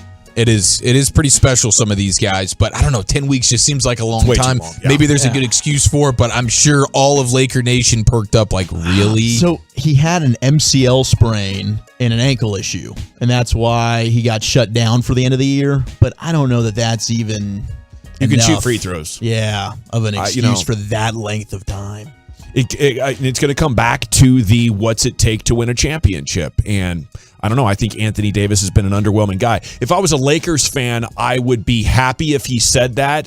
If it was just a 10-week period where he's doing nothing but physical therapy to get his flexibility and all the little muscles worked properly so he doesn't get hurt again. Well, I wish he would have said it then before he was asked about picking up a basketball again then. Oh, I haven't picked up a ball since April 5th. This rehab, man, but I'm getting it right. Doctor's orders. Yeah, I'm getting it right. Yeah, I'm getting it. All of a sudden, the guy's like, you haven't picked up a basketball since when? Kind of a thing, yeah. Man, I can't, I'm just imagining Wolchuk away from a microphone for 10 weeks. He'd go insane. He'd go stir crazy. I would call it. He's got the grinder gene.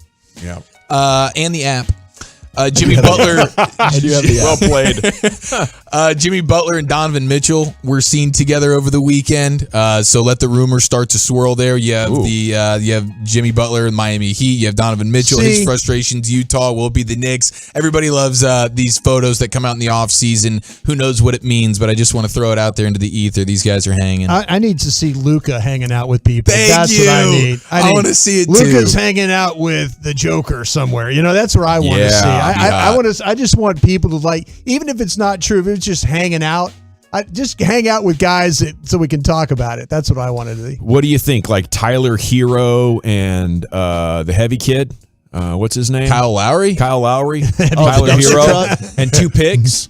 Get Donovan Mitchell down there? That might work. They might want one of these other cheap undrafted like Max Strus guys who's starting for the Heat. They might want some type of youth. But one thing interesting about that whole dynamic too is Dwayne Wade is in the ownership group now with Utah and he's got those Miami. So I wonder if that helps or hurts. I don't really know. Probably help, right? Don't him and Pat Riley still have a good relationship? I think they all still have a great relationship. And Wade would probably have a really good idea on the players that you would want off that roster. Hey, I know this young guy or whoever it is that they might want. But let the rumors swirl there. We have Mark Stein talking about Phoenix increasingly expected to engage in serious sign and trade talks centered around DeAndre Ayton.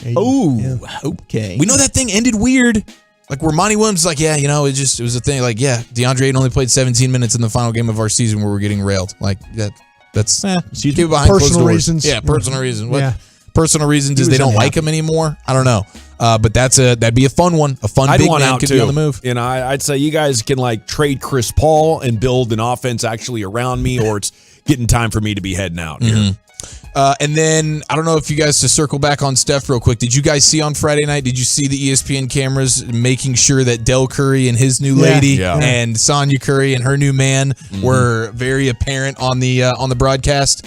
Yeah. And people are alleging an NBA wife swap situation. I'm not kidding here. People are showing family photos of the alleged new girlfriend of Del Curry and the alleged new boyfriend of Sonya Curry, and that they used to be an item, and now they have split up, and one went with Mr. Curry and one went with Mrs. Curry. That's what the NBA were they like rumors family right friends, and they were always flirting with each other? I don't know. They met up at one of those parties that one time, and they just enjoyed their experience together. That must be so uncomfortable to be the boys, right? Oh my gosh. Seth and Steph, like, Mom, Dad, what are we doing here? They Come came on. all the way to Boston. If I'm Steph, and Steph had the game of his life, so maybe it fueled some type of. Yeah. But it was, and Steph's thinking, no, you better be coming back. As long as you're happy. Yeah, as long as you're happy. But I'll keep investigating this. I'll get back to you guys with more firm answers. But there are alleged wife swap situations right now. So the Mrs. Curry had an affair with this guy, and Del said, well, if you're going to do that, pay back some mofo. I'm taking his wife. Now both of you can stew with that. Yeah. The king of petty. Got him a snow bunny. Yeah, I think that's a strong He move still there. lost the trade. He still lost the trade. I do too. Old boy won the trade. Yeah, I Del agree. Curry got Martha Stewart. Oh, no. An older woman? Oh. Respectfully. I must have seen pictures from her in her earlier days or something like that. That's rough. Yeah. Okay, we got to go top 10 deep ball passers. Where's our guy? We'll open up the C-Note, the Cowboys news of the evening, coming up next here on 105.3 The Fan. I want to talk about Absolute Beauty Solutions. We're coming out of the weekend, and it was hot. And it's pool and beach season. And if you're heading on vacation,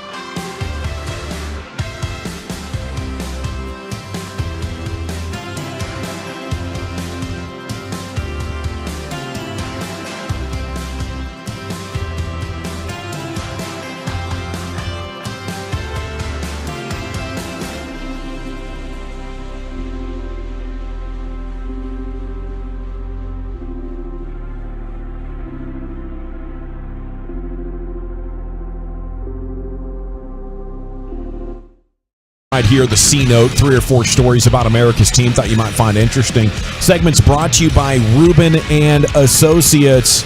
Mark Rubin, 1-800-LAWYERS. If you are struggling financially, facing foreclosure or repossession, have IRS credit card or medical debt, you don't have to face it alone. With one phone call, Mark can take the weight off your shoulders and get you to live in life again. He's Mark Rubin at 1-800-LAWYERS.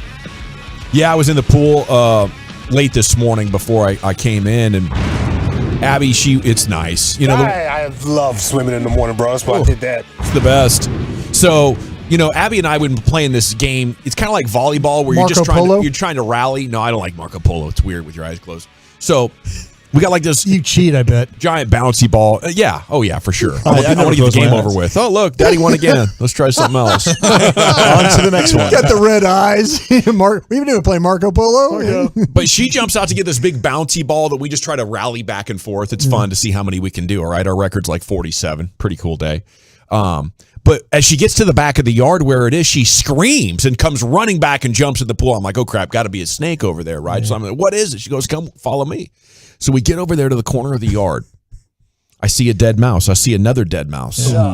I see a dead bunny. I see another dead bunny. Oh, my God. I'm like, what? And then the light bulb comes on. Is your dog collecting stuff and throwing it over there? No. The cat? Cat. Yes. Oh. So the cat has really fallen in love with the outside over the last couple of months. And if we don't lock the back door, he just lets himself out. Like all of a sudden we notice the AC is going on overdrive and be like, oh, cat must have got out again. The hot air is blowing on the AC thermostat or You got yourself like a jungle cat? You got like a tiger floating around at the it was advertised on Craigslist as like a 7th generation Savannah cat. So you can't tell but that it's a Savannah cat at all, but it looks like an extra big house cat, right? Yeah. But this thing's got enough wild in it that it is on a hunting rampage back there and just tearing it up. And cats kill for fun too, by the way. Oh, they do. Yeah. I think that's what he's doing. They just do it for fun. Like dogs are doing it, try to eat whatever they kill. Yep. Yeah. Or maybe try to show you that they killed something. Like, hey, this was in the yard. I got it for you guys. They bring it for you. Yep, exactly. Cats are different. Just for the love of the game. No, that's what they do. They'll bring it to do it. They'll bring it to you. They'll leave it for you as a gift. I think so. It's a sign of affection. He's been laying by the back door when he gets out, like all like relaxed and like he's been on a hardcore hunt or exercise, and now it all makes sense. He knows, man. He's established his dominance. I don't know if I should deter it or just be impressed. Wait a minute. Really Impressed. Wait a minute. A Savannah cat is a cross between a domestic cat and several medium-sized, large-eared wild African cats. That's right. Yeah, the serval cat. Yeah. But this is like the serval cat plus house cat happened like 6 generations later. So if it's Savannah cat, it's like 5 or 8%. It's the largest. Yeah. Why would you want to stop that, though? You don't want rodents around your house. This guy's keeping rodents away from your crib. No, I like that. I just said that to get the PETA guys off my back. Oh, okay. No, you're right about that. Yeah. He's cleaned the garage out. Yeah. We don't have to worry about snakes back there or anything. It doesn't matter what it is. Sonny's going to tear it up. Does PETA care about rats, too? I bet. Like they actually care about the rats? Well, I thought that was the one thing where even the animal lovers could be like, yeah, but those can we can kill as many of those. In this case, I don't know what their issue would be. This is just a cat in its natural environment doing what it does. Yeah, I know. 972 says thug cat being thuggin'. It is. 940, why the hell would you buy a damn cat? Because my daughter, she begged me for one for like 3 years, and I thought, okay, if we're going to get a cat, I'm going to get the most badass one possible. The actual like first generation Savannah cat was like $3,000 though. So I'm like, we're not doing that. We're going to get a long descendant of the Savannah cat. Okay, it is time now for the Cowboys news of the evening. Pro Football Focus ranked their top 10 deep passers in the NFL. Do you feel like Dak's a good deep passer? It's been hit or miss. Yeah, it's been a little spotty at times. Well, last year he ranked 7th with a 94.5 passing grade on 73 deep attempts, completing 32 for 962 yards, 8 touchdowns, and 4 picks during the regular season. Why did all those feel like they were the first 8 weeks of the season? Maybe that's what it was. It probably was. Complete domination. Yeah. And the defense has said, we can't let this continue to happen, so they shut it down quite a bit in the second half. We've seen Prescott connect deep often with Michael Gallup, which is likely a huge reason for the team bringing that wide receiver back. There is obviously plenty of merit in the underneath. So when it all came to the aggregate ranking of all Pro Football Focus deep passing metrics, Prescott outranked Joe Burrow, Matt Stafford, Aaron Rodgers, Russell Wilson, and Josh Allen. And I think the deep passing isn't necessarily like 40 yards. It looks like it starts around 12 or 13 yards, something like that. Yeah. And Michael Gallup is particularly adept at that type of situation. He's great at that. Man, 12 or 13 yards is what we're doing as deep passes these days. That feels like intermediate to me. I always thought deep would be like 20, Well, it's 20 like big plays, always the chunk plays always talk about 20 yards or better. Yeah, They do. I mean, I would have guessed 15 plus. But I would too. Yeah, but it said the average completion on these was 13 yards. Sam Williams says Micah Parsons has been giving him good advice. Mike has helped me out. He told me I just need to terrify these guys and open up pass rushing lanes, things that I can do. Just start off with speed. Once they get used to your speed, then it's a chess match. Now they have to figure out what I'm doing. So that's a tall order to terrify these guys. Sometimes it's hard for the absolute greats to coach guys who aren't great. But let me ask you, Brian, does Sam Williams have the potential to terrify the offensive line? I'll tell you what, the thing that I was most impressed about Sam Williams was not like the first step or anything like that. It was his triceps, wasn't it? It was, yeah. I mean, interesting how he looks physically, how He's long a he monster. is. The arm length. The arm Long length. and But- jacked. But the thing about him is I was impressed that he had the awareness of where to get to in the pocket. A lot of these young rushers go way up the field. The tackles just one arm push them past, and then they're not part of it. But you study Williams' play. He has a feel. There were some quarterbacks that they played. Nix from Auburn, our guy, Matt Corral at Ole Miss. You want those guys that move around. He had a feel where he needed to be in order to capture these guys in the pocket. That's the most impressive thing I thought about watching him play. I think it last year. also helps him in the run game quite a bit too. You see a lot of players that, when they're naturally gifted as pass rushers, they kind of run themselves out of the play a little bit. They get caught up upfield. He's pretty good about Awareness. gap integrity. Awareness, not getting caught, rushing too high up the field to where he's able to stay within his lane and get off a blocker as well to help support in the run game. So do you think he could be one of these second-round guys like Tank, who's an actual real star? I think he's got the possibility of that. Again, Awesome. the whole thing about him is going to be the first step. And if he could get that first step, shoulder under, and attack the corner like he does, I think he's got a real chance. I was super impressed. I see why Dan Quinn likes him. I really, really do. Okay, we got Rico Dowdle out for Cowboys minicamp. He had a knee scope that's causing some discomfort. Team believes he can be a real factor if he can just stay healthy, right? Kind of felt like that he was a guy that they was, always in the mix. And when they start to talk about, you need you need a special teams running back. Dowdle was a guy they always wanted to bring up his name. Could be your returner. Okay. If he can stay healthy, right? But he keeps getting hurt, right? South Carolina guy. That's why he hasn't been. He struggled a little bit. Yeah, I mean, this whole the knee thing is something that they're trying to get right, and it's been a struggle there. Okay, Terrence Newman, on the last time he saw Marion Barber, he was on a podcast called Go Long TD when the news broke, and the quotes hit the Cowboys news cycle over the weekend. Said, I saw a guy walking down the street in the rain. I get to the gas station, and it's Marion Barber. I hadn't seen him in a while, but I heard he'd fallen on hard times, wasn't doing well, so we talked and exchanged numbers. But he says, I was scared when I saw him. It's interesting you'd exchange numbers with the guy, but also be worried about something unpredictable happen. He says he looked bad. He looked like he wasn't there, like he was a different person. He couldn't function, and that's probably why he was walking and not driving. And when I tell you I was scared, I thought he might have swung on me. I was actually scared. He had a look, but also his face was droopy. And he says, I guess he had so many concussions that it really impacted him. I think that had to play some type of role in whatever happened. So, yeah, I wouldn't be surprised if we get this, autopsy situation, if that does become public, and we're going to see a pretty extreme case of CTE. But the difference of that explanation to what Tony Romo, Jason Garrett, and Bill Parcells said last week, it's night and day. Yeah. And it's I think it's terrifying, of what football can do to somebody. I believe that his family did donate his brain to science. Okay. To the study. And they I think in Chicago, they've got a clinic that does all this with the NFL that they work with. So all right. Hopefully that we'll get some results from that.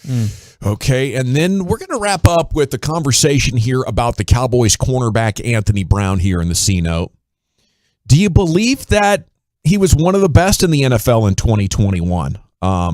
Other than the game, I think, against Tampa and then the Raiders game, yeah, where he had like 4 pass interferences or something like that. But according to Nick Shook, NFL.com, Anthony Brown had himself a top 10 season as a cover corner. Yeah. He saw more targets as the nearest defender than any other player in 21 with 117, yet he was consistently right there.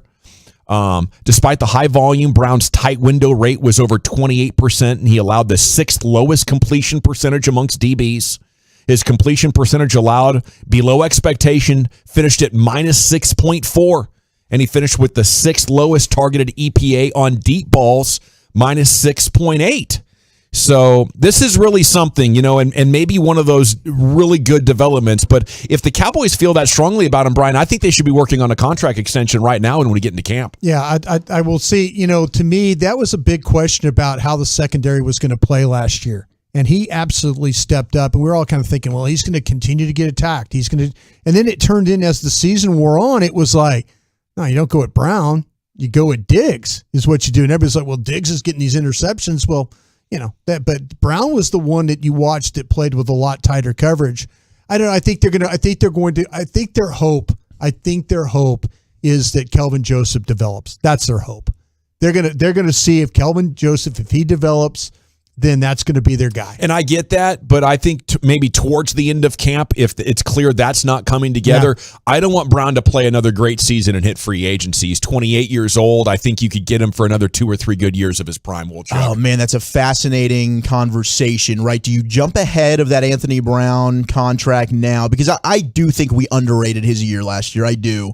Because even the Vegas game, some of those penalties, I think we were rolling our eyes a little bit. Oh, sure. Like, what the heck are we doing? I mean, that whole game was officiated extremely poorly. And then you look week 1, you're going up against Antonio Brown, who clearly still had it, right? I mean, outside of the outburst that he had in the middle of the season, he was one of the best receivers in football last year still.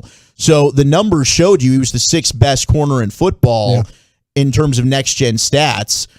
So, I mean, they have spent some resources, in terms of Nashawn Wright as well. Yep. Deron Bland this year. Yep. At some point, you got to see what you have in those young guys and let them play. So do you get ahead of it with Anthony Brown and then maybe you let a Jordan Lewis or some of these other guys go? But I do think they want to see what they have in some of these younger guys down the pipeline. I see Brown walking here. I do. I think they're gonna look at Joseph, and they're gonna do everything they can to get Joseph ready. And whether Joseph is ready or not, I mean, I could see him this summer. If he stays healthy, you're going to see him in a lot of reps. Tell you what, he didn't practice last week when we were out there, Brian. Yeah. All right, we got to run. G-Bag Nation, when we return right here on 105.3 The Fan, we have Best of the Weekend with Chiafalo. What's the story here, sir? Yes, sir. Mohawks, haters, and a good old-fashioned sports jinx. Plus, I may have done some growing up this weekend right here on The Fan. Lies. Got something to say? Then text away. Hit up the truck.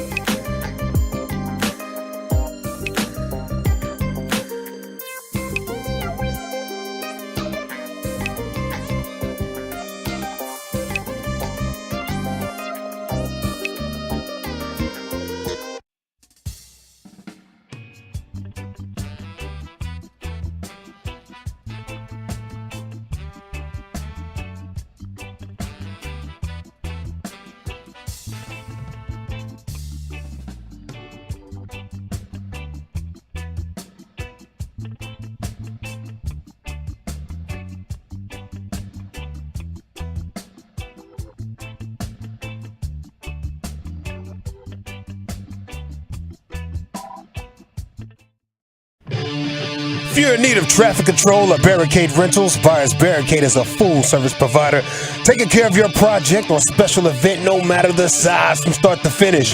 It is the Texas Authority of Barricade Rentals. BuyersBarricades.com. Well, thank you very much, Lucius. It is the G-Bag Nation here on 105.3 The Fan. Now, as we do every Monday at this time, it is time for Eric Chiafalo and the best of the weekend. Chief. Yes, sir. Thank you very, very much. I first need to ask you, by the way, because you tried my Celsius. You tried my favorite caffeinated drink out there other than just some good old-fashioned black Indonesian coffee provided by Gavin Spittle here. Did it affect you? You got the jitters? Did it hit you hard? No jitters. What I found out is that it's a little bit too much concentrated caffeine for me, so I was pretty jacked up. Yeah. I was earlier in the show. He did that at one point. He did it off the air, but he did it. I was feeling like Cornholio. I really was. And that was after half the Celsius. So I actually took the other half and dumped it in my giant 30-ounce water thing so I could more sip on it. There you go. There you go. The long play. I'm not there. man enough to handle that Celsius. Didn't have the stamina. Ticker's a little too old. So what do you think nervous. What do you think of me and my heart rate when you consider that I'm going about 5 black coffees a show and then I'll sprinkle in a Celsius about 5 o'clock? Well, Is I'm that impressed. Thank you. I'm impressed you can handle that. Appreciate that. Yeah, you're like a thoroughbred over there. You have a problem. Okay, we got some fun sounds to play. We got some good weekend funnies. I'll try to squeeze in. I might have re-entered or just entered a different realm of fatherhood and adulthood, which I'm very excited about. Emphasis on maybe there. But how about this from Draymond Green's mom? Did you see Draymond Green's mom call him out over the weekend? No. I didn't hear her call him out, but I did see his mom. He's been very, very. That was good, Walchuk. I like that. Yeah. Walchuk. You heard it here first, ladies and gentlemen. Walchuk hung out with Draymond Green's mom this weekend. Big MILF guy. When he was not on the Grindr app, he was hanging out with Draymond Green's mom. So Mary B at Babers Green is where she is on Twitter. And at one point over the weekend, she tweeted out, please, people, stop asking me what's wrong with Dre, ... all caps, I don't know. Maybe this is a clone, LMBO. So she's laughing to the point now where her butt has completely fallen off of her body. And she says, where is the Draymond that helped get us here? I have never seen this either. I'm like, Mom, I'm not safe. Draymond Green is not even safe with his own mom with how bad he's playing. And I think that just shows how bad he's playing. In sports history, can we remember a time where a mom called out their son or daughter for a poor performance? I know John Morant's dad was very recently my son sucked, but it feels like a tongue-in-cheek thing where his son actually kicked a ton of ass that game, and it's like a motivation thing. This is my son, I don't know, because Draymond Green's been objectively terrible in this series. He's up to 18 fouls and 17 points. Yeah. So he now has more fouls than points. So and Mary B's not having it. Zeke's mom earlier in the offseason actually did acknowledge that he might be washed up. It was part of an insult to a Cowboys fan. So I don't know if she really meant it to the extent that Draymond Green's mom did. But it is fascinating because he was a secret weapon. He really was, and part of the motor that kept that offense going. But I think it's part of Boston's strategy. Really, you got to give credit to the Celtics' great defense and a side effect of them letting Steph Curry cook like he has. Man, it's been bad, and it is so bad now that Draymond's mom is even calling him out on the Twitters. So that's when you've hit rock bottom. That's tough, when man. When mom can't defend you anymore, that's when it's over. It's okay, I understand I'm going to get bleep you chance in Boston. Okay, but I have to come home and my mom, when she's serving me a warm mama's meal, it's I'm bleep you chance. Yeah, it's bleep you chance with mom as well. Draymond, here's your dinner. Bleep you. Okay, so we know Joe Madden got fired, right? We're all aware of that. Brought us. I know you're in Saudi. Absolutely. Okay, I very saw good. Joe Madden get fired. Yeah. Well, listen. This is one of the saddest things I've ever heard. This is 8 seconds of Tim Kurchin giving a baseball report. Okay, on ESPN. Listen to what was happening in Joe Madden's life as he was trying to get things together, and then boom, he gets fired. The league's highest-scoring offense stopped producing. The rotation regressed, and the bullpen collapsed. After consecutive loss number 12, Madden got a mohawk haircut to try to awaken his team. But the players never saw it. He was fired. No way. The players never saw it. He was fired. ESPN. Tim Kirchin. ESPN. It's such an amazing sound. Imagine 175-year-old Joe Madden. He's pulling out all his bags and tricks. Our offense has been evaporated. I don't know what to do. Let's do the Mohawk. This is rock bottom. Let's do the Mohawk. I'm going to show up to the clubhouse. We're going to get fired up. We're going on a run, damn it. Let's go. And then he gets stopped in the hallway halfway there, and they're like, Joe, boss man needs to see you. Somebody saw the Mohawk.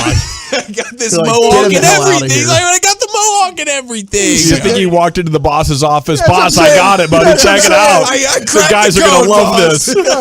Wouldn't you give him one night just to see if he could after seeing that beautiful 80-year-old Mohawk? Oh, my God. It's the saddest thing I've ever heard. It's more sad than Draymond's mom calling him out on Twitter. It's this poor Joe Madden. How about that if you're the general manager or the owner and you didn't know and you want to meet with Joe and he comes in with the Mohawk and you're like, what the hell, Joe? Joe, what's going on, Midlife man? crisis, Is there brother? something we need to know? Joe, you're fired. You know what I mean? It's like, no, I was just trying out a new look. You don't Joe, like it? You're fired. Channeling my inner Trout. I think that's the point where you have to know when you get to the point in your coaching bag of tricks that it's Mohawk time. Yeah. It's actually it's quitting time. It's I got nothing left. I'm tapped out. You know what's funny though with that? That's a guy that probably was completely caught off guard. He was going to get fired. Yeah, you don't get a Mohawk and knowing. No, I know it's just but completely like give the front office some credit for like not leaking anything about Joe potentially getting fired. Oh my God. Because if that's the case, you're not getting the Mohawk. No, you're not. You're just letting it. You're just dying with the situation. Sorry, this is just Lucius. Do you mind playing that sound one more time? I believe this to be the saddest 9 seconds in ESPN sports history. Yeah, hold on. Oh, I'm sorry. Lucius is like, go bleep yourself, dude. I played it once already. The league's highest scoring offense stopped producing, the rotation regressed, and the bullpen collapsed. After consecutive loss number 12, Madden got a Mohawk haircut to try to awaken his team. But the players never saw it. He was fired. Well, that's such a dismount there. Yeah, the 682, they were on the fence until the Mohawk. Yeah, the That's really Mohawk what did it. Oh, exactly. my gosh, Walked in, man. Joe. Do you need something to tell us? 775. He was watching Major League the night before. He's like, I got it. Did you guys not hear RJ Choppy already talk about Joe Madden this morning? Don't look at that thing, man. You guys realize that Don't look at that 8 thing. hours later, there's a new audience and other people are listening? Look at it, 775? I thought. I appreciate you toloing. You are a true turn it on, leave it on listener, but not everybody has heard that, bud. Man, the Mohawk 2 is shows good. might talk about Cowboys in the same day as Man, well. it's possible that we talk Did about you the same realize thing.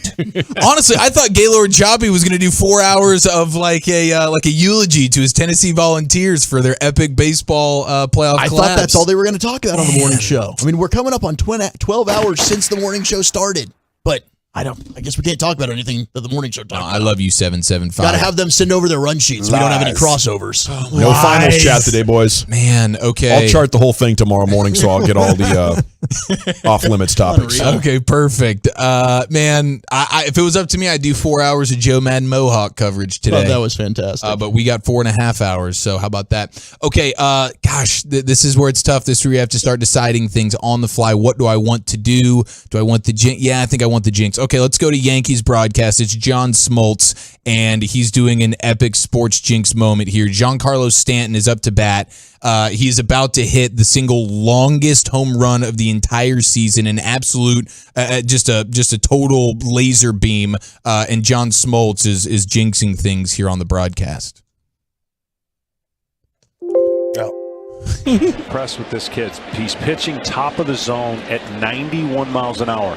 You can do that in this league. Everyone says, you got to be able to throw 98. Well, he's got funk and spin. 2-2. Crushed on a line. Forget about this one. That is a missile. And it's 2-0 Yankees. Forget about this one. Yeah, you can totally throw salad up in the zone as long as you got funk and spin. It's no problem. So you got to be a veteran. Don't know what the hell you're doing out there. You're not just throwing gas. You're a pitcher.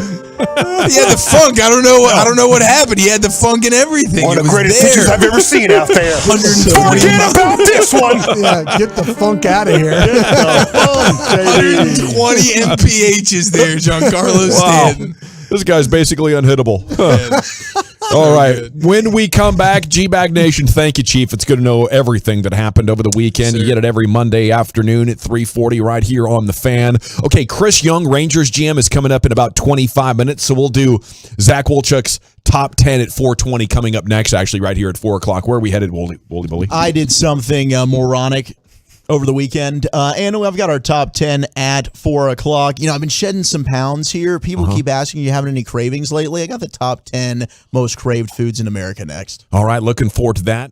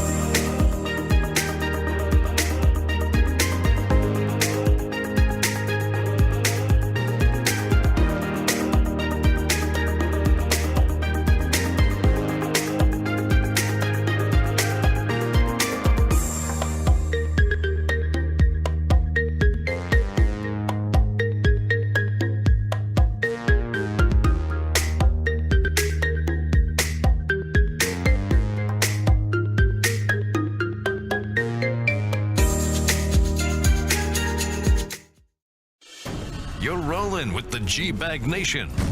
Right here on 105.3 The Fan. Welcome to the Nation. Here we go. Hour number 3 of the G-Bag Nation here on 105.3 The Fan. We're going to have Rangers GM Chris Young on here in about 20 minutes. It's time now for Wooly Bully's Top 10. Here he is, Zach Wolchuk. Hell yes. Thank you very much. So, fellas, I've been on Soda. And thank you so much to my friends over there at Soda Weight Loss. They are state-of-the-art. Hugs and less pounds, everybody. So I'm currently down roughly 30 pounds now. Congratulations, man. Good for you. It's roughly 30, 29, or 31? I can't say 100%. This week when I went in there, they had the power go out for my weigh-in. Oh, that's kind of... Were you grateful? It's the first time. Like a tiger fist pump? I wasn't, because I've done everything that I should be doing. Yeah. So there was no cheating on my part. Now, trust me, I've had thoughts. Oh, have I had thoughts? Yeah. But I have. I've been doing everything strictly with the plan. There you go. So I felt good about it. So I needed 3 pounds to get to the 30, and I'm pretty confident that I hit the 3 pound mark this week. So that's why I'm saying roughly 30, because I don't know 100%, because I weighed myself at home, but it doesn't necessarily match their scale. So I don't want to. I found their scale a little helpful. Actually. I think theirs is. Numbers never lie, boys. Yeah, I think it's very helpful. I think mine might be a pound or so off. Yeah. So judging by mind, I am. Yeah. So by mine, I am. So I think by theirs, I should be as well. Well, I think we can all agree. Every time we see Wolchuk, he looks less and less fat every time we see him. Like, Broadus, you were away from him for a week. You come back in and you're like, holy smokes. He looks good. Less fat. Less fat. Thank you so much. So this is anti-fat shaming that we're doing here. Dang right we are. Which I appreciate greatly. So, everyone's, people are saying, hey, what's up with the craving stuff? What are you craving? You've been doing a lot of cravings. And I was thinking, all right, yes, at times, but it fluctuates. Sometimes this past week was like Italian food, man. I was like, oh, gosh, isn't a bowl of pasta sound absolutely delicious? Should have came over to my place. What were you having? We were having all sorts of baked ziti's. The Strombolis? Yeah, and the Strombolis. You know how we do, baby. Oh, the baked ziti sounds good. A nice pizza. Wouldn't that sound great? We had Zalat right in front of your face on Friday. Kudos to the general himself. You did. And did he order another pizza? He did. He did the two-banger. Ordered he did 2 pizzas. Did the pep. We had a full house up sausage. here. Yeah, Sandler was up here. Jeez. He knew he had to order a second one. Yeah. Shout out to Jared. That man can eat, and I love him for it. Yeah. 877-881-1053. What's the food that you most crave? So I'll go through the top 10 here of most craved foods in America in just a moment. I'd love to get your thoughts on, what's the food. Let's say you're eating well or you're taking a break from the bad stuff. What's the food that you crave the most? And Gavin, I kind of probably can guess what his is going to be. Lucius, let us all know after working with him for over a decade. Cookie shamed me. We know that it's cookies. 100% it is. Yeah, Shout out to Jurassic World Dominion. They won the box office here in the United States. $143 million weekend for Jurassic World Dominion. It was an okay movie. Not bad. If you like Jurassic Park, that franchise, you'll enjoy this film. Nothing incredible. Storyline is what it is. But solid entertainment. Cliffhanger getaways from dinosaurs who were chomping right as the guy slips out of there. Sure.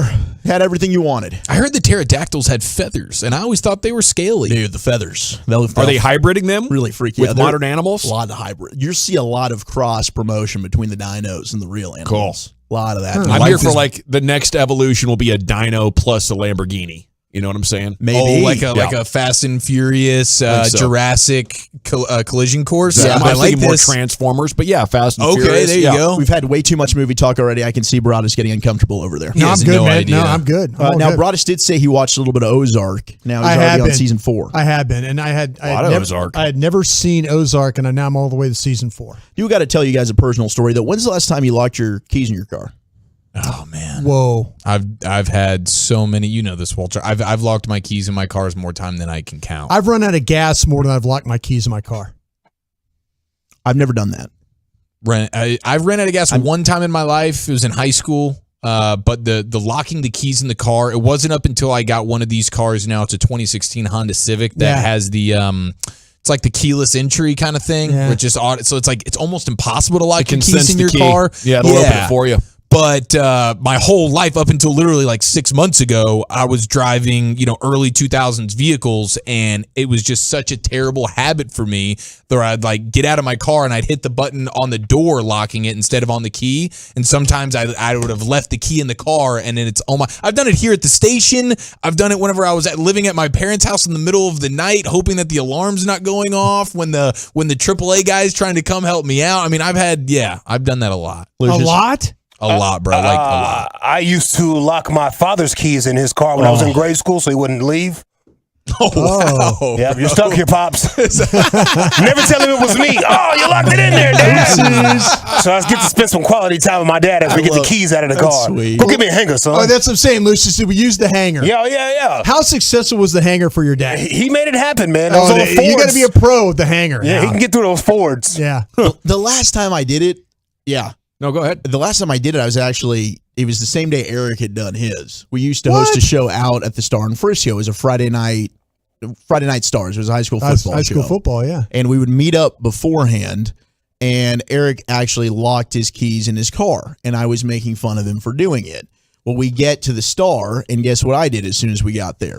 I locked my keys in my car. Loser. Same day. Karma. Real life. Boom. So I had to get a locksmith come because I don't have a spare key. That's not cheap either, by the way. Not at all. No. Well, guess what happened yesterday? Same thing. I wore my glasses instead of my contacts. I decided, all right, we're going to go contact free today. I'm just going to let the eyes breathe. Little Clark Kent action on a Sunday. Had to go pick up some veggies because I was out, so I had to go to Tom Thumb. And when I parked, muscle memory, I'm used to wearing sunglasses. So I took the glasses off, but as soon as I did so, I realized these are not sunglasses. These are my glasses, and now I'm blind. So I had to put the glasses back on immediately. But when I did so, I just tossed the keys into the passenger seat. Not realizing it at the time. And then when I get out of the car, I close the door, and I realize immediately I just bleeping locked the keys in the car. Now, the problem is I have an 06 Lexus, and the thing is when you try and unlock this thing, like when the locksmith comes, immediately when they're doing their Jimmy deal and they go ahead and puff the window open so they can stick their rig in there to go ahead and unlock it, the alarm goes off, and it immediately locks itself back. So this is way harder than it typically is to just unlock the car door. So a scene is transpiring here in the Tom Thumb parking lot. I'm extremely embarrassed. I feel like an idiot. I'm paying $250 to have this guy come and unlock the car. This is just a complete catastrophe. So I tell him, okay, look, the keys are in the passenger's side. Why don't we just walk around over here, do the same thing on the other window? Can we just pull the keys out of here? He does it. It works. I get the keys out. But $250 later, just a moronic mistake. All for some veggies too. All for some delicious veggies. Okay, wait a minute. He didn't. It took you to think about going around, right? He didn't come up with that. He should have known that. Yeah. I'd about to say, bro, I'm about to knock about $100 off this. I don't have that kind of confrontation in me to say anything like that. I would have said, hey, listen, man, I'm the one that figured out how to get the damn keys, and then he said, well, I'm the one that got the keys. And I said, well, you wouldn't have got the keys unless I told you what to do. I think I would have done that. Yeah. I need to really just go ahead and get a spare key is what I need to do. And I said that the last time this happened too. And a few years later, here I was stuck in the same issue.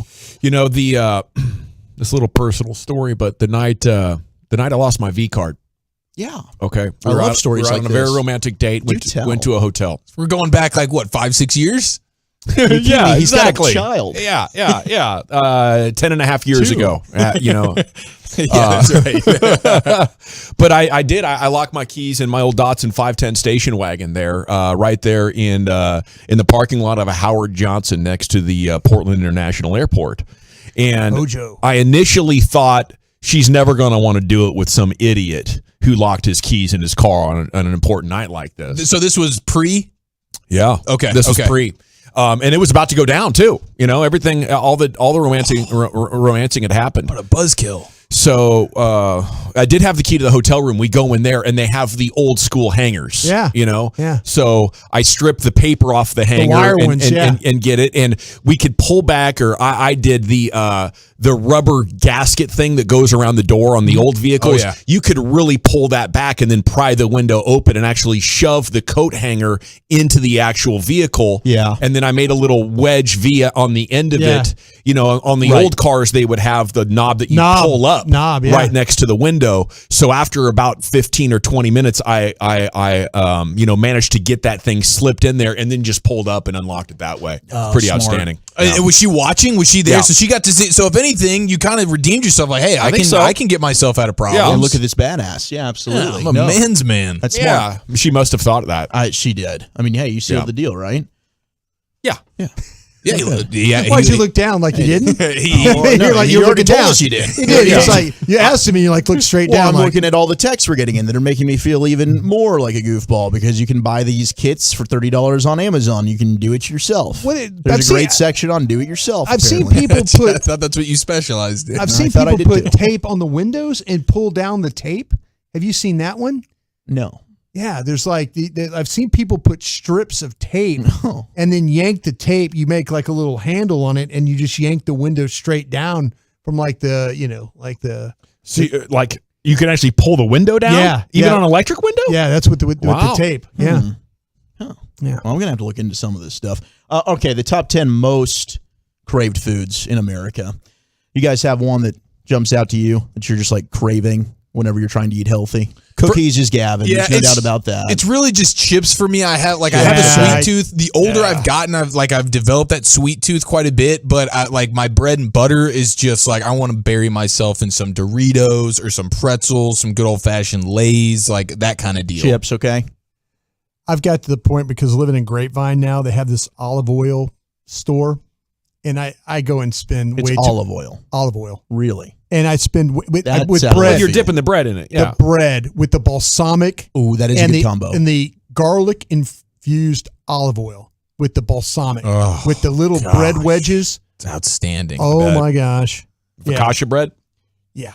It doesn't matter. It could be Wonder Bread. Yeah, it doesn't matter at that point. Just the flavor of the balsamic with the olive oil with the garlic on bread. Yeah, very good. It's just perfect. Yeah. Pillsbury cinnamon roll too. That's a big one for me. I like to cook those up in the weekends.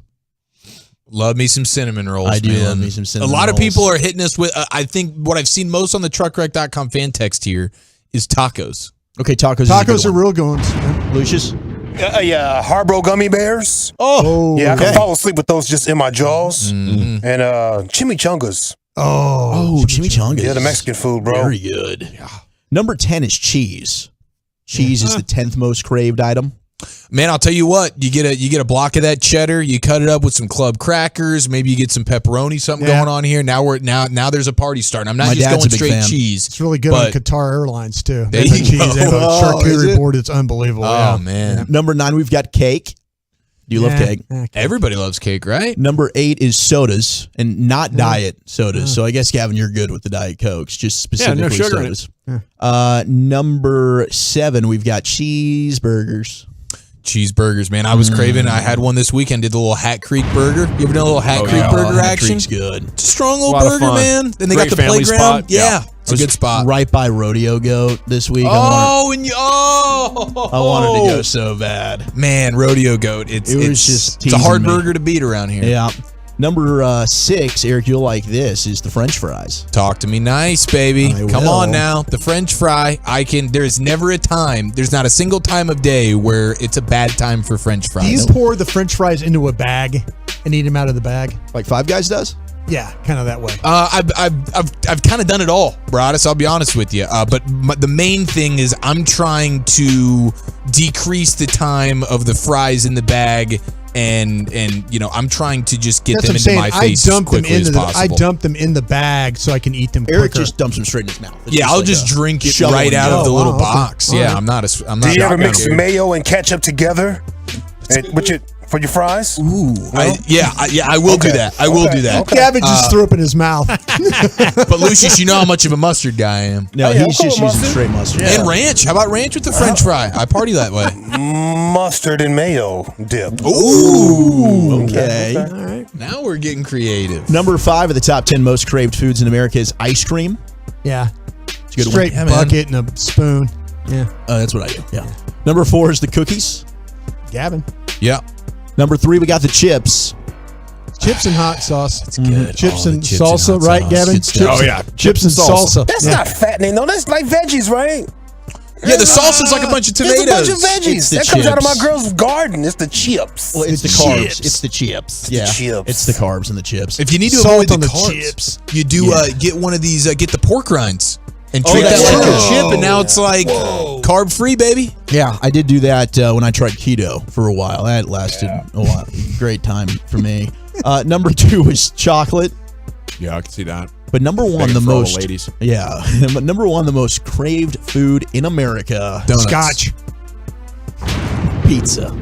Oh yeah, pizza. Gosh dang it! I should have known that. Pizza. I had pizza 3 times this week. I Three? had Friday night pizzas a lot. Is that what you learned? Then I had Pizza Hut on Saturday You night. like pizza. And then I had like just a frozen box last night. It was just a pizza Was weekend. it the Stranger Things box? I was not the Stranger Things box. I think they're sold out. I was need looking all over the place for the Somebody Stranger tell Things. me, is the Stranger Things pizza good? Because I got to live through you, the listeners, who I love so much. Frozen pizza is just amazing ever since DiGiorno saved us. You know, You can doll it up. 80s and 90s, it was bad. It's not delivery, it's DiGiorno. Yeah, they're doing it right these days They with the are, frozen yeah. pizzas. It's huge. All right, when we come back, G-Bag Nation, it's time for the Rangers GM Chris Young to join us for a baseball conversation.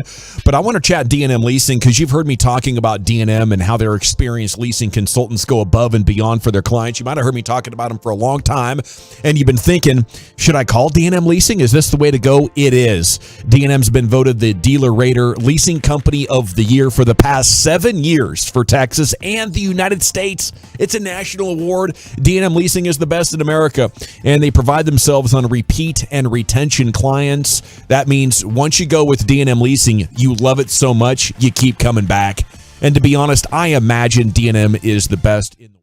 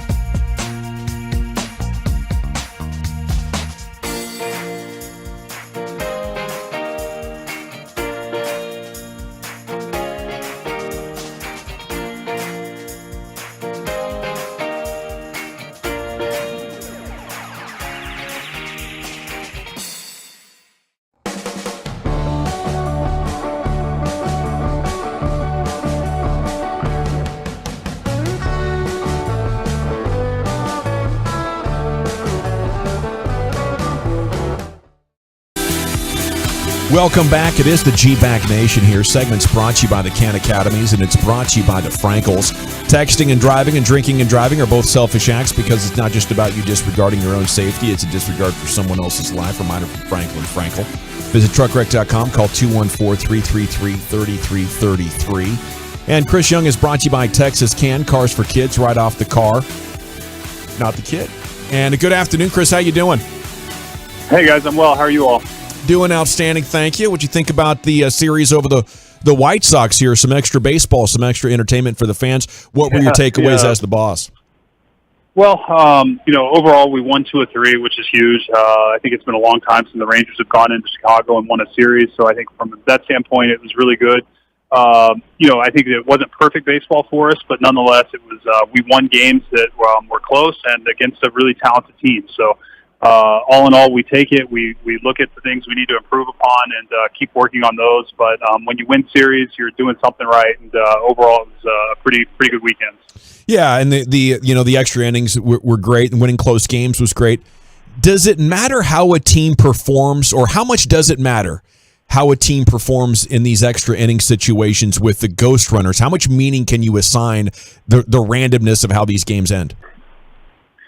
Oh, it's tough. I mean, I think it really comes down to execution. I think that from a pitching standpoint, being able to get the first out of the inning without the runner advancing is huge. So whether it's a strikeout or a pop-up, and keeping that runner on second base is huge because then you've got a chance where they're going to have to get a base hit to score the run. From an offensive standpoint, really being able to put up multiple runs is the key, and I think we saw that even yesterday where we put up 3 runs and they ended up scoring 3 again, but the fact that we scored 3 gave us a chance to extend the game. So, and I think that strategically, I don't think it really changes our approach, our at bats, but we definitely have to focus on getting multiple runs. I don't think you can assume that you're going to be able to hold the team at no runs the bottom half of the inning if you are the visitor. So, we're still learning about it. It's still relatively new, and I think that over the course of time, you'll start to see some trends here. But overall, we came away with 2 wins, and that's always good for a young team to win close games, extra inning games in an environment like that. Y'all placed Eli White on the 10-day IL with that right wrist fracture following that scary play when he ran into Charlie Culberson yesterday. He had 3 RBIs, really seemed like he was getting more comfortable at the plate. We know he's fantastic defensively. What were you seeing from Eli prior to the injury, and is there anything more you can share about maybe the timeline on when he could return? No, I'll start with that. The timeline we hope is roughly 6 weeks before he can resume some baseball activity, but even then it'll take another probably 2 weeks, 3 weeks, maybe even a month to get back into full baseball shape. obviously Eli has been a big part of our season, with his spectacular defense in center field. And offensively, at times, really providing a spark. I think that, Eli, we've seen come into his own at times and really take over games, whether it's hitting for power or laying down a bunt, getting on base, stealing a base, and setting the tone for the team. He's got a unique style of play that's fun to watch. It's exciting, and it's energetic and can set the tone. So it's really an unfortunate break. First and foremost for Eli, I hate this for him. He went through an elbow injury last year and missed time. And then now to have this after working so hard to get back this season is unfortunate, but he's going to be just fine. He's in good spirits, and our expectation is that he'll make a full recovery, a full return, and hopefully help us out at a time in which we really need him. But he can change the game with his speed, and I think he was learning to do that more and more, and we look forward to getting him back in hopefully a couple months. The follow-up would be Leody Taveras gets called up from AAA Round Rock, and you've had a lot of success with your call-ups recently. What made this the right time to call up Leody? Well, I think, one, the positional fit. I think that we've lost center fielder. Leody is a tremendous center fielder. His defense is on par with Eli's in center field, and certainly Adolis has been our everyday center fielder as well. So, I think Leo can come up and play a really solid center field. Adolis can move over to right, Cole Calhoun to left. It gives us a pretty flexible and good defensive outfield. I think that Leo, we've wanted to leave him in AAA a little bit to help his development, to work on some swing things that we're trying to improve that are going to set him up for success. He's done a great job. He's worked fantastically at AAA. He got off to a really hot start, cooled off a little bit, then last week played better baseball. And, I think with losing an everyday center fielder or a center fielder of Eli White's caliber, we're replacing him with one who is of equal caliber defensively, and I think Leo will provide some a good spark for us offensively as well. It's Chris Young, Rangers general manager, with us here in the G-Bag Nation. You mentioned Adolis Garcia. How do you kind of evaluate him as a hitter? Because obviously he does a lot of damage when he makes the contact, but then he's got the low on-base percentage. Is it just an unconventional way of still being considered a good player there? No, it is. And look, I think in today's game where offense is down, you're seeing more players similar to Adolis. It's a really difficult hitting environment. Adolis is always going to have some swing and miss issues. We understand that. That's part of his game. But when he does make contact, he really hits the baseball hard. He impacts the baseball. He can change the game with one swing of the at bat. And he's learning to be more disciplined at the plate. I think this weekend he took some really big walks and got on base and set the tone for our group offensively, and kind of carried us at a time which maybe we weren't going great. So I think that he's continuing to mature as a hitter. You have to remember this is his second full season in the major leagues. I know he's 28 or 29 years old, but it's only his second full season. The league has adjusted to him, and he is readjusting to the league. But I think more importantly, he's a tremendous human. He's always trying to get better. He's one of our hardest working players. Comes to the field every day with a positive attitude, a great energy to him. He wants to get better. He wants to learn. He wants to improve, and that's all we can ask of a player. Chris, when we've all tend to focus on what's going on with Marcus and Corey and stuff like that, and the averages and things like that. But for somebody that doesn't know a whole heck of a lot about baseball, and how would you describe players that are high expectations, but kind of going through struggles right now? When you have meetings and stuff like that, what do you guys talk about when you talk about those particular two players? Well, I think most importantly, it gives me excitement for what's to come. I mean, I don't think that Marcus and Corey have produced offensively to the level that they're capable, and they're going to at some point. These guys are great players. They've been two of the best players in the big leagues for a period of time. And our expectation is that they regain that form. I think that's a big adjustment coming to a new team. We've had a lot of turnover in our roster from last year. And I know that baseball is an individual sport, but it is a team sport too. And you feed off one another. There's positive momentum that comes. There's rallies that happen where you just kind of get a little bit of a spark and some momentum. And those things carry over. So the team has yet to fully gel, in my opinion. I think that they're coming together. We're seeing progress and signs all the time. But it does take time. It doesn't happen overnight. We're coming off a shortened off season with the lockout. The ability to have communicated with players, I think, has certainly impacted things. And for our players to get to know their teammates, too, with a new roster. So there are a lot of different parts that have contributed to this, but in the end, I am fully confident that Marcus Semien and Corey Seager are two tremendous players.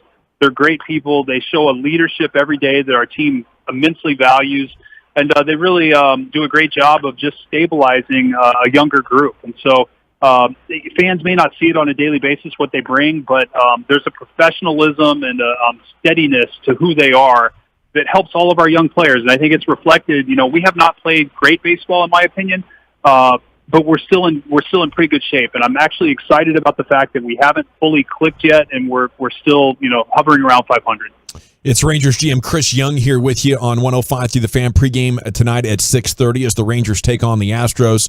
Okay, couple of tougher questions here, Chris. Last two starts. 19 hits and 8 runs against Martin Perez. Is the clock strike at midnight? What are you seeing in your expert opinion? Oh, no, this is part of baseball. I think the last game in Chicago, he had some bad luck. I think he gave up 10 or 11 ground ball hits. The exit velocities were not very high. They were just ground balls that found holes. In fact, the batting average on balls in play against Martin his last game, I think, was over 400. That should regress. He made very good pitches. That's part of being a contact and ground ball pitcher, is that there are going to be days where it just doesn't go your way. He has been tremendous. His work, his leadership on the pitching side has been phenomenal. And I fully expect he's going to get right back to form. And that, I don't know if he's going to be leading the league in ERA at the end of the season. That may be too much to ask, but I think certainly he's going to be a valuable contributor. And that what you saw the last two games are just, a little bit of bad luck and just one or two things that go his way, the results change. So that's part of baseball. Okay, and then my other one is, do you have any regrets about sending Jose Trevino, our guy, by the way? We loved him here at the Fan. He joined us all the time, to the Yankees. He's having a great year. Jose's having a tremendous year. We're super excited for him. Jose obviously is first and foremost a great person. It was really, really tough decision, but we felt given our catching needs at the time, and the surplus we had with Mitch Garver and Jonah Heim, that certainly Jose was a major league catcher and deserved the opportunity to go somewhere. The Yankees reached out and had interest in him. Jose is seizing the opportunity. He's earning every bit of success that he's experiencing in New York. But likewise, we're equally happy with Jonah and Mitch and Sam Huff and the catching group we have. And sometimes these decisions are hard. You get attached to people, and there are business decisions that have to be made. But nonetheless, I'm thrilled that Jose's having success there. Chris, did you by any chance hear the story about Joe Madden, who was recently fired by the Angels? Did you hear about the Mohawk situation that he tried to pull off? No, I read a headline, but I didn't fully. I didn't read the article, so I heard that there was correct me if I'm wrong. He got a mohawk the day of his termination. Yeah. Before he was relieved of his duties, is that correct? Yeah, by way of just like one last Hail Mary to get the guys, gather them together. Joe Madden decides to show up to the facilities with the mohawk before he can get to the locker room and greet the team. He gets pulled into the office and loses his job. I'm curious if that's how the Rangers are. That's how things are going, and then maybe Woody shows up. He's got a mohawk or something going. How do you handle that? Do you say, "Wow, I feel so bad. He got the mohawk"? Do we just let him go? Do we give him one last chance here? How do you handle that? Oh man, those are. I really shouldn't make light of a very tough decision. I know that I know Joe personally, and their general manager Perry Manosian. As well, and I know that was something that was probably hard for both sides. Joe has a way of really doing things like that and changing, some bad streaks. He's done it in the past, and it's no surprise to me that he was trying something. Unfortunately, the timing wasn't ideal with the termination, but if Woody came in with a mohawk, I think most importantly, I'd be shocked that he had hair. That's totally fair. That would be that would be the first thing. But hopefully, we never see that play out here. Chris, I accidentally locked my keys in my car yesterday. When's the last time you ever did something like that? Oh, keys in the car. That's a good question. I have left the car running before and forgot. I've gotten so wrapped up in a phone call that I got out of the car and realized it was still running. But I don't know. it's kind of hard to lock your keys in the car today with today's remotes. I don't think mine will lock if the keys are still in it. Well, Chuck's, he's a loser. He drives an 06, Chris. We're trying to get him some help here, but yeah, it's a fair point. When he gets a new age car, then you can't lock your keys in your car anymore. So that's good. And by the way, next time, I hope that it wasn't when the gas prices were super high that you left the car running. I hope it was at least like sub $2. It's been a couple years, but my kids don't let me forget. They think Dad is a buffoon and does things like that from time to time. But really, it's just being engaged at work is what I call it. So just have a couple kids. Have a couple of kids. Yeah, there you go. Exactly. They won't let you forget. Well, Chris, since we're on this line of questioning, though, we talked about foods we crave. What's the one food you do crave? If I go too long without Tex-Mex, I'll crave Tex-Mex. That's probably my go-to when I haven't had it in a while, or if I've been on a long road trip. And it's hard for me to go to a northeastern city and want to get Mexican food. That we're so spoiled here in Texas. So if I go too long without that, I have to have my Tex-Mex fix. We going fajitas here? We going quesadilla, hard taco, soft taco, chimichanga. No, I'm enchiladas, fajitas, or occasionally nachos. So, and of course, chips and queso. You can't be a true Texan without enjoying chips and queso. Yes, sir. I got Chris Young being quite a bit of a guac guy. You a guac guy? Oh yeah, I like guac too. So the table salad. Yeah, exactly. I love it. So it's you guys have got me got my mouth watering here. I got to get back to focusing on baseball. Well, Chris, thank you so much for your time. You tell those kids their dad's a baseball rock star who's helping the Rangers get back to the World Series. Guys, I appreciate it. We appreciate the support as always, and I look forward to talking again soon. Give him hell. We'll be pulling for you. There he goes. Chris Young with you here on 105.3 The Fan. It's either him or JD Mondays at 4:20 right here on your home of the Rangers. And thanks to John Blake and the team for setting this up every week. It's been fun so far. I look forward to it every week. Around the NFL coming up next to the nation. Coming up Tuesday morning on Sean and RJ, pivotal Game 5 of the NBA Finals, plus who took Game 1 in Arlington against the Armpit. It's a Tolo Tuesday morning on The Fan. Previous segment of The Fan was brought to you by Willard Heating and Air. Is your home ready for allergy season? Air duct cleaning reduces indoor allergies, reduces energy.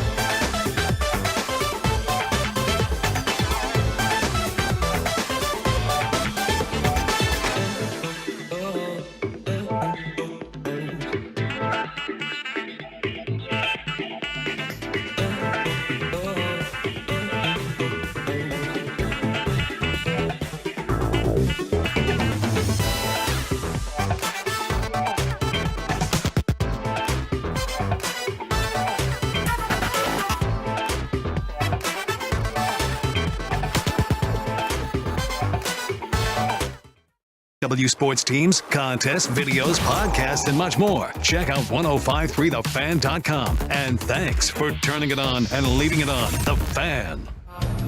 At Classic Chevrolet in Grapevine, it is an all-out sprint to finish number one in the country.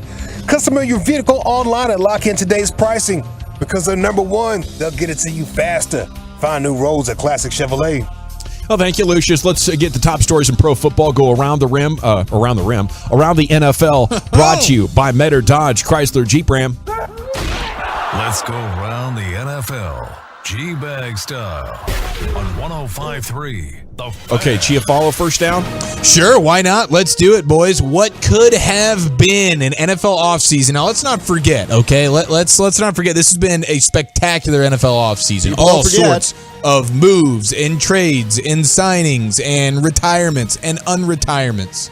That's where we are with this story here, okay? So Pro Football Talk, Sun Sentinel, and Ben Vaughn with the Boston Globe have all done some reporting on this, and it's been kind of just whispered about. Hasn't really been like you'd think it would be kind of headline stuff. This is a big deal. It's about Tom Brady. It's about Sean Payton. It's huge, yeah. And it's about them joining forces in South Florida with the Miami Dolphins. And there's a ton of different details, but basically Brady knows the guy who's next in line to be the Dolphins owner.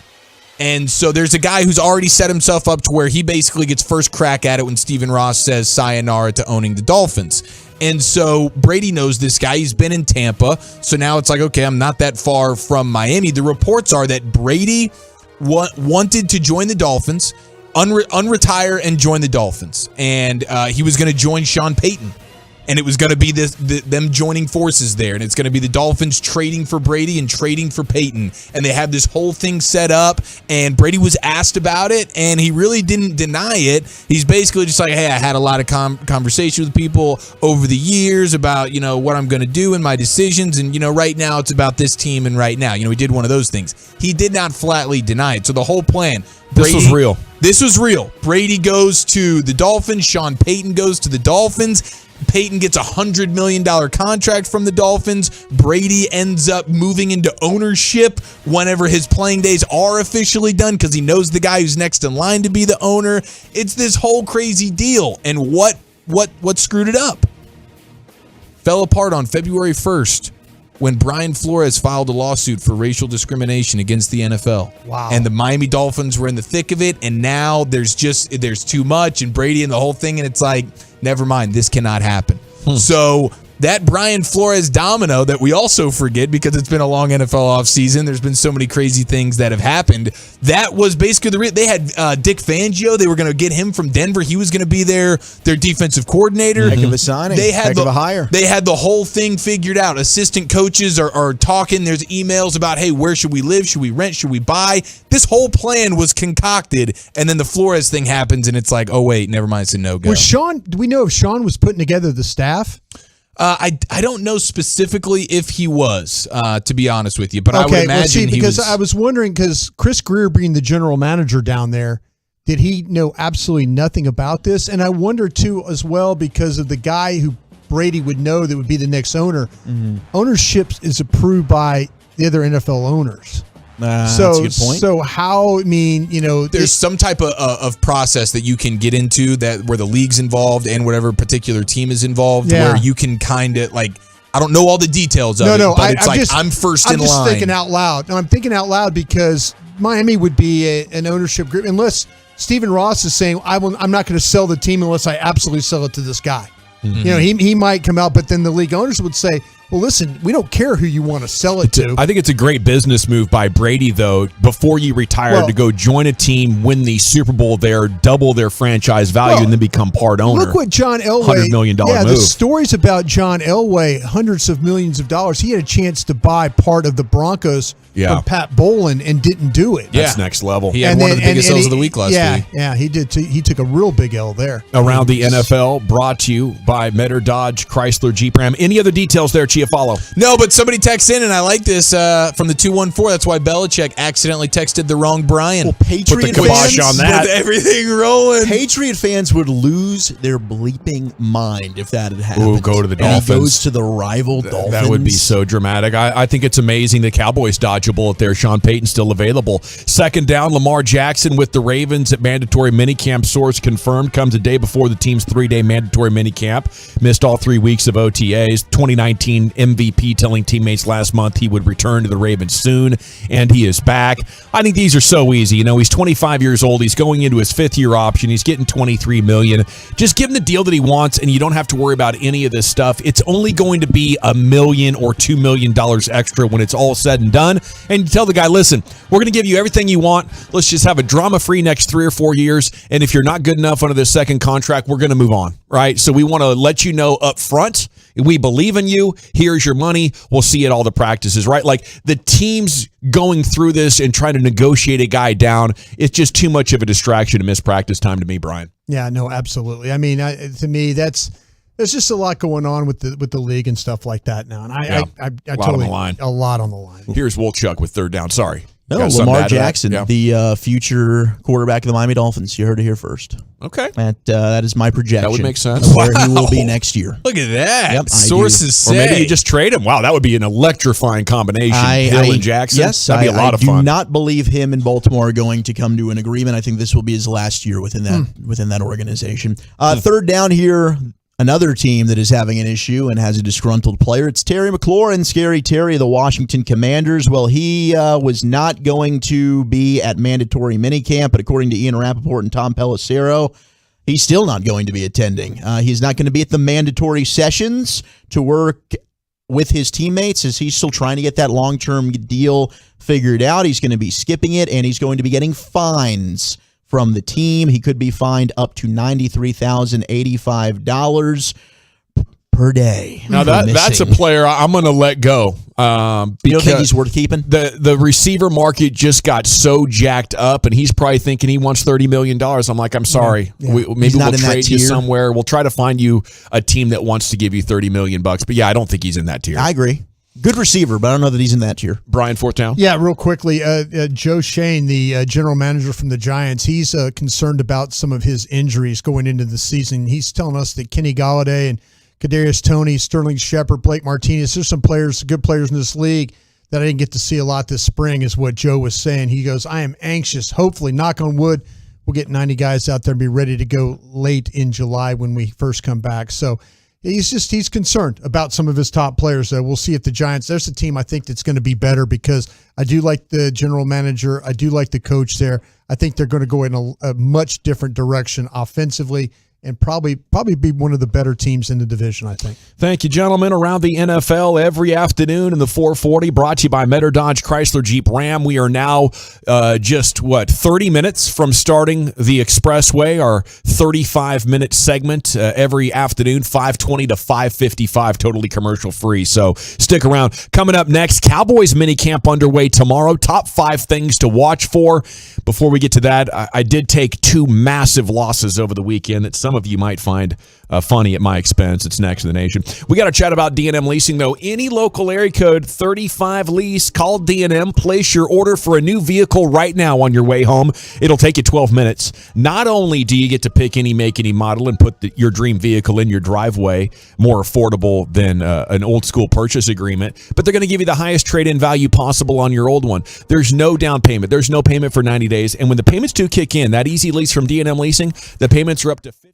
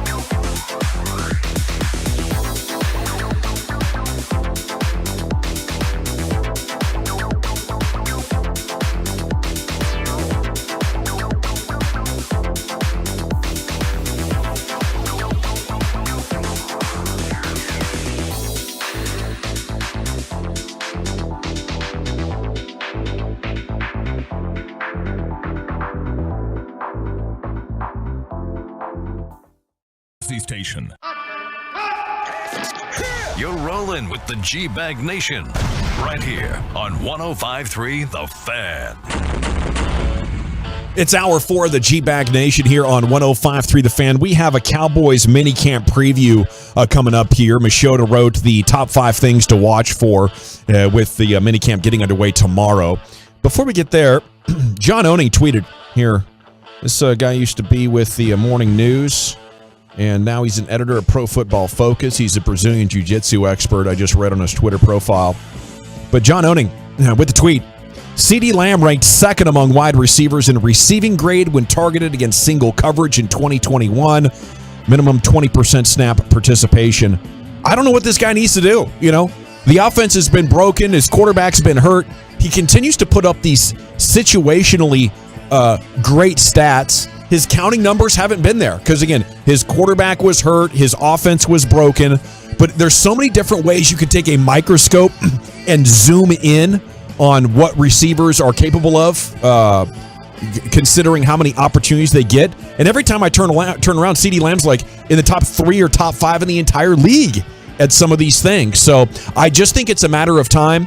And if the Cowboys don't appreciate it or they can't put him in a great position to dominate and he ends up going somewhere else, I think CeeDee Lamb will make them regret that for a long, long time. I think this guy's almost as good or every bit as good as everybody else that's being considered amongst the best wide receivers in football.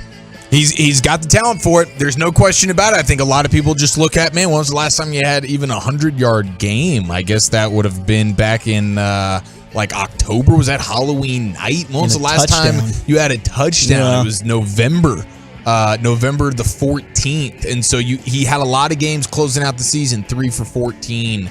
3 for 51, 2 for 45. So it's that kind of thing, and he's had some drops, but he's got the potential for sure. What did I say? Single coverage? Yeah, he's great against single coverage. I think he's probably going to see more double teams than ever before, right? Because who else are you going to double team defensively, right? So how is he against the double team? I mean, this is a good opportunity for him to step up. I think there's great reason to be optimistic about it, no question. Kind of feel like though with him, will the improvement be because of him or because of his quarterback? And I don't know if, to me, his game, I think the thing that I've always appreciated about CeeDee Lamb's game is ability to play on the move, And I think that's where CeeDee Lamb is his absolute best, is when he can play on the move. And if he's got a quarterback that can't get him the ball on the move, this is a bad pick. I know that CeeDee's had production and all that, but if we're thinking he's going to be like the guy at Minnesota or Cincinnati in those plays, maybe he does go somewhere else, and then all of a sudden he shines and is what he is. But I'm always curious about that. Is it the guy who's catching the ball, or is it the guy getting him the ball? And I don't know. That's the thing. I'm hopeful that that we start. The numbers for CeeDee Lamb are good, but you wouldn't put him in the same category with the guy in Cincinnati or the guy at Minnesota. Not right now, no.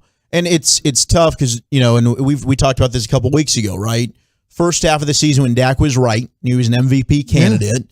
CeeDee Lamb was projecting towards 95 catches, close to 1,500 yards, double-digit touchdowns, which is a phenomenal season. Obviously, all of those numbers drastically declined the second half of the season. Yeah. So, to your point, his production, and this is, another thing when it comes to some of these receivers, you are relying, of course, on your quarterback. But some of his upside is going to be relying on Dak. There's no question about that. Yeah, I think, you got to be able to run the ball as well. You got to have an offensive coordinator that understands this is a special athlete. Get him the ball in space, do whatever it takes, and let him work his magic. Right. And hopefully those things come together. But even with all that going on, he's putting up some dang good numbers. No, the numbers are, but like I said, it could be even better. Sure. He could be one of those guys that we do not talk about him. And I know pre-draft I was talking about him like he was Chase and Jefferson and those. I know that I was. But just go off of what you see on film, not take the stats completely out of it. I think he's just as good as Jefferson. I don't think anybody's as good as Jamar Chase when you talk about a combination of all the traits. He's the guy. But he's as good as anybody short of that. I graded him better than Jefferson coming out. I thought CeeDee Lamb was a better player coming out.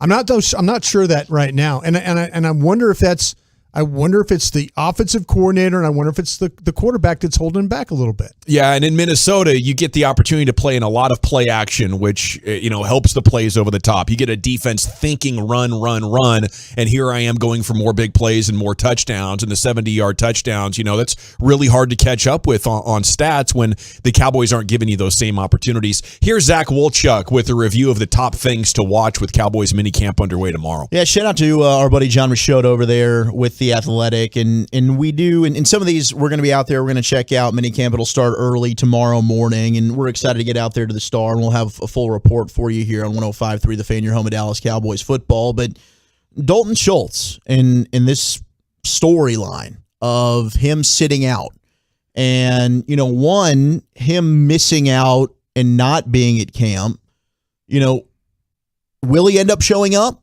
Will he continue to be absent? And then how does that affect, one, how the offense looks, but then two, the added reps for the rest of that tight end room? And that's the storyline here that I'm excited about. I've talked about how I'm excited about Jake Ferguson. I liked him coming out of Wisconsin.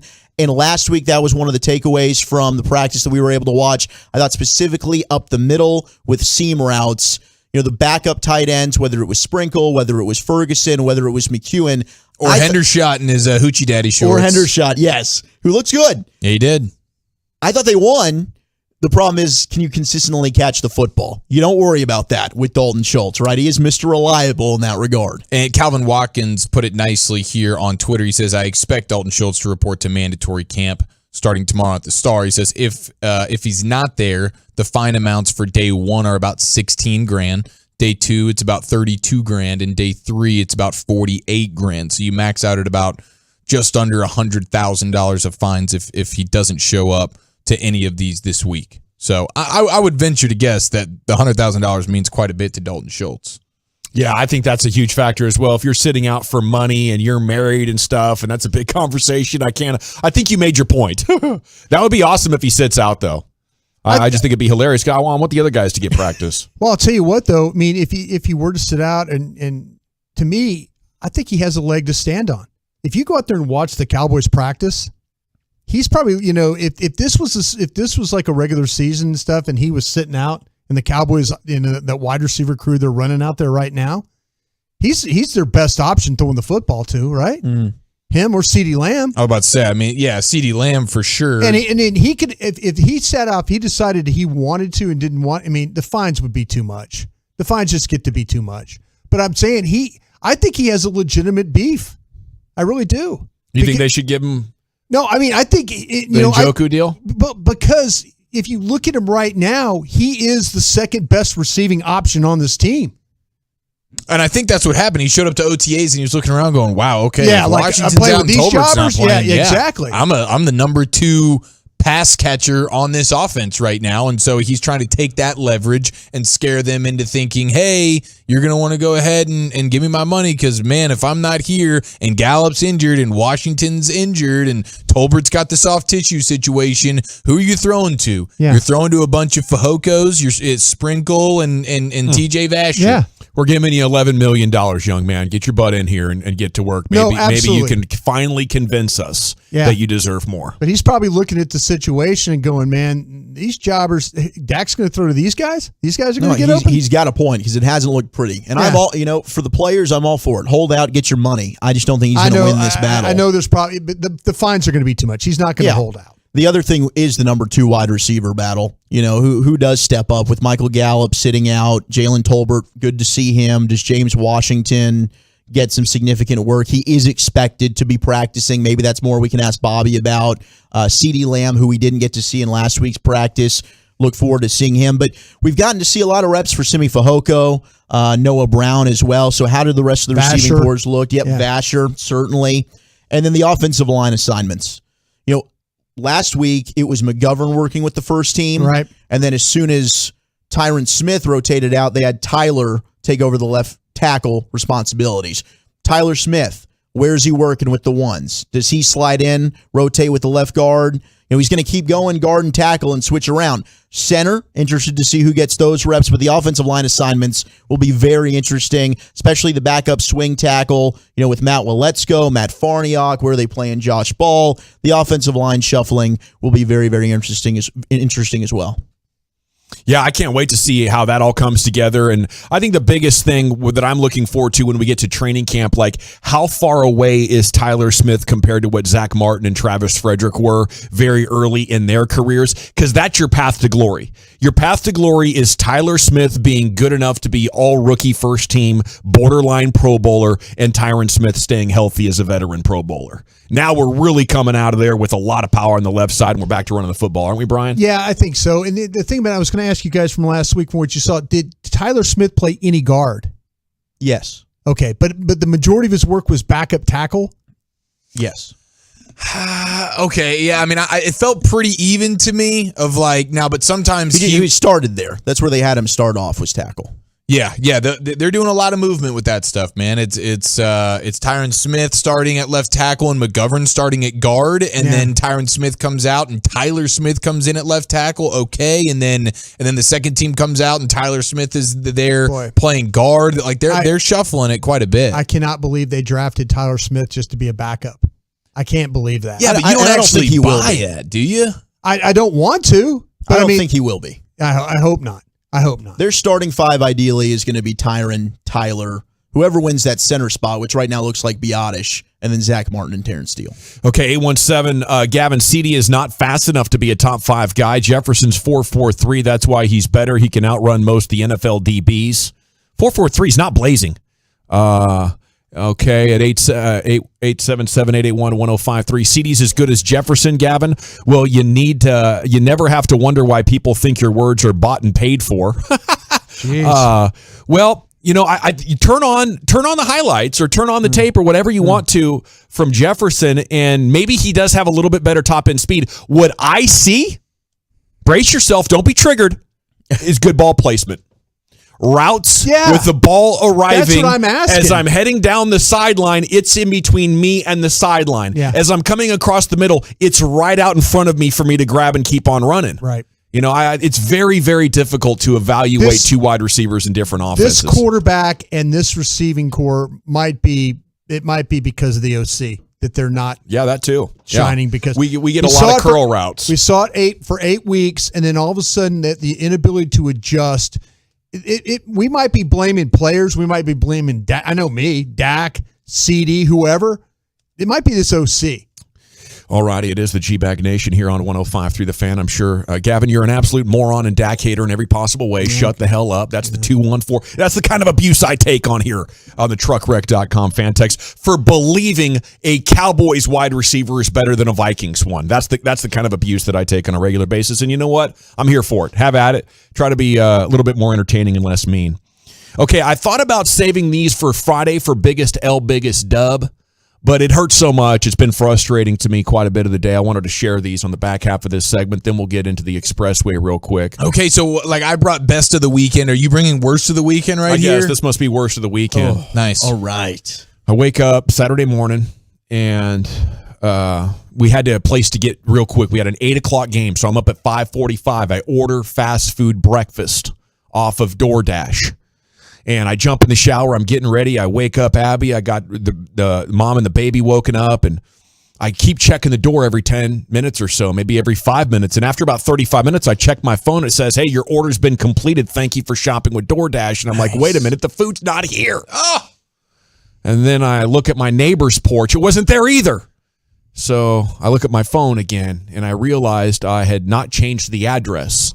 And it had been successfully delivered to 4131 North Central Expressway. Oh, so right as I'd forgotten about it, I get up to work here today, and I go into the break room to grab myself a coffee, and I see my bags of McDonald's drive-thru sitting right there in the break room, still unmolested, if you will. They're sealed? They were sealed. So I should have texted somebody up here to be like, dude, get on top of that breakfast. But I thought I'd been sitting down there in the lobby, so that was $55 that I'll never get back. Abby hated me. Of course. Fiance, wife, and baby, they're like, what's going on here? Where's the food? Where's my hash brown? We stopped off and got like a gas station sausage biscuit that was terrible. Yeah.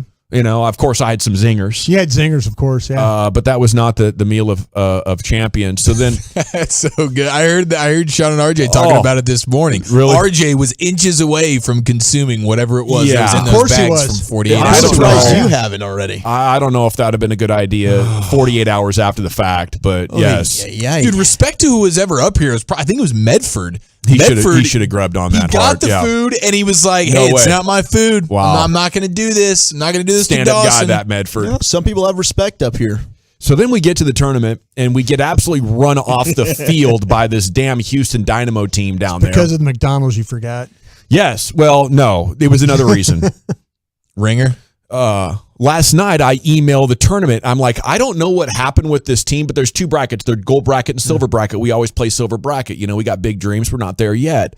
And this team smoked us. They smoked everybody in the damn tournament, like 5-0, 6-0, 7-0. I think the final was 5-1. It was their closest game. I'm like, what's going on here? And they're like, well, this team insisted they were a silver team. We checked their history and saw they play against boys during the regular season. Ooh. We called the coaches and said, guys, we don't know if you're really silver. They're like, no, we insist. We can't handle the better girls teams. We need to be in the silver bracket. So they used us as like a punching bag to come up to Houston and pretend they were an actual good team, winning this big, we're in Dallas, we're out of town, we're winning a big tournament. And so I don't know what we got to do here against these guys, but maybe some recruiting, maybe some my dad's some available. bag men. Yeah, my dad's available if you need him. We need to invite the Houston Dynamo back up here, get some bag men, and then show them what it's like. Say, hey, enjoy the ride home. Oh no! You got any gold Trans Ams you can hand out? I'll tell you what, Dad would be happy to help your soccer team. The only saving grace was we got off the damn field and they had to play 2 more games in 105-degree weather. So I guess the joke was kind of on them. That was a brutal weekend of weather. All right, we got to go. We're going to hit the expressway, kick off 35 minutes of uninterrupted content with what's been breaking during your broadcast afternoon. Then Bobby Belt's going to join you. LA Live coming up at 5:45 right here in the Nation. I want to chat about Mark Rubin, Rubin & Associates.